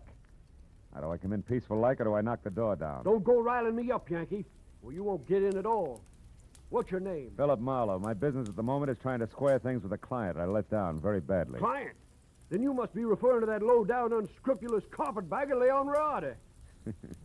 You're a little confused, aren't you? Rayardi's from Italy. From northern Italy, sir. And a crooked, unprincipled carpetbagger. You said that. The kind who strips the South of her treasures. Who pillages and loots and... What? A gun? Well, what's the meaning of that firearm in your hand, sir? I haven't got time for another civil war. How Now dare get away you. from that door. I'm coming in. You carpetbagger. Now let's knock off the nonsense, Appleboro. Where's the $50? Where, indeed? My poor old fool of a grandpappy, the colonel, sold it. Sold it for practically face value, sir. Just to keep body and soul together on the plantation back in 1880. And what he was give for it wasn't worth dirt compared to what that fine old piece of Confederate money's really worth. All right. Where is it? Come on, hand it over. Oh, I don't have it, sir. Oh. Not yet. But by ginger, I'm going to get it. And when I do, it's going home where it belongs, you hear? To the south. Oh, You better go to the couch and take another pull on your mint julep, Buster. You look bad. my head. And then I want that coin. I'm not kidding. That Riad, they crowned me with an iron pot. Oh, but that won't stop me, sir. I'm not going to stand by and let that rare old $50 be desecrated any farther. I'll prevent it being sold to any rich, dawdling oaf of a collector who has the audacity to live in Sherman Oaks, if it's the last thing I do. And you, sir, you won't stop me either. Sit down, I told you. Oh, That crackpot. oh, my head. I should have known. Win, lose, or draw, I'm turning you over to the police right now, Appleboro. Charges murder and larceny, and it's too bad, but you're a cinch to beat both raps on a goofball plea. You, Huh? big boy, put down the phone, drop your gun. Oh, rebel reinforcements. Drop it, I said. Oh, friend indeed. Providence is still smiling, sir. Yeah, sure. She's hilarious, Mr. Appleboro. Right, big boy? Well, don't you see the humor of the situation? Oh!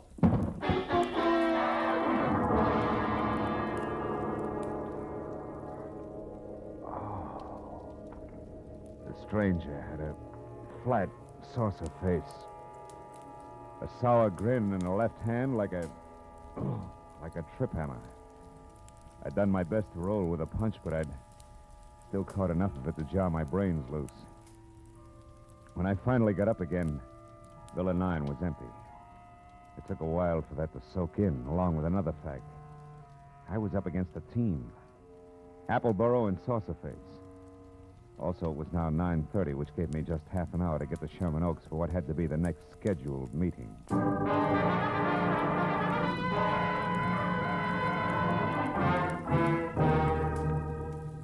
The Boneman Mansion on Clooney Drive, from giant iron gate out front through overgrown grounds and up to the entrance, looked a lot more like the prop room at the Metropolitan Opera than anybody's residence. When I lifted the brass ring in the brass lion's mouth and let it fall, I got another surprise. She had deep hazel eyes with long lashes, close-cropped copper-colored hair, and packed full green suede dress that put no strain on the imagination. Her bare shoulders made you think of toasted marshmallows. Hello. Hello. You wouldn't be Pierpont Bowman, huh? And you must have had some reason for knocking, other than window shopping. Yeah. My name's Marlowe. I used to work for Leon Rayardi before he was murdered tonight. Murder? Mm-hmm. Is this supposed to concern my Uncle Pierpont? Yeah, I think it does. From the fuss that's being kicked up about 4 bits worth of Confederate money, you'd think that it was a chest of Easterling sterling silver. Only 4 bits, huh? Uh-huh. Yes. Yes, I'm afraid he is vitally interested. Come in, Marlowe. Wait here. All right. Uncle Pierpont, come here. Huh? What's the matter, Christine? There's a man here to see you, a Mr. Marlowe. You'd better talk to him. Oh, what do you want? Huh? Oh, you. What is it, Marlowe? Now, it's about the $50, the one you intend to buy from Leon Rayardi, Mr. Bowman. Oh, yeah. Well, what about it, man? Rayardi was murdered tonight. Now, that murdered, you say? Mm-hmm. If that's true, he hasn't had time to hit the ground yet. What's your game, Sonny? You must have some kind of a game. What is it? No games. I'm telling you, Rayardi was shot and the coin stolen. Are you sure about that? Are you positive? No mistake? Are you certain, Marlowe? I couldn't be more certain if it was tattooed on my forehead. I heard it happen and saw his body over an hour ago. What do you think of that, Uncle Pierpont? Marlowe looks at dead bodies, too. I think it's poppycock. Yep. What do you think, Chris? Wait a minute. Let me tell you what I think. It's more to the point. I came here because I'm also certain that the man who killed Rayardi is the man who took the coin.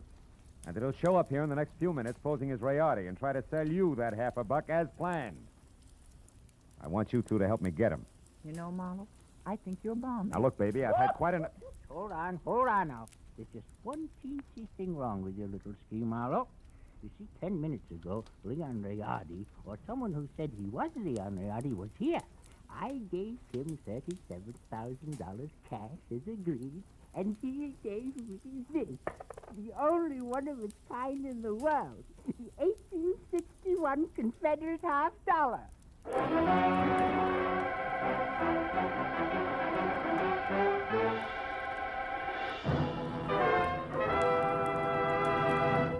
In just a moment, we will return to the second act of Philip Marlowe. But first, there are songs for sale, and one of them may turn into the nation's newest hit as you listen in to CBS on Friday night. This hour-long program of melody is called Songs for Sale, and during the hour, you hear 4 songwriters with unpublished music as they present their tunes to a panel of veteran, top-flight songwriters. At the end, the panel picks out one song to be published and plugged, and you'll hear the reasons they give for their choice.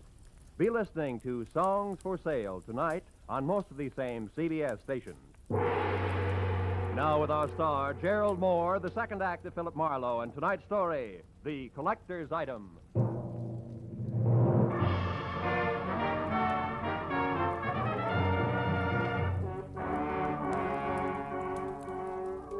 When the wobbly screwball collector clinked the $37,000 50-cent piece on the tabletop in front of me, his eyes flashed on like a pair of unfrosted light bulbs.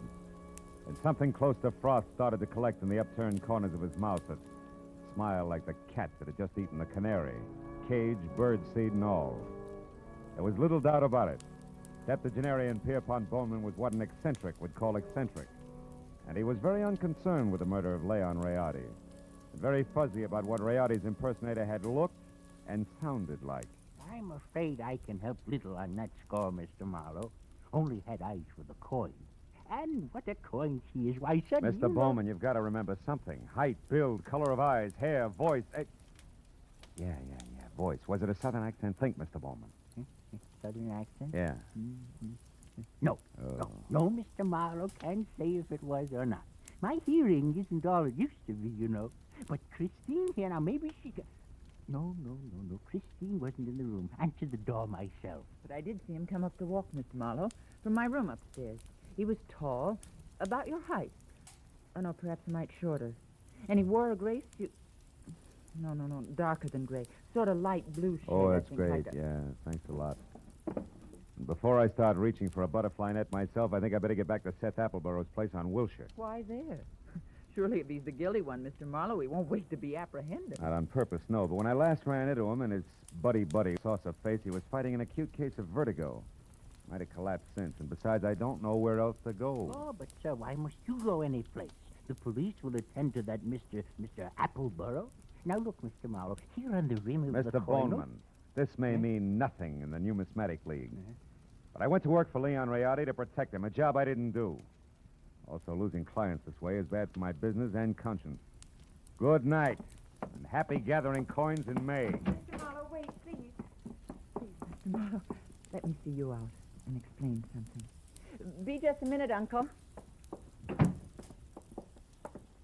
Now, what is it? I'll pay you $500, Mr. Marlowe, not Confederate dollars either, to see that Uncle gets his money back and that the coin is returned to that Mr. Rayardi's estate. What? You're against the deal? Why? Because it's the 100th one in the past 2 years. You hate to see the money you'll one day inherit go to a bunch of screwballs, huh? Why, you foul-minded, no good...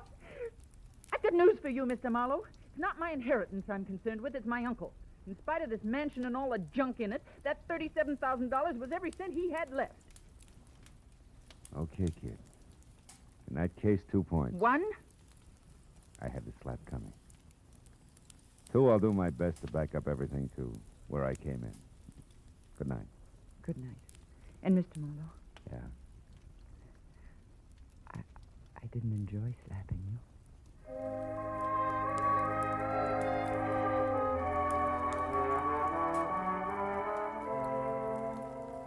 She said it like she meant it. 20 minutes later, I was back at the Wilshire Gardens where I found Villa 9 as dark and quiet as the bottom of a well. I had just about decided to quit playing long shots labeled I Hope He Passed Out on his front doorstep when, from a nearby clump of pepper trees, I caught a glimpse of a shadowed figure moving toward me, one slow step at a time. I knew that I was spotted and strictly sitting duck, so I tried the only possible out. General nonchalance, my back to the pepper trees long enough for the not-so-stealthy hunter to get within hunting distance. And a good evening to you, Brother Appleborough. Now, sir, get up and start talking. What? Well, saucer face. Thought I had your partner. Hey, not wrong, Hasty. You're still doing it. Appleboro's my partner, like you look good in tights. The name is Locke, Fred Locke, Treasury Department. Treasure. You mean you're after Appleboro? Uh-huh. I sapped you because from the gab I overheard, I figured you were nothing but a lone wolf shooting with a coin. Oh. Appleboro, friend, is big game. He's wanted on half a dozen counts, a lot more important than this Confederate $50. Yeah, but he must have gotten away from you because He did. Jumped out of my car a couple of blocks from here. But how do you know about that? Who are you? Oh. Well, name's Marlowe. I'm a private detective, license included. Wait a minute. Here. I know that Appleboro got away because he's already been up to the Boneman place where he posed as my client, Leon Riotti, who, incidentally, he killed so he could sell the Confederate lucky piece up there for $37,000. Quite a hunk of change. Mm-hmm. Well, sorry we crossed our wires, Marlowe, and thanks for the word. Oh. But don't worry, he won't get far. Us T-men will see to that. Keep in touch with the department if you find out anything, will you? Sure. Oh, say, Locke. Yeah? Just a hunch. Oh, like what? Like you're a cockeyed liar. Like Treasury men don't call themselves T-men. Any more than private detectives call themselves private eyes. Now, Locke, let's try inside your jacket. And one, get rid of this non-Treasury Department Luger. And two, check the wallet and see if at least Fred Locke is your real name. All right, it's my name. Yeah, surprised it is. And out of imagination, T-man. Come on, get up and start working on a few other questions like where Seth Appleboro is at the moment and exactly what that guy in is with Bluff. Well, do we keep this up all night? No. I'll tell you everything. Okay. I'll tell you everything. Okay. Now, first the setup. Come on. Yeah. There were two of us. Me and Adam. No!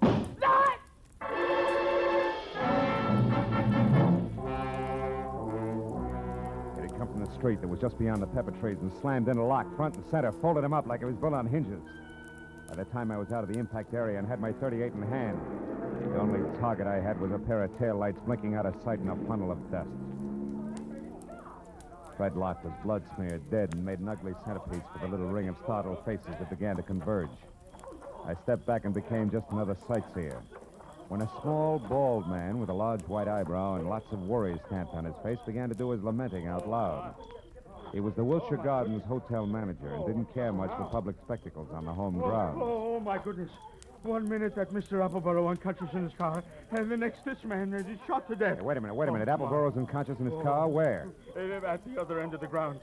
There's a nasty cut in his forehead. One of the guests just found him there. I was just about to call a doctor. Never mind the doctor. Show me the way. Come on.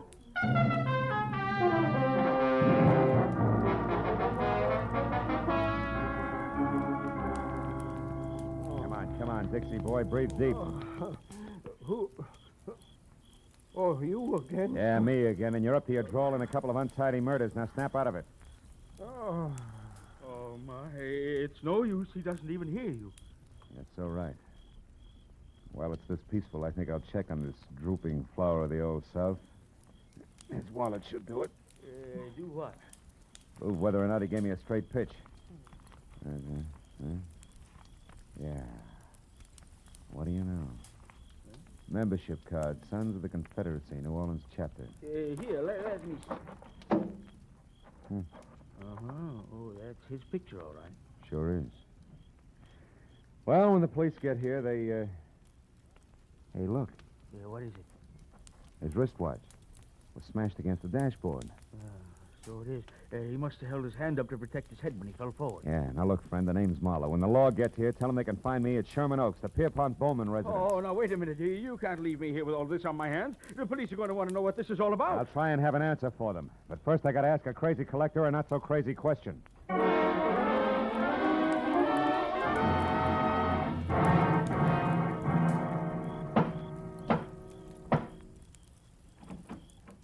Well, hello, Mr. Marlowe. I was hoping you'd come back. No flowers and candy, honey. This isn't a social call. Then what brings you here? Your uncle, is he still up? Yes, but he asked not to be disturbed. Why? I got a picture I want him to look at. What kind of a picture?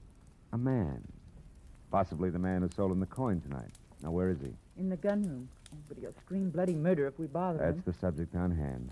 You mean you found out who killed Leon Riotti? No. I found out someone else has been killed. Come on, huh? Over that coin? Who was it, Marlowe? Guy named Locke. We'll get to the fine print later. Is this the room? Yes, but He's Uncle... just the man I want to see. Oh, Mr. Bowman, I hear you. Well, it's quite a blunderbuss. Look, point that somewhere else. So it is. But don't let it worry you, Mr. Marlowe. This harquebus hasn't been fired in 300 years. That's great. Let's not spoil its record tonight, shall we? Here, have a look. Fine workmanship. Later on. Right now, Mr. Bowman, I want you to have a look. This picture, it's Seth Appleboro. Huh? Is this the man who sold you the coin, the one you couldn't remember? No, not the party. Now, on this gun, Mr. Marlowe... Uncle, we've had another murder. Huh? Oh, my, that's too bad. But what's all that got to do with me? I'm not sure. But, Mr. Bowman, if Appleboro wasn't the one who sold you that hot half a buck, it must have been an item named Locke. Huh? The saucer-faced buddy I told you about before. Oh. The one who sapped me at Wilshire Gardens. Oh, very interesting. And perhaps tomorrow, Uncle, please. Go on, Mr. Marlowe. Well, there isn't much more. When I left here and I went back for Appleboro, I ran into Locke. We mixed it up, and I was just about to get him to talk when he was shot out from under me. What? Appleboro did it? He shot Locke? No, he couldn't have. Oh, why not? Because Appleboro was out cold in his car at the time. Then all you really know is that Appleboro didn't kill this Locke. Oh, I know a little more. I also know now that there's a third interested party mixed in. Who? You, maybe. Uncle? What? Me? Sure. You could have killed Rayardi via a hired flunky like Locke. Sold yourself the coin. After all, you're broke. It's been done before. You're mad. It's insane, Marlowe, the idea. To think that Uncle would hire the likes of Fred Locke, why, it... Slips, Christine? You shouldn't have known Locke's front name was Fred, should you? I never mentioned it. What? Christine, you mean that... I mean that nobody moves. Christine. Oh, fine. This is one gun in here that's no relic. It's been fired something less than 300 years ago. Yeah, to be exact, less than an hour ago at the Wilshire Gardens when you used it to keep Locke quiet, huh? You, Christine, you're the third party Marlowe was talking about. You hired Fred Locke and Appleboro. Had nothing to do with it, Mr. Bowman. It was your niece's partner, Fred Locke, who killed Rayardi in his shop and stole the half a buck. After that, he followed me to Appleboro's place in Wilshire Gardens. There he KO'd me and Appleboro both. Then came out here and sold you the coin. Posing as Rayardi. Correct. You can both go to the head of the class. Not yet. One question, teacher. Why did Locke go back to Appleboro's? Couldn't have been just luck that I found him there. It wasn't. He was afraid Appleboro had seen him kill Rayardi at the shop. He had to know for sure. Your turn, Uncle. Why did you do it, Christine? I was sentimental, Uncle. I wanted at least the last of your money as a keepsake. And now that I've got it, I want one thing more before I leave. That $50 in your pocket. Hand it over. Come on. The $50, but... It's worthless to you, Christine. You can never sell it again. Every collector in the world will be on the lookout for it. Don't you think I know that? Then what do you want with it? The pleasure of getting rid of it. I hate it. Like I hate every piece of junk you've squandered your fortune on. The fortune I'd have inherited someday. I'm going to throw it in the first deep river I come to. Hand it over. No, you don't, Christine. Drop it. Drop it. Now, sit in that chair while you can. You may end up in another one.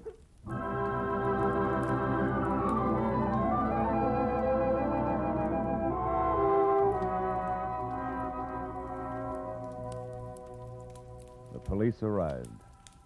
They always do. And after a long hour of questions and answers, there were only two of us left.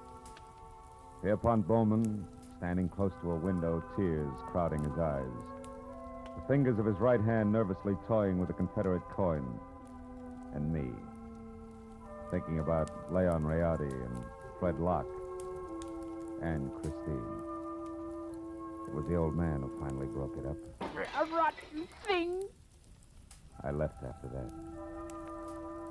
So I don't know if Appleboro got the coin or not. You might check if you're ever running through the New Orleans Museum.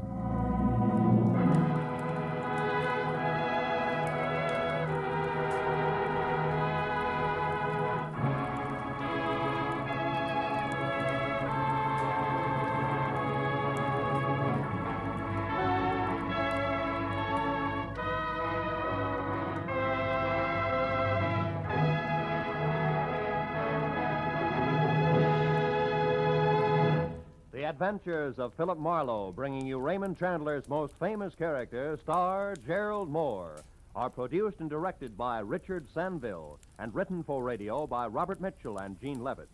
Featured in the cast were D.J. Thompson, Anthony Barrett, Shepard Menken, Tom Tully, and Jack Crucian. The special music is composed and conducted by Richard Arant.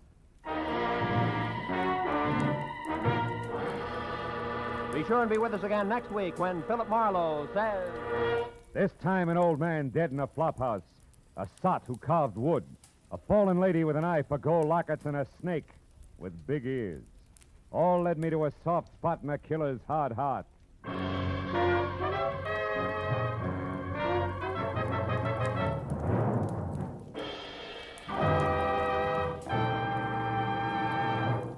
Every Friday night, CBS brings you stories taken from the files of parole boards of the 48 states.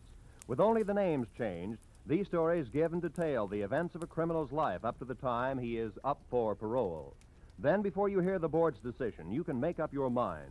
Is this man ready to be set free? It's been hailed by press and public alike as an outstanding anti-crime show. And you can hear it now by staying tuned, because Up for Parole follows immediately on most of these same CBS stations. Roy Rowan speaking. This is CBS, where you play Sing It Again every Saturday night, the Columbia Broadcasting System.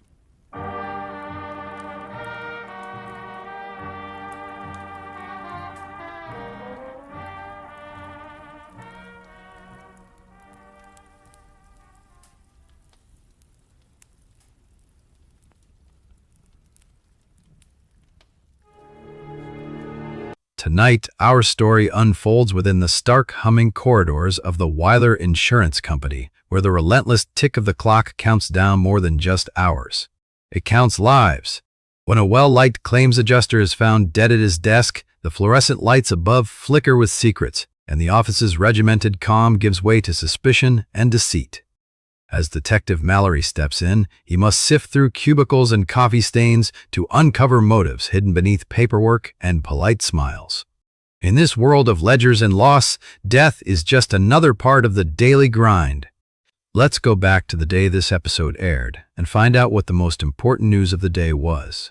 It was March 12, 1954 that day. The world watched as the U.S. conducted the dramatic Castle Bravo hydrogen bomb test fallout investigations, while in the United Kingdom, Queen Elizabeth II officially opened the new London Airport terminal, marking a new era in international travel. Time now for Edmund O'Brien as... Yours truly, Johnny Dollar.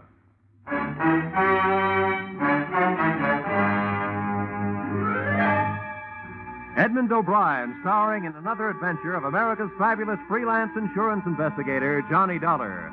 At insurance investigation, Johnny Dollar is only an expert. At making out his expense account, he's an absolute genius.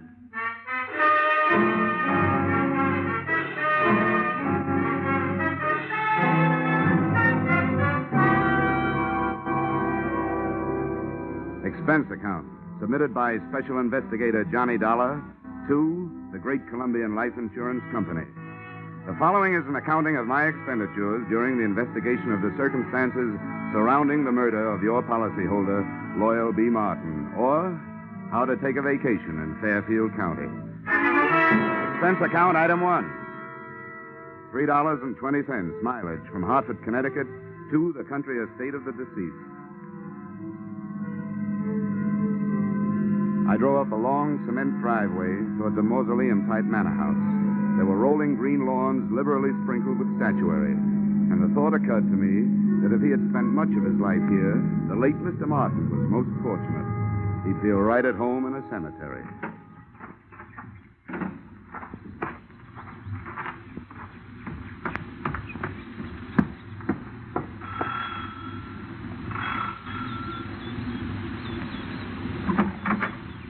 Yes? My name is Dollar. I'm here to see Mrs. Martin. Oh, yes. Mrs. Martin. Uh-huh. I'm afraid I'll have to disappoint you. The widow has gone shopping the day after the death of her husband. Something attractive in mourning clothes, I'm sure. Well, what time is she expected back? I have no idea. But it shouldn't be long. Do you mind if I come in and wait? You'll forgive my asking, young man, but just what is your business here at Loyal Haven? I was sent here by the insurance company. Oh, why, yes. Well, then do come in. Here, right in here. I'm Mrs. Tompkins, the housekeeper, Mr. Dolar. I was with Mr. Martin for over 30 years. He was a wonderful man. This furniture also looks like it might have been with Mr. Martin for over 30 years. Victorian, isn't it? Yes, pure. Loyal, Mr. Martin, that is, was an expert on the Victorian period. Please sit down. Thank you. Mr. Dolar, I suppose you'll think it's indelicate of me at this time, but about Loyal's insurance, his policies, did they... Yes, Mrs. Tompkins, they did. One of his policies leaves you a nice, sizable amount. But before you start counting it, maybe you and I had better have a little understanding. Yes? Well, I'm not here to represent the payoff department. I'm here to investigate the murder. Oh, I see. Yes, before the company pays off, they want to make sure that among the beneficiaries, they don't pay off the murderer, because they really don't have to do that. Oh, I didn't realize... No, neither do a lot of people. You know, that's the way quite a few good murders are wasted. Yes, I suppose you're right. Well, if that's what you're here for, I suppose you'll want to talk to the police. Lieutenant Markwood is in the library. That's where it happened. Oh, library, huh? Well, that might help. If I can't find any other answers, I can always try looking some up in a book. Which way do I go? The door, just across the hall. Thank you. And what a haul. The only thing missing was old Queen Victoria herself. Even the musty odor clinging to the green velvet seemed to have been passed down through the centuries. There was a brace of moth-eaten pheasants on the wall and a bouquet of moth-eaten flowers under glass on a marble-top side table. The library was the same, but there were three things that looked out of place. A, an old suit of armor. B, a glass case filled with new, well-polished sporting rifles and shotguns. And C, a very gruff-looking lieutenant of the police who eyed me as I came in. And who are you? Oh, here's my little breath saver. Oh, yeah, Johnny Dollar. They told me you'd be here. Well, I've told everybody else I better tell you, don't touch anything. They want to re-fingerprint the whole room. Okay. What'd you find, Lieutenant? Nothing but the cadaver with 2 bullet holes in his back. Haven't got a caliber report from ballistics yet. Have you an estimated time of departure? Yeah, the coroner says Martin died after dinner last night. Uh-huh. Anything to go on? Just the usual. Faith, hope, and suspicion. His wife, too young and too pretty for an ugly old buck like Martin, must have married him for his money. Then there's that housekeeper, Sarah Tompkins. Yeah, I met her on the way in. And she used to be the old man's intended, from what I can find out. Probably jealous of the young wife. Then there's the brother, Marty. He showed up a few weeks ago, broke and brooding. Probably in love with the young wife. And then there's Nick Bellotti, a private detective who hired himself out as Martin's bodyguard. Bodyguard, huh? No doubt also in love with the young wife. Could be. Who's your choice? Except for the fact that there are only 2 bullets, I think they all did it.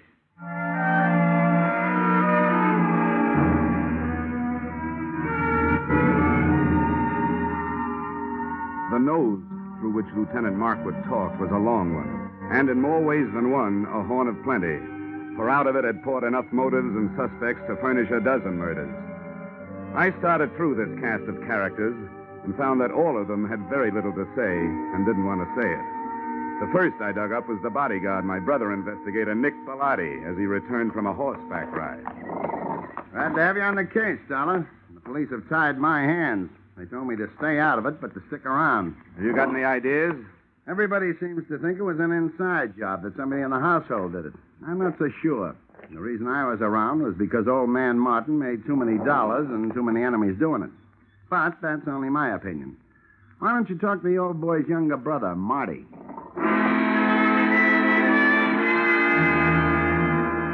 I found Marty living the life of Riley. He was upstairs in his room, cuddled up to a 20-year-old bottle of brandy, which was still underage to be around the kind of book he was reading. Yeah, I'll tell you something, Dollar. My brother and I never did get along. You'd find that out anyway. Why'd you come back here, Marty? Because Loyal's little bride, Joy Ann, sent for me.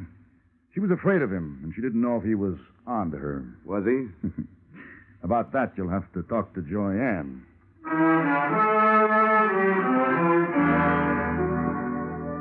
Joanne didn't get home until 3 o'clock in the afternoon. I caught up with her 20 minutes later as she came dripping out of the swimming pool. The suit she was wearing would have gotten her pinched on the Riviera. Oh, that was refreshing. It certainly is. Toss me that towel, will you? Yeah, surely. Here, Mrs. Martin. Joyanne, I hate formality. Who are you? Well, I'm from the insurance company, here to find out whether you killed your husband or not. Good for you, Mr. Dollar. That's what I like. Men who get right down to the point. I was told you were here. Oh? Nobody told me about you. Oh, come on over and learn. I want to stretch out here in the sun. Here, you man the fly swatter. Okay.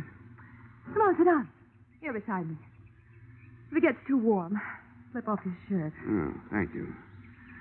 Well, suppose we start talking business. Marty tells me you sent for him to come here because you were afraid of your husband. How come? Well, I knew Marty before I knew Loyal. As a matter of fact, he's the one who introduced me to. What do you call a dead husband? You call him unlucky, I guess. Anyway, for the purposes of this conversation, I'll know who you mean if you just say husband. But you didn't answer my question. I meant, were you afraid of your spouse? And if so, why? Yes, I was afraid of him. Oh, I might as well tell you, Mr. Dollar. I want to be frank with you. The only thing Loyal didn't have to offer me was love. I seem to be a girl who needs just that.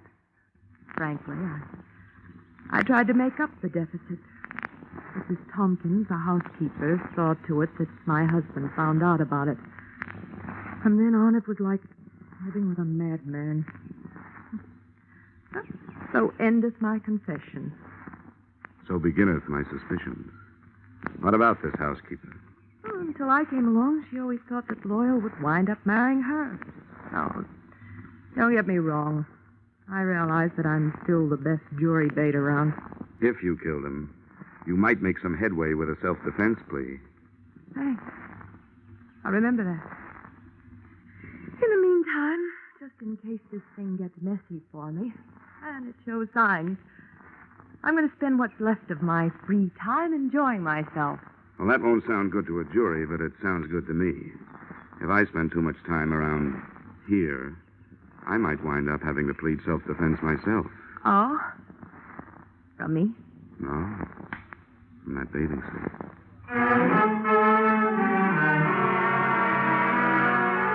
I spent the rest of the afternoon trying to keep 2 eyes on 4 people, reading from left to right. Brother Marty stayed in his room finishing his book and his brandy.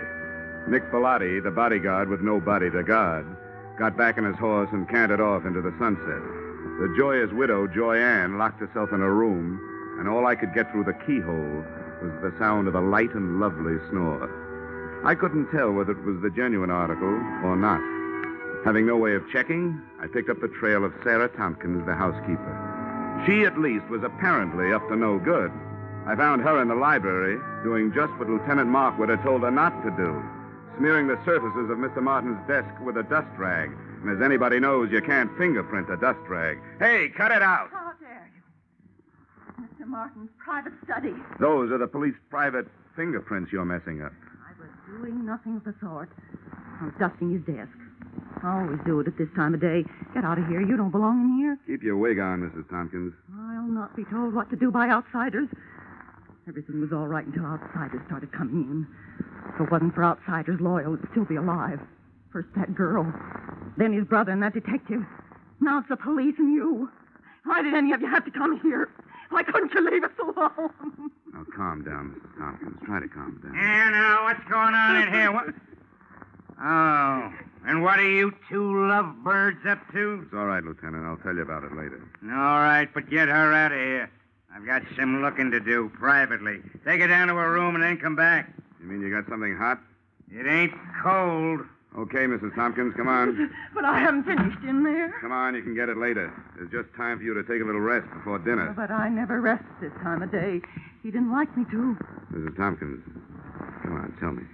Really, why were you wiping off that desk? Those police this morning scattered white powder all over his desk. He would have been furious with me. He hated any kind of... The shots had come from the library, and that's where I went, but not fast enough. By the time I got there, Lieutenant Markwood was dead, and whoever had done the shooting was gone, apparently through an open window. Markwood still clutched the shotgun he'd grabbed out of the gun case, but hadn't had a chance to use. Two things had just died in that room, the lieutenant and the hot piece of evidence he'd never had the chance to pass on to me.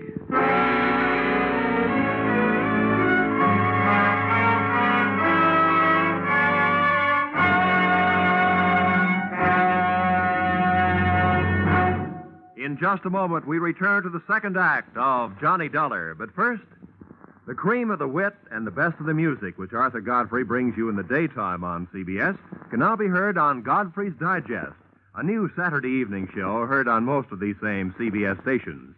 Listen tomorrow night and hear the week's fastest flashes of the Godfrey humor, the top songs sung by Jeanette Davis and Bill Lawrence, the finest singing of the Mariners. Arthur Godfrey's Digest and the Goldbergs are the latest addition to CBS's Great Saturday Nights. Now, with our star, Edmund O'Brien, we return to the second act of yours truly, Johnny Dollar.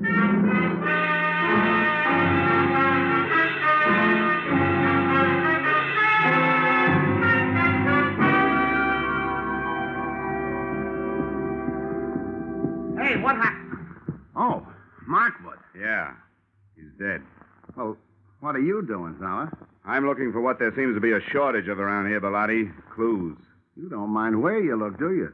Rule number 1, don't get caught frisking dead cops. Forget about it, Bellotti, will you? Maybe I can suffer from lapse of memory for you sometime. That's a deal. Got any idea what you're looking for? No. But whatever it was important enough to get him killed. I'd hoped maybe there'd be something in his notebook, for instance. Any luck? Well, very little. It's a brand new book, only one notation in it. Here it is. Check tattooing diameter. Recheck penetration. What do you make of that?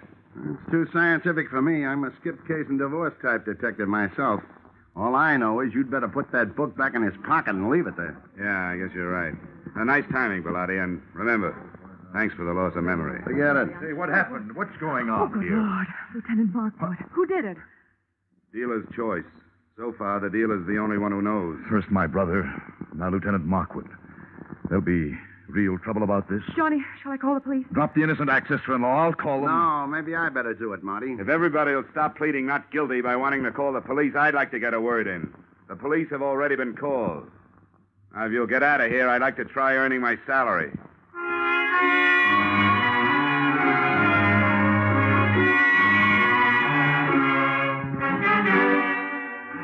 If I had had longer ears and more soulful eyes, I would have been all bloodhound, because I could sniff out the first of the trail. The smell of cordite told me that Lieutenant Markwood's killer had either been inside the room when he fired or just outside with the weapon pointed through the still open window.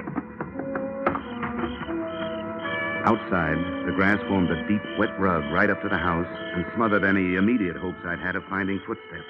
But 10 feet away, I had better luck. A ray of light from inside spotlighted something that looked like it might be a star witness. It was a .32 caliber revolver. I scooped it up with my handkerchief and went back through the open window to look it over. Under the light, I checked 6 empty chambers and a crimson smear on the walnut grip. If somebody was feeding me a herring, it sure was red. But it wasn't blood. It was lipstick.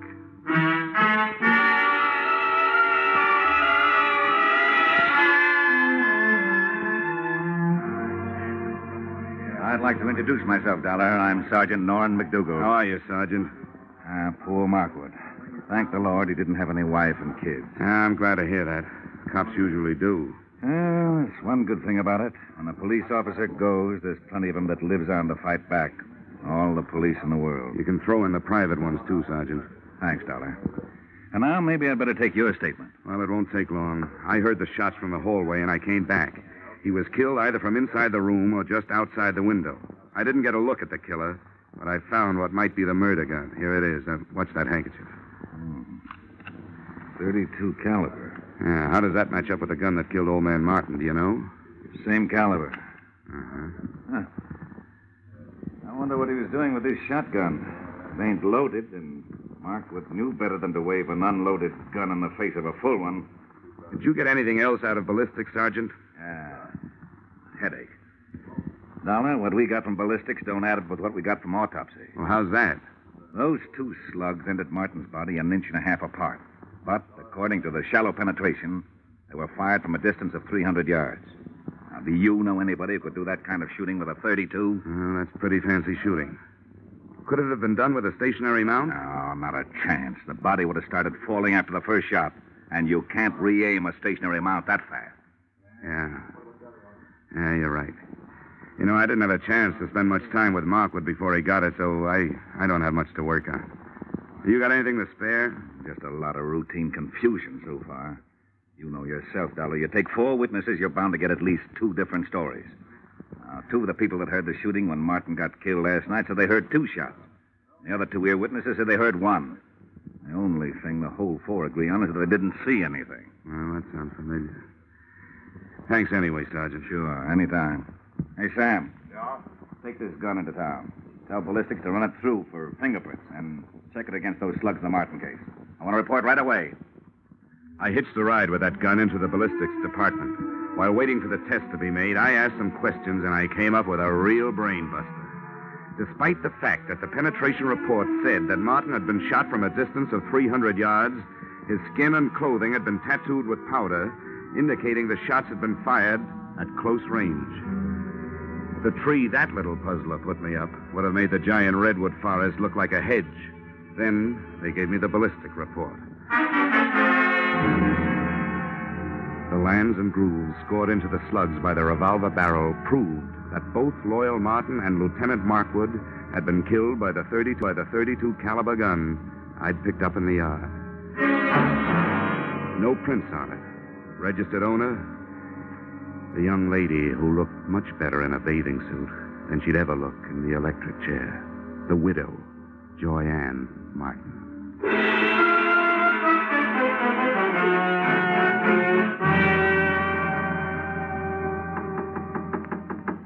Yes? Who is it? The Hartford Hawkshaw. Dollar, I want to talk to you. Oh, I'll be with you in a second. I'm just out of the shower. Okay. First she was in the pool, now it's the shower. She's also in plenty of hot water. Hi. Don't pay any attention to my hair. Don't worry, I won't. I suppose you think it's a silly time of night for me to be taking a shower, but I thought it might help me to get to sleep. Well, I'm afraid I won't. Why, Johnny.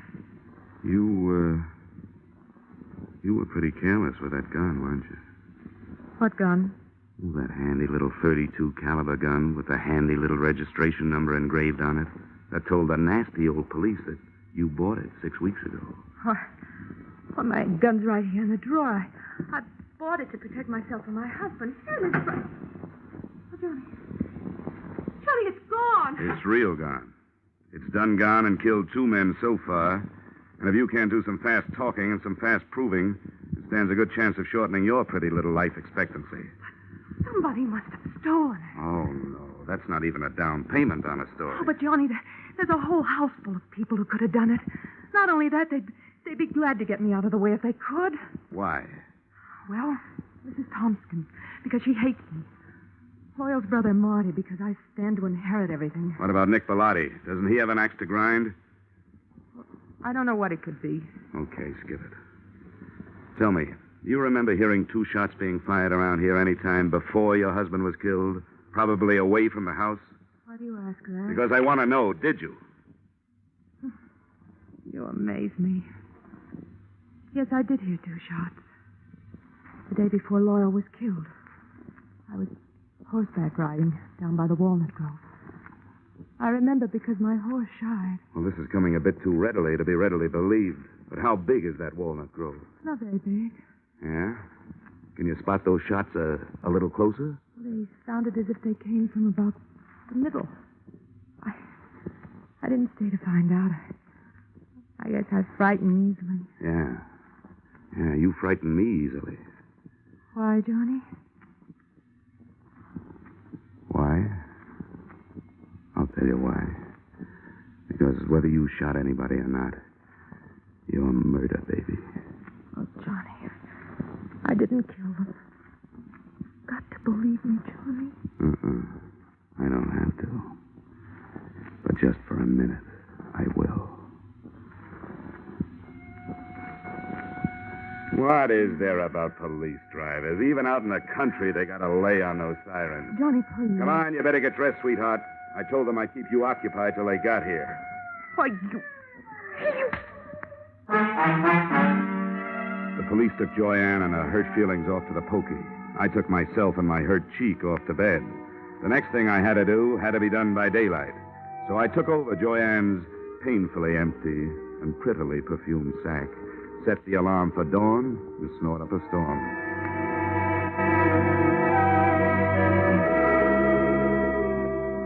I never knew before how much went on in the country so early in the morning. On the way to the walnut grove, the damp air washed the cobwebs out of my head, and I started thinking. Now, first, Royal Martin had been found dead with 2 bullet holes in him. Yet 2 of the witnesses, Joyanne and the housekeeper, Mrs. Tompkins, had heard only 1 shot. Second, that powder burn tattooing on the body, denoting a close-range killing, was in violent argument with a bullet penetration report which screamed long-range killing. Those facts, added to what was in Lieutenant Markwood's notebook, plus that shotgun clutched in his dead hand, came close to tallying up the total that had cost him his life. Inside the grove, I found 4 walnut trees with hollows in their trunks. The first one gave me a handful of nuts and a fancy sassing by an irate squirrel. The second one came up with a handful of spunk water and a wet cuff. And the third, I found what I was looking for.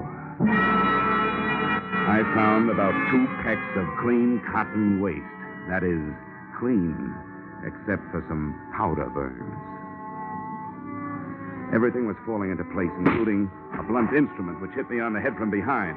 But before I hit the ground, I saw Brother Marty Martin legging it back towards the house.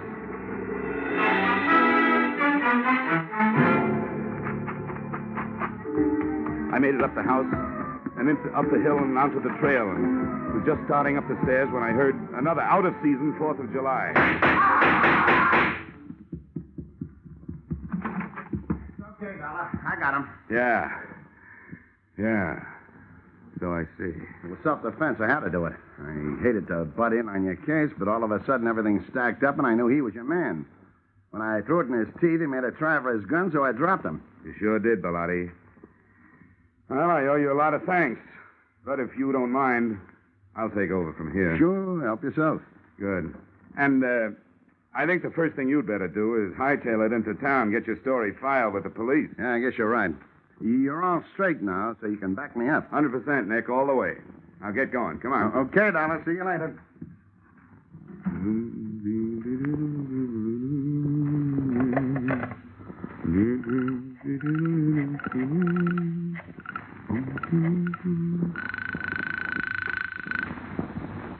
Sergeant Norrin McDougal. Yes, sir. Sergeant McDougal. Johnny Dollar, Sergeant. Oh, yeah, Dollar. What's new? Well, just another corpse. And in just about 15 minutes, the guy who made it one and conspired on the other 2 killings is going to walk right into your arms through the station house door. What? Who is it? Nick Bellotti, New York private license. He just shot his partner in this thing, Marty Martin. You're crazy. What about this girl? It was her gun. That was their fondest hope, Sergeant, to pin it on her. They borrowed her gun, fired 2 slugs from it into some cotton waste, then took the slugs and stuck them in a shotgun shell. 1 shot, just like both ladies said they heard. The shotgun Lieutenant Markwood was looking at when he died was really the Martin murder weapon. Oh, that takes care of the powder burns and the shallow penetration, yeah. Well, thanks a lot, Dollar. I'll be waiting for him. Hey, wait a minute. What's he walking in here for under his own power? To tell you an early morning bedtime story, just before you go off duty. He'll give you a pitch about a self-defense killing. It's a lie. The victim wasn't carrying a gun. If he had been, he would have used it on me. But he didn't. He used a sap. The sap.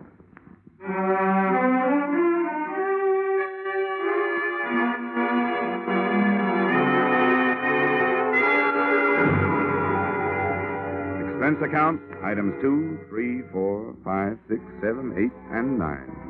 $624 entertainment, appeasing a rich widow with rich taste. Expense account, items 1 through 13 inclusive, $160 entertainment of poor insurance investigator with extravagant taste. Expense account, item 14, $7.80 mileage New York to Hartford. You may disagree with that item, claiming that I finished the case in Fairfield County, but I didn't finish the case until I left her.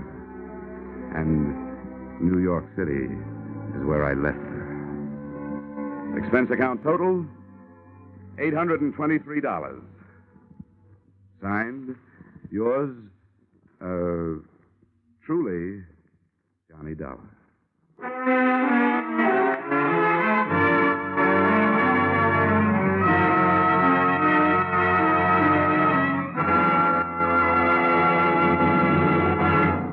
Yours truly, Johnny Dollar, stars Edmund O'Brien in the title role and is written by Paul Dudley and Gil Dowd, with music composed and conducted by Leith Stevens.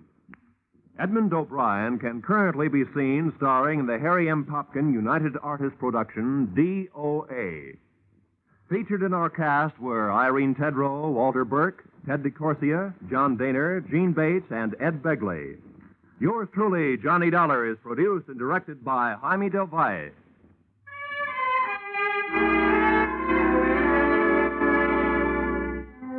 Join us again next week when Edmund O'Brien returns in another adventure of...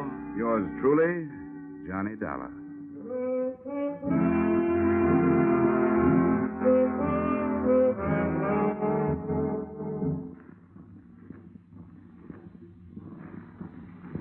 Ladies and gentlemen, CBS invites you to hear Senator Brian McMahon on the Capitol Cloakroom over most of these same Columbia stations tomorrow night. Senator McMahon is chairman of the Joint Congressional Committee on Atomic Energy. And when he's interviewed by CBS newsmen Eric Severide, Bill Shadell, and Griffin Bancroft, this will be the first detailed discussion of the hydrogen bomb and its implications.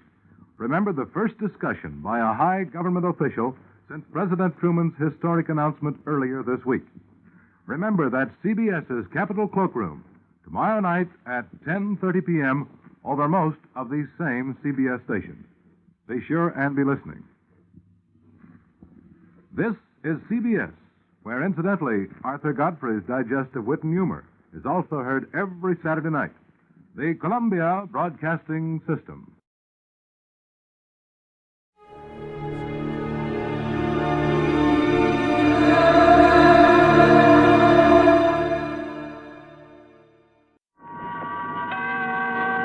Suspense.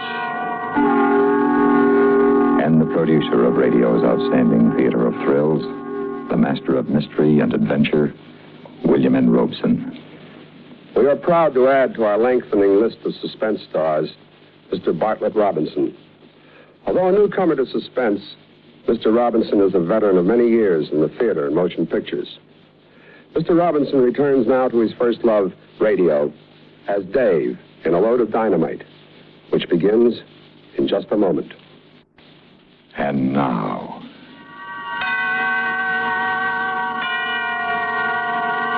Mr. Bartlett Robinson in A Load of Dynamite, a tale well calculated to keep you in suspense.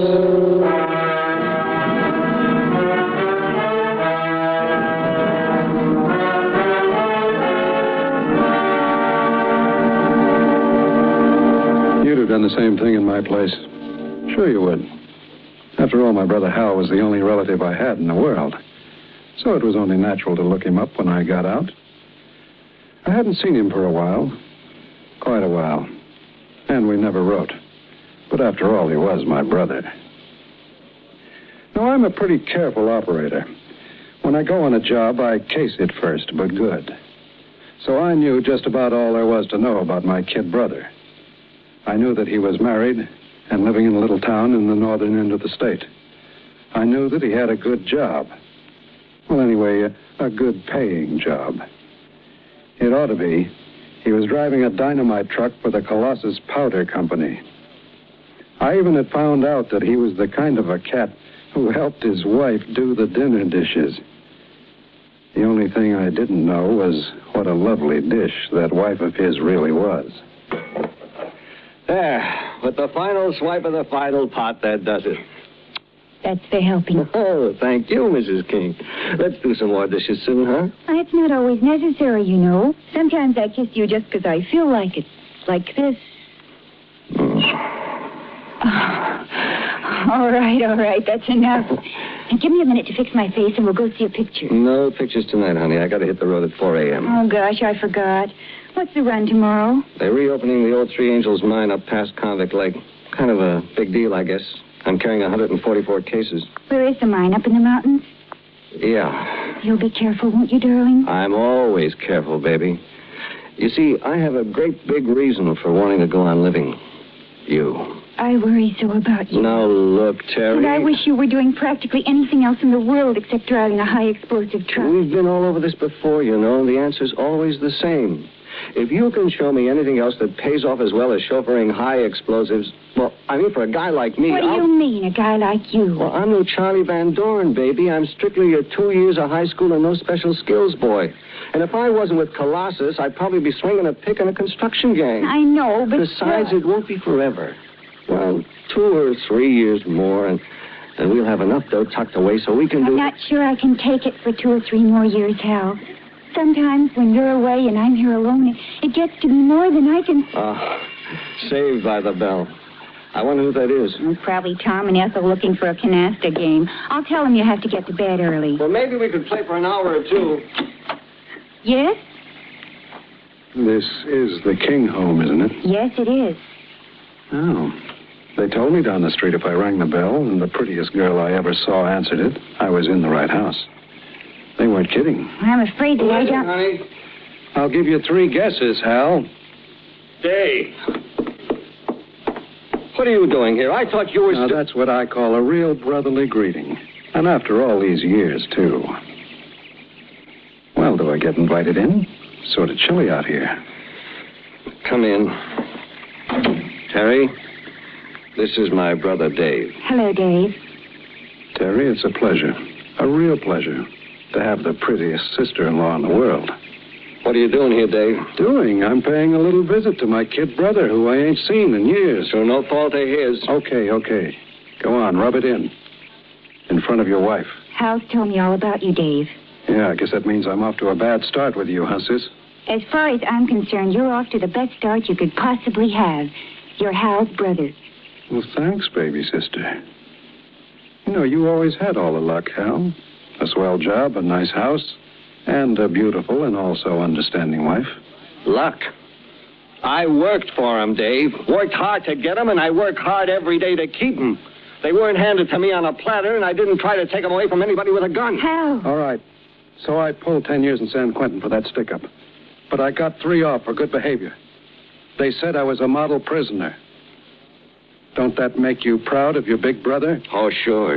Real proud. Ma would be proud, too, if she knew her son was a model prisoner. Now, you look, Hal. You were the death of her, Dave, and I can't forget it. Oh, come off it. I know. I was there. I watched her day after day worrying about you. I watched her worry her life away. Hal, it wasn't my fault. I couldn't help it. You could have helped it if you'd have settled down to a steady job, but that's something you would never do because you never wanted to. I never did. Before. But a guy gets a chance to do a lot of thinking when he's in queue. It's like how to pull bigger jobs when he gets out. Hal, darling, you're not being fair to Dave. Let him talk. All right. Talk. You know something, Hal? What? I figured out a lot of things while I was away. I've come to a conclusion. A conclusion that I'm not as smart as I thought I was. Not nearly. Oh, I wish I could believe that. I always thought I was the wise guy. You were the chump. But I was wrong. I was dead wrong. Well, maybe it ain't too late to start over again. If people will just forget I'm an ex-con. I'm sure they will. Can you, Terry? Of course. You've paid your debt to society. Yeah, well, we'll see. San Quentin is full of 2-time losers who couldn't make it on the outside because society wouldn't give them a break. We'll see. Dave, are you serious, or is this some more of your good intentions? Yeah, you see what I mean, Terry? Nobody believes an ex-con, including his brother. I believe you. And I want to. You do? If you really want a job, our outfit can always use a good man. Do you mean that, Hal? Yes, Dave, I do. It's dangerous work. You can't scare me. But it pays off plenty. You just got yourself a boy. Fine. Fine, I'll see the boss about it as soon as he gets back from Frisco. That's great. Meanwhile, why don't you stick around here for a few days and take it easy? I guess you got a vacation coming to you at that. Oh, well, I don't know. I don't want to put you to any trouble. I mean, well, would it be all right with you, Terry? It's the way it should be, Dave. You two are real folks. Okay, so it's a deal. Any beer in the icebox, honey? I wouldn't be surprised. We'll drink to the family reunion. Listen, Dave. There's something I want to tell you before Terry gets back. You don't have to tell me, boy. I know. Dynamite is tricky stuff, huh? Tricky? All you have to do is make one wrong move and you're... So I don't make any wrong moves. Yeah, but sometimes it happens without your having anything to do with it. The brakes go out on a mountain road, or a boulder comes rocketing down a hill and you got to make a fast stop and... Oh, that's 1,000 to 1 shot. You want to try to call the odds on this one?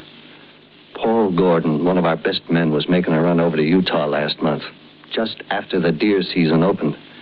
A guy missed the buck he was shooting at, but he didn't miss Paul's truck. So that's 1,000,000 to 1. I'd go up against shorter odds than that to get what you got. All right. But I had to tell you before you... Hey, watch it. Here comes Terry. Well, here we are. Hey, that looks great. Oh. Beer and salami and Will cheese. Will you do the honors, darling? Sure. Here you are, ma'am. Thank you. Dave? Much obliged. And one for old Dad. Now, I'd like to propose a toast. Okay. Let's hear it. Here's to you, Dave. Here's wishing you health and good fortune and happiness. You know, just the best of everything. You mean like Hal's got? Yeah, I'll settle for that. The best of everything.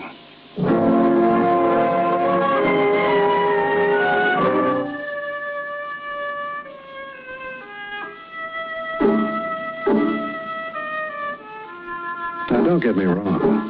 I meant it about wanting to settle down and go to work for a change.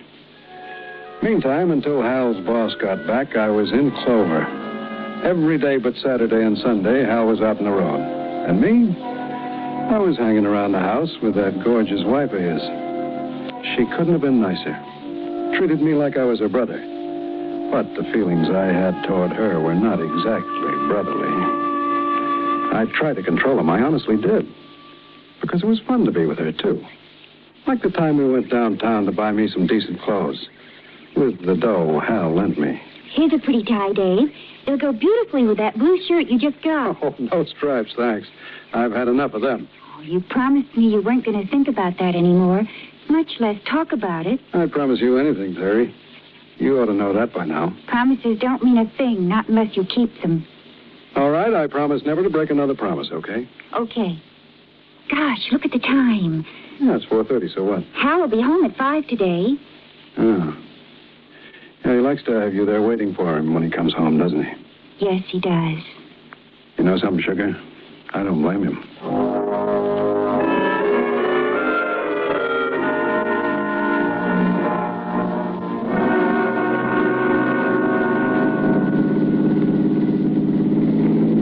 You're very quiet, Dave. Yeah, I was thinking. About what? Did you know every single man in San Quentin has the same dream? He does? Yep. Waking or sleeping, the same dream. What is it? He dreams of what it'll be like when he gets up. And most of all, he dreams of the 3 things he wants most. What are they? Good clothes, a slick car, and a pretty girl. Was that your dream, too? Yep. And it's all come true. Except... Except what? Except the way I dreamed it. The pretty girl wasn't my brother's wife.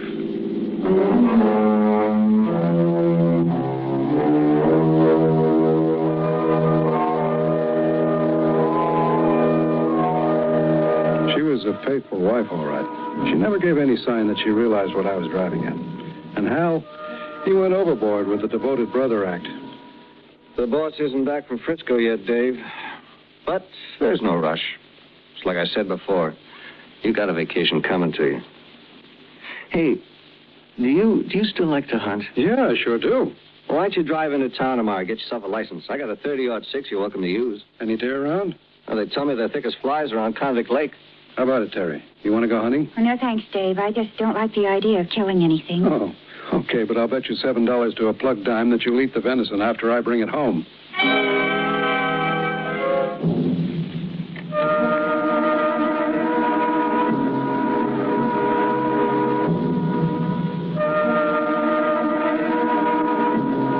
So there we were, just one happy family. When Hal was at home. But when he wasn't, Terry drove me nuts. I tried, I really did. I'd go out for long walks by myself, or I'd listen to the radio or try to read. But it was no good. I couldn't get my mind off her. Then one day, we were finishing lunch. It was a warm day, and she was wearing shorts and a halter. Another cup of coffee, Dave? Oh, no, thanks. I haven't got any room. All right, then I'll do the dishes. No, I'll clear the table for you. Oh, don't bother. There aren't very many things. I'll just get your cup and saucer and... Terry, Dave, let go of me. What's wrong with you? what do you suppose is wrong with me? Let go of me, Dave. You must be crazy. Maybe I am. I was stashed away for 7 years, and I never even saw a woman. And the ones I seen since I came out, they weren't like you. Take your hands off me, Dave. If Hal knew about this, he'd... Dave, let me go. There's somebody at the door. Yeah, I guess I'd better see who it is. But if it's Hal... Don't worry. I'll handle it.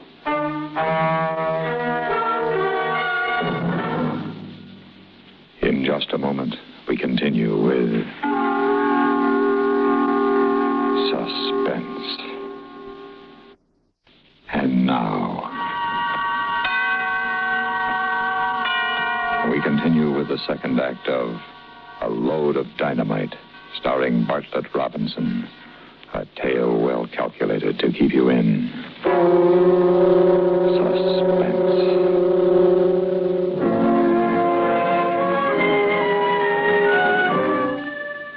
I felt pretty silly when I opened the door. It was only a Girl Scout selling cookies. But the interruption gave me a chance to get a hold of myself.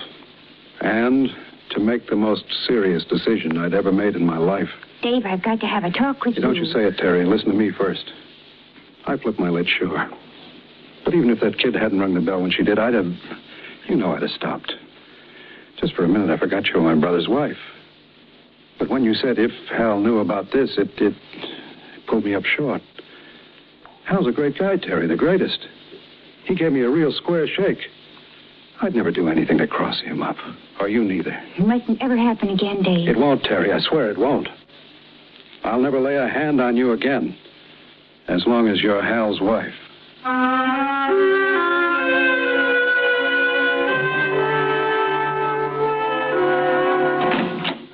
Hi, darling.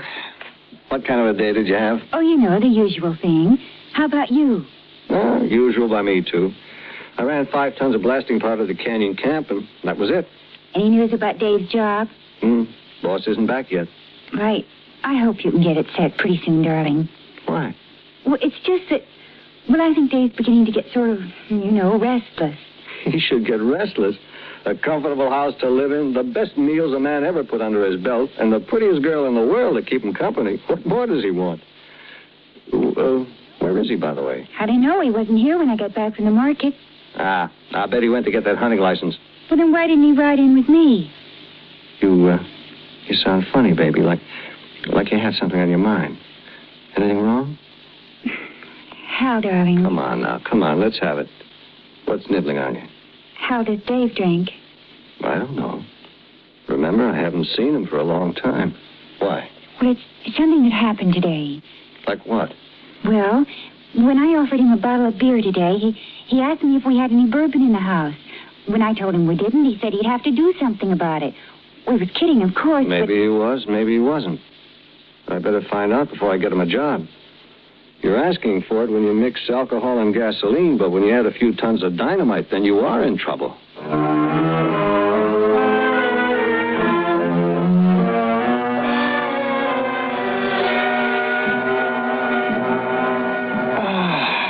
You certainly know your way around a kitchen, sugar.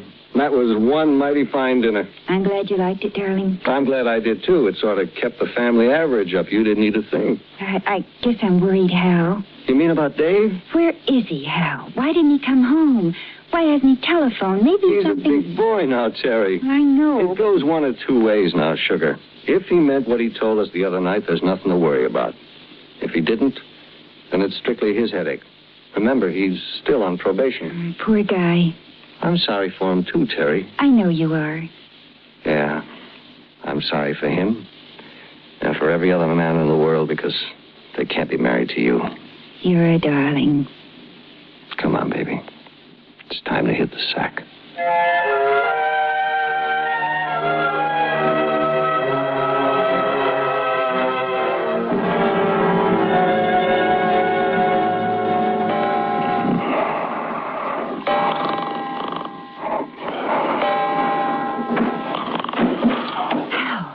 Hal, wake up.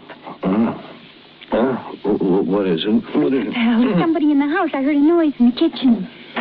There it is again. Well, it's probably Look, the light just went on. Well, why shouldn't it? Is that you, Dave? Yeah. Well, come on in for a minute. I'll be right with you. Hey, easy does it, man. Hey, you're lucky I didn't take a shot at you. Why? Because I had a couple of drinks. Say, you did at that, didn't you? Sure I did. I found me a girl in town, a nice, friendly girl. And we sat in the Red Dog and belted around a piece of booze. Dave, you shouldn't have. You know something, Terry? You're absolutely right. They got fine liquor at the Red Dog, and like I said, the girl was real friendly, but it wasn't any good, Terry. It wasn't any good at all. We'll talk about it tomorrow, kid. What you need now is a little shut-eye, and I do, too. I'm making the run up to that new mine tomorrow. Yeah, the one up in the mountains near Convict Lake? Yeah, and with a full truckload, I wouldn't like to fall asleep at the wheel, if you know what I mean. Want me to fix you some coffee, Dave? No, thanks. Want me to help the bed boy? I don't need any help. I'll make it all right. You stay here, Hal. You stay right where you belong. With Terry.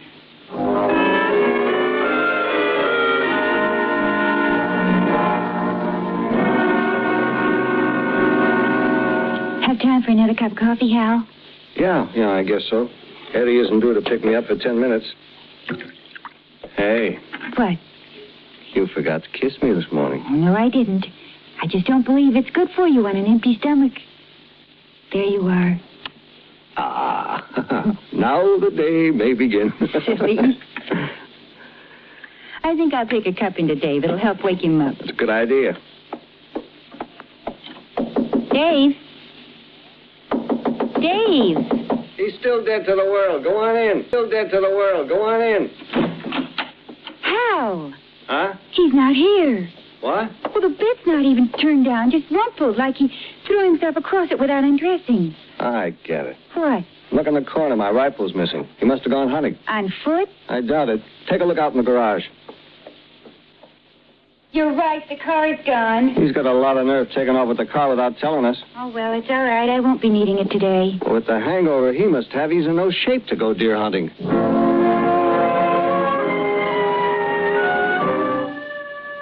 Maybe not to go deer hunting, but I was in good enough to shape to bag what I was after.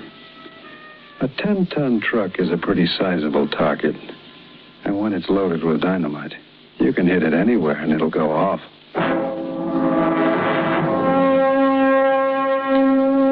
I found me a perfect location, where the road winds down a steep grade just before you get to Convict Lake. I hid the car in the underbrush and climbed up to the top of the bank. It was rough going. I slipped a couple of times, but I made it in plenty of time.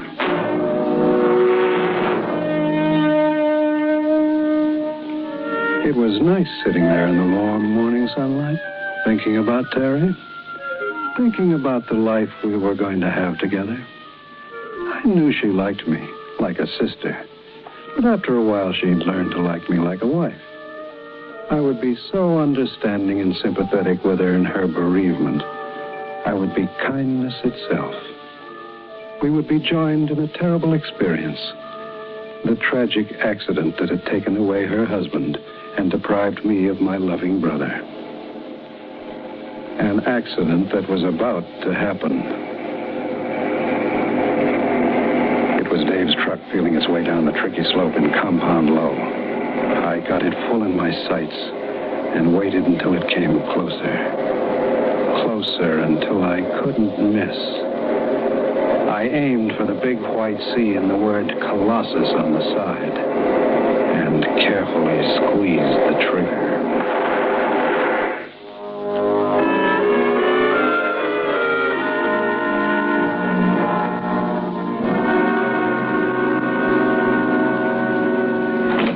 Hey, anybody home? Darling, you're early. Yeah, I quit. What? Yeah, I'm through with dynamite. Won't be so much loot driving freight, but you'll live a lot longer. Oh, darling, I'm so glad. I thought you would be. Whatever made you make up your mind?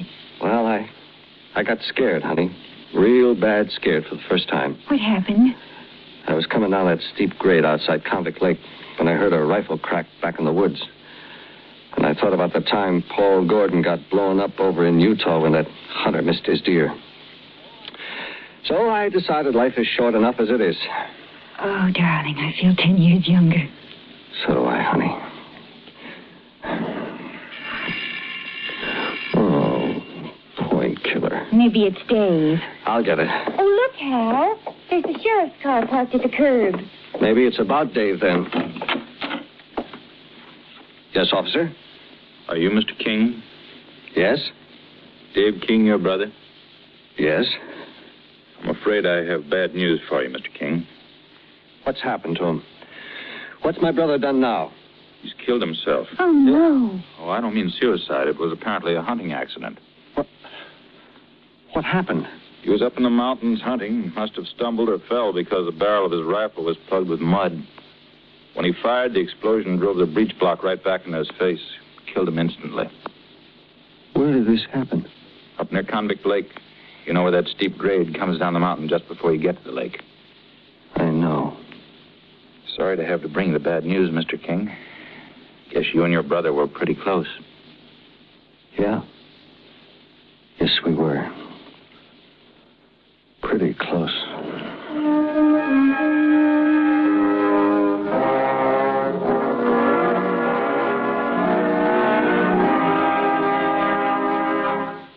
Suspense,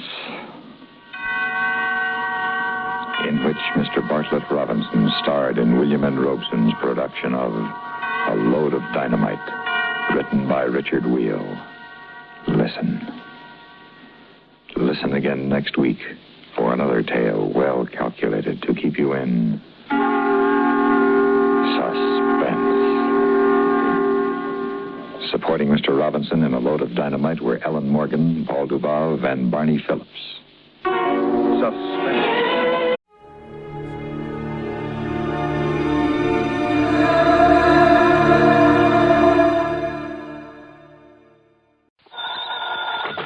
Johnny Dollar. This is Harry McQueen, Johnny, up here in Gloucester, Mass. McQueen? That's right, 4-State Mutual. Oh, sure, Harry. How are you? What's on your mind? Johnny, I have a real funny one for you. Okay, so I'm laughing. Oh, I mean funny peculiar, you know. Do I? Why don't you tell me about it? We'll see. Well, it appears that somebody's threatening the life of one of our clients. You call that funny? I told you, Johnny. Yeah, you told me. What's the name of this client? Amos R. Weatherby, an old retired sea captain. Lives in a little town of Annisquam up on Cape Ann. How much insurance does he carry? $50,000 straight life. And who's the beneficiary? His pretty young niece, Thelma Jane Weatherby. Oh? She lives with him, sort of takes care of him. But she just can't wait for him to die a natural death. Hmm? Oh, wrong, Johnny. She's the one who called me about it a few minutes ago. Asked that you be sent up there. Well, now, Harry, you know as well as I do that if she's smart... And she is. And if she has got any intentions, the best way to keep suspicion from herself. Wrong again, Johnny. I'm sure of it. Yeah. Just wait till you see and talk to her. Well? Young, did you say? In her late 20s. And, pretty? Very. The most gorgeous girl I think I've ever seen. Okay, then, Harry, give me the address and telephone her that I'm on my way.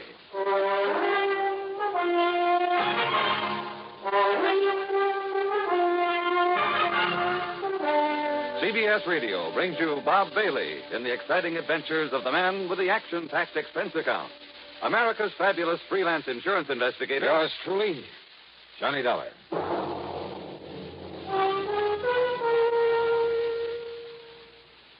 Now, Act One. of yours truly, Johnny Dollar.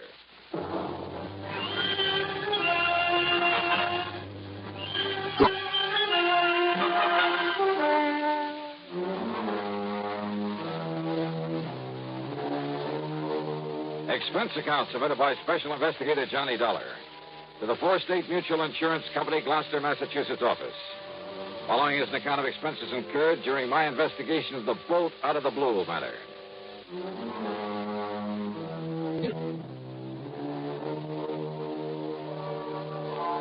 Knowing the Cape Ann country pretty well, I decided to use my own car on this one.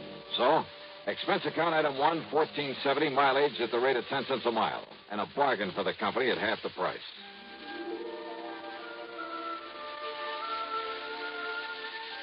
Annisquam, on the northwestern end of the Cape, is a pleasant little settlement, unspoiled by the vacation crowds. A kind of quiet summer haven for writers, poets, and painters, with a few large and very old homes. The address that Harry McQueen gave me turned out to be one of them. Set on a high, sandy knoll, it was a big frame house with hip roof, shingled turrets, and cupolas, half a dozen gables and dormer windows, all of it dripping with gingerbread and covered with Boston ivy. It looked out over the sparkling blue waters of Annisquam Bay. On one corner was a big tower with a platform on top surrounded by a heavy, well-polished brass railing.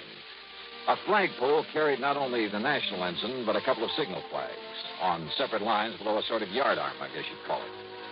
Another shorter pole supported a weather vane and one of those revolving things to measure wind velocity. The whole place, in spite of its weather-beaten age, was in good condition. Was what the owner, according to Harry's description of them, would probably call shipshape. All very interesting and colorful. What interested me most, though, was the vision that greeted me at the front door. And I mean vision. Yes? Oh, you must be Johnny Dollar. Any description of Thelma Jean Weatherby could only end up in the Department of Understatement. She was tall, well-tanned, and beautiful. A sort of honey blonde with clear, exciting blue eyes. The sort of figure that you dream about. She was wearing a well-cut pair of blue silk capris. Johnny? And a blouse of lighter blue chiffon. The freshening breeze caught a wisp of her hair and gently flicked it across that beautiful face in a sort of caress. I caught the faint scent of arpege. Johnny, what's the matter with you? Huh? You are Johnny Dollar, aren't you? What? Oh, yeah, sure. I'm sorry, Miss Weatherby. Miss Weatherby? Thelma? Thelma Jean. But come in, Johnny. Yeah, sure. The captain has just gone up to the bridge to look for the weather so we can talk safely. The captain? My uncle, Captain Amos Weatherby. Oh, boy. And the bridge is on that tower on the corner of the house. I see. He spends most of his time up there. It was about Captain Amos that I called the insurance company. So McQueen told me. Sit down, Johnny. And would you like a nice cool drink or something after your long drive? Well, I take it you'd like to tell me what this is all about while the captain isn't here, so why don't we save the amenities for later, huh? All right. I can tell you all about it in 2 minutes. All right.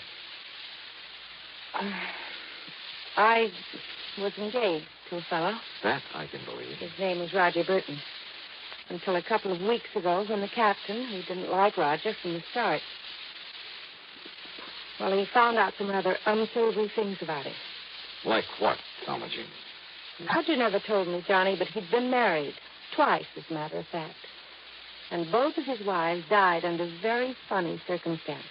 I see. Also, they both had considerable money, which I will if anything ever happens to Captain Amos. So I understand.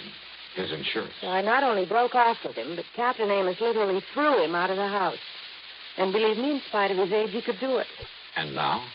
Well, before he left, Roger told Captain Amos he'd get even with him. He said that he'd kill him. You mean just like that? Yes. He even boasted that he could do it and get away with it. The same as he did with a couple of nosy wives. Those were his very words. You have no idea what a horrible person he became after the captain showed him up. It was like a maniac. Well, then you're lucky to be free of him. You bet I am. It'll be a long time before I fall for any sweet talk again. Oh, it'd be a terrible waste, Thelma Jean. What? Yeah, like you. Oh, Johnny, not you. No, I'm just kidding. Or am I? You better be. And yet, if all the stories I've heard about Oh, you don't are believe true. one of them. And to prove that I didn't come up here just because Harry McQueen said you're the most beautiful, the most gorgeous gal. Queen told you that? You're sure right, 1,000%. But But now... if I'd known that, and if you hadn't come, I'd never have forgiven you. Yeah, but now let's get down to what... Especially after what he said over the phone about you. Like what? Oh, that you're an old, dull, stodgy, pedantic, Why, I'll bumbling... sue him. And I'll certainly try to prove otherwise. But right now... Now, Johnny. Now, let's get down to business. Well? Well, after the captain threw him out, we thought that was the last we'd see of Roger, in spite of what he'd said, in spite of his threats. But?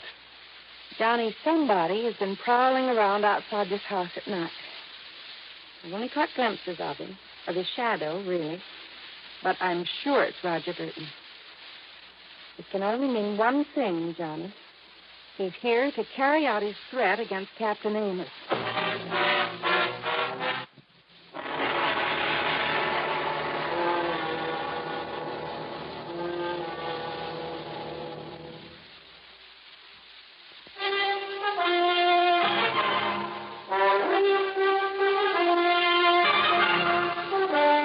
You're sure it's Roger Burton you've seen prowling around the place? Yes, Johnny, and only at night.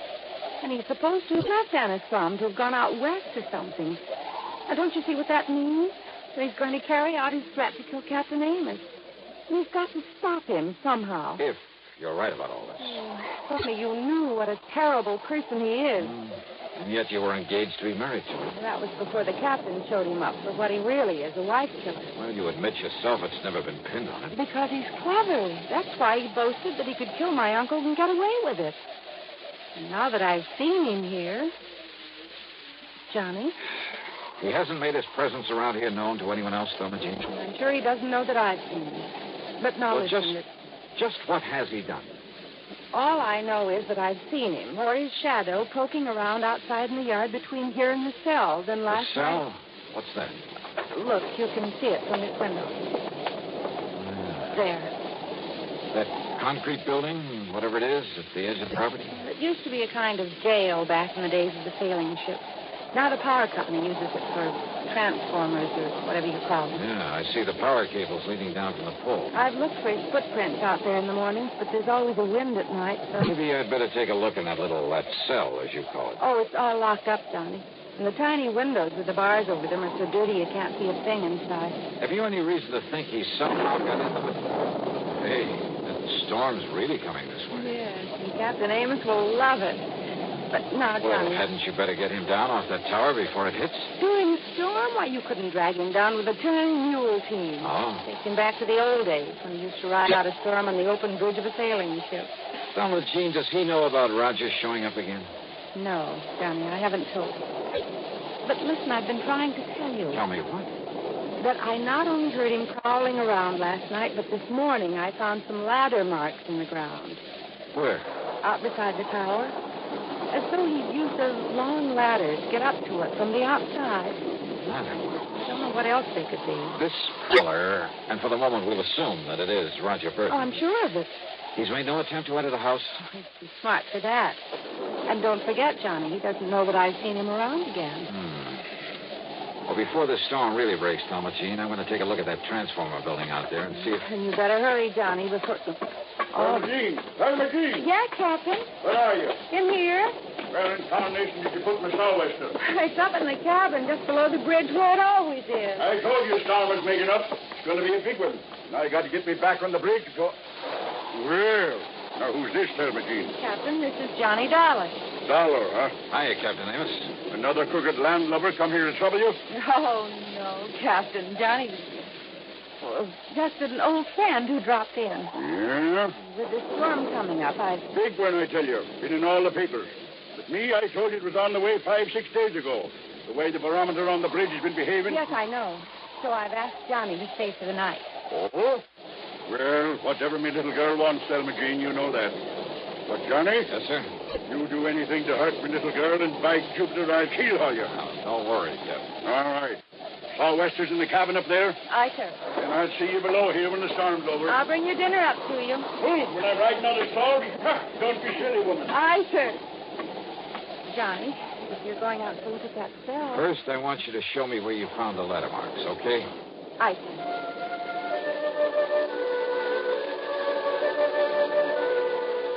The marks in the ground were still quite plain at the base of the ivy-covered tower. The ladder must have been a tall one, high enough to reach the platform that the captain called the bridge. And I found, rather, a couple of things. A heavy lightning rod extended up the side of the tower, well hidden by the ivy.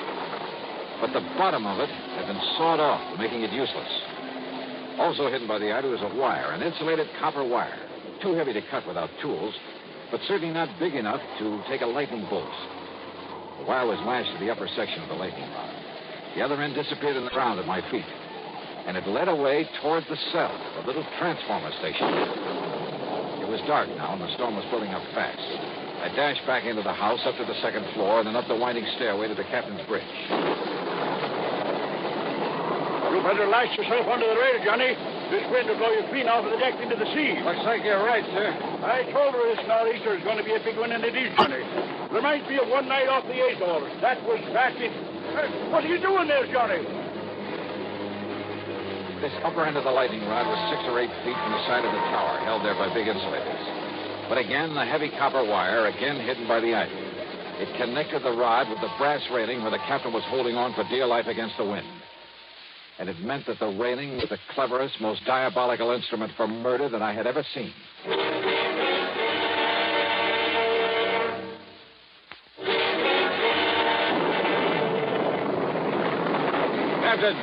Captain Amos. Listen to her blow, Johnny. Listen, we've got to go below. Below, and Mr. Storm like this?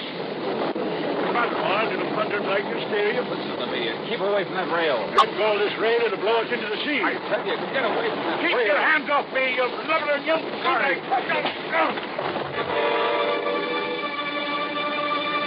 I dragged him off his so-called bridge and down into the little room below. Then hoisted him onto my shoulder and started down the circular stairway.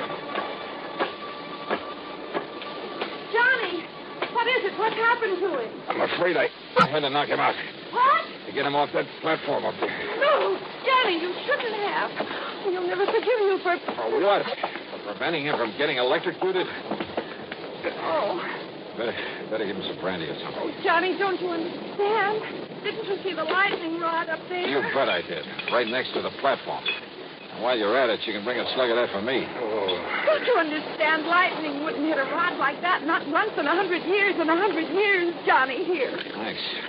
What it does is clear the air of static electricity all around the place. So the lightning won't strike nearby. Yeah, that's what you think. Don't you see what you've done to him? I'll never forgive you for this. Here, darling. Now listen, Thelma Jean. Oh, Johnny, you've hurt him. Well, I'm sorry, but now listen. You're going to be a lot more sorry. Thelma Jean. There's nothing you can say, Listen Johnny. to me. You keep him here. Keep him away from the bridge until I get back here. Come back here, Johnny. Just keep him there. Outside, with the aid of occasional flashes of lightning, I found my way to the concrete transformer house. There, I found out how Roger Burton, in spite of the heavy padlock on the door, had got into it. By the simple device of pulling the pins out of the hinges. And who was sitting there waiting for me with a .38 in his hand? Close the door, mister. And back up against it. Go ahead. You don't give me much choice, do you? I can only tell you that if you make one move towards me, I'll pull this trigger. Your body won't be found until the annual inspection of this little transformer station. That'll be 4 months from now, and I'll be a long way away from here. I see. I'll probably have to kill you anyway, mister. After I get rid of that meddling old man up in the tower the old fool calls the bridge.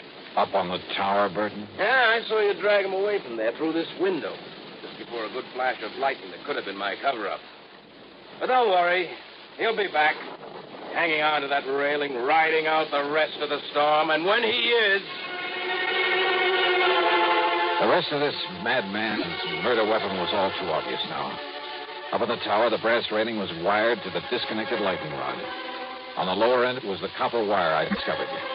And this end of the wire here in the blockhouse was connected to a 22,000-volt transformer. You see how it works, mister? He goes back up there and grabs hold of the rail. I throw the switch. And the power in this line will not only kill him, but melt away the copper wire. Destroy the evidence. Only nobody will look for evidence. Because they'll all think a bolt of lightning killed him. All right, Burton, listen to me. No. Look. I can see him. In the room where you carried him. Hey, look through the window beside you. You can see him, too. I can see him all right. Starting back up the circular stairway, back up to the bridge. You think the Thelma Jean can stop him? Never! If he ever got there, if he touched the railing, Burton would throw the switch, would electrocute him. But then a miracle. Once in 100 years, the bolt of lightning out of the heavens.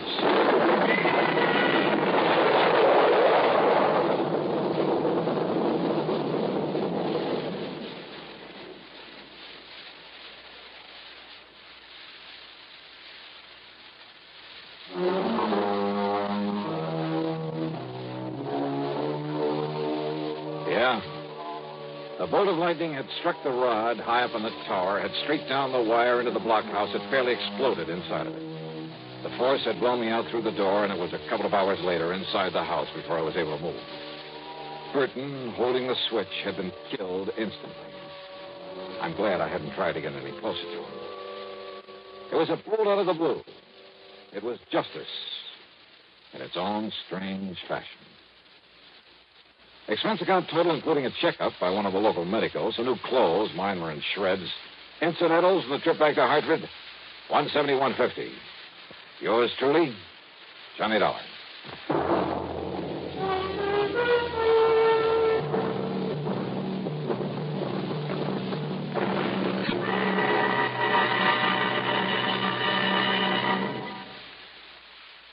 Star, to tell you about next week's story. Next week, a vicious racket that a lot of respectable people fall for, that you ought to know about.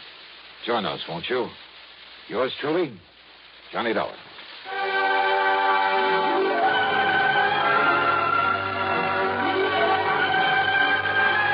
Yours truly, Johnny Dollar, starring Bob Bailey, originates in Hollywood and is written, produced, and directed by Jack Johnstone. Heard in our cast were Virginia Gregg, Carlton G. Young, Ralph Moody, and James McCallion. Be sure to join us next week, same time and station, for another exciting story of Yours truly, Johnny Dollar. This is Jim Matthews speaking.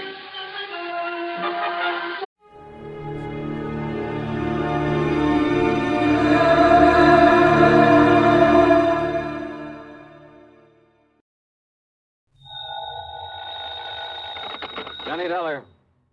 Yeah? What? I said, yeah. Oh, what's that supposed to mean, and who are you? Oh, Johnny, this is Pat McCracken at Universal Adjustment Bureau. Well, hi, Pat, but what's with the crazy dialogue? Oh, that word, that yeah, was most of the conversation I got from some crazy character who just called in. I'm afraid I don't dig you. Oh, he called about 5 minutes ago. Said he'd been trying to reach you, but he got no answer. I was out picking up a morning paper. Who was he, Pat? He wouldn't say. He just gave his phone number. Wait a minute. There's only one man in the world talks like that. Yeah. Yeah. Was the call from San Francisco? No. Oh. Los Angeles. Well, then maybe I was, Oh, because the man I was thinking of... Now, wait a minute. Yes, I'm waiting, John. Tell me just one thing, Pat. Well? Have any of your insurance companies been having to pay off on any big fires lately? I mean, out in Los Angeles? On any fires? You'd better start checking with those companies out there. No, wait a minute. Do it, Pat. And I'll lay odds that you get a handful of arson reports. Arson? Yes. Johnny, just because some silly guy calls up and all he says is, yeah. Hey, let me have that phone number he gave you. Now, Johnny. Come on, Pat. What is it? Hollywood 8, 3142. Okay, now you go ahead and check with your West Coast insurance company. And get ready to pay my expense account to Los Angeles. Are you kidding? Are you trying to tell me that the way some jerk says yeah means arson on the West Coast? Now, don't be silly. You, want to bet? Oh, Johnny. Pat, I'll call you back.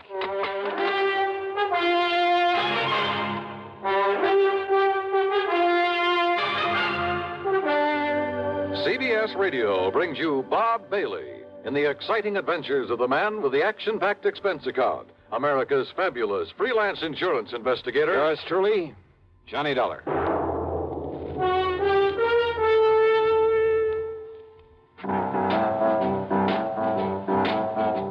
Talk about best-selling records. Here's a familiar tune about America's best-selling filter cigarette, Winston.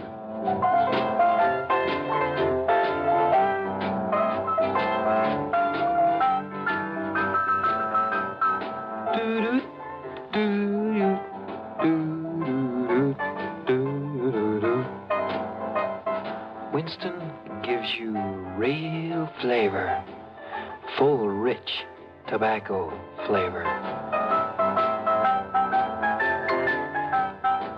And you know, that's because only Winston has filter blend up front. Choice, flavorful tobaccos, specially selected and specially processed for filter smoking. No wonder Winston tastes good, like a cigarette should. Smoke Winston. And now, Act One of yours truly, Johnny Dollar.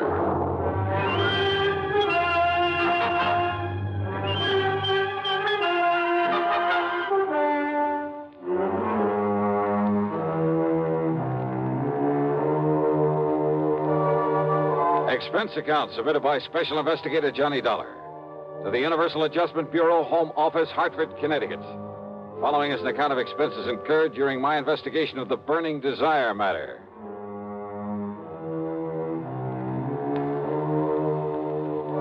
Yeah, as I told Pat McCracken, there was only one person I knew whose conversation might consist mostly of that one word. So, expense account item 1, $250 for a phone call to Hollywood 8, 3142.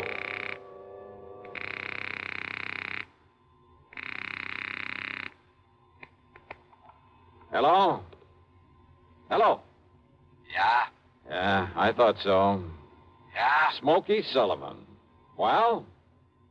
Smokey, this is Johnny Dollar.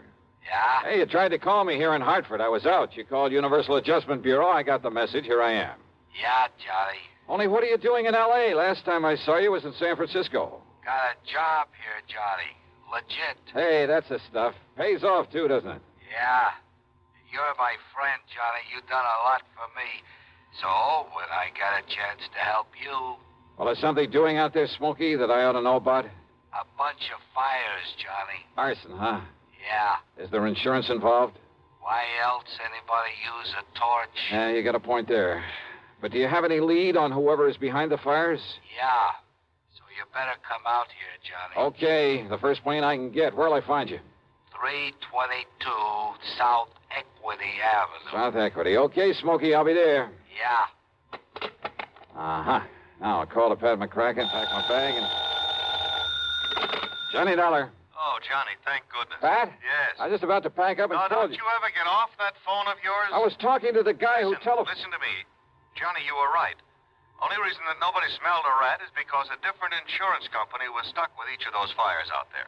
So until I called them to give me a report... Oh, and listen. I'm listening, Pat. According to the L.A. police, every one of them could have been arson. Okay, I'll grab the first 7 of them in a row, Johnny, that we know about so far. I mean, I haven't got the reports in yet from all the companies, and I'm also waiting for another report from the police. Now, Johnny, your best contact out there... That I've already got. What? Yeah. Oh, you mean that character who called us up? Yeah.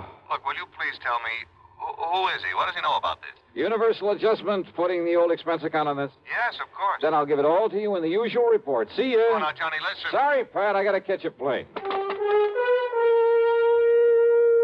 Expense account item 2, $162.85 plane ticket from Hartford to Los Angeles. Thanks to the time differential, it was only shortly after dark when the big mainliner set down at the L.A. International Airport. Item 3, $750 for a cab to Smokey's address. It was hardly Beverly Hills or Bel Air, believe me. 322 South Equity was in a beat-up part of a downtown industrial section. A weather-beaten 3-story house with a sign out front that said Boarders by the week a month.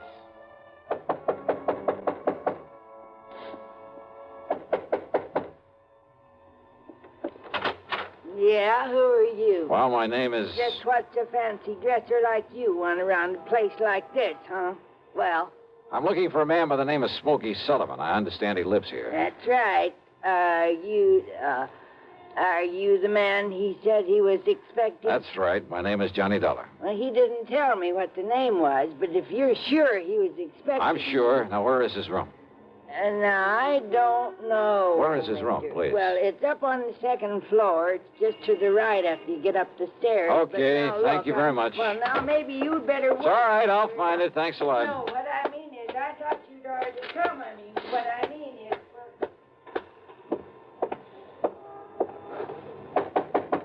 Smokey? Hey, Smokey, it's Johnny Dollar. Ah, what was that? Smokey!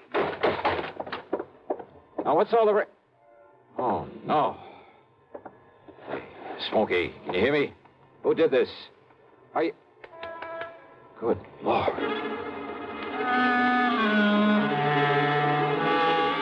Smokey had really had it.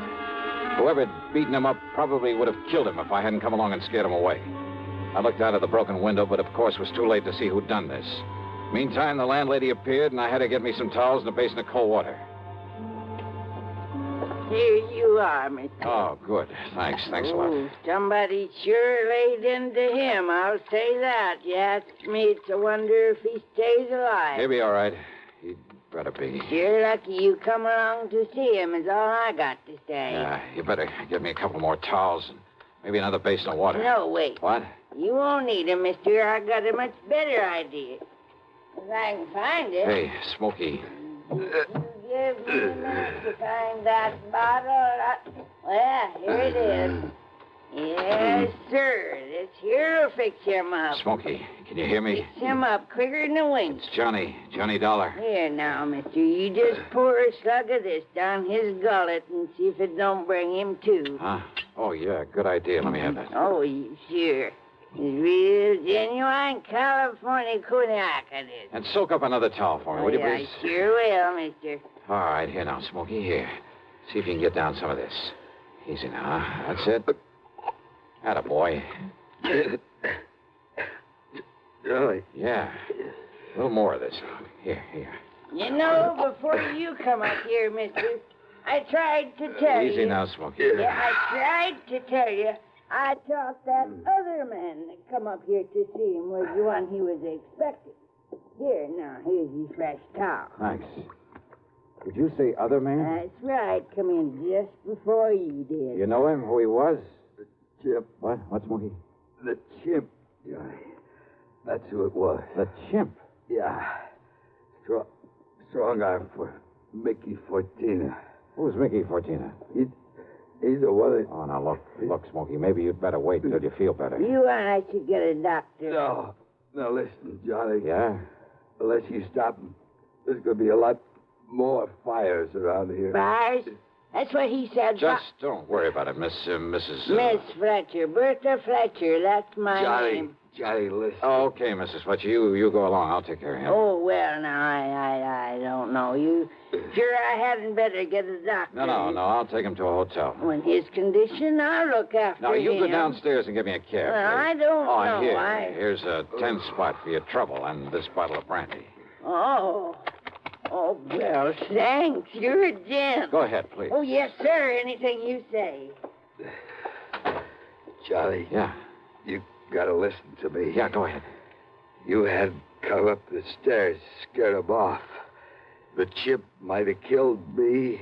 Well, he won't get to you again. I'm going to take you out of this place. Somebody must have tipped off Mickey Fortina. Must have known I'd put in that call to you. So listen, Johnny. Later, Smokey, after I get you out of here.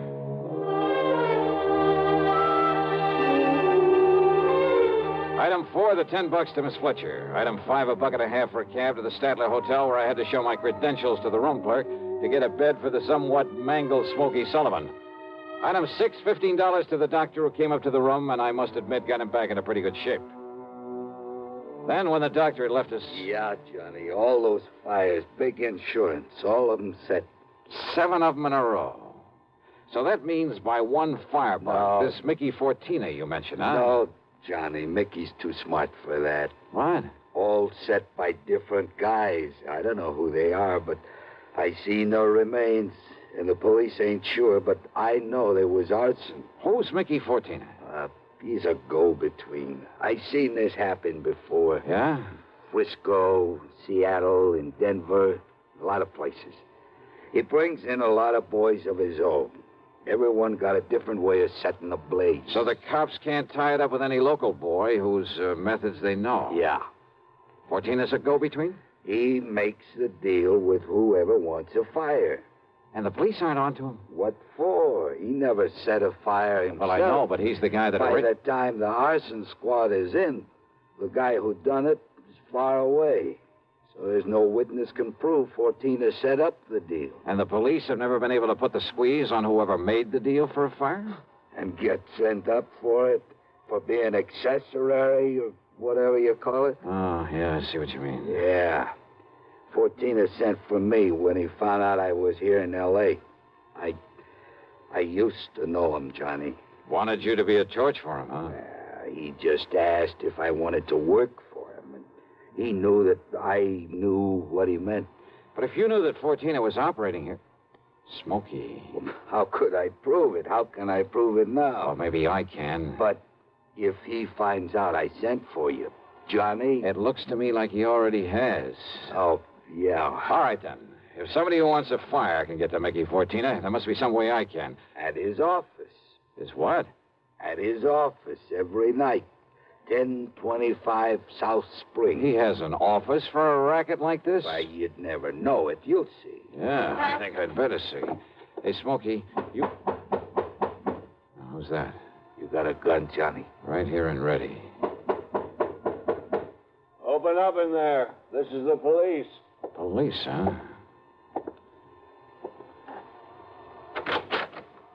Well, surprise. It is the police. The room clerk reported a man was brought in here who...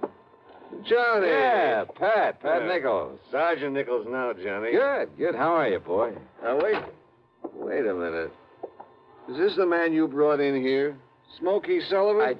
Listen, officer, Johnny, you think maybe Smokey is tied in with this string of fires out here? No, tell him, Johnny. No. You tell him, Smokey, anything you want. Well, now, look. You know I'm no good at talking to a cop, Yeah, well, Johnny. give it a try. And, Pat, be sure you stick around to keep an eye on him. What? Smokey may need a bodyguard. You. Huh? Yeah. Until after I've made a little business call. Johnny. Now, look, if you're out here because of those fires... Did I say I was? I didn't tell him anything like that, did I, Smokey? No, Johnny. And I see what you mean. Now listen, Just you two... stick around, Pat. I'll see you later. If I had told Pat where I was going, he might have wanted to come along. And a man in the uniform would hardly have helped in the plan I had for trapping Mickey Fortina. But you know something? Going over to see him alone was a big mistake. One I almost didn't live to regret.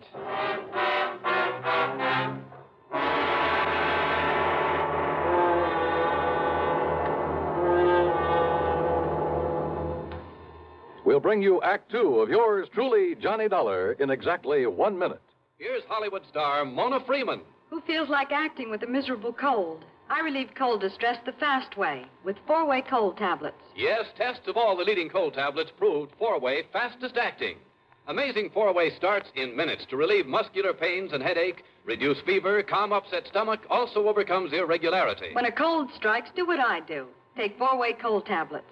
It's the fast way to relieve nasty cold distress and feel better quickly. 4-way, only 29 cents. Now, here's a word about another fine product of Grove Laboratories. Had dandruff for years? Now get rid of it in 3 minutes with Fitch Dandruff Remover Shampoo. 3 minutes with Fitch regularly is guaranteed to keep unsightly dandruff away forever. Apply Fitch before wetting hair, rub in 1 minute. Add water, lather 1 minute, then rinse 1 minute. Every trace of dandruff goes down the drain.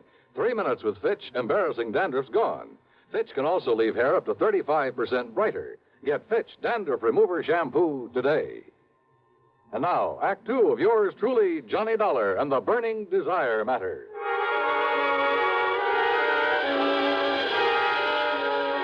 My plan for trapping Mickey Fortina was a very simple one. I'd make like a property owner who was anxious to collect some fire insurance, who was willing to pay in advance to make sure my property went up in flames. Easy, or so I thought. Item 7, 85 cents per cab to the office building at 1025 South Spring. The only lights on were in Suite B on the second floor. According to the directory in the lobby, that was the office of the Fortina Friendly Loan Company. Loan office, huh? Yes, sir. Can I help you? Yeah, I'd like to see Mr. Fortina. You got an appointment? No, but I'd like to make a little deal with him. Oh, can I have your name, mister? It's Morris, Theodore Morris. Just a minute, huh? Excuse me. Yeah, sure.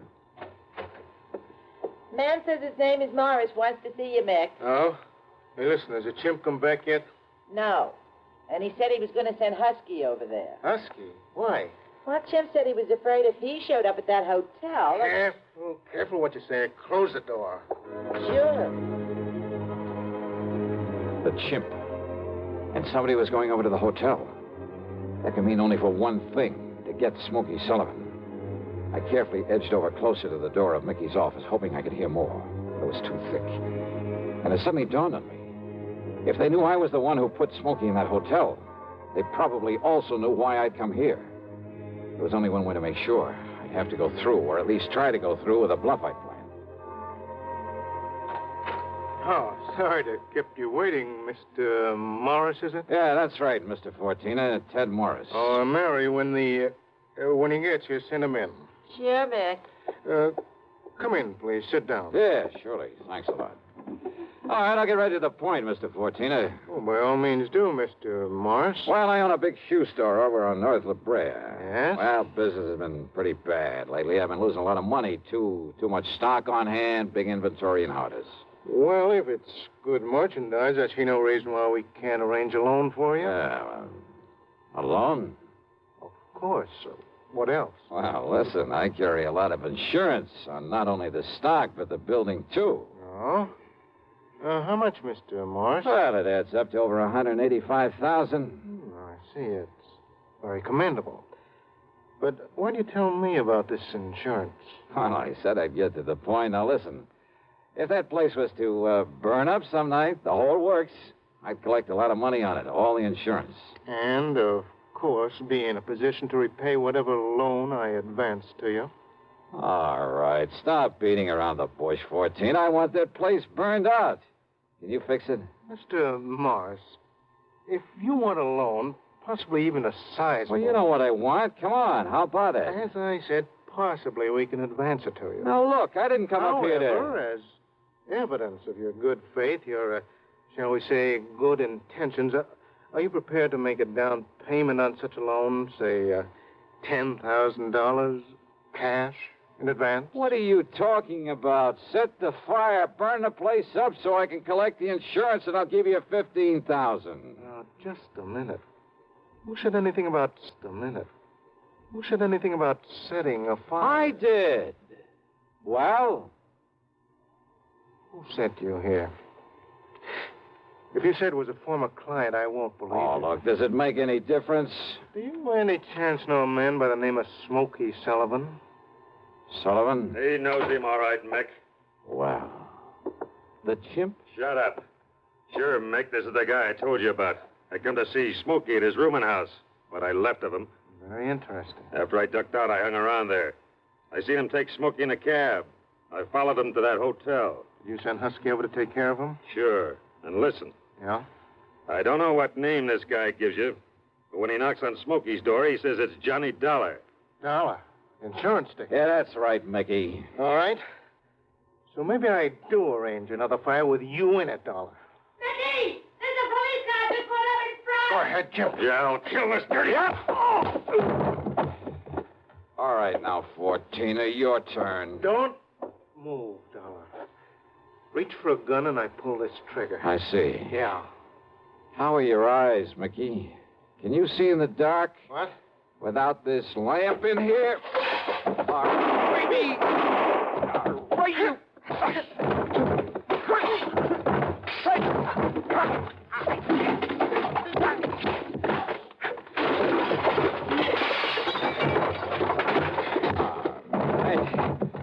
Yeah.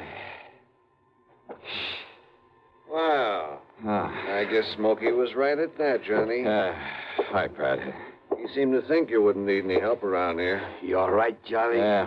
When that strong arm, that husky Castellini, came up to the hotel room after him, well... I had to tell him, Johnny. I had to tell him what it was all about. That's okay, Smokey. It's okay. So we threw Husky in the clink and came over here. Well, I got an admission out of him, Pat, but unless you can get these goons of his to talk, I don't know what you're going to hold him on. After what just happened in here? Johnny, we'll hold him and his goons just as long as we need to. And unless they want to take the whole rap for him, I think they'll talk. Yeah, they talked all right. And as a result, the police in a couple of nearby states should have no trouble at all in picking up some of the other of Fortina's boys, his hired torches. Funny, isn't it? These stupid jerks just never seem to learn. Expense account total, including hotel bill, plane ticket back to Hartford, and the sizable bit of folding money for Smokey Sullivan, $874.20. Yours truly, Johnny Dollar.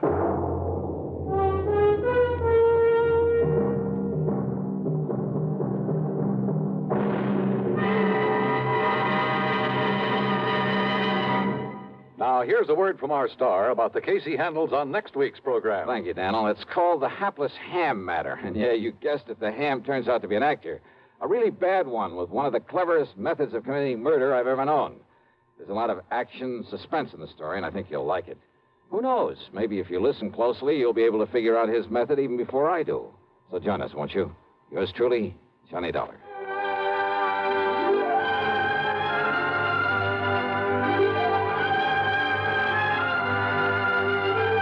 Yours truly, Johnny Dollar, starring Bob Bailey, originates in Hollywood and is written, produced, and directed by Jack Johnstone.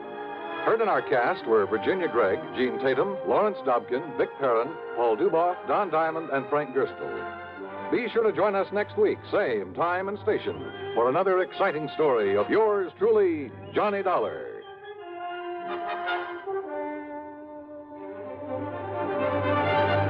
This is Dan Cubberly speaking. Intrigue breeds terror as Suspense brings a shady moonlight sail next on the CBS Radio Network. If I should ever become totally disabled, it would be a mighty comfortable feeling to have a check coming in every month regularly. Yes, it's a good feeling to know you have a financial cushion against trouble like that. Well, if you're a veteran with World War II or Korean GI insurance, you can protect yourself. You do it by adding a disability income rider to your present policy. The cost of the extra premium is just a few cents a day. For example, a 40-year-old veteran with a $10,000 term policy would pay only $1.60 a month for the added protection. If you sign up for the disability income provision, it works this way. After you have been totally disabled for 6 consecutive months, VA will pay you every month as long as this condition persists. $10 for each $1,000 of your GI insurance policy. That adds up to $100 a month if you hold a $10,000 policy. Full details about total disability income at any VA office. Radio 59 WROW, first on the dial in Albany, Schenectady, and Troy.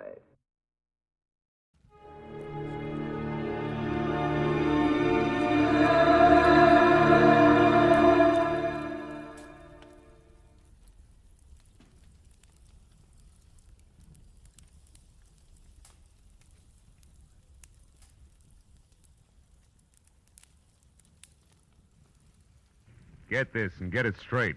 Crime is a sucker's road, and those who travel it wind up in the gut of the prison of the grave. There's no other end, but they never learn. This time it started as a routine search for a rich girl's fiancé, and the trail led to a silent house haunted by a face at the window and blood in an open cedar chest. But before it was over, it became a search for a corpse that wouldn't sit still. From the pen of Raymond Chandler, outstanding author of mystery, comes his most famous character and crime's most deadly enemy, as we present The Adventures of Philip Marlowe.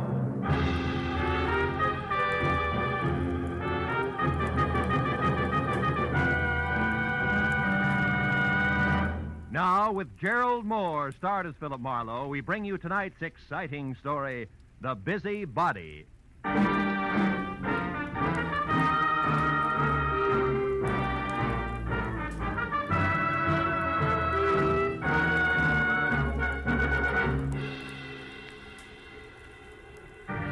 Jerked me up off my back and out of the sports page at 9:30 in the evening of an already too long day. On the other end was a warm, feminine voice. edged with the kind of self-assurance that means money, and lots of it. But the words were both hurried and panicky, so after I hung up, I reluctantly waded through the sports section with my feet instead of my eyes and headed for the coffee shop at Franklin and Bronson, where my new client, who had identified herself as Liz Stewart, said she'd be waiting. A pair of blue eyes at a table in the corner measured me from haircut to shoelaces, so I took the cue and walked over. After we introduced ourselves, I was waved into the chair opposite her.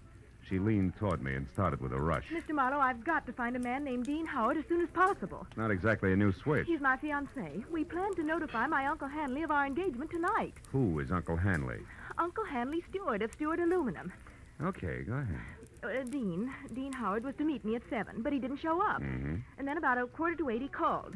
He started to tell me something that he referred to as a horrible mistake, but before he could get it out, we were cut off. Well, I tried to call him back. coffee? Hmm? Coffee. No. Okay. I tried to call him back, but there was no answer. So I went to his house, but it was locked and dark. And yet his car was still parked outside. Uh-huh. Well, look, Miss Stewart, why don't you save yourself $50, go home and wait for an apologetic phone call, huh? What do you mean? Well, this stacks up as being a case of cold feet or a little celebration that got out of hand. Either way, there's nothing to worry about. I've come to you for help, Marlowe, not a pat on the head. Okay. I'll assume it's my error for the moment.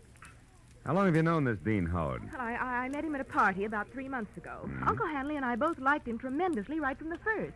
I suppose you've considered the possibility of another woman? Well, of course, I'm not a child. I can see that. Well, Dean has been deeply troubled for the past week. He wouldn't tell me why, but I'm certain that this business tonight is tied in with it. Something's wrong, and I want you to find out what it is. All right, but I'm no leg man for Cupid, so if it turns out to be nothing more than a guy's heart beating in double time, I drop it. Fair enough? Fair enough.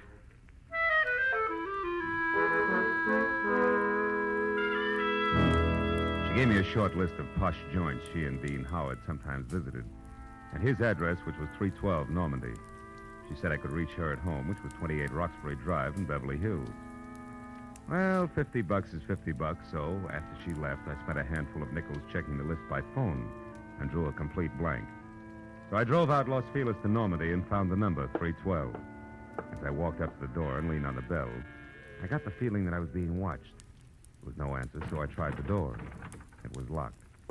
I threw a look over my shoulder as I walked around the side of the house and caught a glimpse of a face in a window next door, just before the curtain was dropped back into place. The back door of 312 was locked, too, I found out, as did the face next door, which was watching me again from one of the rear windows. There was one answer to that, so I went out in the street and up the steps of the house next door and knocked, good and loud.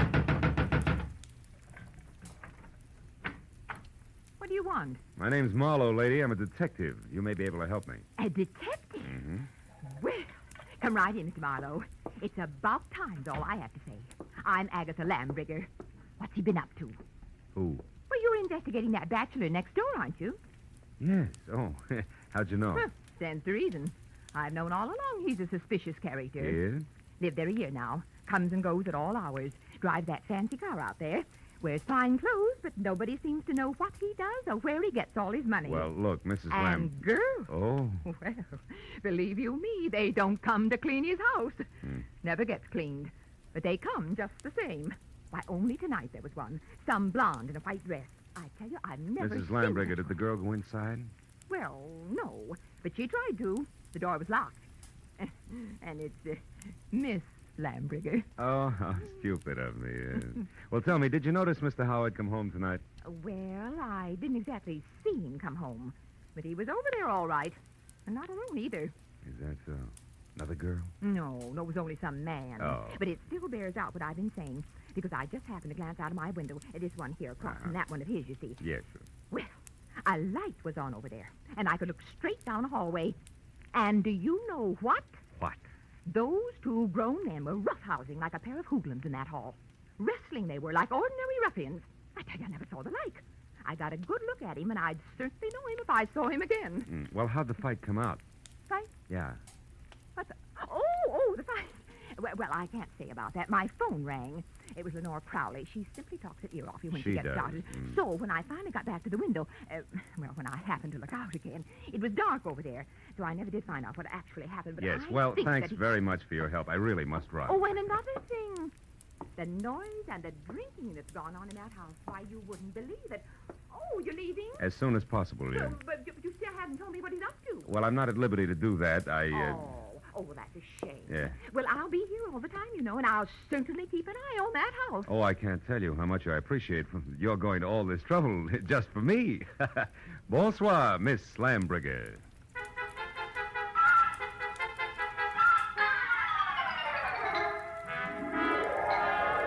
I backed out of that wind tunnel, got in my car, and drove noisily around the corner. Then I cut my lights, turned quietly into an alley behind the house, and stopped. Slipped through Howard's back gate and up the side of the house, found a window that could be persuaded, and went in. Yeah, Howard was a lousy housekeeper, and everything that didn't get brushed off in normal traffic was covered with dust. I found my way to the room opposite Agatha Lambrigger's observation window and ran smack into her first lie. Where she said there was a hallway, there was a solid wall, papered with purple roses and hung with 4 dingy pictures in bronze frames, 2 on each side of a big, ugly mirror. There were 2 hallways, but no angle at which either could be seen from her window. Furthermore, there was no sign of a struggle. One hall led to the study, the other to the bedroom, and I checked both. But still, there was no indication of a fight. On my way out, I barked my shin on the nose of a lion carved on the corner of an oversized cedar chest, just as the abrupt sound of someone at the door brought me to a rigid halt. Whoever it was had the patience of an 8-year-old on circus day. So I set myself up as the type who might live in a joint like this and answered. What's the matter with the lights, Howard? Blow a fuse? Or could this be some new economy measure? I like it this way. I don't think I know you. You should, Howard, you should. I called you yesterday about a certain money matter. The name is Leo. Don't go for your gun, Howard. Well, since yours is pointed at my third rib, why should I? Well, like I told you on the phone, my boss is anxious. You're way overdue, Howard. I want that $50,000 the boss loaned you 3 months ago. Have it for me the day after tomorrow. All of it. Without fail. He knows I'm good for my debts. Why all the pressure? Well, maybe he figures your investments aren't so smart. Like maybe you've been blowing too much on that second-rate canary, Carol. Oh, yeah, Carol. I remember. She's your girl. Well, that's none of my business. See you day after tomorrow about the same time. And if you get a headache from worrying about paying off, just think of the one you'll have if you don't pay. It'll be like 10 times this. Oh! Good night.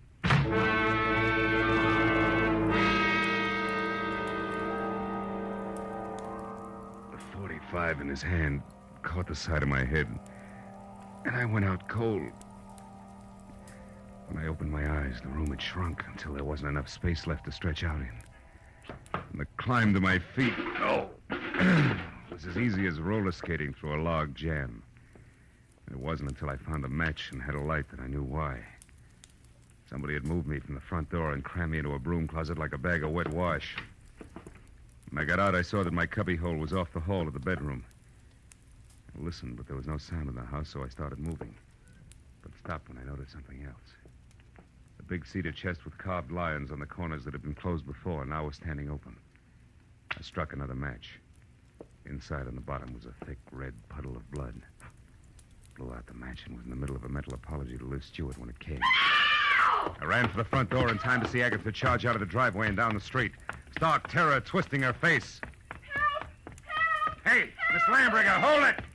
Oh, Mr. Marlowe! Mr. Marlowe! What is it? What happened? I saw him, Mr. Marlowe. I saw him. Up by the alley near the hedge. He's dead, Mr. Marlowe. Dead in my backyard. All right. Now take it easy, Agatha. Who was it? He's there now, lying on his back close to the hedge, and he's dead.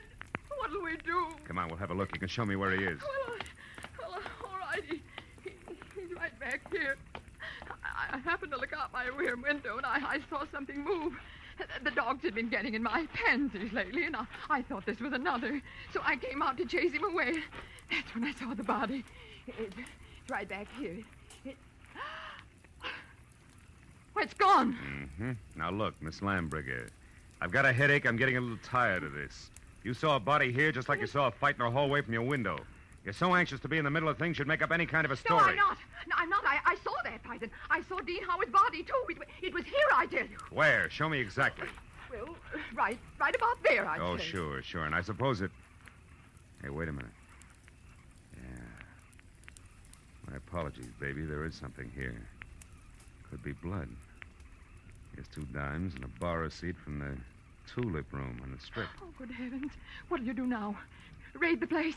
You can use my phone. Thanks, but until we know where the body is, we better play it cagey. Now, let's keep this a secret between us. That'll take a lot of courage, I know, but I can trust you, can't I? I won't open my mouth to a soul, Mr. Well, Marlowe. that's great. That's splendid. Now, you better go inside and stay there until you hear from me. Who knows? You may yet be a heroine, Miss Lambrigger.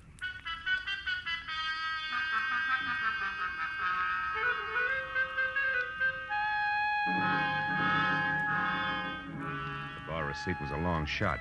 When I was still 2 blocks away from the tulip room, I knew it had paid off because a fluorescent banner, 4x12, draped over the front of the squat square building, extolled the vocal virtues of one Carol Cody.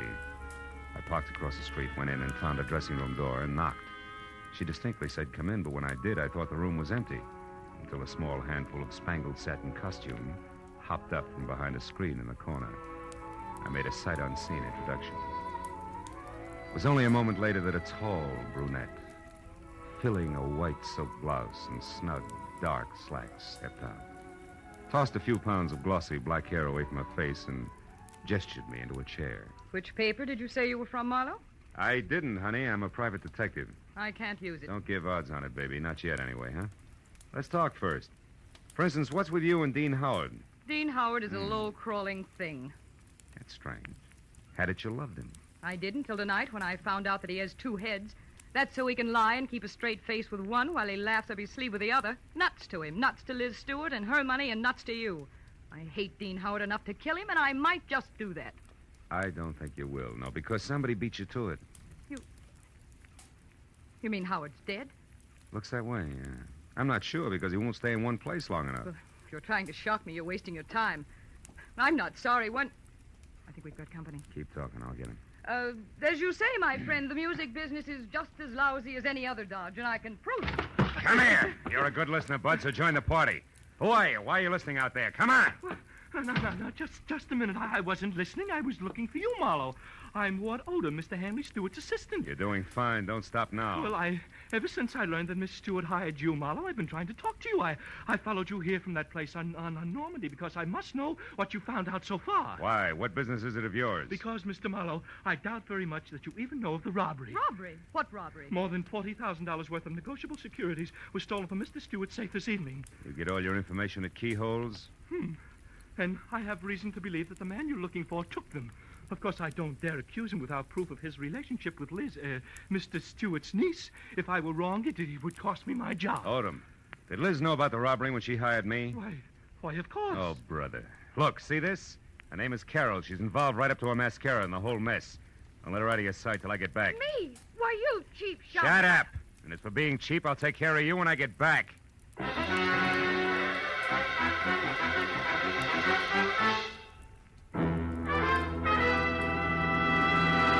In just a moment, the second act of Philip Marlowe. But first, 3 gentlemen with highly varying but equally effective approaches to dealing with crime entertain you with their deeds of daring on CBS every Sunday. Jethro Dumont, alias the Green Llama, Police Commissioner Bill Grant of Call the Police, and Dashiell Hammett's Sam Spade. These 3 sterling gentlemen all make their appearances tomorrow on most of these same CBS network stations. And now, with our star, Gerald Mohr, we return to the second act of Philip Marlowe and tonight's story, The Busy Body.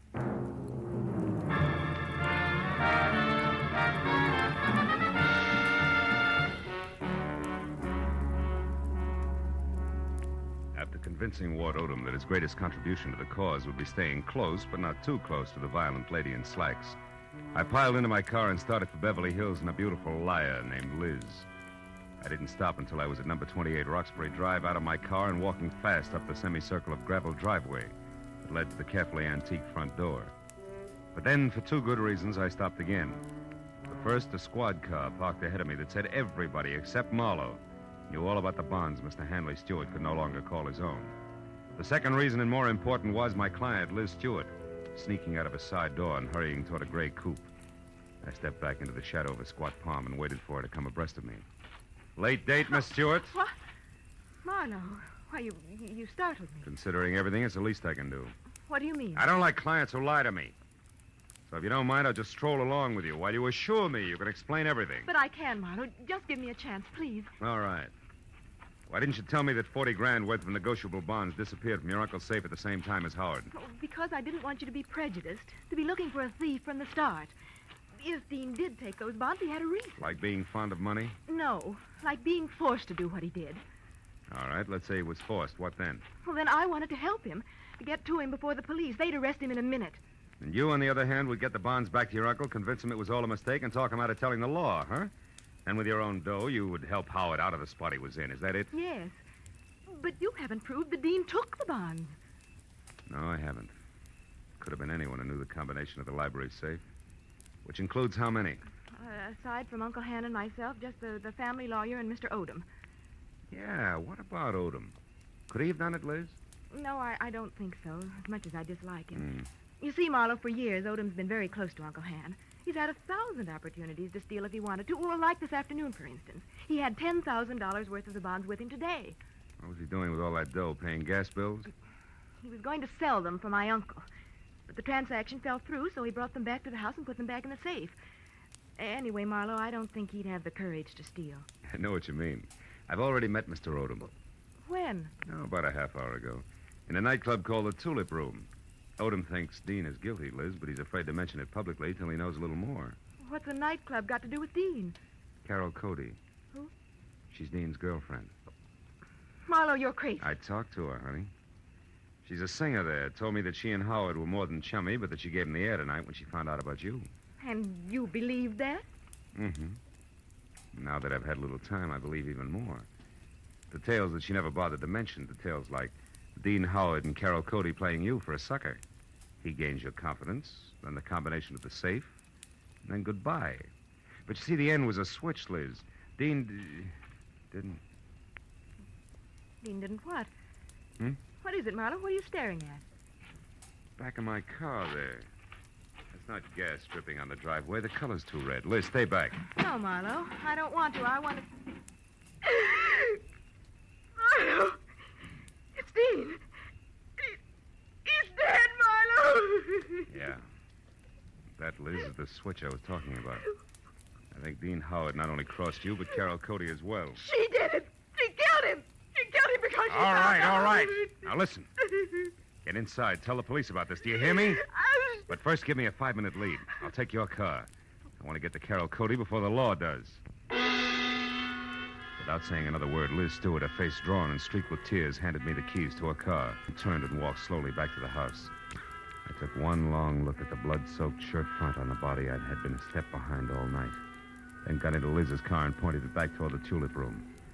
20 minutes later, when my knock on the locked dressing room door brought no answer, I had kicked my way in.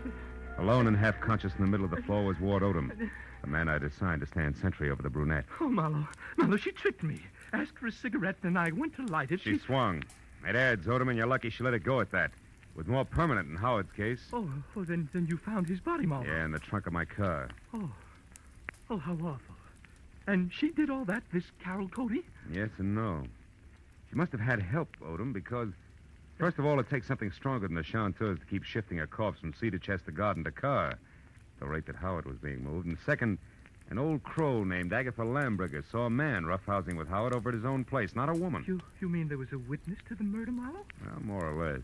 And you have no idea who the murderer is? No. And that, Odom, is all the more reason why I want to catch up with Carol Cody. Happen to know where she lives? Why, yes, at the Grayfield Apartment Hotel on North Havenhurst Drive. North Havenhurst. It's a room 118. And I think that it's... Marlowe, wait, my top coat is gone. What? Yes, and she was wearing slacks, remember?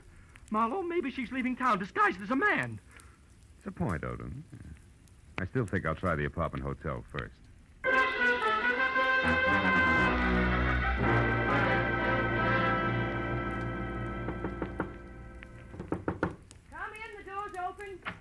The bag's over there, boy. Did you get the Marlowe, what are you doing here? Not doubling for a bellhop, so get over there, sit down, and keep your hands in your lap, because if I have to, I'll shoot. What? I don't understand. I'll make it real plain.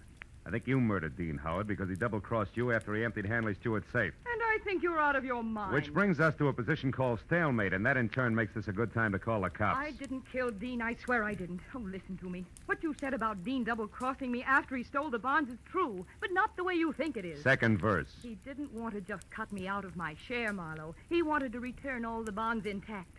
He really fell in love with Liz Stewart and decided to play all-American boy. You mean he decided to call it all off after he'd stolen the bonds? Yes, Marlowe. That was the reason we argued tonight. Well, it's a stronger reason than one I already had for your committing murder. Baby, you wanted that money bad. No, you're wrong. Come back here. Why did you belt Odom and run? And don't bother denying that you did because I just left him. And he's minus good health and that top coat over there. So if you think that you... I can explain that. I was scared that a confession out of Dean would get me into hot water. And when you showed and then Odom, Just a minute, Carol. But Marlowe, Just a minute, will you? I think I've got the answer. What answer? It's dust, Carol. Dust and what an old gossip swears she saw from a window. Right now, I've got to get over to her place before she ends up looking like the late Mr. Howard. Well, then you believe me, Marlowe, about not killing Dean. I don't know. But since you've been in this cheap swindle from the start, we'll just tuck you into an old-fashioned wardrobe. Just for safekeeping, baby.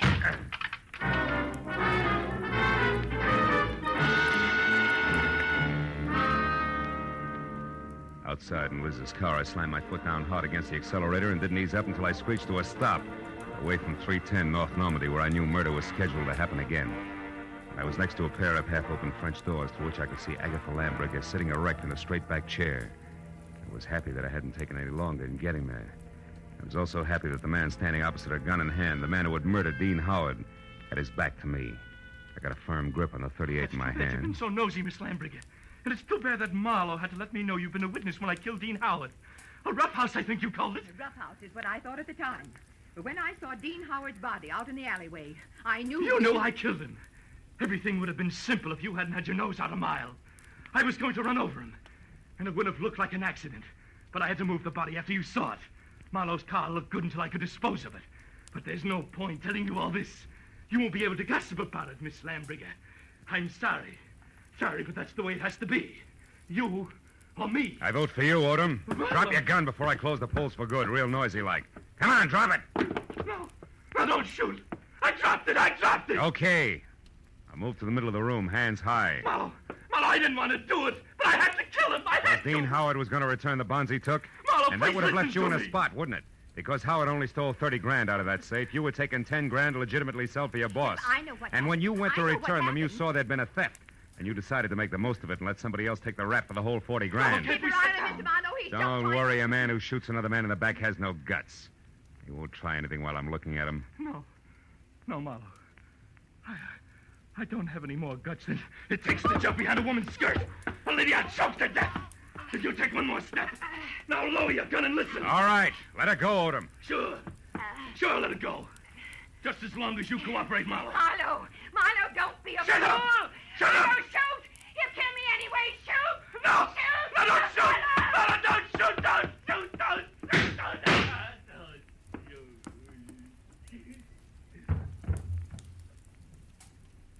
Huh.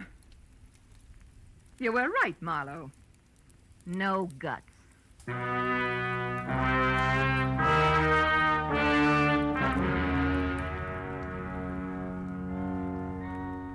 It was an ambulance, a half a dozen squad cars, and a police captain included, and 3 long hours of questions and answers in triplicate later, before 310 North Normandy and environ settled back to being just another quiet house on just another quiet street.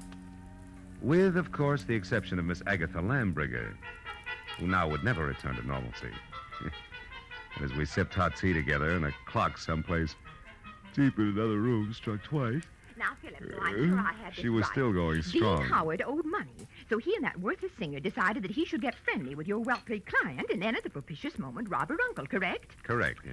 But what I don't understand is how you knew it was that awful man Odom. Well, there were 2 things, honey. His anxiety to get me to Carol, together with a streak of dust the length of Odom's topcoat sleeve, all added up to a hunch. That, Philip, I don't understand. Well, you got to take them in reverse order. I saw dust on Odom's topcoat sleeve when I was in Carol Cody's apartment. That reminded me of the dust all over Howard's place. Oh, a mess, that house. Yeah, luckily. And the dust was the length of the sleeve, as though somebody had brushed against the wall, coated thick with it. As one would in searching for something, hmm? That's right. Now, there's another thing. You saw Howard and another man roughhousing in a hall by looking out of that window there. Mm-hmm. Where, Miss Lambricker, no hall is visible, but where there is a mirror. Oh. Then you mean I actually saw a reflection? Yes, darling, you did. Dean Howard hid the bonds behind the mirror. Which tilted so that I saw the reflection of a side hall. That's right. Well, now, Philip, one last question. Why did Odom move the body? Well, if it's the last, I'll answer it. Because he didn't want Howard's death to appear a murder on the night the bonds were stolen. It was better if he died accidentally and wasn't connected with a theft. Oh, I see. Yeah, well, now look, Miss Lamb. Excuse me, I'll only be a minute. Yeah, but Miss Lambert... Hello? Oh, hello, Judith. Yes, wasn't it thrilling? Miss Lambriger, really, Darling, it all started so innocently. My part, I mean. Well, it was about 7 o'clock. Miss Lambriger, I have... Philip, I'll be with you in a minute. Oh. Philip, who? Why, the detective, the one I mentioned earlier. A long minute, I'm sure.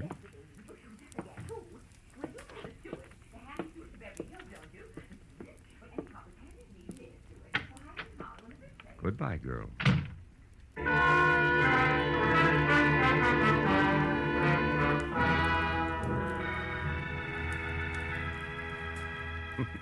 When I got outside, the silence was deafening. And then I remembered that I still had a client up on Roxbury Drive who I had to see. And that there were automobiles to be exchanged, and maybe, if I could find them, some right words to say to a girl who had a very rough night. So I started driving that way, slowly. But 10 minutes later, when I was halfway there, I stopped, turned around, and headed back for 310 North Normandy, and my .38 that I'd forgotten after a handful of policemen had finished examining it. It wasn't until I was at Agatha Lambriger's front door again that I realized something more important. Well, then this Odom, this killer, grabbed me as a shield, Judith, and told Marlowe he had guts enough. Guts was his word, my dear. Yes, well, I could get my gun another day.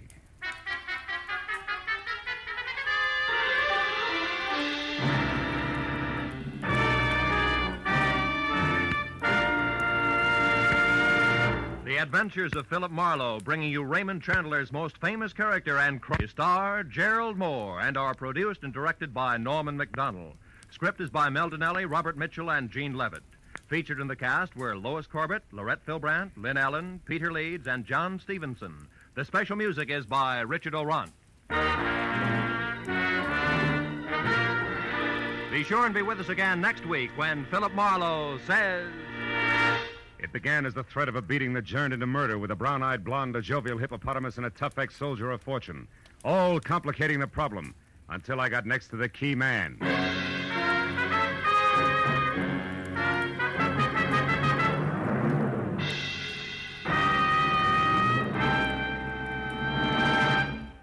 Will you be listening when $51,000 go on the block during Sing It Again tonight?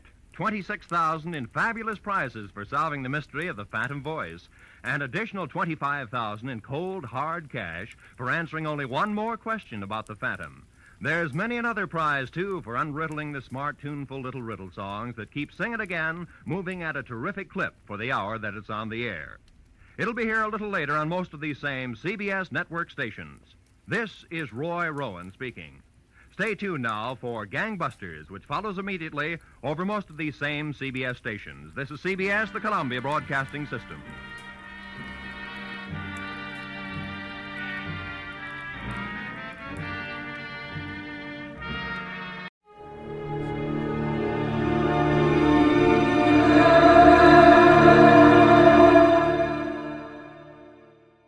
Time now for Edmund O'Brien as Johnny Dollar. Dollar, thank goodness I found you. Why, what's up? You've got to leave for New York, Dollar, immediately. A policyholder, he's afraid for his life. Here we go again. Who's he afraid of? Well, he wouldn't say over the telephone. All I know is, to us, he's worth $100,000 alive. Well, that makes it simple. He must be afraid of somebody to whom he's worth $100,000 dead.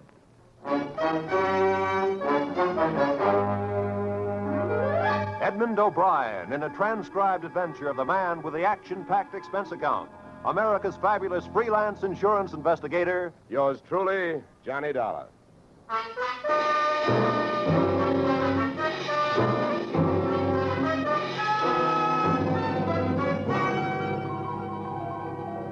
Expense account submitted by Special Investigator Johnny Dollar to Home Office, American Continental Life Insurance Company, Hartford, Connecticut.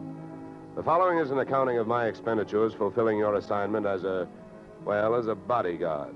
The body being that of your late policyholder, Robert W. Perry.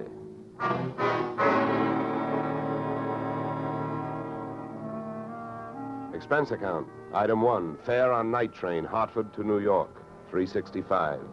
Expense account item 2, $1.80 taxi to Lower Manhattan following morning to offices Perry and Van Bruten, importers, arriving as promised at exactly 9 a.m. Good morning.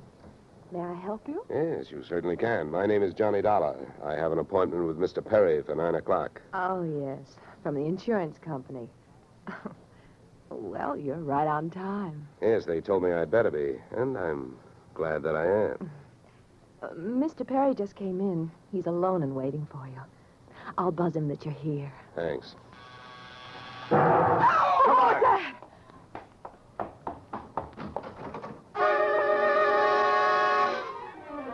What was left of your policyholder, Mr. Perry, was just sliding out of a swivel chair as I hit the room. The top of his desk had erupted, and splinters of mahogany pointed their sharp fingers upward through lazy circles of smoke, swirling toward the ceiling. The buzzer from his secretary's desk had been rigged to a booby trap. Oh, no. Mr. Perry. Stay away from him. Come on, there's nothing you can do. He's dead. Oh. What happened? What happened? Whatever happened? Let's go. Let's get back out of here. Here you are. Sit down. I'll get you a drink of water.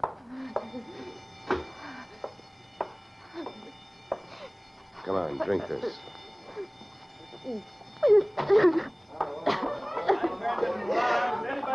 There's a doctor on the third floor. Shall I call him? Never mind the doctor. Go call the police. Nobody gets in here till they arrive. Now, the rest of you, go on, run along, beat it, will you? And have the building superintendent turn off that alarm. Okay, miss. Now, take it easy. It was all so sudden. What happened? Well, that's not hard to figure out. Somebody wanted to give your boss, Mr. Perry, a shortcut through life. So whoever it was figured out that a secretary would never buzz a boss unless he was at his desk. They rigged up a bomb somewhere in his desk that would go off when you buzzed him. Oh, then I killed him. Now, wait a minute, will you? Wait a minute. Don't go hysterical on me. There's excitement enough, and there'll be more when the police get here, so you keep cool. But I did it. You saw me do it. Look, honey, the way you put it, I killed him by coming in here and giving you my name so you would buzz him. And I was here to protect him. So drop it, will you? I'm sorry. Now, tell me, what about yesterday? Was Perry here? Yes, all day. What time was it when you last used the buzzer? Why, right up to the last minute, about 5:30. Who left the office first? Oh, Mr. Perry, he always leaves first. I lock up. From the looks of things, you should have used more locks last night. Somebody got in here to do some wiring. Oh, I forgot that fire alarm.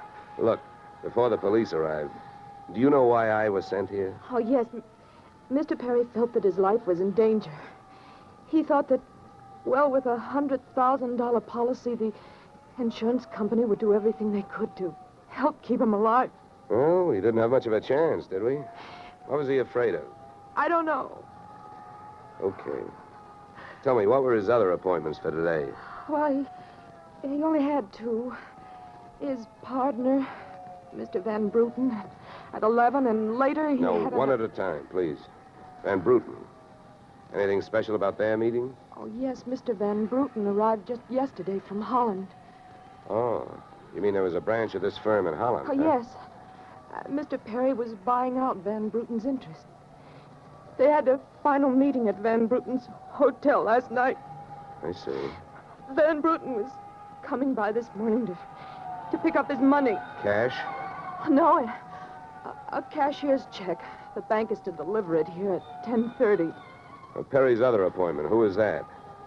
Christine, his wife.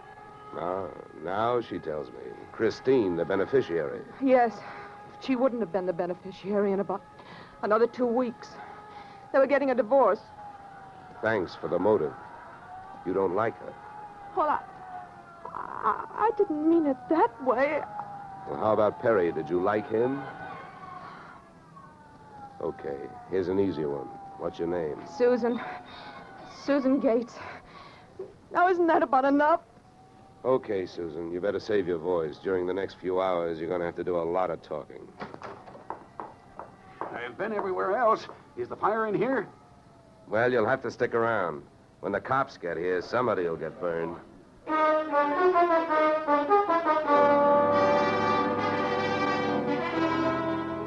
The firemen should have stuck around because the cops arrived in a blaze of glory. It was a very high-class investigation, 2 lieutenants. Finally, after about an hour, the police photographer ran out of flash bulbs, the office of the deceased ran out of fingerprints, and the lieutenants ran out of questions. So the on-the-scene phase of the investigation was closed. At about 5 minutes of 11, I left the police packing up their notebooks, their clues, and the body, and went into the outer office. Susan looked like she could use a big, broad shoulder to weep on, but unfortunately, I was wearing my light gray suit. About then, a dark blue suit and a deep green voice entered the room from the corridor. There. There's a fellow out here says he belongs here. His name is Van Bruten. What do you think? His name is on the door you just opened. Oh. Well, now, my name happens to be Murphy, and it's on bids all over the country. But that don't mean I'm stuffed with feathers, does it? Well, never cross tongues with an Irishman. All right, send him in, officer. All right, you can go in. There's a policeman out there. There's trouble here? I am Bramer van Bruten. Where is Mr. Perry? What? He is waiting for me, no? No. But my appointment... He's not keeping any. He's dead. Dead? This is not possible. Last night I saw him. He was well. What happened? He was hit by a buzz bomb. A buzz bomb? Oh, please. You mean that there was foul play? Yes, it was very foul. Oh, please. I may sit down. My first visit in all these years since before the war. It was to be so happy. But now tragedy like this. He was a good man, a good partner. I understand that as of last night, you were no longer partners. Yeah. I am glad you mentioned that. I realize, of course, that it is indelicate to speak of such things as money at a time like this, but that is why I am here, to receive my payment. Just because Perry got his, there's no reason for you not getting yours, huh? Oh, but you misunderstand me. I am deeply grieved, but, well, since the transaction was consummated, what is there to do? A delay would be a needless waste of money. I have already paid for passage back to Antwerp tomorrow. Your check is here, Mr. Van Bruten. Oh. Here you are. God, thank you. In all of my years of business, this is indeed the saddest moment. Yeah. Well, if I didn't have some work to do, I'd sit down with you, and we'd all have a good cry.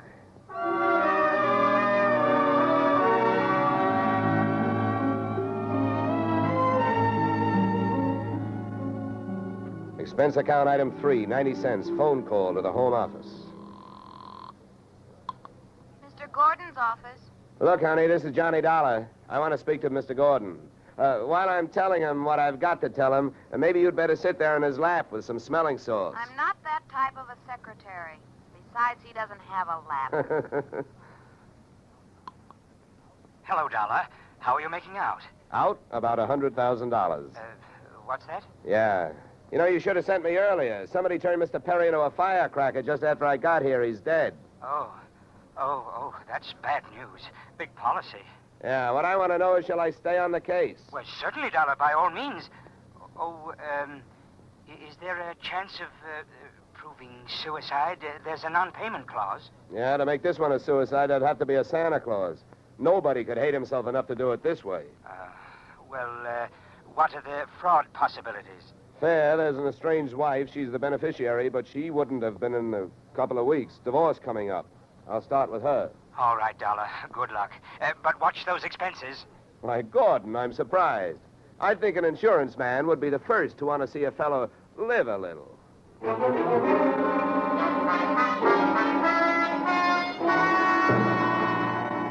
Christine Perry's apartment was on Sutton Place overlooking the East River. I took the elevator up to the 24th floor, and there I discovered that our garden-fresh widow was living high in more ways than one. Everything about the place was French. The maid who led me into the living room through a long foyer, the decor, and the perfume which reminded you that breathing can be fun. I looked up from enjoying my nose to see Mrs. Perry looking down hers. Mr. Dollar, Mrs. Perry. I believe we can dispense with the social amenities. You're an insurance investigator, interested in the death of my husband. So naturally, you're here because you've jumped to the conclusion that I killed him. You're the one that's jumping to conclusions, lady. And careful you don't break your leg. What do you want? The policy's in order. Premiums are fully paid. You know, I'm not quite sure what I want. I know that you've got a great motive. So far, the only motive I've found. You haven't had much time to look, have you? Check. This is my first stop. Maybe you can help me. Do you know anyone who would be happier with your husband out of the way? I know very little about my husband's friends. For that matter, his activities for the past 6 months. That's when I left him. Well, that's not much help for either of us. You know, without someone else to suspect, I may just have to concentrate on you. Mr. Dollar, I picked the men I want to concentrate on me. I hope you're as long on alibis as you are short on temper. Where were you last night? With a friend, Al Donovan. For a while, the same place my husband was. But I have witnesses to prove who was with him. Anybody at the Clover Club can tell you. Save me a trip. I can't afford the prices they get over there. Certainly. A pleasure.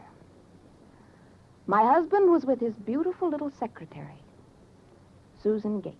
Well, I wouldn't be more surprised if your late husband walked through that door and said... All right, mister, that's enough. Al! Yeah. How much did you hear? I'm a big guy, baby, 6'4".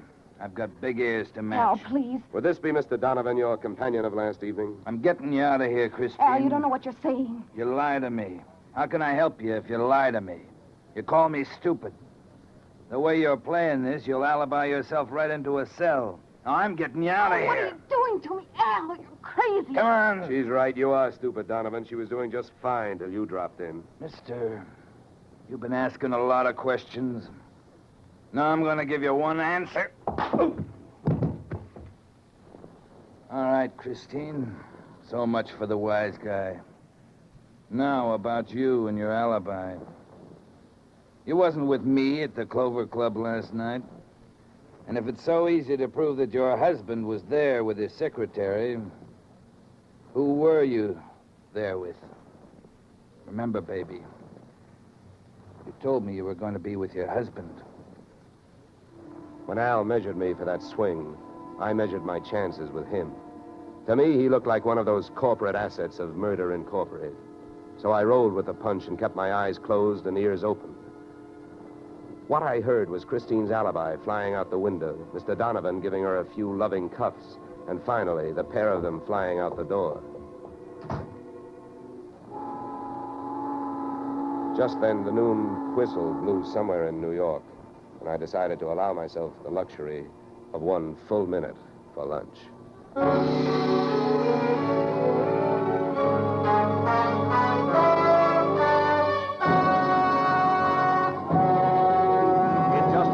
Return to the second act of Johnny Dollar. But first... And now we return to the second act of yours truly, Johnny Dollar, starring Edmund O'Brien.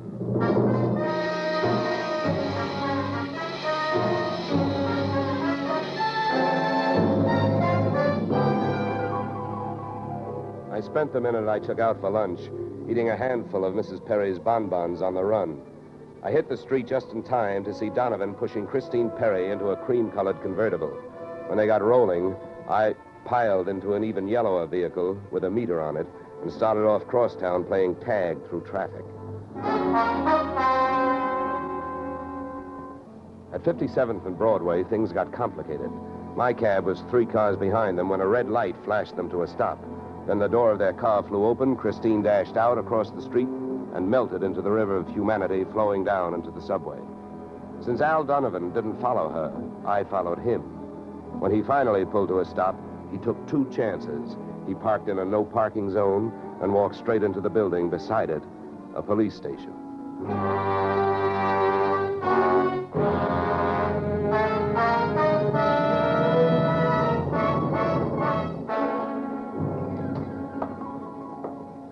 This is Mr. Dolar, Lieutenant. He's been waiting for you. Well? My name is Johnny Dollar, Lieutenant. Here are my credentials. Insurance, huh? Yeah, the Perry murder in particular. You've come to the right place, Dollar. A man named Donovan just walked in here and made a full confession. He what? That's right. My clerk's just typing it up. In the meantime, the gentleman is down in the tank having a bite of lunch on the city. He confessed. Well, does his story add up? As far as I know, I haven't heard too much about the case myself. It's not in my precinct. Yeah, but what did he use for a motive? Jealousy. Says he's in love, wanted to marry Perry's wife. Did he say how he managed it? Yeah, he stole a key to the office from the wife's apartment, entered the building last night, and wired the bomb to the buzzer system. Well, I guess guys do a lot of strange things in the name of love. It looks like Donovan did.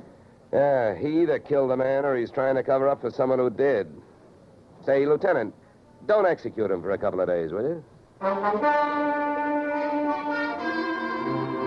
I spent the rest of the afternoon downtown in the offices of Perry and Van Bruten, importers. The partners' correspondents told me 2 things. They had been extremely friendly, and Van Bruten was extremely bald. Perry had been sending him toupees from a famous Hollywood makeup firm. At 4:30, I got to the employment files, which rocked me with 2 minor explosions of their own. First, I learned that Al Donovan had been employed over a period of years as Perry's bodyguard, and that he had been canned the day before the murder. That confession of his, which had been a little hard to swallow, was suddenly more digestible. On top of this came blast number 2. The employment application of Perry's secretary, Miss Susan Gates, informed me that during the war, she had worked in a munitions plant, her specialty, wiring bomb fuses. When Miss Susan Gates reached home at 8:30, she found a visitor, me. Oh. How did you get in here? Professional secret. Oh, you scared me. What do you want? Why did you come here this way? I wanted to bring you the good news. I heard on the radio that Al Donovan confessed to Perry's murder. Al? I can't believe it. Why not? Who do you like for the spot? Why, Christine. Al is covering up for her. Well, I'd like to agree with you. If it turns out that Christine wound up her husband's life with a bang, the company that hired me saves $100,000. But I don't know. She claims she has all kinds of alibis. One of them is you. Me? Yeah. Did you see her at the Clover Club last night? Well, yes, Yeah, I know who you were with. Your boss. There's nothing wrong with that. No. I'm not preaching a sermon. I want to know who she was with. I don't know. A man I'd never seen before. Mr. Perry knew him, but he wouldn't tell me who he was. Why not? I don't know. He said I might get the wrong idea. About what? I don't know. We didn't sit there and talk about it all night, so why should we sit here and talk about it all night? All right. Good heavens, when a census taker shows up and asks a lot of questions, people answer them. When an investigator tries to do his job, they make the proverbial clam look like a blabbermouth. Look, Mr. Dollar, believe me. This has been a greater shock to me than to anyone else. Yes, excepting, of course, your late employer, Mr. Perry. How long did you work for him? 4 years. Where'd you work before then? Well, I worked... Let me help you. Bombs, huh? Wiring fuses. Remember?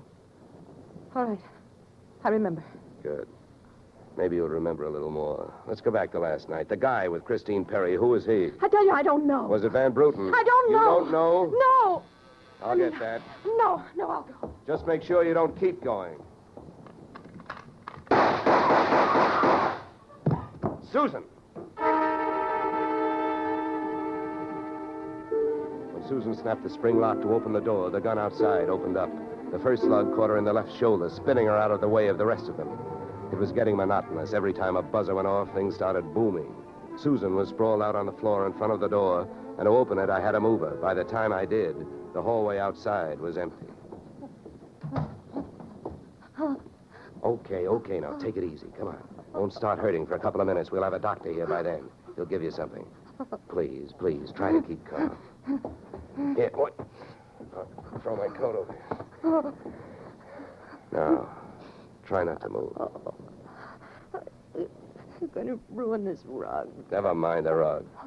What we want to worry about is who tried to ruin you. What'll they do to me? What'll who do to you? They'll arrest me. They don't arrest people for getting shot. You have any idea who it was? That man in the office this morning. The one who picked up the check. Van Bruten? No, he wasn't Van Bruten. He was a phony? Yeah. And you still gave him that check? Yes. Well, I won't ask you why. You gave him that check and then tried to blackmail him. Is that right? They'll arrest me. I wouldn't be surprised. Who is this guy? Where can I find him? Come on, don't pass out on me now. His name, quick, come on. Ben Sand. Where's he live? Marsden Hotel. Under his own name? No, I don't... I don't blame you. I could use a few moments of unconsciousness myself. The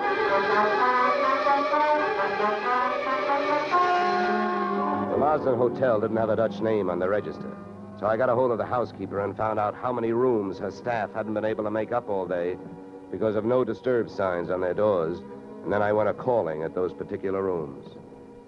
On the 9th floor, I wakened one old maid. On the 7th, I startled a bunch of poker players who thought they were being raided.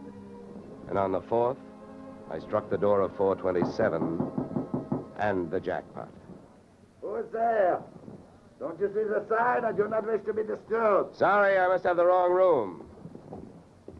I started up the hall after the fire axe. When I got to it, I changed my mind.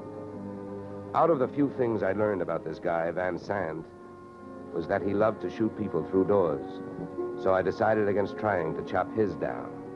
Then I remembered the way those people came pouring out of those offices earlier in the day when they heard that fire alarm. So I picked up the little red hammer next to the big red fire axe, broke the little glass window, pulled the little brass hook, and set off a big brassy noise. And then I rushed back to 427. Fire! Fire! Hey, fire! Fire! There's the fire. Right here in my eyes, sweetheart. Why you come here? You wish you don't? Never mind the dresser. You're through shooting guns. What do you think, Van Sant? You want to try some more? You cannot make me stay here. It's a fire. We will all die. You'll look good barbecued, but I'll make a deal with you. You talk, and if I like what I hear, I'll show you how to get out of here alive. How I know this? You don't think I'm going to stay here and fry, do you? And if you don't start flapping that tongue in a hurry, I'll probably just tie you to a chair and run. So first, where is the real Van Bruten? You will find him in the bedroom. Yeah? He'd better be alive. He's out cold. What's the matter with him? He will be all right. He's under sedatives. Where did this identity switch start? Come on, hurry up, talk. I smell smoke. I knew Van Bruten from Antwerp. I know about the sale of his interests. I know the girl in the office here had never seen Van Bruten. Look, we go now. Don't get up. Come on, keep talking. I can feel it getting warm in here. Oh, the firefighters. We will be saved. Don't be too sure. They always start at the top floor and work their way down. Come on, I can hear those flames crackling. You know the rest. Last night, when the transaction was all finished with Perry, I gave to Van Bruten some sedative in his cocoa. So you set up that bomb so Perry'd get it before you showed up to pick up the check, huh? Yeah, I told you that. How the girl knows I am an imposter, I don't know. Well, let me tell you. She's been sending old Van Bruten toupees for the last 4 years. Gray ones, my red-headed friend. Oh, yeah. I can stand up now. We go out from here, no? We go out from here, no? Yes, out cold.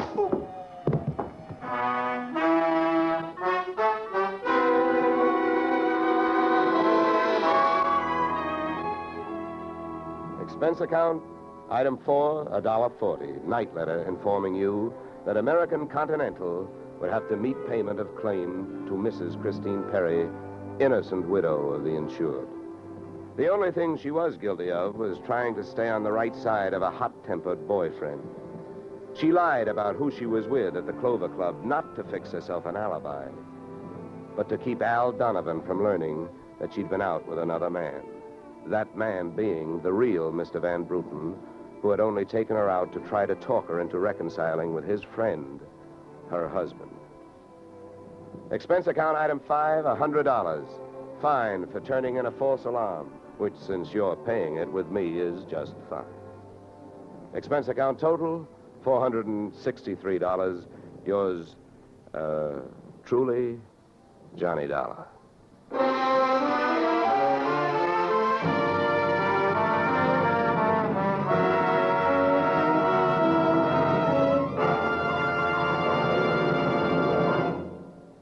Yours truly, Johnny Dollar, stars Edmund O'Brien in the title role and is written by Paul Dudley and Gil Dowd, with music composed and conducted by Leith Stevens.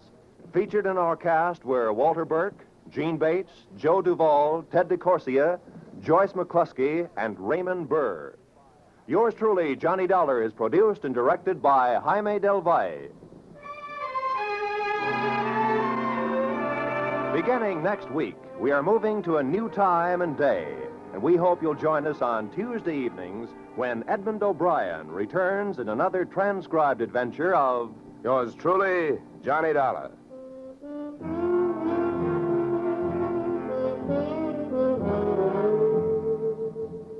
You, Mrs. Bloom, Molly Goldberg's famous invitation to fun in the Bronx now echoes across the country each Saturday night on CBS. It's the same fine brand of comedy mixed with a tear now and then that's made Molly and her whole family, Jake, Sammy, Rosalie, and the others, favorites for many years. CBS invites you to hear the Goldbergs on most of these same CBS stations this Saturday and every Saturday. This is Roy Rowan speaking.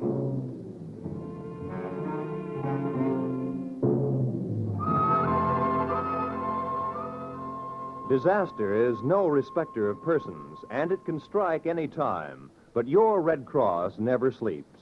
It has to be ready constantly in case of an emergency. This is your protection. Keep it strong. Now is the time to support Red Cross for your sake. Remember, for every dollar you gave before, this year add a quarter more. If you gave Red Cross $10 last year, this year give it $12.50. Give gladly. Join Red Cross.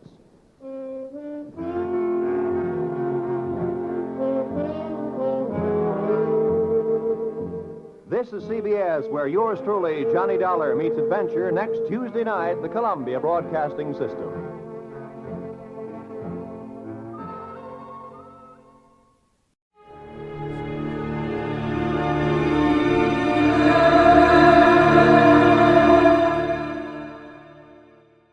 The Adventures of Sam Spade, Detective.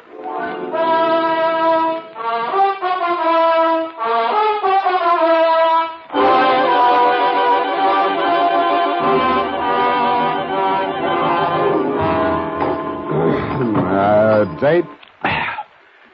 To Deputy Sheriff Bill Woodington, Marin County Sheriff's Office, San Rafael, California. From Samuel Spade, San Francisco, license number 137596. Subject, the Battles of Belvedere. Dear Bill,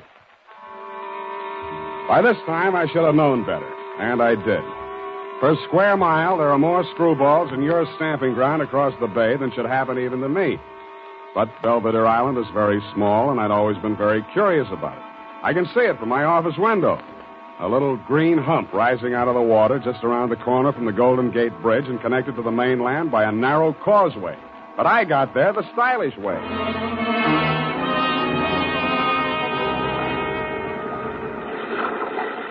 The sign on the dock we made for said Battle Landing. I thought I knew what that meant because my client's name was Jonathan Battle.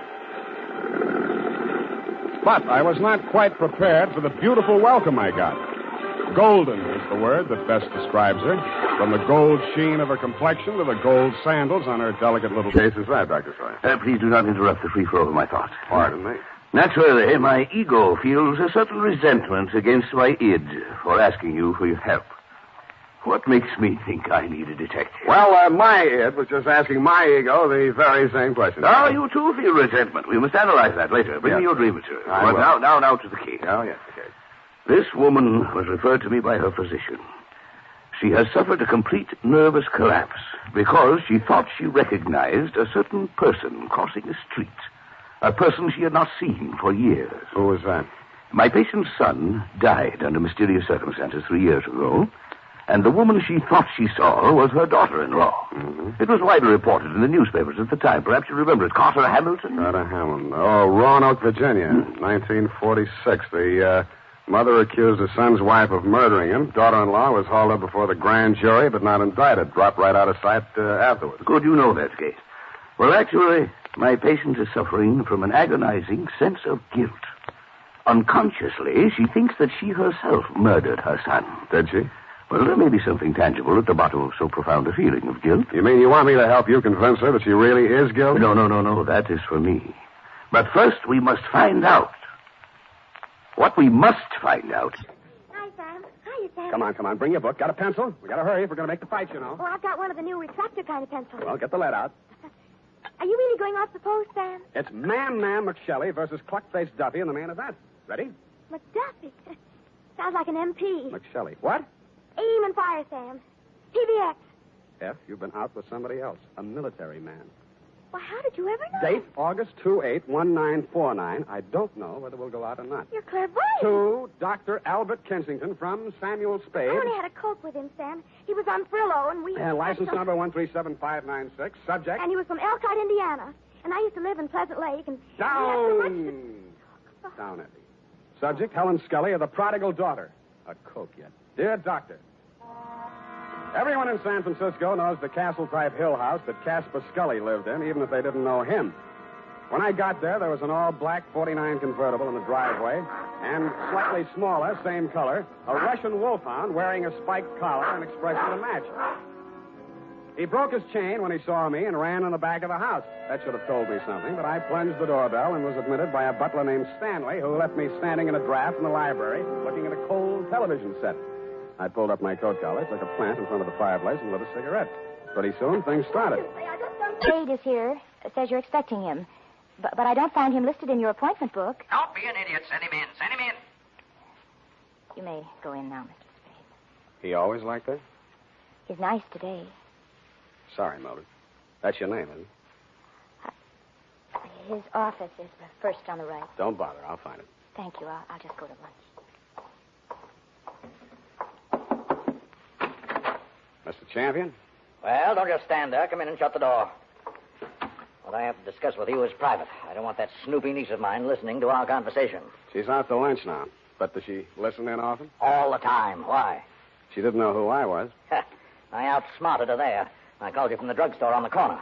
I don't want anyone to know who you are, why you're here. Oh, now, where did I put that lighter? Behind the inkwell. Oh, yeah. I'm a dangerous man to play games with.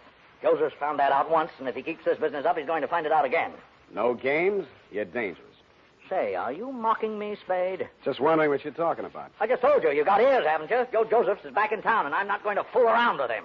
Mildred told me you were nice today. Oh, she did she? Well, Mildred talks too much. That's what's the matter with her. She talks too much. And you'd fire her, only she's your niece, and you'd have to pay somebody else 3 times what you pay her to take everything she has to take. Get out of my office. Scully suffered a severe accident many years ago that affected his throat and his respiratory tract. They smoked. Oh, of course, I understand, Doctor.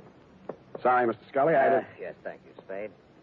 This is not generally known, but the unfortunate accident in the chemical plant also robbed Mr. Scully of his vocal power. I see. Yes, the modern doctor, the physician of today, is a far cry from the general practitioner of yesteryear. Today, we must know the mind, the psychological quirks, well, he must follow through completely on a case.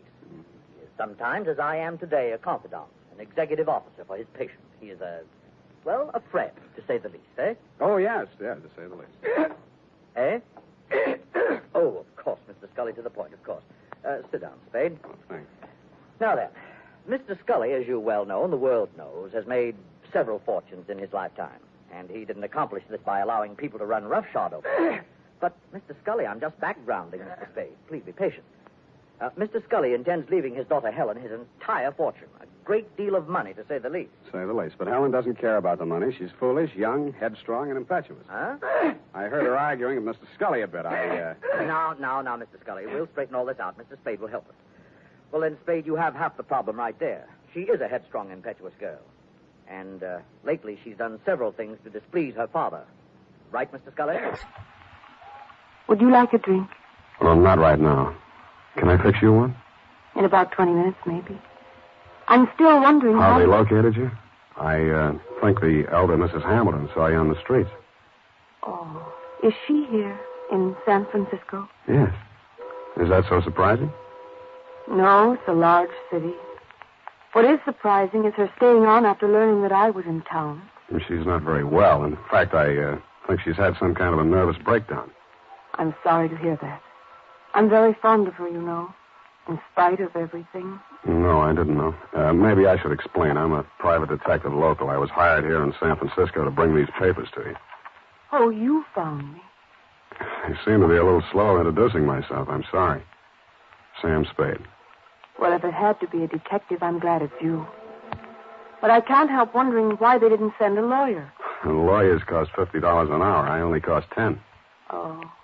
In the private eye stories, it's always $25 a day and expenses. I wish those writers would get abreast of the times. I'm sure they'll catch up. But if you're being paid by the hour, perhaps I can keep you here a little longer. I'm glad you said that. You remind me of someone. Pleasantly, I hope. Yes. Really? Well, really, Mr. Spade, Sam Spade. Well, really, Mr. Spade. I'm only waiting for Lenny to get here so we can make the first curtain of streetcar. And we're going to be late if he doesn't get here. You can understand that, Mr. Spade. You're going to be a little early. Streetcar doesn't open until Monday. And all ready, and he hasn't shown up. Well, good night, Mr. Spade. Hey. The white ermine cape you were wearing and the black strapless thing needed a touch, but you had it. A diamond necklace. In fact, the Tears of Night, the same one I had in my pocket, Daphne, was hanging around your lovely neck. I rebuzzed your buzzer and knocked on your door for quite a while until it was quite evident that you were not going to open up. Under the hallway light, I snapped open the necklace case. Mortuous, you had said. And mortuous was what it said stamped inside the case. A gloomy word with a gloomy address. The White Hotel on Turk Street.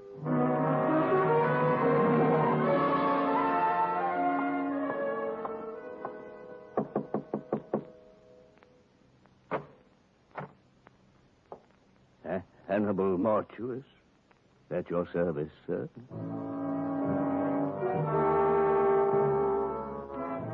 If ever a man had the look of death, it was this one who had its name.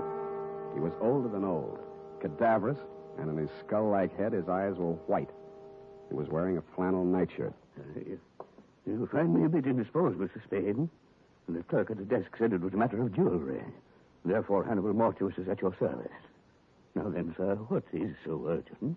I came to ask you about a diamond necklace. I found your name stamped on the inside here. House of Mortuous, a most respected name in diamonds, as well as all the lapidary arts. Most respected. Fine jewels, and the name Mortuous is synonymous the world over. I am the last of 4 sons. But what continues, Mr. Spade? Well, I just want you to take a look at this.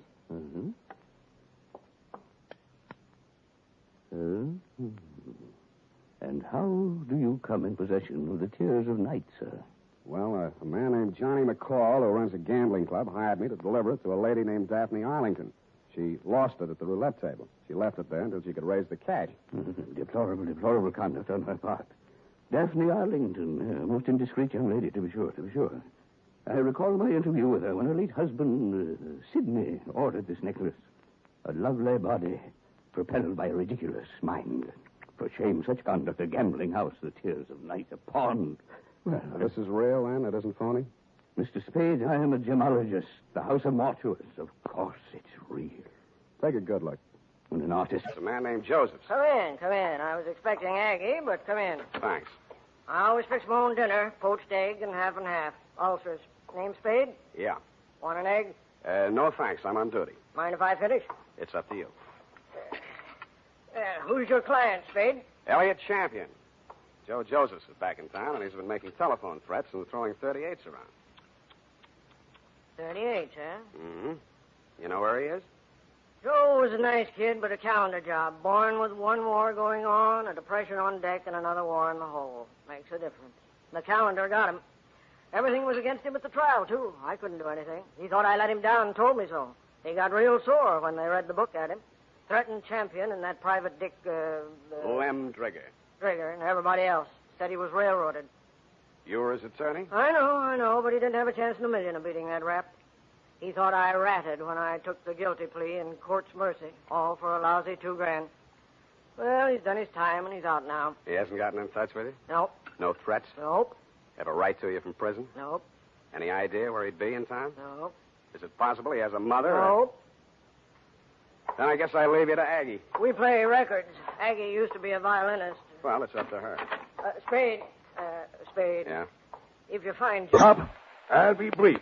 20 years ago... Oh, here we go. Marcus and I were having a go at the east slope of Nanga Parbat in the Himalayas when our pack train encountered an avalanche which swept us bodily across the border into Tibet. I'll bet. Our carriers were decimated, but luckily most of our gear remained intact. What kind of contraband were you carrying? Contraband into Tibet? Oh, I say, really? No, matter of fact, we were traveling light in the hopes of bagging a few brace of bar-headed geese. Foul play, eh? Allow me to finish. We arrived in Serra, a valley adjacent to Lhasa, to find the religious community in an uproar. It seemed that in their haste to create a new Tashi Lama, the native astrologers had misread their stars. In short, they had vested in the holy monastic robes an infant girl. She was not 16 years of age, and due to make a public appearance with a thunderbolt of Vajra. Oh, please, these interruptions. Sorry.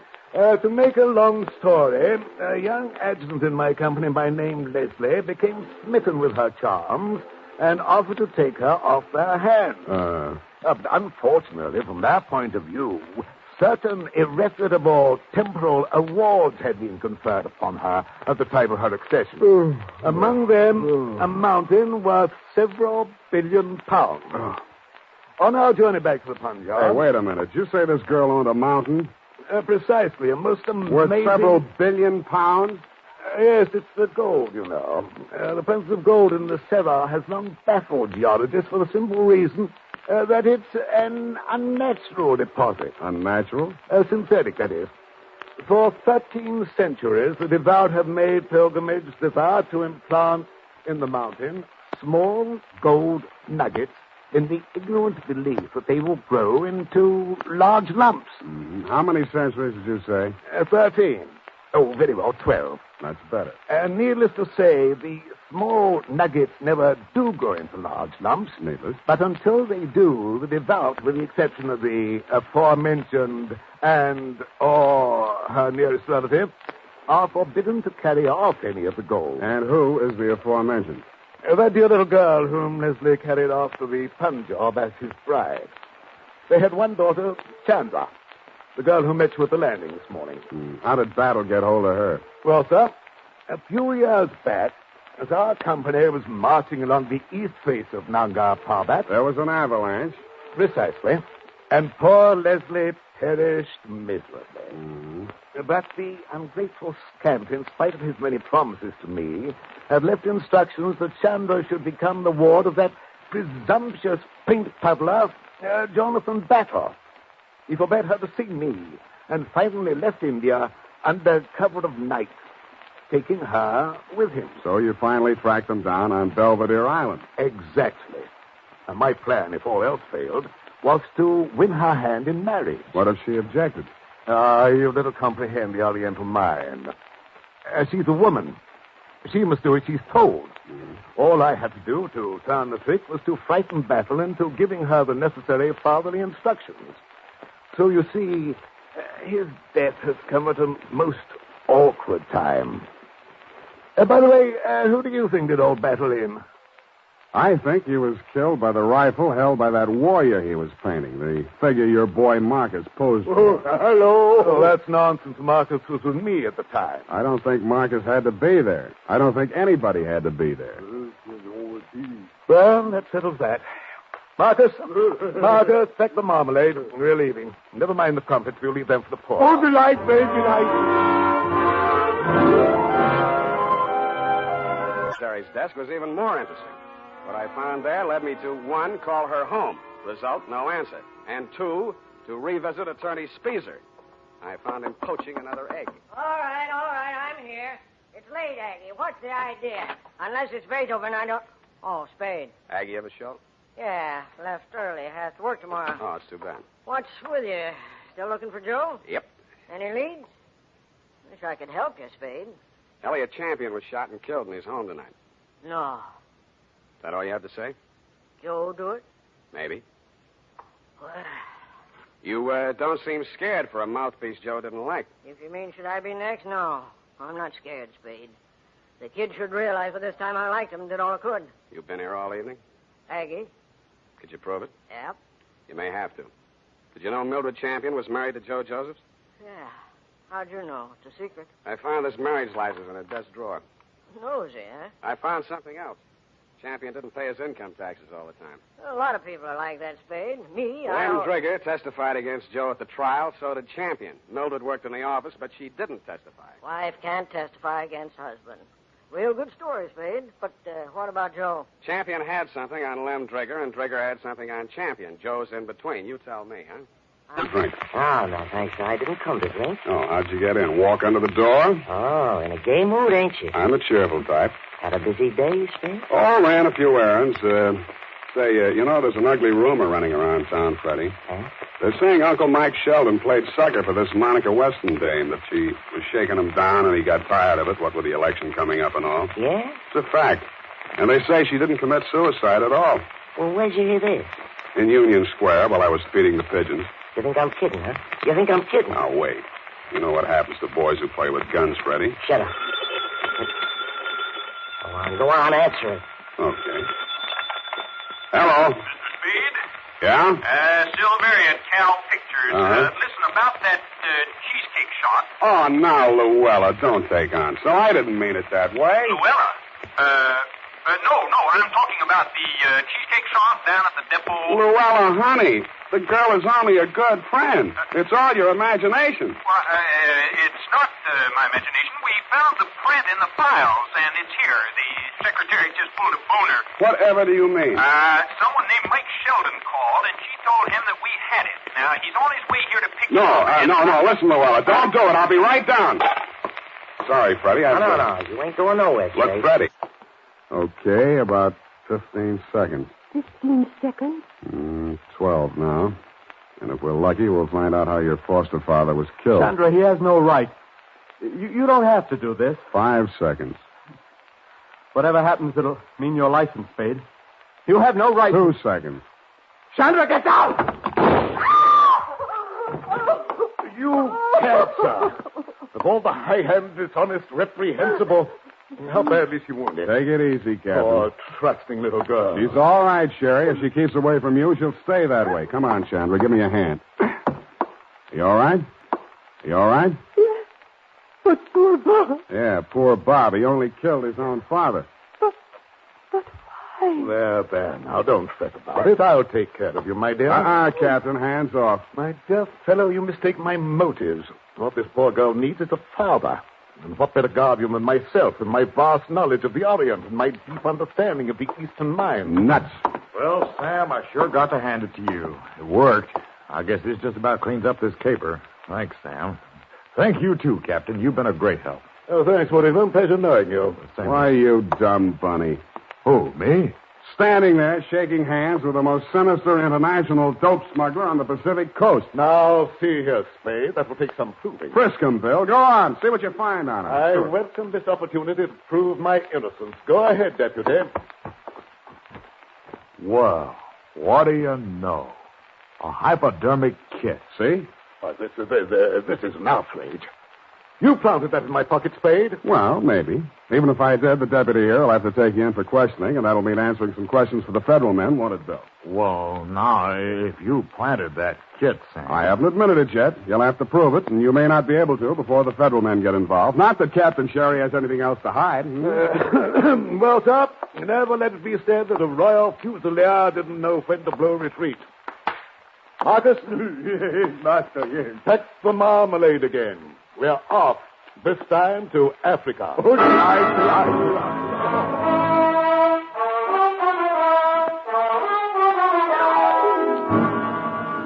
Period. End of report. But Sam, you let him go. I know exactly what you're going to ask, Effie. It worked like this. At a certain time of day, The sun rays were refracted through the crystal directly on the spring metal clamp and the trigger guard of that rifle. This caused the metal to expand, thus pushing the trigger and discharging the rifle, which had previously been aimed at the spot where Battle customarily stood while painting. But Sam! Don't interrupt. To further confuse the issue, as well as splitting an infinitive, not to mention a hair, Bob, son of Battle, loaded the smooth-bore rifle with a cartridge containing a slug previously fired from his revolver, thus drawing attention away from the rifle and onto the revolver, which could not be placed in the locked room at the scene of the crime. Sam! Please, these interruptions. His motive. He thought his father was, in fact, going to force Chandra into marriage with Captain Sherry. Oh, that poor boy. He did love her. Perhaps, but don't forget the $1 billion mountain. But he leapt in at the crucial moment and interceded with the bullet meant for her. He died for her sake. He undoubtedly will have, but at the expense of the state and not of my conscience. In short, I loaded that rifle with a blank cartridge. He was not dead when he hit the floor, merely in a dead faint. Oh. No, please, no applause. Business as usual. Go type that up. I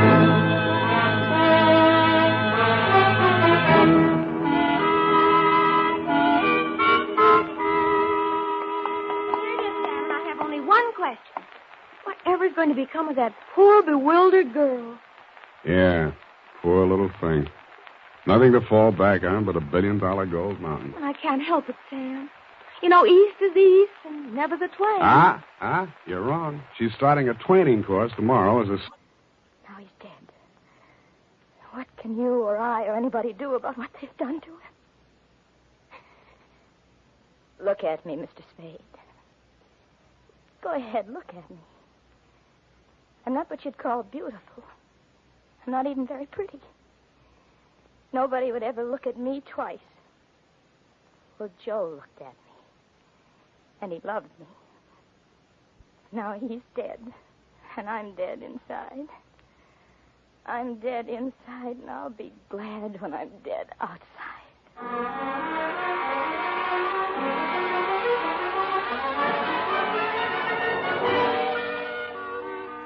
Period and a report. Oh, Sam, they were so unhappy. Yeah. Add a notation that I won't be around for the coroner's inquest. Sam, you can't do This that. report, when duly notarized, should be admissible as testimony. I want to get out of town for a few days. Sour racket. And now, listen to this. Later this evening, if you happen to stroll down to the corner for cigarettes or ice cream, why not also pick up some Wild Root Cream Oil Hair Tonic? Your whole family will like the way Wild Root Cream Oil grooms the hair neatly and naturally, relieves dryness, and removes loose dandruff. And ask your barber for a professional application of Wild Root Cream Oil Hair Tonic. Again and again, the choice. Not even out till next Tuesday. What's it doing here? Oh, look at them. See these? Who? Who are these people here? That's Sam Spade. What? On the radio. You know, Howard Duff.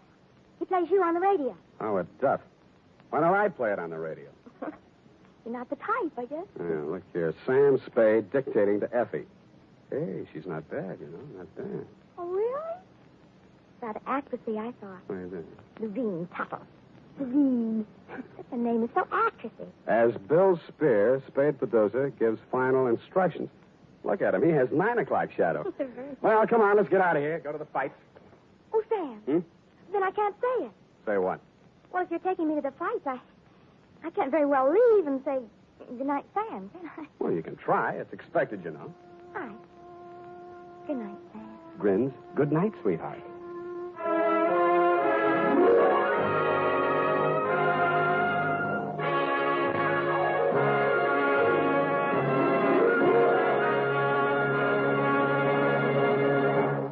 The Adventures of Sam Spade, Dashiell Hammett's famous private detective, are produced and directed by William Spear.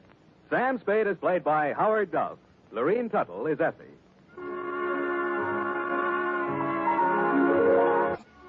Tonight's adventure with Sam Spade was written for radio by E. Jack Newman. Music was directed by Lud Gluskin, with score composed by Renee and Pierre Garrigang. Join us again next Sunday when author Dashiell Hammett and producer William Spear join forces for another adventure with Sam Spade. Brought to you by Wild Root Cream Oil. Again and again, the choice of men and women and children, too. This is Dick Joy reminding you to... Get Wild Root Cream Oil, Charlie. It keeps your hair in trim. You see, it's non-alcoholic, Charlie. It's made with soothing lanolin. You better get Wild Root Cream Oil, Charlie. Start using it today. You'll find that you will have a tough time, Charlie, keeping all the gals away. Hiya, Charlie. Get Wild Road right away. This is CBS, the Columbia Broadcasting System.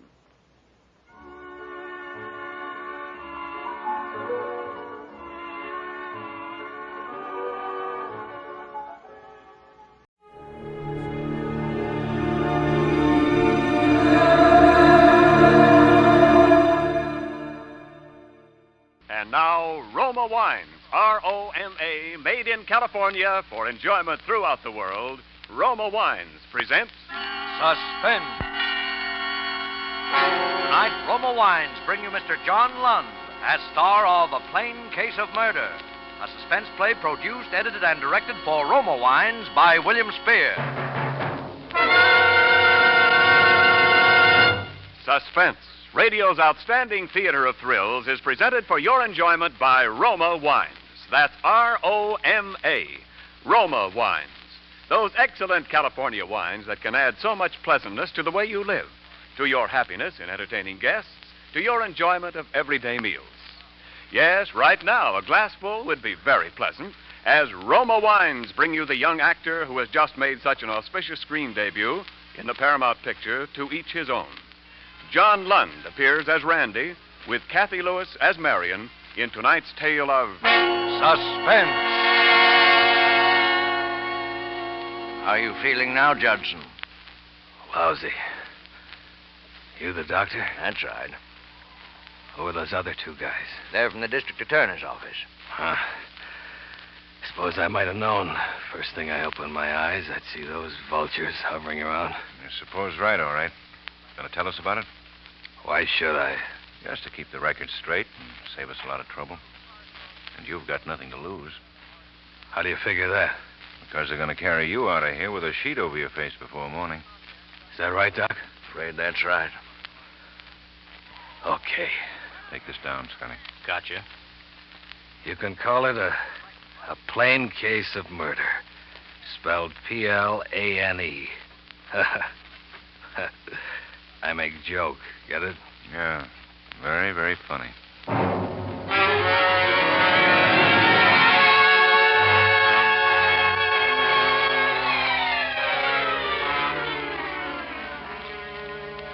I'd been home 3 weeks when I finally broke down and called her. And she said to come on out. Her husband wouldn't be home. It's funny. I'd already met Dorothy, but I called Marion anyway. Maybe I was crazy with hate even then. Maybe it was what I'd been through. Stuck in one of those civilian concentration camps out in the Philippines for 3 long years. And all the time dreaming about Marion. Making up endless little scenes about how happy I was going to be when it was all over with Marion. Till it seemed that all I was living and fighting for was Marion. The whole war was just for Marion. And then to come back and find she's married to this other guy. Something like that'll do things to you, no matter how good you are.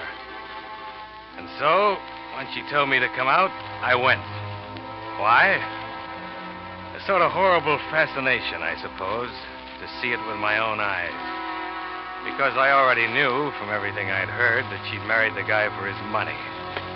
And that the Marion I'd been dreaming about all those years was just another cheap little gold digger. I went up to the big front door and rang the bell. She must have seen me coming up the drive. Because there she was right away to let me in herself. My dream girl, Marion. Randy. Hello, Marion. Hello, Randy. You mind if I come in? Of course not. Come on in here. It's a little more private. What do we need to be private about? Oh, I thought we'd like to have a little talk. Sure. Let's have a little talk. Oh, Randy, please don't